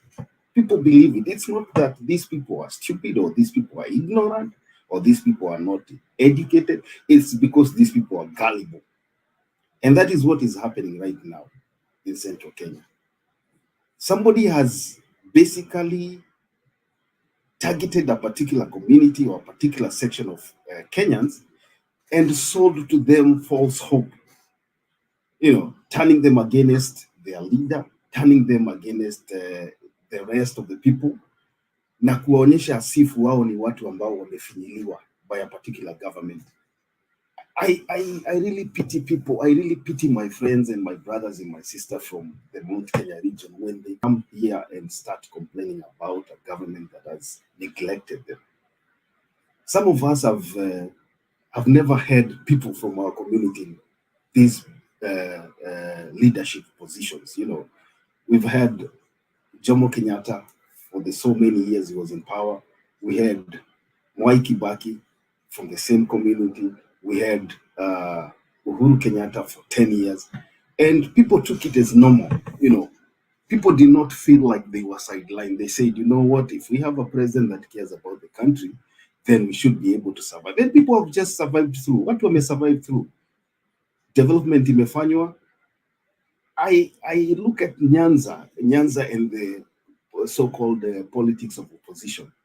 People in Nyanza wame lag really behind upande wa development until recently ambapo Raila alishikana mkono na Uhuru wakasalimiana pale kwa office of the president, ndio watu wameanza kuona mabadiliko. Hata nilipita Kisumu some time back and I was surprised. You know, the roads look good right now. Wakaenda wakatengenezewa port pale.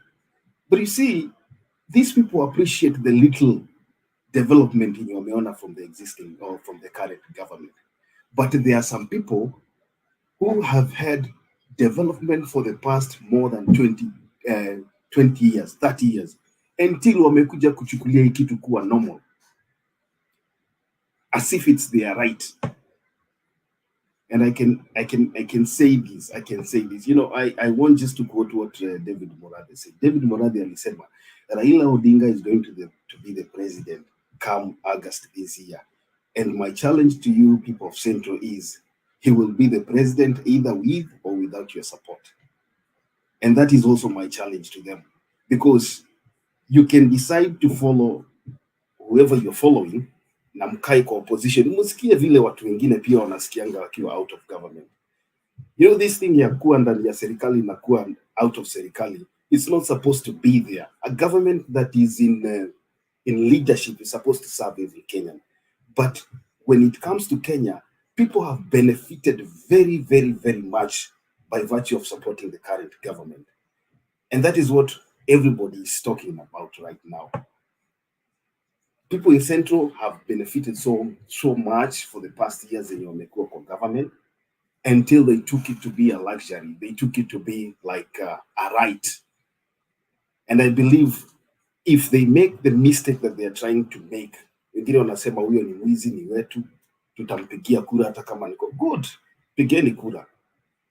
All I hope and pray is that if and when Raila Odinga wins the coming presidency, hata kuwa mtu wa kubagua nchi kama vile tumeona ubaguzi kiendelea in the past regimes, awe president wa kila mtu, serve all the people, na aweze kudistribute development throughout the country like a statesman that we know he is. I was just looking at a comment here by 936. I was looking at a comment here by somebody called Tiara Oscar Juma. Ametuma comment 936. Ndeba kama unaweza ipu. Tiara Oscar Juma 9:36 p.m. Ameongea kitu ya maana sana hapo. And that is the plain truth yenye tunashinda tukiongea. But Tiara Oscar Juma 9:36 p.m. Amesema kubadilisha Mkikuyu kumchagua Raila ni kazi ngumu sana. Hapa Wajaluo ndio washikane wachague Raila. Ukabila Kenya sio rahisi kuisha. That comment is a very powerful comment because we are looking at people who have been indoctrinated. Hii kitu ya kupigia Raila kura na kudemonize Raila, it has not started with Ruto. This thing has been there, and it is not just because it's Raila.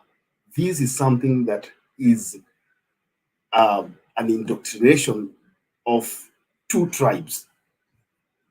We are not going to settle down and to say ni chuki ya Central Kenya against Raila. No. This is something that has been indoctrinated na imeingia kwa watu. Yeah, that is the comment. Kubadilisha Mkikuyu kuchagua Raila ni kazi ngumu sana. You see, these hawa ndio watu ambao Shiko na Julia walikuwa naongea. And when you read that comment, hiyo comment nimeisoma iko na uzito mingi sana. Because this is not about issue-based politics. This is not about individuals. This is about tribes being indoctrinated. And that is why it is very easy for Moses Kuria kusimama juu ya gari na kusema sisi tulikula kiapo, hatuwezi chagua Mjaluo ama hatuwezi chagua mtu wa aina fulani fulani. Because this is what sells. People want to hear that. People are so gullible. Watu wanataka kusikia hiyo. Na wakisikia, that's it. So I don't think this is something that we can change with one election.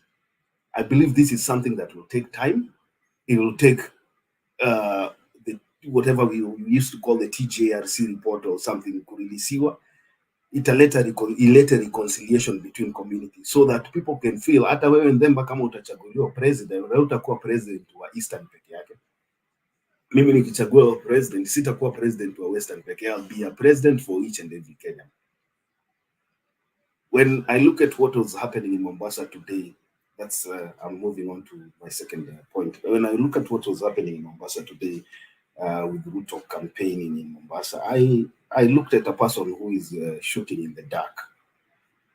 I mean, we always talk about being a leader with temperament, yani unaweza kujicontrol.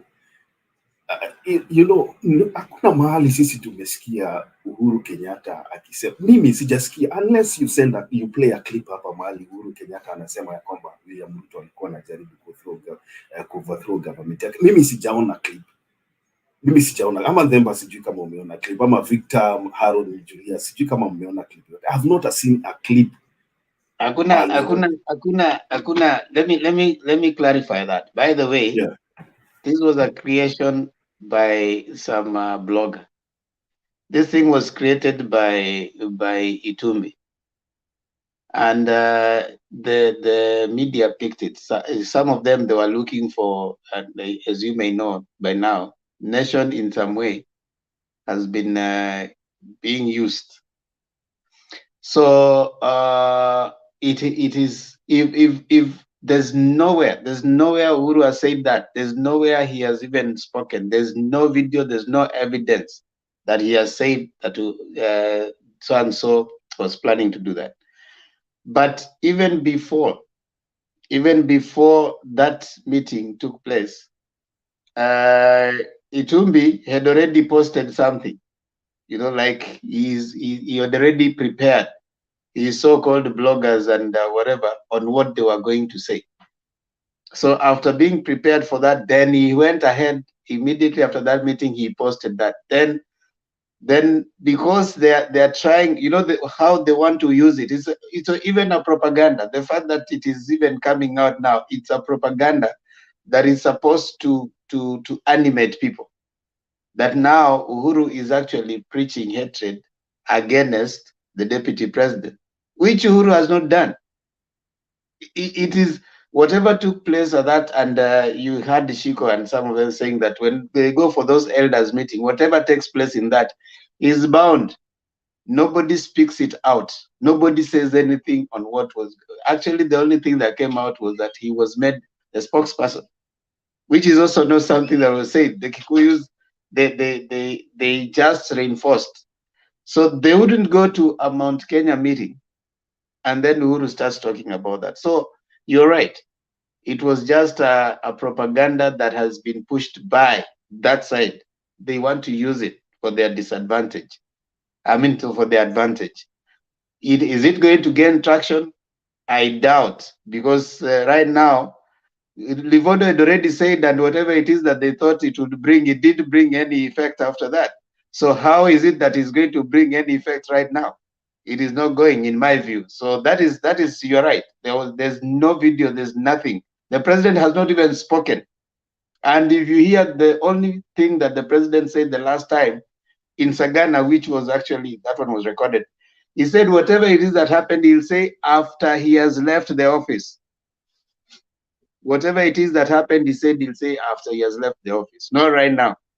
So I think these people are just, they say you are putting the cart before the horse. Is that the saying? Yeah.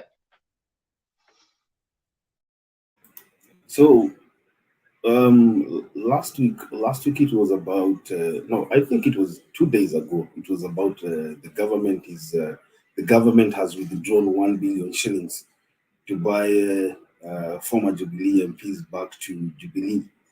I don't know at what point they departed from selling that agenda to Kenyans to this new agenda, whereby they came with this other new thing that the president told the Kikuyu elders that the deputy president was trying to overthrow his government. And I ask myself, najiuliza, at what given point as a leader do you draw a line between what to answer and what not to answer to? Because kama wewe ukiwa kiongozi, hakuna mtu ambaye ameona video ambayo inasema Uhuru alikuwa anajaribu deputy president alikuwa anaambiwa na Uhuru kwamba anajaribu kuoverthrow government yake, but you go to your campaign meetings na unaanza kujibishana ukisema msituletee ujinga. You know that language is not, we always say here, if you want to be a president, then you must start acting presidential. That is all. That's one thing tumeshinda tukisema hapa. So ukienda kusimama huko unasema msituletee ujinga yenu, msituletee conmanship yenu, mimi ndio nilikuweka kwa hiyo kiti. Then okay, kama wewe ndio ulimweka kwa hiyo kiti, kwa nini ulikuwa una seek support yake? Why is it very important for him to endorse you kama wewe unajua ulimtafutia hiyo presidential whatever kuwa rais? So the guy anasimama juu ya gari anaanza kusema, wewe unasema mimi ninataka kuoverthrow serikali yako na mimi ndio nilikuweka kwa hiyo kiti. Okay, sawa, ulimweka kwa hiyo kiti. Kwa nini wewe huwezi enda kuomba kura yako kivyako? Why is it so important for you to be endorsed if you believe that you put him for the first term there, second term ukamweka hapo, wewe ndio ulitafutia Raila Odinga prime minister? Sasa saa hii ni wakati wako, then you don't need to be endorsed by anybody. You should go out there, kama umekataliwa katika, enda ujitafutie kura yako. Me, I don't think hata matusi yenye unatukana mtu, I mean, it doesn't add value to your leadership. You should know who to answer and when to answer. And I think advisors should sit down with this guy, you know what, my brother, you're losing it. You're losing it because zile vitu unasema umeanza kuwa kama blogger. I don't think I cannot draw the line. I cannot draw the line between what Itumbi is saying and what William Ruto is saying because they are speaking the same language. Yeah? Kwa sababu Itumbi anaenda kwa social media anasema quote and quote president alisema kwamba deputy president wake alikuwa anajaribu overthrow his government. And then the next day, even without evidence, there were so many people in that meeting. Na hakuna video hata moja tumeona Uhuru Kenyatta akisema hivyo. But wewe unaenda kwa campaign huko unaanza kusema sisi si wajinga, msituletee conmanship. Okay, so sawa. You know, Kenyans are looking at you and wondering, sasa wewe, if you are this person ambaye ndio unatafuta hiyo kiti na bado uko hapa chini, you are still a VP, you are cry baby. Leo unalia umekatiwa pesa. Even before we digest the story ya kusema umekatiwa pesa ya kurani ya office, the next day umekuja wameiba bilioni moja, wamewithdraw bilioni moja pale. People should sell their agenda to Kenyans. People should sell their agenda to Kenyans. Hii mambo ya kukua cry baby, I don't think and I know people have already drawn the line. What we are fighting for right now is the undecided vote. what we are fighting for there is the undecided vote. I don't think right now there are people ambao sahi wanasema there are very few. There's a small percentage, I believe less than 5% ambayo itakuwa convinced ya kupigia mtu fulani kwa sababu ya nini ya cross over. But the rest of the people I think wame make decisions zao, and when we have a forum like this, wale wawili ama watatu tunawavukisha pande hii na wengine wanaenda pande hiyo, that is just a small number. The majority of people wame make decision nani watapigia kura. So people should stop crying every day. Kila siku unatulilia umenunuliwa na bilioni moja, sijui unataka kupindua serikali. I mean, ndeba mimi hata namalizia hapo. Ninaona hii politics mahali imefika sasa, hata imeanza kuwa ni politics ambayo ina lack common sense, and I think tukiendelea namna hiyo ndio tuna raise temperature ya wananchi, because ukienda kusema mahali pengine huko tulikuwa nataka kupindua serikali, you don't know emotions zenye una raise za watu pande hiyo. So people should be careful. I think somebody should sit somebody down na mwambie, you know what, just sell your agenda, wachana na hii maneno mingi ya kujia kila siku. Ndeba mimi nimalizia hapo. You're so right, Makiadi, and I think we can hear that.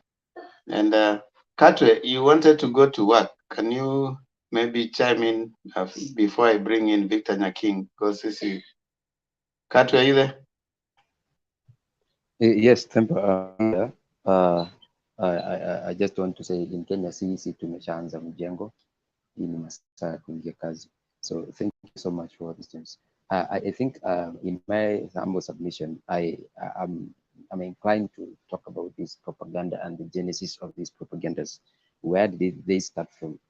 I think if history serves us right, is that from the time when Moi was taking over power, Moi at some point reached a point where he felt like one, and he even said it himself, that the time the mountain will hold hands with the lake is the time that the leadership in Kalenjin, from the Kalenjin side of it, will never get it back again.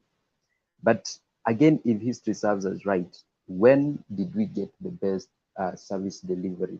Was it the time when the mountain was holding hands with the rift, or it is the time when the mountain was holding hands with the lake? Because if I can remember very well, in 2008, our economy had gone bad because of the post-election violence, and the time when we realized a growth of economy is when the mountain touched hand with the lake. The second time, when the mountain was holding hands with the rifts, for the first term of 2013-2017, we saw a lot of scandals spewing from that government. But when the hands were tied between Mount Kenya and the lake, we saw a lot of service delivery. So who started all this propaganda? The propaganda started with the time of Moi. And look at the way, last week when we were in this forum, we were asking ourselves this: are we seeing a reincarnation of Daniel Toroitich Arap Moi in William Ruto? The answer is yes, because you see the kind of propaganda that are being peddled, that were being peddled by Moi, are the same propaganda and methodologies being peddled by William Ruto. One of the things that we need to understand is a time when a propaganda is propelled to the advantage of someone. I will take an example in 1997 from the MP of Gatundu, Muhia. Muhia, when he saw that Uhuru Muigai Kenyatta was going to defeat him in the member of parliament seat, Muhia decided to abduct himself. And from the culture and the nature of Kenyans, people do not like when somebody is victimized. That is how you get votes. If you want to get votes, one, you have to make yourself a victim. That they really said these things about me. What do you think? You've seen even in the social media that Kenyans are victimized. Kenyans come. That is the time when we have one tribe in Kenya. They will go out and they will try to castigate the person who is victimizing this person. So I think the propaganda that we are seeing right now is because of how Kenyans view victimization. You can imagine that even after I asked Julia, why do you think the mountain is not seeing all these things? Because if we are to look at even the GDP of the mountain itself, the mountain itself has a GDP of 1/3 of the total GDP of Kenya is in the mountain, around 10 counties. The GDP is the same as that of Senegal, South Sudan, Burundi combined. So how are they not seeing all these things? Because when they're saying that Kibaki was the best president, Kibaki did not do any succession politics. Why didn't Uhuru vie in 2007 pending that he was the opposition leader? Was it because he was told that in 2013 we are going to be endorsed, but Kibaki did not endorse him publicly? The answer is yes. Kibaki endorsed Uhuru Muigai Kenyatta and gave him all the state machineries, but nobody ever talked about that because he was Kibaki himself. One thing people should understand, and I want to quote from the book of John Mason, is imitation is limitation. You cannot start comparing yourself to another person just because you want to be viewed as a better person. When they're talking about the mountain, that Uhuru has done nothing from the mountain. What Uhuru has done for the mountain is 70% more than what Kibaki did. For example, Kibaki only did 87 kilometers of road in the central, in East Kenya. Uhuru Muigai Kenyatta has done 2,100 worth of roads in the central Kenya. Uhuru has done a lot to the people of Mount Kenya, more than what he has done to the other regions. So I think the kind of propaganda being propelled in this country right now is to just help someone to get into power. And most of the time we find that the propagator of the propaganda is the beneficiary of that propaganda. People were talking about why was Mama Ida Odinga heckled? Who stands to benefit from the heckling? So in most of the times, the beneficiary is always the perpetrator. Who stood to benefit that? Yeah, it is Mythical Inturi, because of late we saw Mythical Inturi being heckled naturally in the Mount Kenya. But when he saw Ida Odinga was coming, how does he regain his strength in Mount Kenya? It is to heckle Mama Ida Odinga so that he can be viewed to be having control of the Meru community. So mostly the propagator is always the beneficiary, and the beneficiary is always the propagator of that particular incident. When you see the law of unrelated, somebody talked about that when Martha Karua was in Mumias and Ida Odinga was in Meru, there was some correlation about the two things. They are so much unrelated, but they are related in the same sense. Because one, both of these people are women. Secondly, we've seen Martha Karua joining Azimio, and the other person is in the other side. So why should they be having correlation of incidences? Somebody is benefiting from those propaganda. How do they benefit from the propaganda that Ruto wanted to impeach the president? Is that they want to be seen as the victims of the problem so that they can have the sympathy votes. And we've seen Ruto being the mastermind of these votes, of getting such kind of votes. He's a Moi student. Actually, they say Ruto is a boarding student of Moi in the Moi School of Thought. So he was getting fresh education from Moi.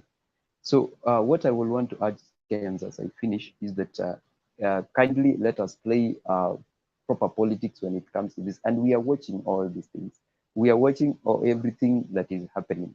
When we are going to vote, I have a very strong feeling, and I don't know why I'm having this strong feeling, that Mount Kenya might be sacrificing half of his votes, half of her votes, to kick Ruto out of presidency. And I'm repeating this. Mount Kenya might sacrifice half of their votes to give to Ruto so that they can kick Ruto out of the presidency. I will explain that analogy tomorrow, today actually, now that we are today in Kenya. I will explain my analogy in my next submission in the next session. Thank you. Thank you so much, Katwe, for your observations, and indeed, they are very well articulated. One thing I can tell you is that those who are trying to make Central Kenya isolate themselves from Kenya, they are doing them a disservice. And I wish the Central Kenya people, those who are thinking that they're being done a service by those who are peddling the so-called, they have not been developed. I have relatives in Mount Kenya, specifically Murang'a. And I've had to go through those places traveling, and I can tell you the kind of development that is there, the tarmac that is there. Harun, if you went to Central Kenya, you can get from one country to another na usipate matope. The feeder roads, the connectivity, you can come from Naivasha straight uende mpaka Thika na uende chini mpaka uende sijui Makueni huko without getting any matope. So you can imagine that kind of road networking that has happened. Thika Superhighway imepita katikati, unaona. And like I don't understand, and it is the same people who are coming to say atukuli barabara. Anyway, we can take our closing remarks so that we can call it a day. But today, I think the idea was to us to address ourselves in the issues of propaganda and how it can affect. You see, Ruto is responding to a propaganda created by his own blogger. Not anywhere reported. Nobody even saw that. There's no video that can come to that effect. And even if we say that UDA was popular, why is Kenya Kwanza not having as many aspirants as Azimio? Azimio has over 16,000 aspirants. What does that tell you? By close of business, there are 16K aspirants who had just come. They were leading by close of business. And in Central, Jubilee is leading with a number of aspirants.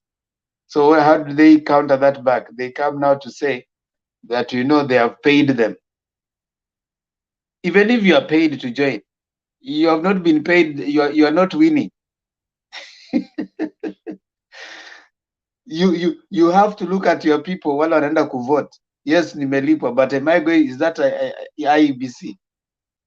Those are people who have decided. The ground has told them now. This is what we are going to do. These are our people. Why didn't they migrate in drove to UDA if it was as popular in Central Kenya as they were thinking? Jubilee led in Central Kenya. The party of Kabogo had, I think, four people. Yeah.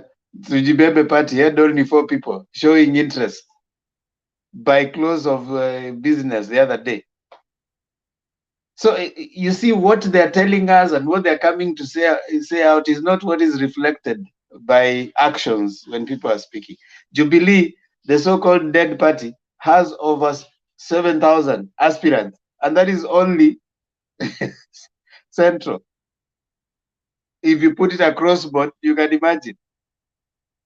So what are they telling us? They should read signs of the times. If all these people are going to this particular party to seek to stand by its ticket, what does that tell you? That is not the face of a dying party. We would have seen UDA leading with aspirants across board, across Kenya. It is not. Anyway, let's take our closing remark. I'll start with Julia, then I come to Harold, alafu tumalizie na Makiadi. Julia, 2 minutes closing remark. Asante, Themba. I just want to address my fellow Kenyans from Mount Kenya region, especially unaona anaitwa Ben Juguna. He's still posting. He's saying Kenyatas are very selfish and greedy family. I mean, Ben and the others, we could only have one president for this country, and we could not all be the sons and daughters of the president. So that's why we had Kenyatta and his family. So we cannot compete with them. We could not have been in that position. So we cannot hate them for what they are and for the fact that they became presidents of this country. Now, secondly, my point for Mount Kenya region, it is, I just want to say that I'm saddened by the level of the damaging ignorance that we are portraying to the rest of Kenyans, while the rest of Kenyans envy Mount Kenya region because facts are that Mount Kenya region is actually the most developed part of Kenya and has access to everything, including education, health, and all other services. Yet we want to say that we have been marginalized by the Kenyatta government. It is a shame that we are saying that, but I beg that we open our eyes and read widely, read Nation newspaper, read Standard. Don't just watch Inoro, msitazame Inoro peke yake na Kameme. Tafadhali naomba mtazame hata NTV na mjaribu hata kusikiza BBC. Try and get yourself informed and find out how does the economy develop, how are people empowered, how do prices of goods go down and how do they go up, how can we improve our economy, and try and find out how can we empower our children. We cannot empower our children by giving them money. Please try and investigate that. If you do that and get yourself equipped with knowledge, you will turn around and stop arguing the way you're arguing, and you start looking at the rest of Kenyans as Kenyans. Si kabila hii, si mtu, si kimodo cha Rogoro. You look at them as Kenyans and you'll begin to appreciate their role in this country. You'll begin to appreciate that they are also Kenyans, and you'll begin to look at everybody as a Kenyan. Lakini si mimi ni Mkikuyu na hao ni hawa. Thank you, Demba. Thank you so much. You see, Benjamin Njuguna is expressing his lack of understanding. Even a developed country like US, it has had presidents who are from the same family. You know, the Johnsons, the Bushes. I mean, it's what would you say about those kind of countries? You know, leadership in Kenya, they have been indoctrinated like being a leader in Kenya. You know, ati now naambiwa kwamba so and so ni dynasty. Kenyatta hakupitisha uongozi akapatia Kenyatta kwa, I mean the senior Kenyatta hakuichukua akapatia the junior Kenyatta kwa mkono. And Raila has been vying. Who prevented your father from vying? If your father did not vie, why are you having issues with someone else's father? The constitution did not prevent you. Like, my father did not vie for any seat. Now, should I blame Raila? My father is actually Raila's age mate. He did not participate in those political positions. Should I blame him that now Raila should have not done whatever he did? If your parents decided to pick another area, come a father who is a doctor decides to become to teach the son to be a doctor. Are those dynasties? Do you tell them now, do not teach your son to be a doctor because you're going to support dynastic issues in medicine? There's another father, the other day, Kenya Airways. That father mentored the daughter, and the daughter became a pilot. Why didn't you guys wake up and say that is dynastic? Nini, mbona unamfundisha kuwa dynasty, anaenda kuwa nini? Anaenda kuwa pilot kama baba yake. If your father pursues one line, na wewe umeamua pursue your line, what makes you a dynasty? What is the problem? It has not prevented another person's child from being a politician. So how many politicians were there in Nyanza? This narrow mind thinking, oh, so and so's father, these people have dominated. Dominating, does it make you not dominate? Why didn't you dominate? Why did your father not dominate?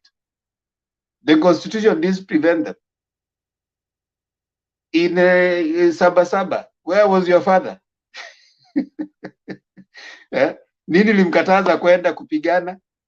Baba yako alikuwa wapi? Raila did not say that nyinyi wengine msitoke. Si hata yeye angetoka, saizi hata wewe ungekuwa dynasty. So let's not narrow our thinking. That those people have dominated the political scene, and the person who is talking like that, educated people. Someone coming out and seeking a political position. It is It is something that the Constitution allows you, even you, if you can. How many people have tried to vie for positions that they don't get it? So let's quit this kind of narrow thinking. Na wengine ni watu ambao wamesoma tu, mtu amesoma tu vizuri, ameenda shule. And I want one day Kenyans, you take, chukua gari mwende mtembee Central. Hao watu wanatuambia kwamba oh, tumenyanyaswa.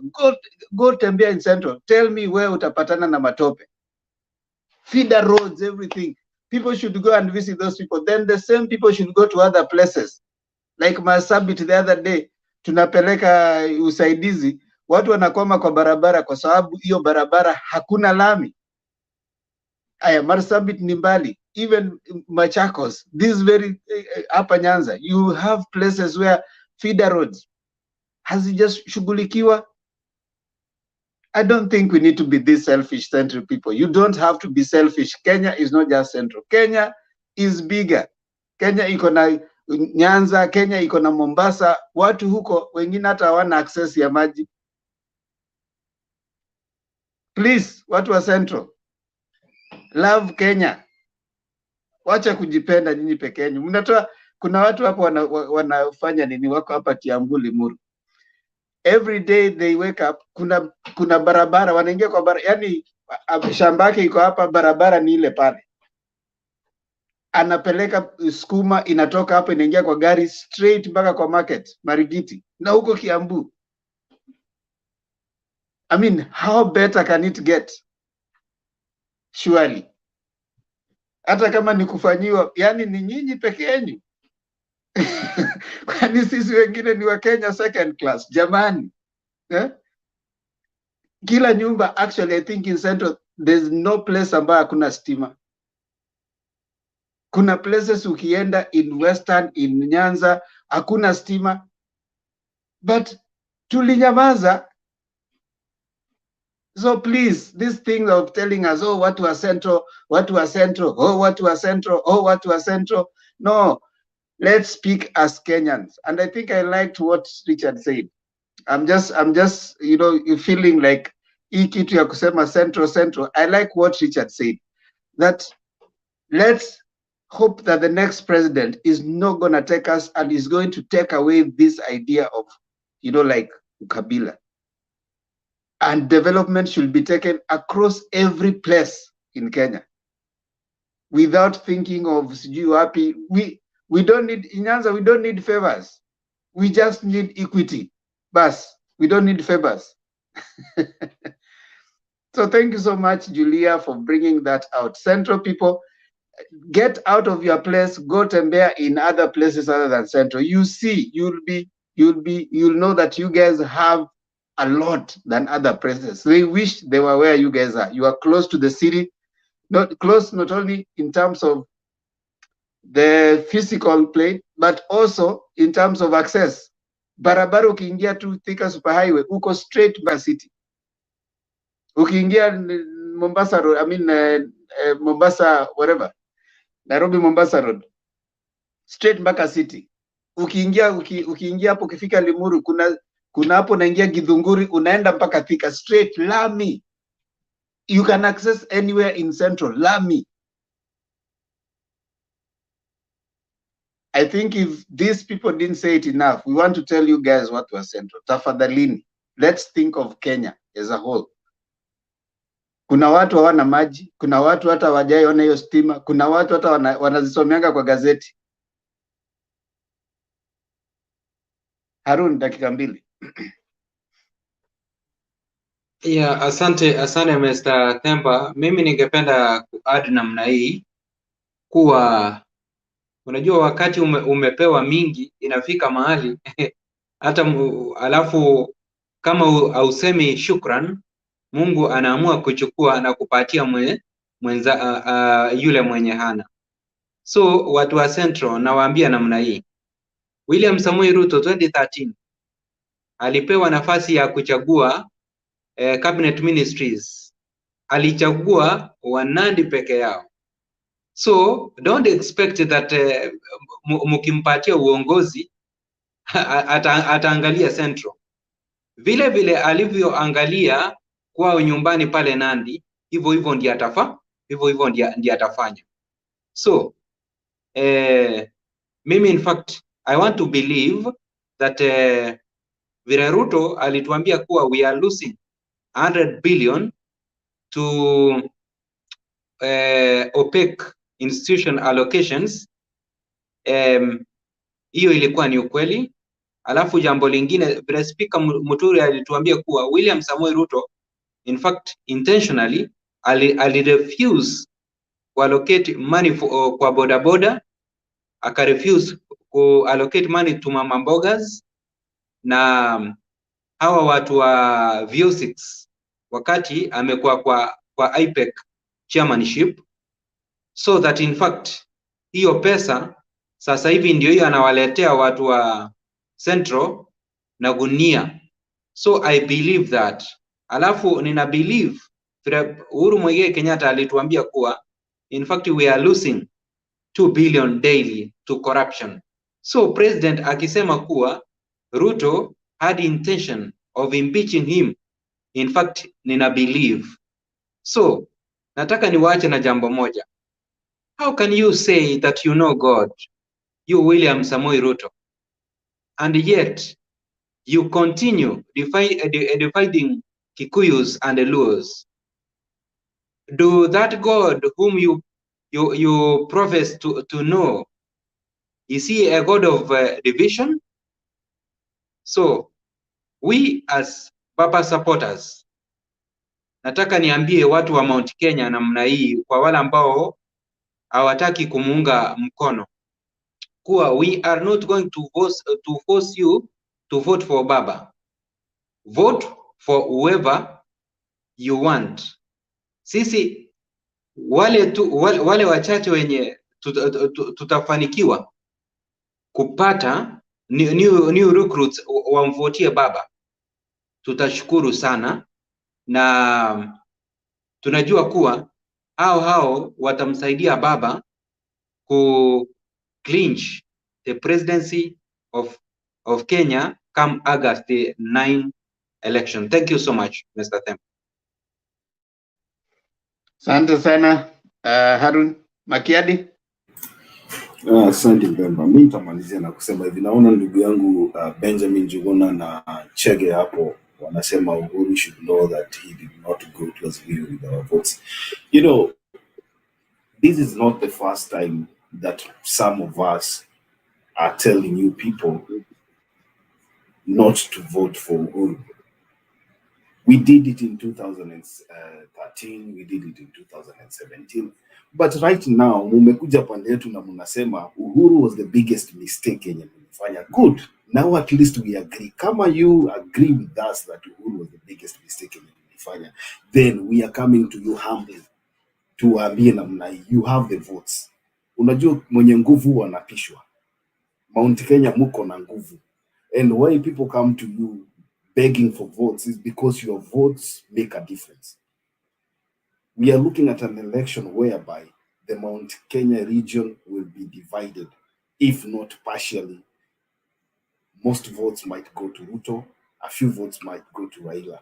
But I want to assure you people, it does not matter who will be the president come 2022, August. The biggest thing that we are looking at is electing somebody who will give equitable development to each and every Kenyan, whether you come from Turkana, whether you come from Mandera, whether you come from Central, whether you come from Nyanza. We want to elect somebody ambaye ata strengthen devolution, so that hata kama mtu kama mimi ama Harun ama Themba Julia, mtu yeyote mwenye atakuwa rais, hatutakuwa tunapatiwa zile roadside declaration, mtu anakuja na pesa kwa bahasha anasema tunajenga kanisa. We want to have a country whereby people will see the fruits of devolution from the national government down to the county government. Ndio tu break hii kasumba ya kwamba lazima mtu wetu akuwe minister ama lazima mtu wetu akuwe president ndio tuweze kupata maendeleo kwa sehemu yetu ya nchi. So I want you to liberate your minds and start thinking towards a Kenya whereby every Kenyan will be taken as an important citizen, so that tuwachange hii maneno ya kila baada ya miaka 5 kupigana wakati wa kura. Mimi nimemaliza.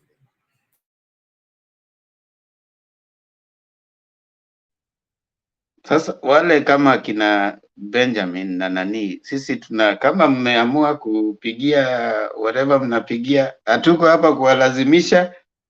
Uhuru alisema yeye ameenda na kura moja na ni kweli.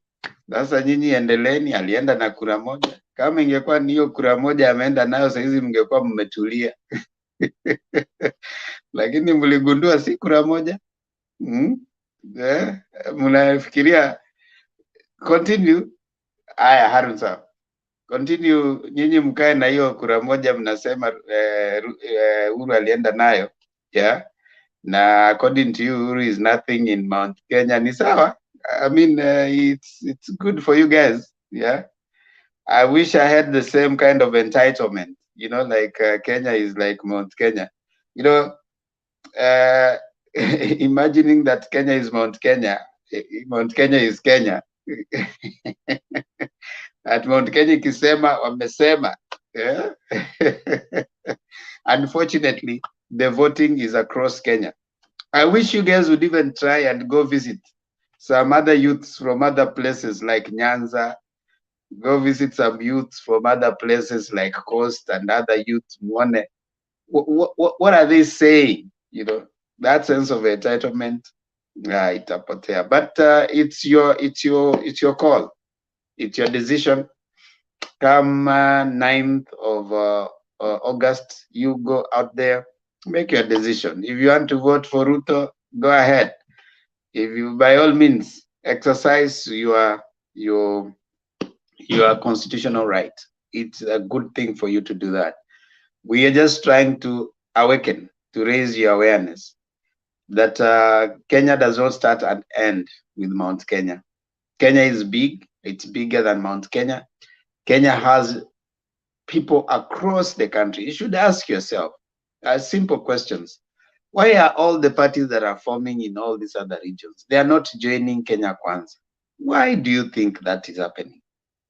Why is it that every other place that parties are formed, especially former Jubilee parties, that now have regrouped, because Jubilee was a coalition of many parties. So the parties that had joined Jubilee have, formed, and they have joined Azimio. Why are they not joining Kenya Kwanza?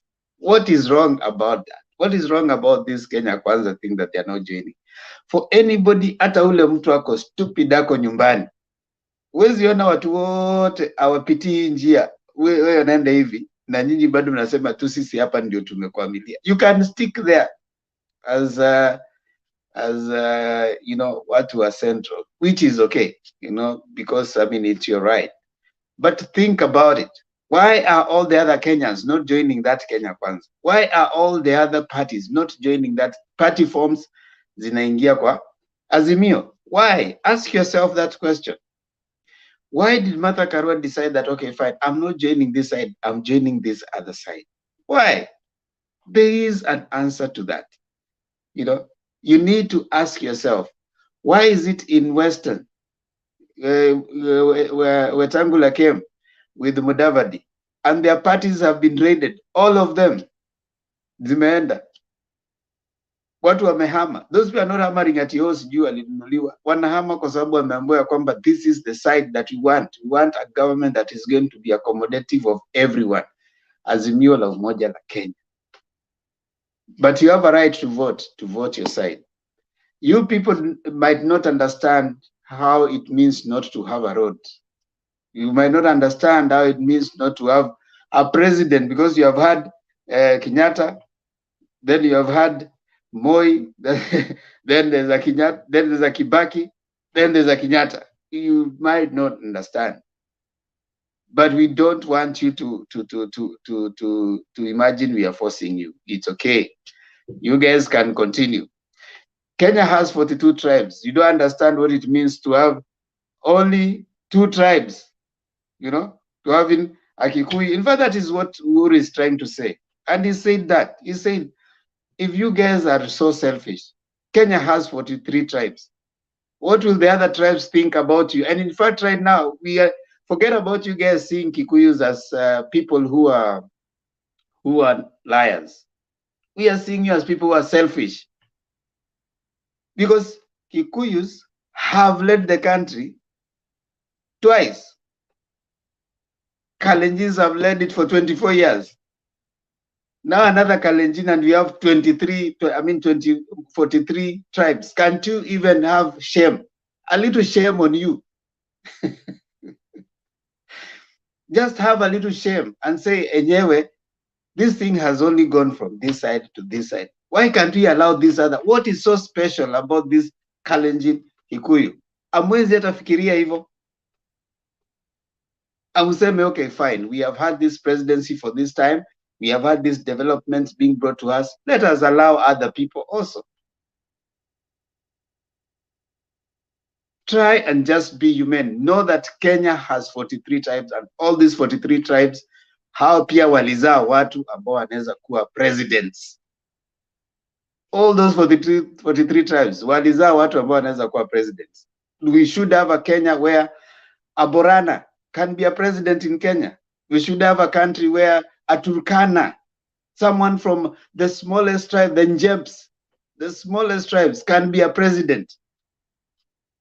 We need such a kind of a Kenya. Not a Kenya where now we'll be saying, sisi wa Kikuyu, sisi wa Jaluo, sisi wa watu wa Rift Valley. No, we don't need such a country. And this is the time that you guys need to stop thinking of, I think about us. If you guys start this business, other Kenyans can say, hey, by the way, why do we have to have only 2 tribes? What is so special? Kwani hao ndio alianguka na Mungu?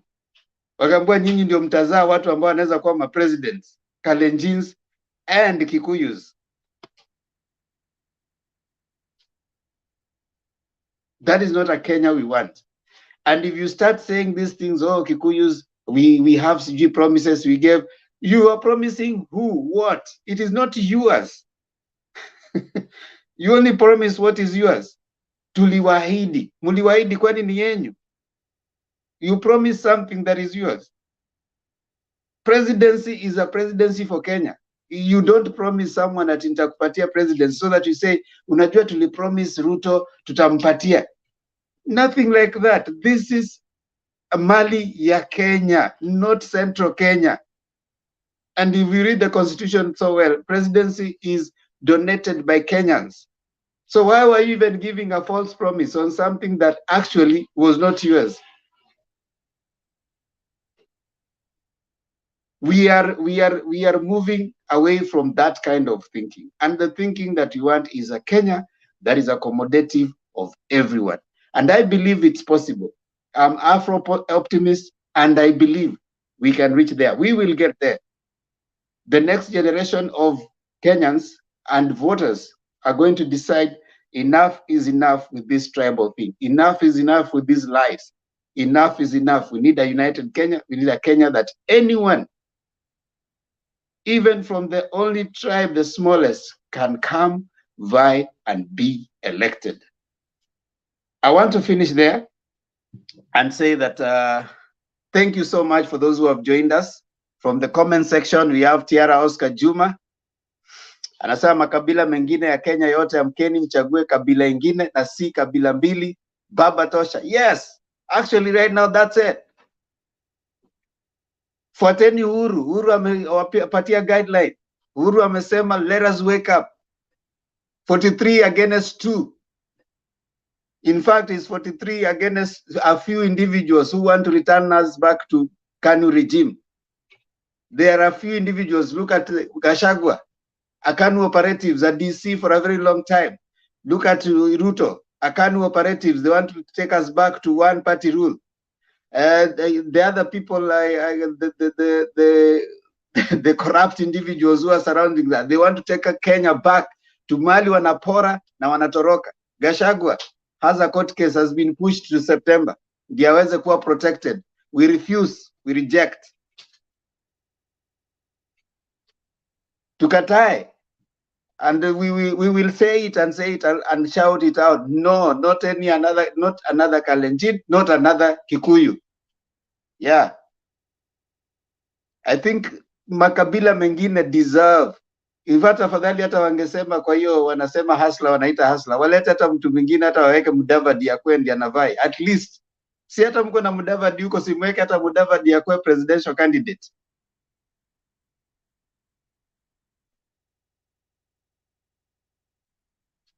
You are the one who is not following Uhuru. I mean, we endelea tu hapo. Ben Juguna, we appreciate you guys though. We like your comments. At least spend time mmekuja hapa kwa hii channel ambayo hamuipendi na mko tu hapa. That shows that there's something ambayo mnapata kutoka hapo. We like it when you come on and then you are speaking. Unaongea mara mingi. You know, that shows you there's something. You unakuwa irritated lakini unaongea tu. Hautoki, drop. You have a choice to leave here, go elsewhere, but you're still here. Thank you. We are not cows to follow instruction. You should have requested us. Wewe ngoja kurequestiwa. We are not boarding those propaganda. Yeah, nyinyi ndio mko na propaganda. Makabila, nothing like promise for leadership. You have to fight for yourself. Yes. You don't promise what is not yours. Ben Juguna, kujanga tu hapa. Nyinyi tumewazoea. Gigi man amekuwa hapa longer than you guys, so don't worry. Gigi man, can you educate your fellow guys from hiyo UDA? Mwambie mko pamoja, lakini wewe umekuwa hapa longer, so watulie. Yeah. No, we don't hate Ruto. We don't hate Ruto. I mean, nobody here hates Ruto. So don't misquote us. We don't hate Ruto. Kenya has 42 tribes, and all the other 43 tribes, all the other tribes can also produce leaders, not only one. And that is what the president has said. He said it. Said basi tupatie watu wengine pia, kwa sababu tuko watu 43. Watu wengine pia wa lead. Why do you have to be? It's not a ping pong. Kikuyu, Kalenjin. No way. Let's expand. Let's tuko na devolution. Let's devolve the presidency. In fact, after this, we will push for rotational presidency. And the next political amendment, if I must, I'll say rotational presidency. Kama mmesha kuwa nayo 10 years, let us move to another place. That is, we'll have that clause. We have 47 counties. So itakuwa rotational presidency to all the 47 counties. There is no chance that one county will lead in a lifetime. Ati yao ndio wananini. We wait for 47 counties times 10. So there will be no chance that one county ndio itakuwa inakuja kila wakati. No way. Now that every county has a party, na zote ziko kwa Azimio, tutaweka hiyo kwa constitution so that it is rotated. Ndio hata Waturukana wakuwe president, hata Wagarissa huko wakuwe president. Why should we only have these big families? I mean big tribes. We need other people too, you know. David Olo, asante, Chege Kenneth, Avin Orinda, Idi Halfan. Jamani, asanteni sana. I cannot read all your comments, but we appreciate. Thank you always for coming on comment sections because you keep us going. This is a place where we exchange our ideas, we talk to each other, we discuss Kenya because Kenya is our business. Because we say when we stop talking, we start fighting. We do not want to fight. We want to keep talking. Don't worry, you don't have to be Azimio to be here. You can be Kenya Kwanza, you can be Roots Party. Just come and share with us. You can leave your things in your comments so that we can read them, we can engage. And usiweke siasa kwa nini? Kwa moyo. Weka kwa mapafu. Ukipumua naisha. Don't hate anyone. Don't hate me. Don't hate the panelists. They are just speaking their mind. So don't you be hateful. Don't hate your neighbor. Sisi wote ni mandugu. We just differ in opinion, which is okay. And that is what the Constitution gives us. You can differ with your friend, but you don't have to hate anyone. Don't have to hate anybody. Kenya elections will come on August 9th. After that, tutakuwa na leaders and we'll have Kenya to build. So let's not hate anyone. Let's not hate each other because of what the politics. Thank you so much. Subscribe to Motembei TV and also keep here later today for a discussion again. Inaanza saa 3 Kenyan time. Yeah, Ben Juguna. Thank you so much, bro. Karibu. Hata kama ni UDA, hata kama usikizi Uhuru, wewe ni Mkenya. Tunakupenda. Let's continue this discussion later today from 9 p.m. Kenyan time. Global time, you can always check which side, what time. Ukikuja kwa studio kukiwa watu 10, that means that the studio is full. You can only take 10 people at a time. So you can always wait at the background and then you can be allowed to come on. Toa mchango wako, then you can allow other people also to come in na watoe mchango. Other than that, tafadhali subscribe. Na mimi pia huwa nauza channel yangu inaitwa hata kama nyinyi ni watu wa UDA, tafadhali enda pale usubscribe tu. That is subscribe to the it's my channel with my daughter, so it's not a political forum, so sikuje pale kupiga siasa. Pemba and Lulu Show. Yeah, it's hiyo si channel ya siasa, hiyo ni my daughter's my daughter and I, we are having a nice chat, father and daughter chat. So you can go there. We discuss everything. We discuss issues. My 13-year-old daughter, 14-year-old this year.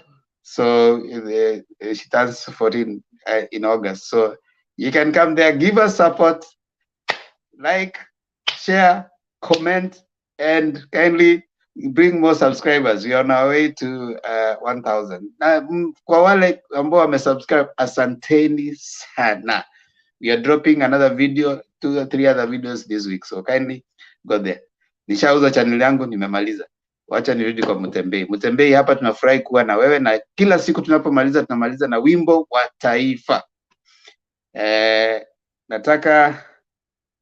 Nataka Julia aweze kutusaidia kutoa wimbo wa taifa ambao unatusaidia kujua kwamba sisi ni mandugu. Sisi ni mandugu. Ya Ben Juguna, nenda subscribe hapo kwa Themba and Lulu Show. Utatusaidia sana. Hata kama wewe ni UDA, unaweza subscribe. Si mbaya. Julia, tupatie wimbo wa taifa. Najua wewe unaujua. Kuna wale ambao wanapapatika hapa wametoroka. Okay, hebu tuombe. Mungu, nguvu yetu ilete baraka kwetu, haki iwe ngao na mlinzi, na tukae na udugu, amani na uhuru, raha tupate na ustawi. Amina. Amina, asante sana Julia. Tuweze kukutana tena masaa haya. Richard, asante sana. God bless you and God bless you all. See you. We are out of here.